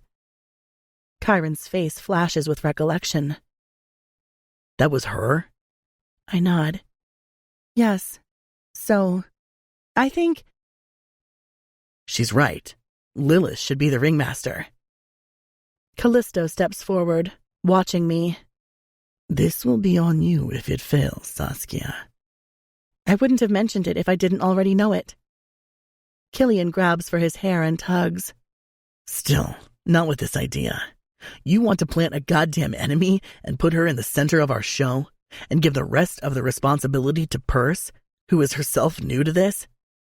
He stands and rushes out of the kitchen, slamming the door behind his retreat.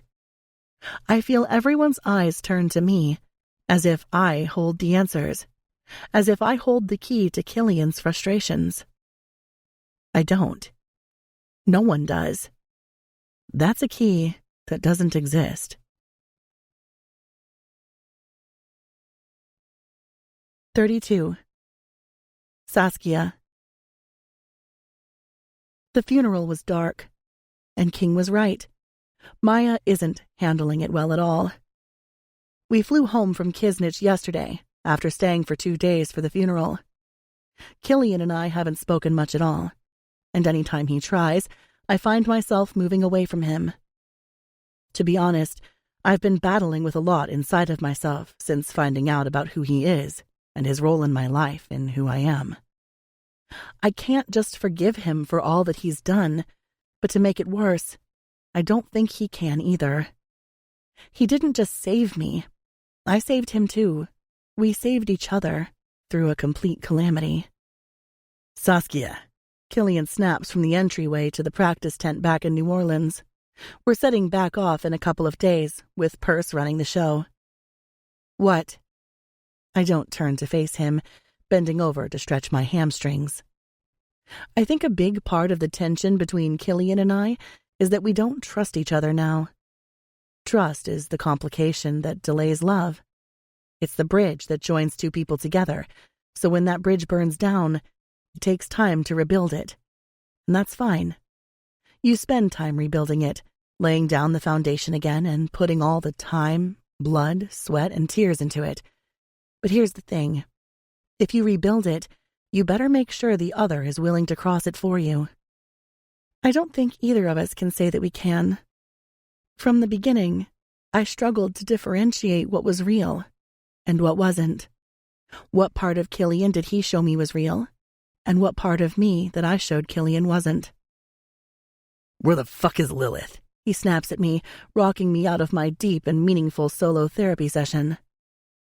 Rolling my eyes, I stand back up to my full height and stomp down the makeshift stage. I take 1 step, 2, another, until I'm close enough to him. I'm an ant beside Killian, with his staunch height towering over me. I crank my head up. I don't know, Killian. Then I shove him out of my way, stepping out to the heat and making my way to my RV. Lilith has moved in with me, naturally, and to say that she's taken the transition easy from patience to Midnight Mayhem is a lie. It's as though she needs to be dominated. She needs to need something more than what Midnight Mayhem can offer her. In saying that, she's going to cause an absolute shitstorm during the shows. I'm here for it. Yo, don't fucking run away from me, Killian yells from behind me as a few people pass me by. I reach for the handle and pull the door open. Too many words are swimming in my head, and I just want to drown them all. Just as I pull it open, his hand slams against it and closes it with a bang. I feel his chest against my back, his heat radiating off him in violent waves, threatening to pull me into him.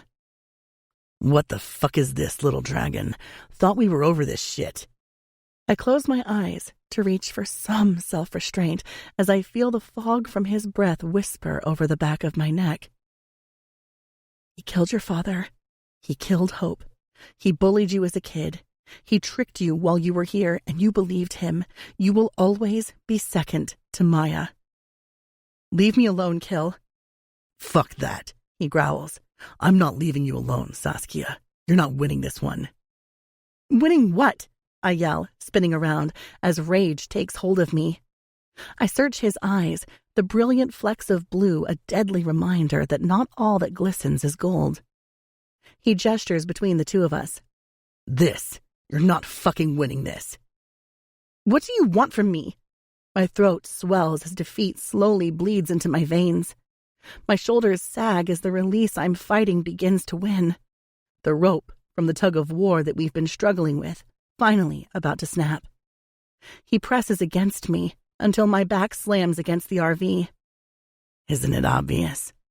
The corner of his mouth tips up, his dimple sinking into his cheek. You. Tears threaten the corner of my eyes, and I find myself once again angry that Killian has me between a rock and a hard place. Metaphorically and literally. That's not something I can give, Kill. He stills, his hand coming to my cheek. The tug of war begins again, but my hands are tied. Babe, talk to me. I dampen my lips with my tongue, squeezing my eyes shut. I can't forgive you right now. My body shakes as my legs threaten to give way. My stomach flips upside down, desperate to empty its contents. I can't. His lips brush over mine, both his hands caging me in on either side of my head. Look at me. I can't. I refuse. I turn my head to the side, needing to find something else to fixate on. Something that doesn't make my heart feel like it's about to expire. He gently hooks his finger under my chin, turning my face to his. I bite down stubbornly, my eyes crossing as I come face to face with my... whatever he is. I know I've done fucked up shit in my life. Shit, you don't even know the half of it. I killed your dad. I did.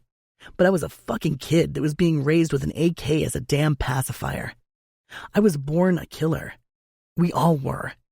If you want me to stand here before you and tell you that I'm sorry for killing your dad, then I can't do that. He was a piece of shit for allowing patients to come for you. For running as soon as your mom wasn't here anymore to stop him. Because you know that's what happened, right? And if you don't believe me, I have fucking proof. What do you mean you have proof? I ask, and I don't know why I skipped over all of the other raw details he spilled and reached straight for that. Closure, maybe? But I did, and I wanted to know. He pushes off the RV and takes my hand. Come. I do, because aside from my trust issues with him, there's one thing that with all that we've been through that I absolutely know, and it's that Killian wouldn't kill me. Maybe that's the first plank that has to be laid down on our bridge. I follow him through Delilah's home, ignoring how haunted the mansion feels now with her not here. I don't think I've come to the realization of her not being here anymore. He continues down the hallway and into a room that's at the very end of it, opening the door. King, Keaton, and Kyron are inside, talking around a mahogany table. My eyes fall to the picture frames that are on top. All of Delilah and Maya. My heartbeat thickens again. Give us a minute, Killian says to the boys, and they all look between him and I. You sure about that? King asks, an eyebrow raised. Don't know if it's a good idea. Killian picks up a black remote before his eyes collide with King. Give us a minute. They all spill out of the room as Kill leans over the desk, his arms flexing. I'm showing you this because I don't want to have this conversation again. You can forgive me or not. It doesn't matter to me. I'd still want you to watch this. He runs his hand over his sharp jaw. Kyron is a fucking genius. When we were kids, he used to do a lot of fucking filming. Kill shakes his head, turning to face the TV. There are hours and hours of film. A lot with you in it, too. And a lot with your dad. My brows pull together as I round the sofa. Killian presses play, and the TV shows static before two boys come on. Killian, you're a fucking idiot. I shoved Kyron in his arm when he aimed the camera right at me. No, I'm actually not. He knew I was kidding because he was the furthest thing from an idiot. We were fucking around outside after target practice with our dads when the front door to our pool house slammed closed, stealing both of our attention. Kyron's eyes came to mine, dead, angry, hateful.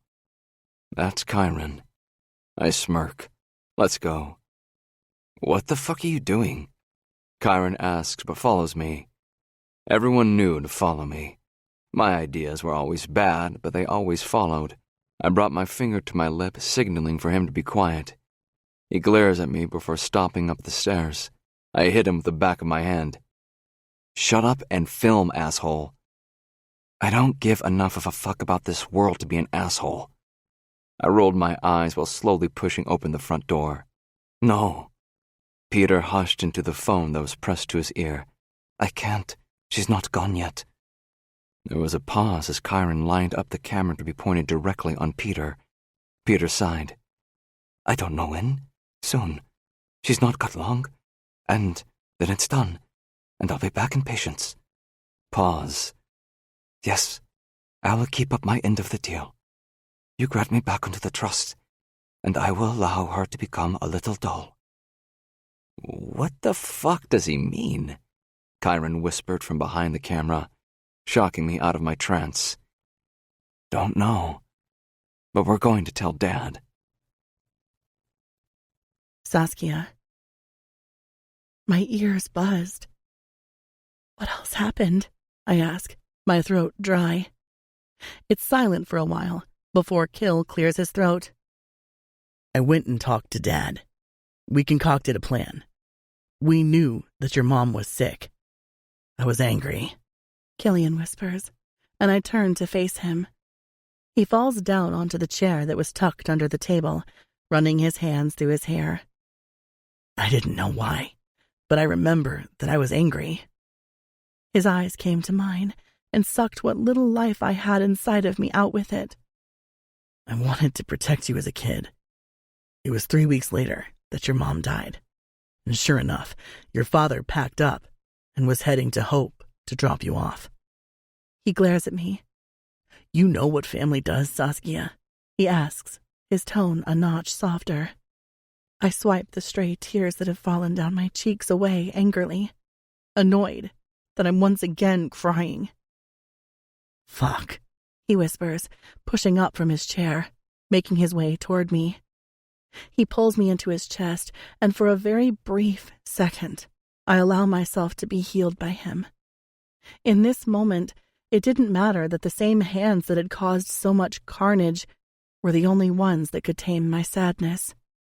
It didn't matter to me in this moment that most of the battle scars that Killian hides beneath his sharp looks and swagger were inflicted by the same man I called Papa, or the same woman that I admired growing up.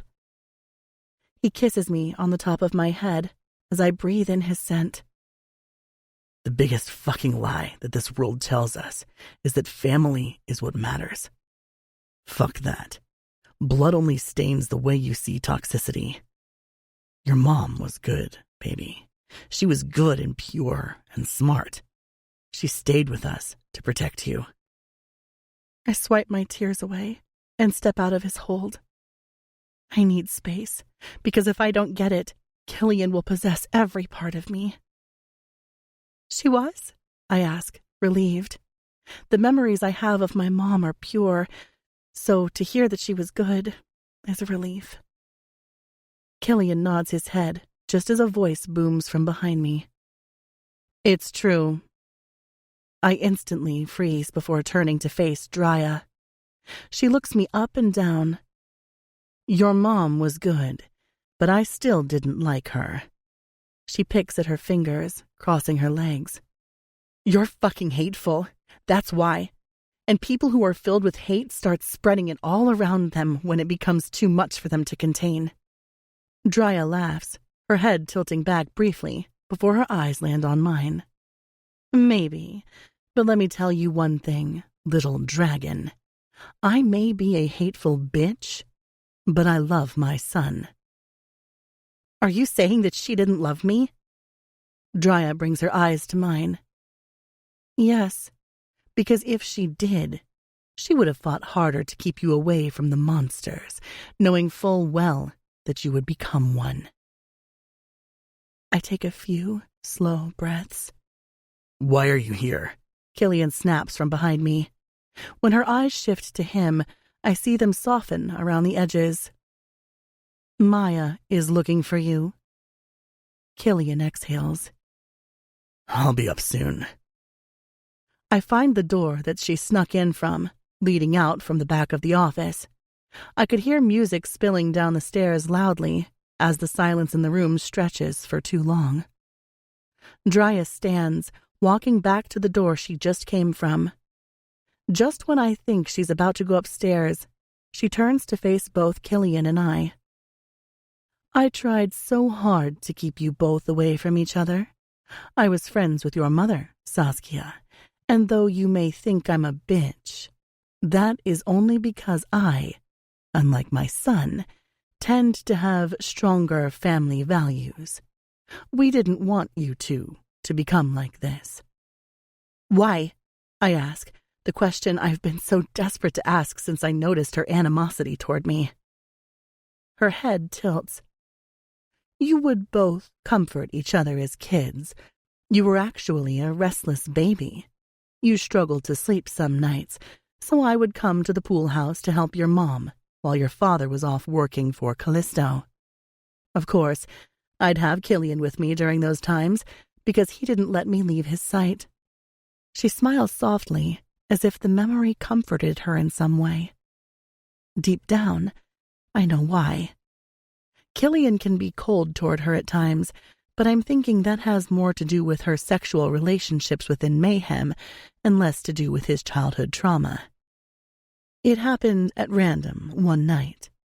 Your mom and I decided to leave you to cry, see if that helped or if you'd put yourself to sleep after screaming. You went silent about 3 minutes in, and we were shocked. We both ran for the room, albeit quietly, which was when we found Killian in your crib. He had climbed up the rail and snuggled in with you.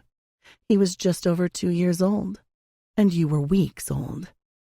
Your mother and I thought it was cute, until it kept happening. You would cry, and Killian would know.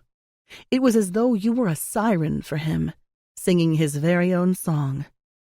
We knew then and there that you and Killian were somehow drawn to each other, as though his soul was waiting for your birth. I wrap my arms around my torso, fighting the shivers that are running through my veins. I needed you away from my son, Saskia. You, a girl of patience, the very first hybrid. You could ruin him. This brotherhood, this world, I didn't know what part of the spectrum you would fall on, good or evil. All I knew was that my son was wanting to do anything to soothe your cries. She shakes her head, tucking her long black hair behind her ear. Then, Maya arrived not long after you, and well, that changed things drastically. He was torn even as a child between you and Maya. Eventually, I helped push him toward choosing Maya by convincing him that you were a pest. By the time you were both of talking age, he didn't like you anymore. I was sure deep down he still struggled, but for the most part, he fought to hate you. Yo, okay, stop. Killian steps in front of me like a protective beast. That has nothing to do with what you were talking about, Mom. Back the fuck up, and I will never forgive you for these things you said about Saskia when she was a kid. What? Dryas torments. I didn't do anything that you wouldn't have felt eventually, Killian. I didn't manipulate you by using a talent. She looks between the two of us. And you don't think that girl already knows that you and Maya will end up together? Then she brings her eyes to me. Because let me tell you something, Saskia. My son comforted your pain, but you could never comfort his. And that's the difference between you and Maya. Enough, Killian snaps. Leave, now. Killian Cornelii, I've had about enough, and I'm not done talking. She once again brings her eyes to mine, and the dagger that she flung into my heart thrusts deeper inside of me, missing every important artery, and slowly killing me. Your father was Killian's first kill. As you know, if you do math, that made him very young. But that day wasn't when his nightmares started. He wasn't born that way. He was a happy child, until he learned his first responsibility. You. For whatever reason the gods graced us with, he felt the need to watch over you, even when he hated it. I suck in a breath, my heart beating in my chest. Boom, boom, boom. Blood rushes through my eardrums as my world feels as though everything is caving in around me. The edges of my vision blur, a buzzing sound ringing out in my ear. Hey, Killian's hands are on my cheeks. Don't fucking listen to her. She's crazy. She's right, I whisper. You may have hated me as you got older, but she's right. His arm hooks around my waist, pulling me farther into him. She's not. And I didn't hate you. I was a kid, confused with my feelings. I shove away from him. I need a minute. Turning around, I run out of the kitchen and through the house, shoving my way out the door. My breathing doesn't slow, not when I'm pushing my way through the trees, and not when I'm leaning over my knees heaving, my stomach flipping at every turn. I stop running when I'm in the forest that connects Delilah's house to mine, swiping the sweat from my forehead. I can't. I shake my head, spinning around when I hear footsteps. Killian is heading straight for me, but before I can say anything else, everything goes black.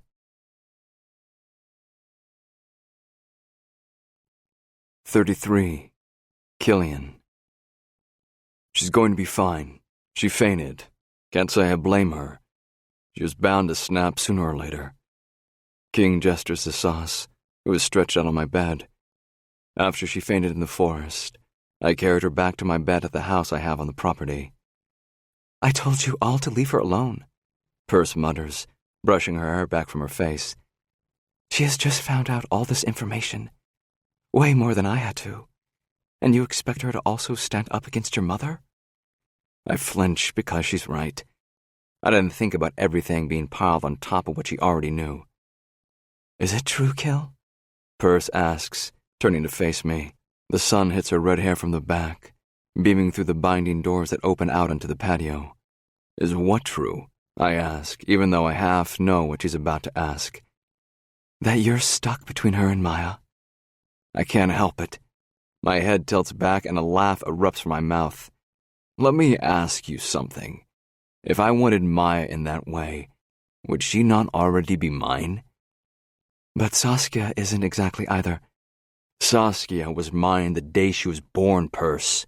That was inevitable, when she came in as a royal. And if she had stayed a royal, she would have been wifed already. But then Dragave was revealed and patience happened.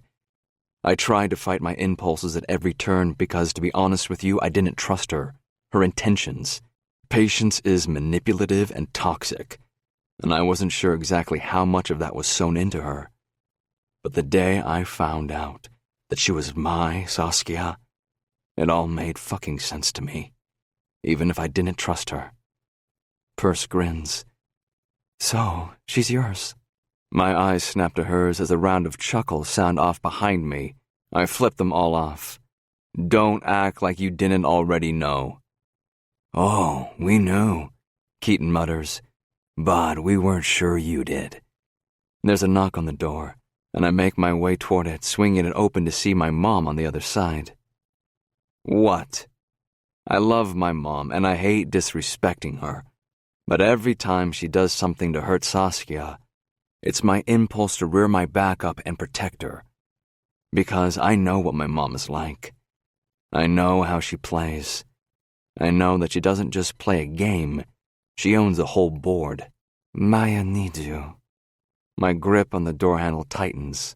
What's wrong? "She's not handling this well, Killian.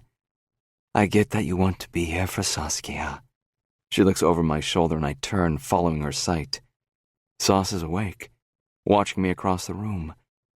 A pool of emotions begins swimming in my gut. Confusion, need, hunger. Mom draws my attention back to her. But right now, Maya needs her best friend. I lean against the doorframe. She'll have to settle for you until I know Sauce is fine. Shutting the door in her face, I make my way to the bed. Sauce wriggles into the covers farther, bringing my dark cotton sheets up to her mouth, displaying her eyes only. I like your bed. My bed likes you back. I grin at her. She looks around the room. Am I in trouble? Why is everyone here? Perce scolds her. You fucking fainted. Freaked me out when Killian was carrying you through his house.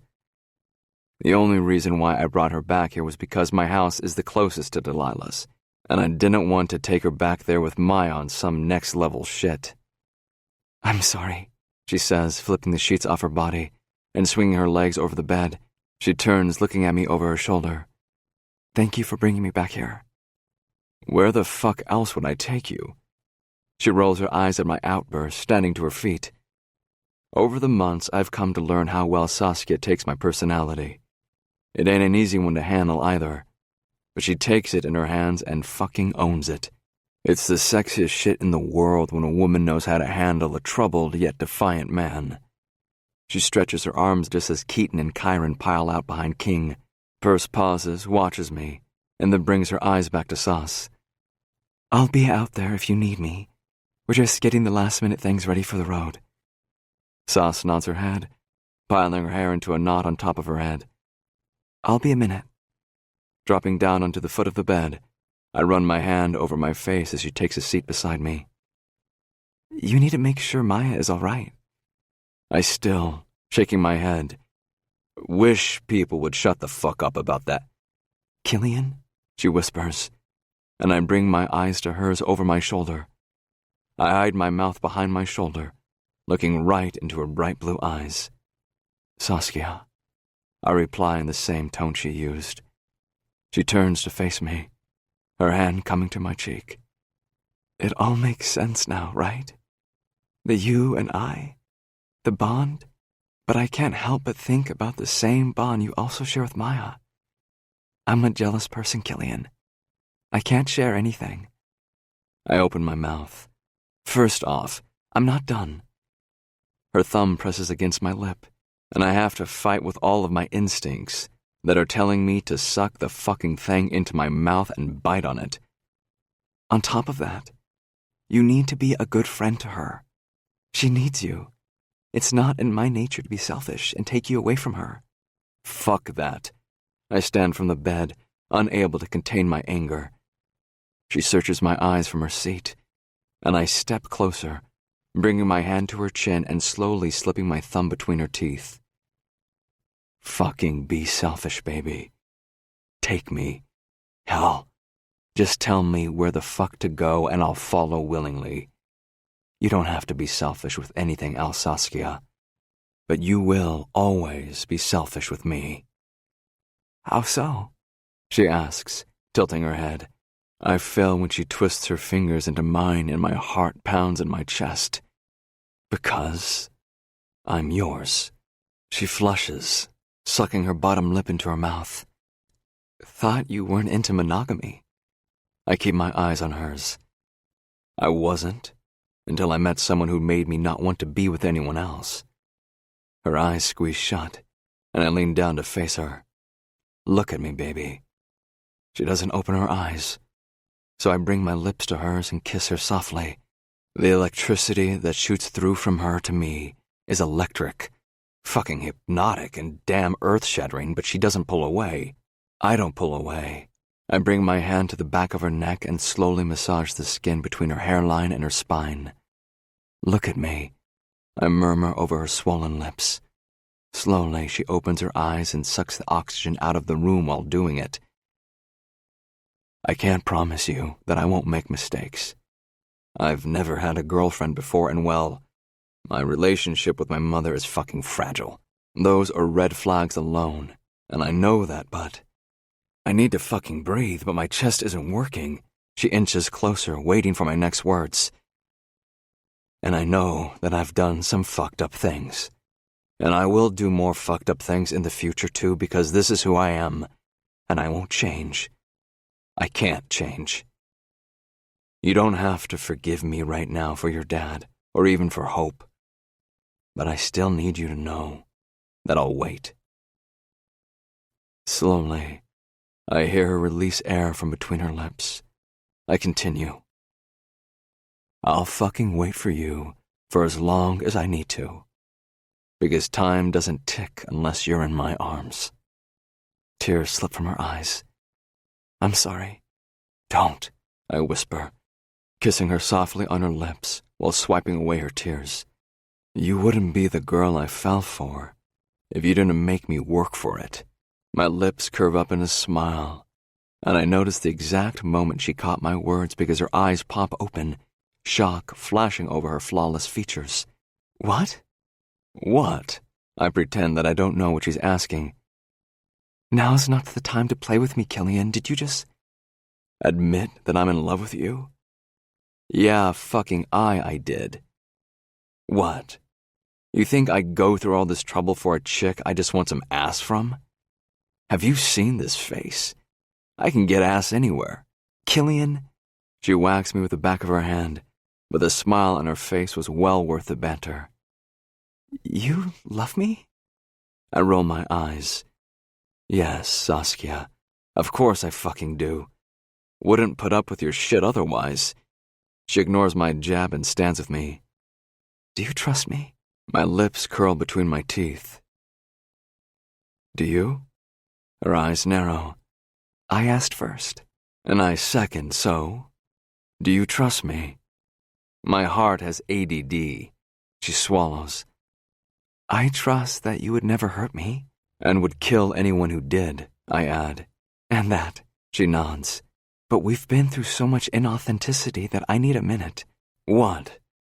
So the two villains in each other's story won't get a happily ever after? I joke, winking down at her. She smiles softly. I guess the story is still being written. I lean down and kiss her again, wrapping my arms around her back. This is some Mr. and Mrs. Smith type shit, just saying. She chuckles against my lips, and my hands come to the back of her thighs as I toss her onto my bed. Killian, she warns, and I take in this moment to acknowledge just how fucking beautiful she is. I mean, she's fucking flawless. What? I smirk with a quirked eyebrow.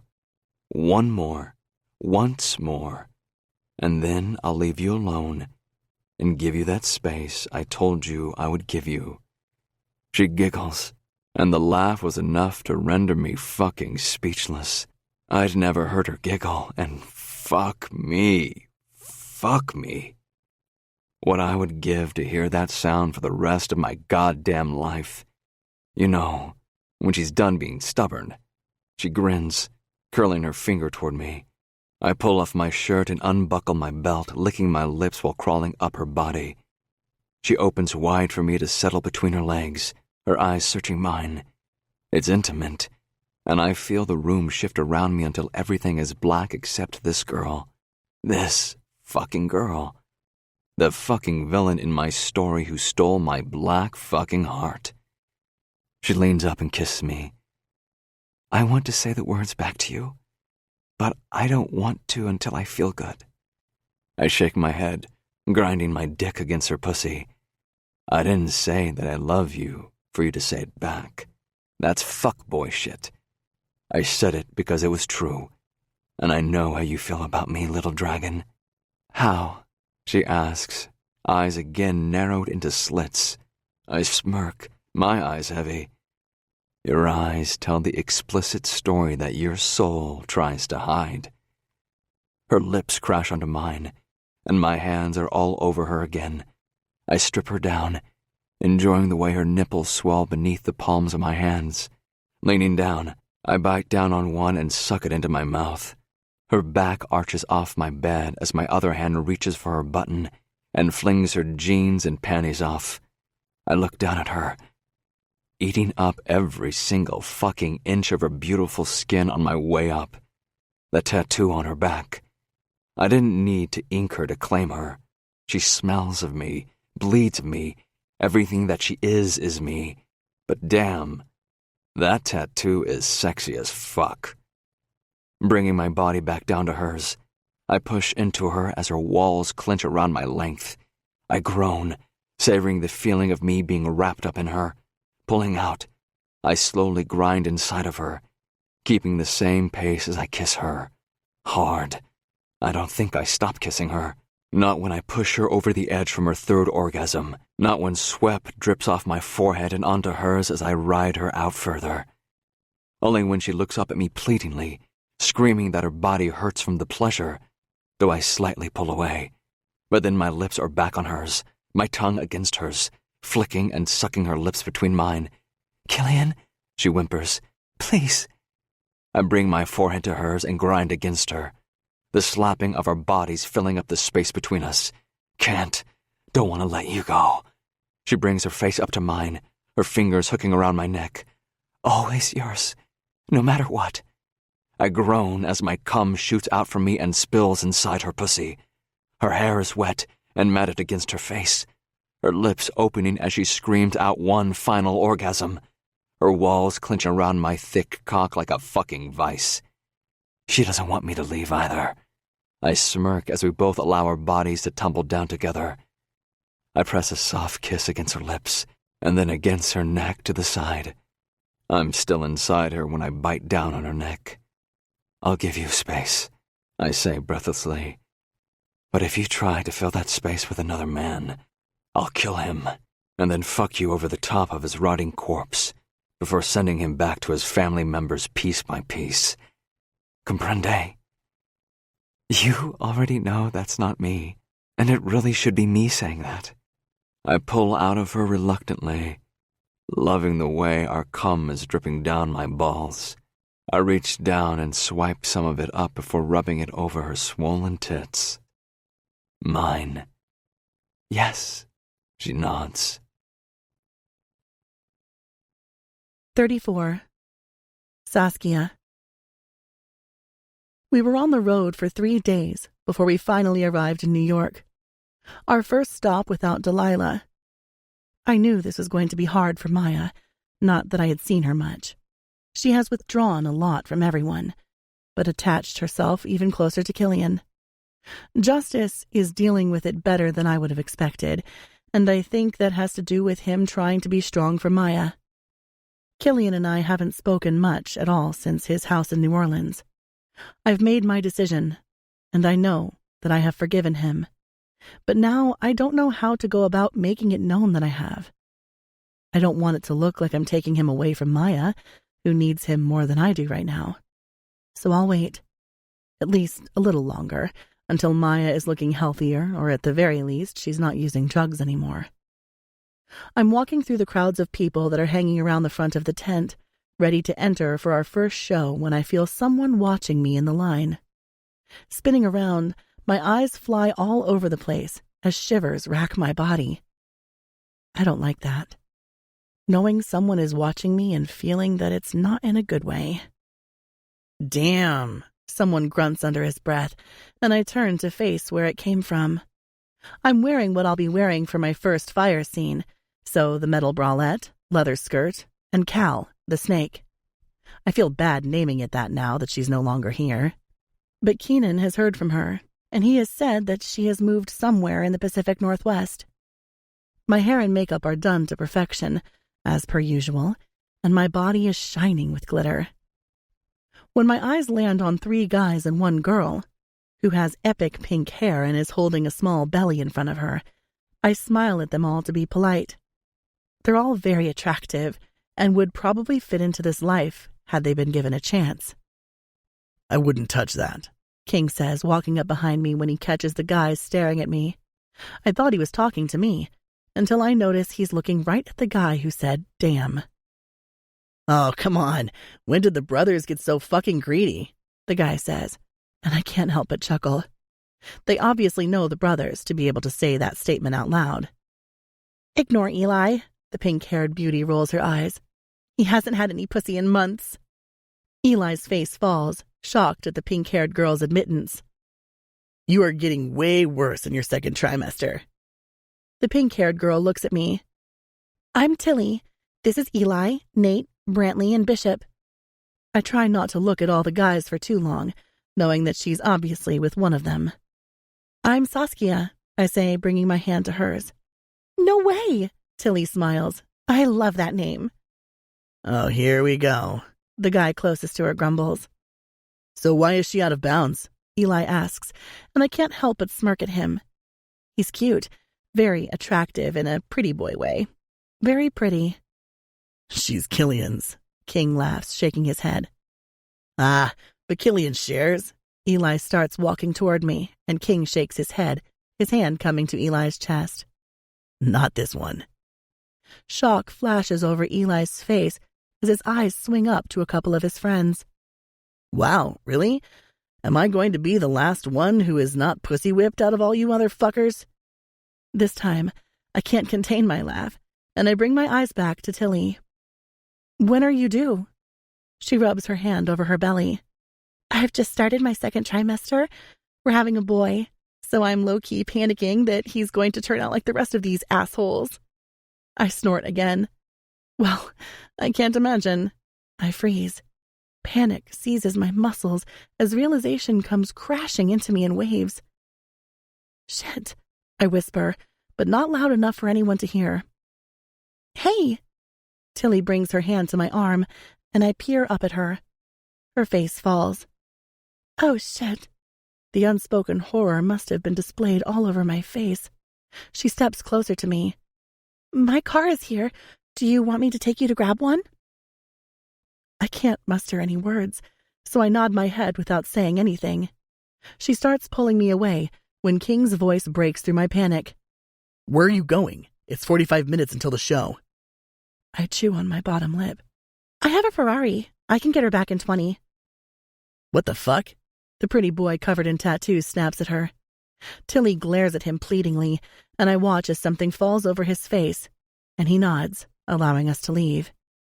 Then Tilly's hand comes to mine, and we're moving through the sea of people.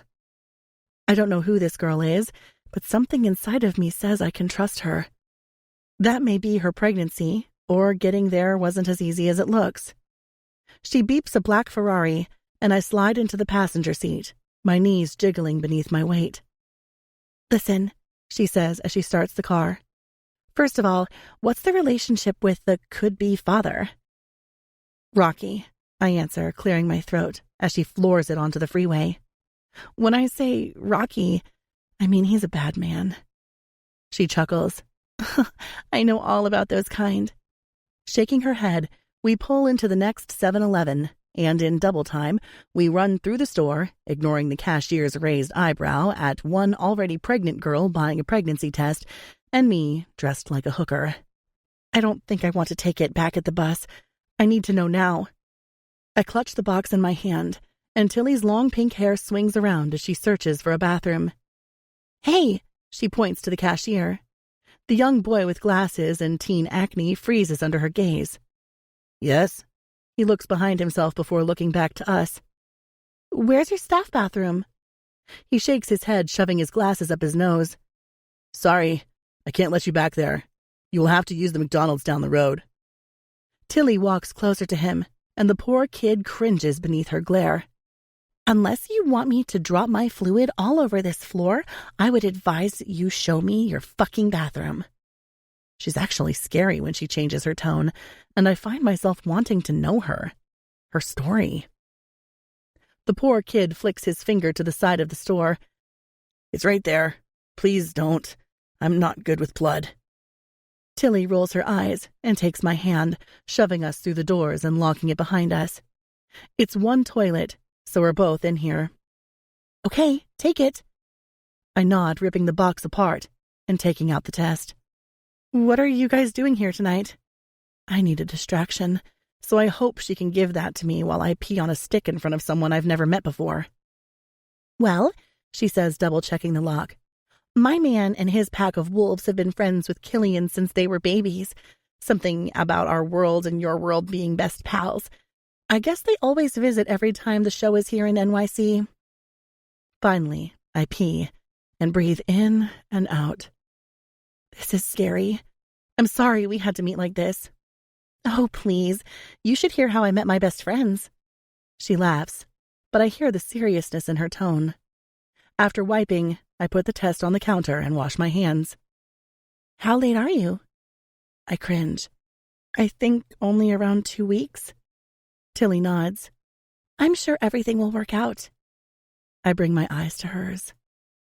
I hope so. 35. Killian.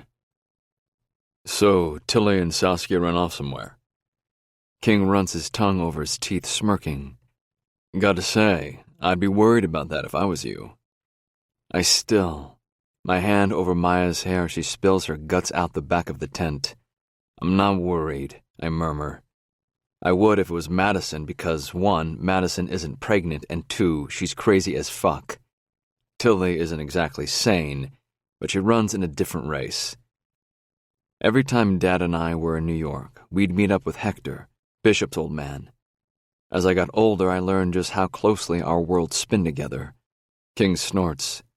Whatever you tell yourself. Maya, I squeeze her arm. I've been going back and forth with her since Delilah's death. To say that she hasn't been handling it well is a complete fucking understatement. She's handling it as bad as you could. I feel for her and I care about her, but I've reached that point where I can't do anything more to help her. You can't perform tonight.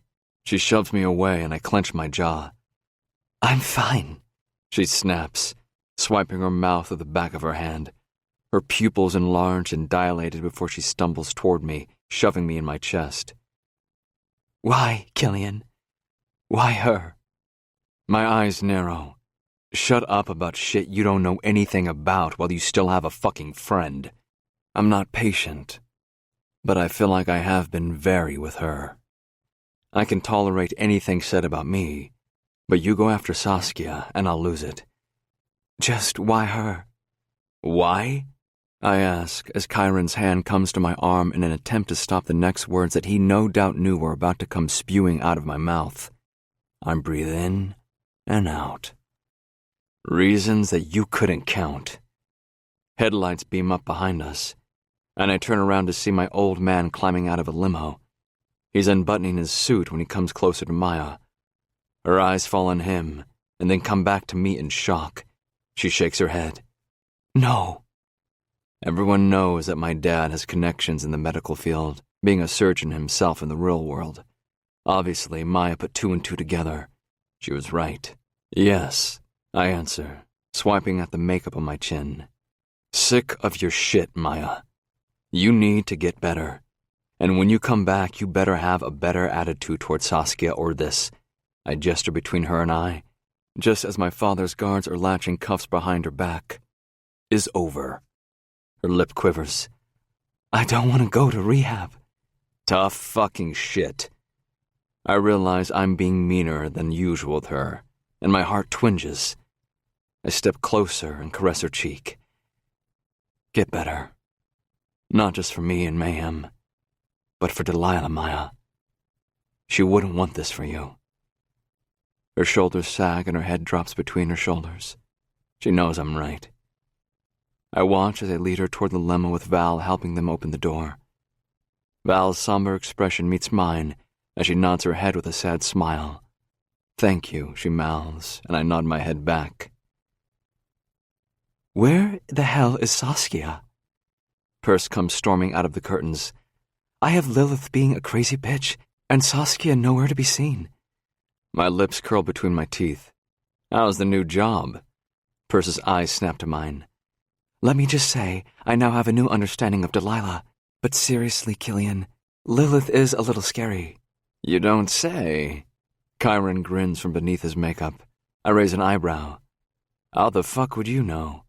Kyron holds my stare. Because all the crazy ones usually are. I go back to Perce. She disappeared with Tilly, I'll call her. Just as I'm pulling out my phone, Bishop and Nate come around the corner with Bran and Eli hot on their tail. Let me just say, I think we're fucked with our women. Nate chuckles, pulling me in for a shoulder tap. I greet them all one by one. The situation between all of us is a difficult one no matter how you look at it. But let's just say that the time Kyron spent in the cabin had a lot to do with Brantley's father. Apparently Bishop's girl offed him anyway, and I can't say I'm surprised. The man was fucking evil. The type of shit he put Brantley through, though, was another level below hell. I nod my head at Bishop. You good? Bishop is the leader of the elite kings, and he carries a lot of what they do on his shoulders. But I've never seen him the way he looks now. He shrugs. Am I ever? I watch as he slowly releases my stare and pulls out his phone. Poor fuck. I don't know what's happening with him and Madison Montgomery, but it must be something serious. Their world is about as messed up as ours, which is exactly why we're allies. Where'd they go? I ask, looking around at all of them. Eli shrugs. Who knows? But can I just say that if it doesn't work out with you and her, I'll gladly have her. Fuck off, Eli, I chuckle, shaking my head. Fine, I'll settle as a stepson. Wanna adopt me? Are you still fucking talking? Tilly interrupts us, walking around the corner with a pale-faced Saskia. Something was wrong, and it had every single killer instinct inside of me on high alert. You look good, Tills. Nice and pregnant. I grin at her. She smirks at me, her eyes darkening. Mm-hmm. Okay, trickster, settle down.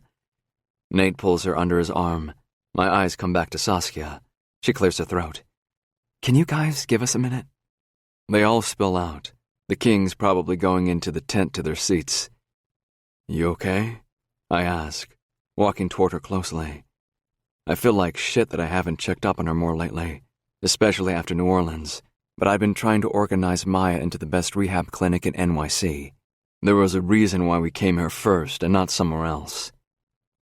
She licks her lips and then brings her eyes up to mine. I can sense her fear and I growl, reaching for her hand and pulling her into my chest. What is it? The next words that leave her mouth put a stop to my breathing. I took a pregnancy test. I falter in my steps, my eyes closing. And? Killian, you can stop squeezing me. I'm not pregnant. I let out a deep breath, sagging forward. Jesus, fuck. But it got me thinking, she whispers, breathing out between her lips and bringing her eyes to mine. She smiles softly. It had me thinking that one day, that test is going to be positive, and there's no one on this earth who I'd ever want to share that experience with but you. My chest inflates, and I can't fight off the full, cheesy smile that comes on my face. I wrap my arms around her waist and pull her in closer, kissing her on the lips. Our kids would be pretty fucking cute. She giggles against my lips.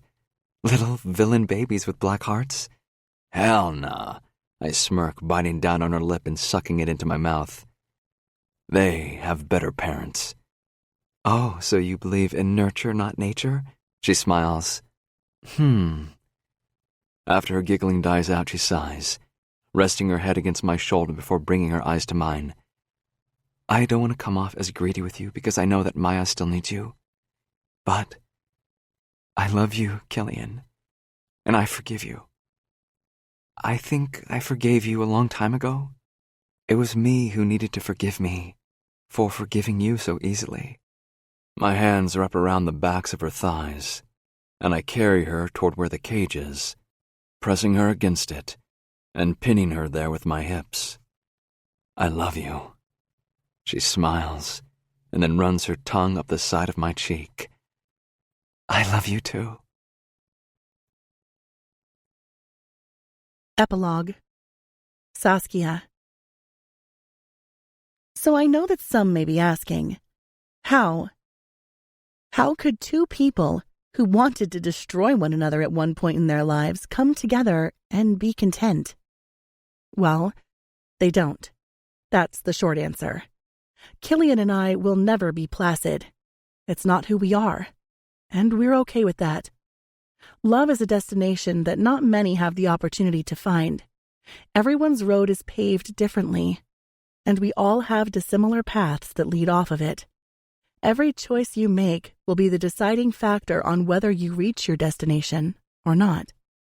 So although mine and Killian's path was rocky, had lots of hurdles, was slicked in the blood of people we knew and some we didn't, throw in a lot of bad choices and events that were out of our control, ultimately, we both took that final turn together to our destination.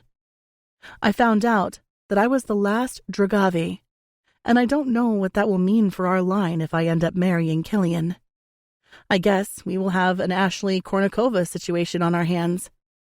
I also found out what Delilah was probably going to continue to expose right before someone shot her, and that was that if one family drops their family line, the forefathers would then need to choose someone from the outside to move in, to take over that family name. They couldn't be short a family, as it would come off as a weakness. A weakness to who? I have no idea. Delilah, being a proud woman of Kisnich, couldn't have that, which was why she went against the forefathers so much. Her death continues to hang around. Sometimes, I swear I hear her yelling at us that we're not training hard enough. I hear Killian's bike rumble from the back of the tent as the rope swings around and around, as Nike Heaton's fire starter starts playing loudly in the background, my Dragavi necklace dangling from my neck. I smirk, looking up at his shadow beneath my lashes as the crowd roars with cheers. After show. I sat in the darkest corner of the tent, like always, busting open a bag of popcorn. This show was different, and Delilah was noticeably absent. I found that not so interesting, as her days on this earth were numbered. What I did find interesting was the new girl they had, standing in the center of the ring. I paused. I leaned forward, entranced by her sheer divergence. She's not at all what I would have expected.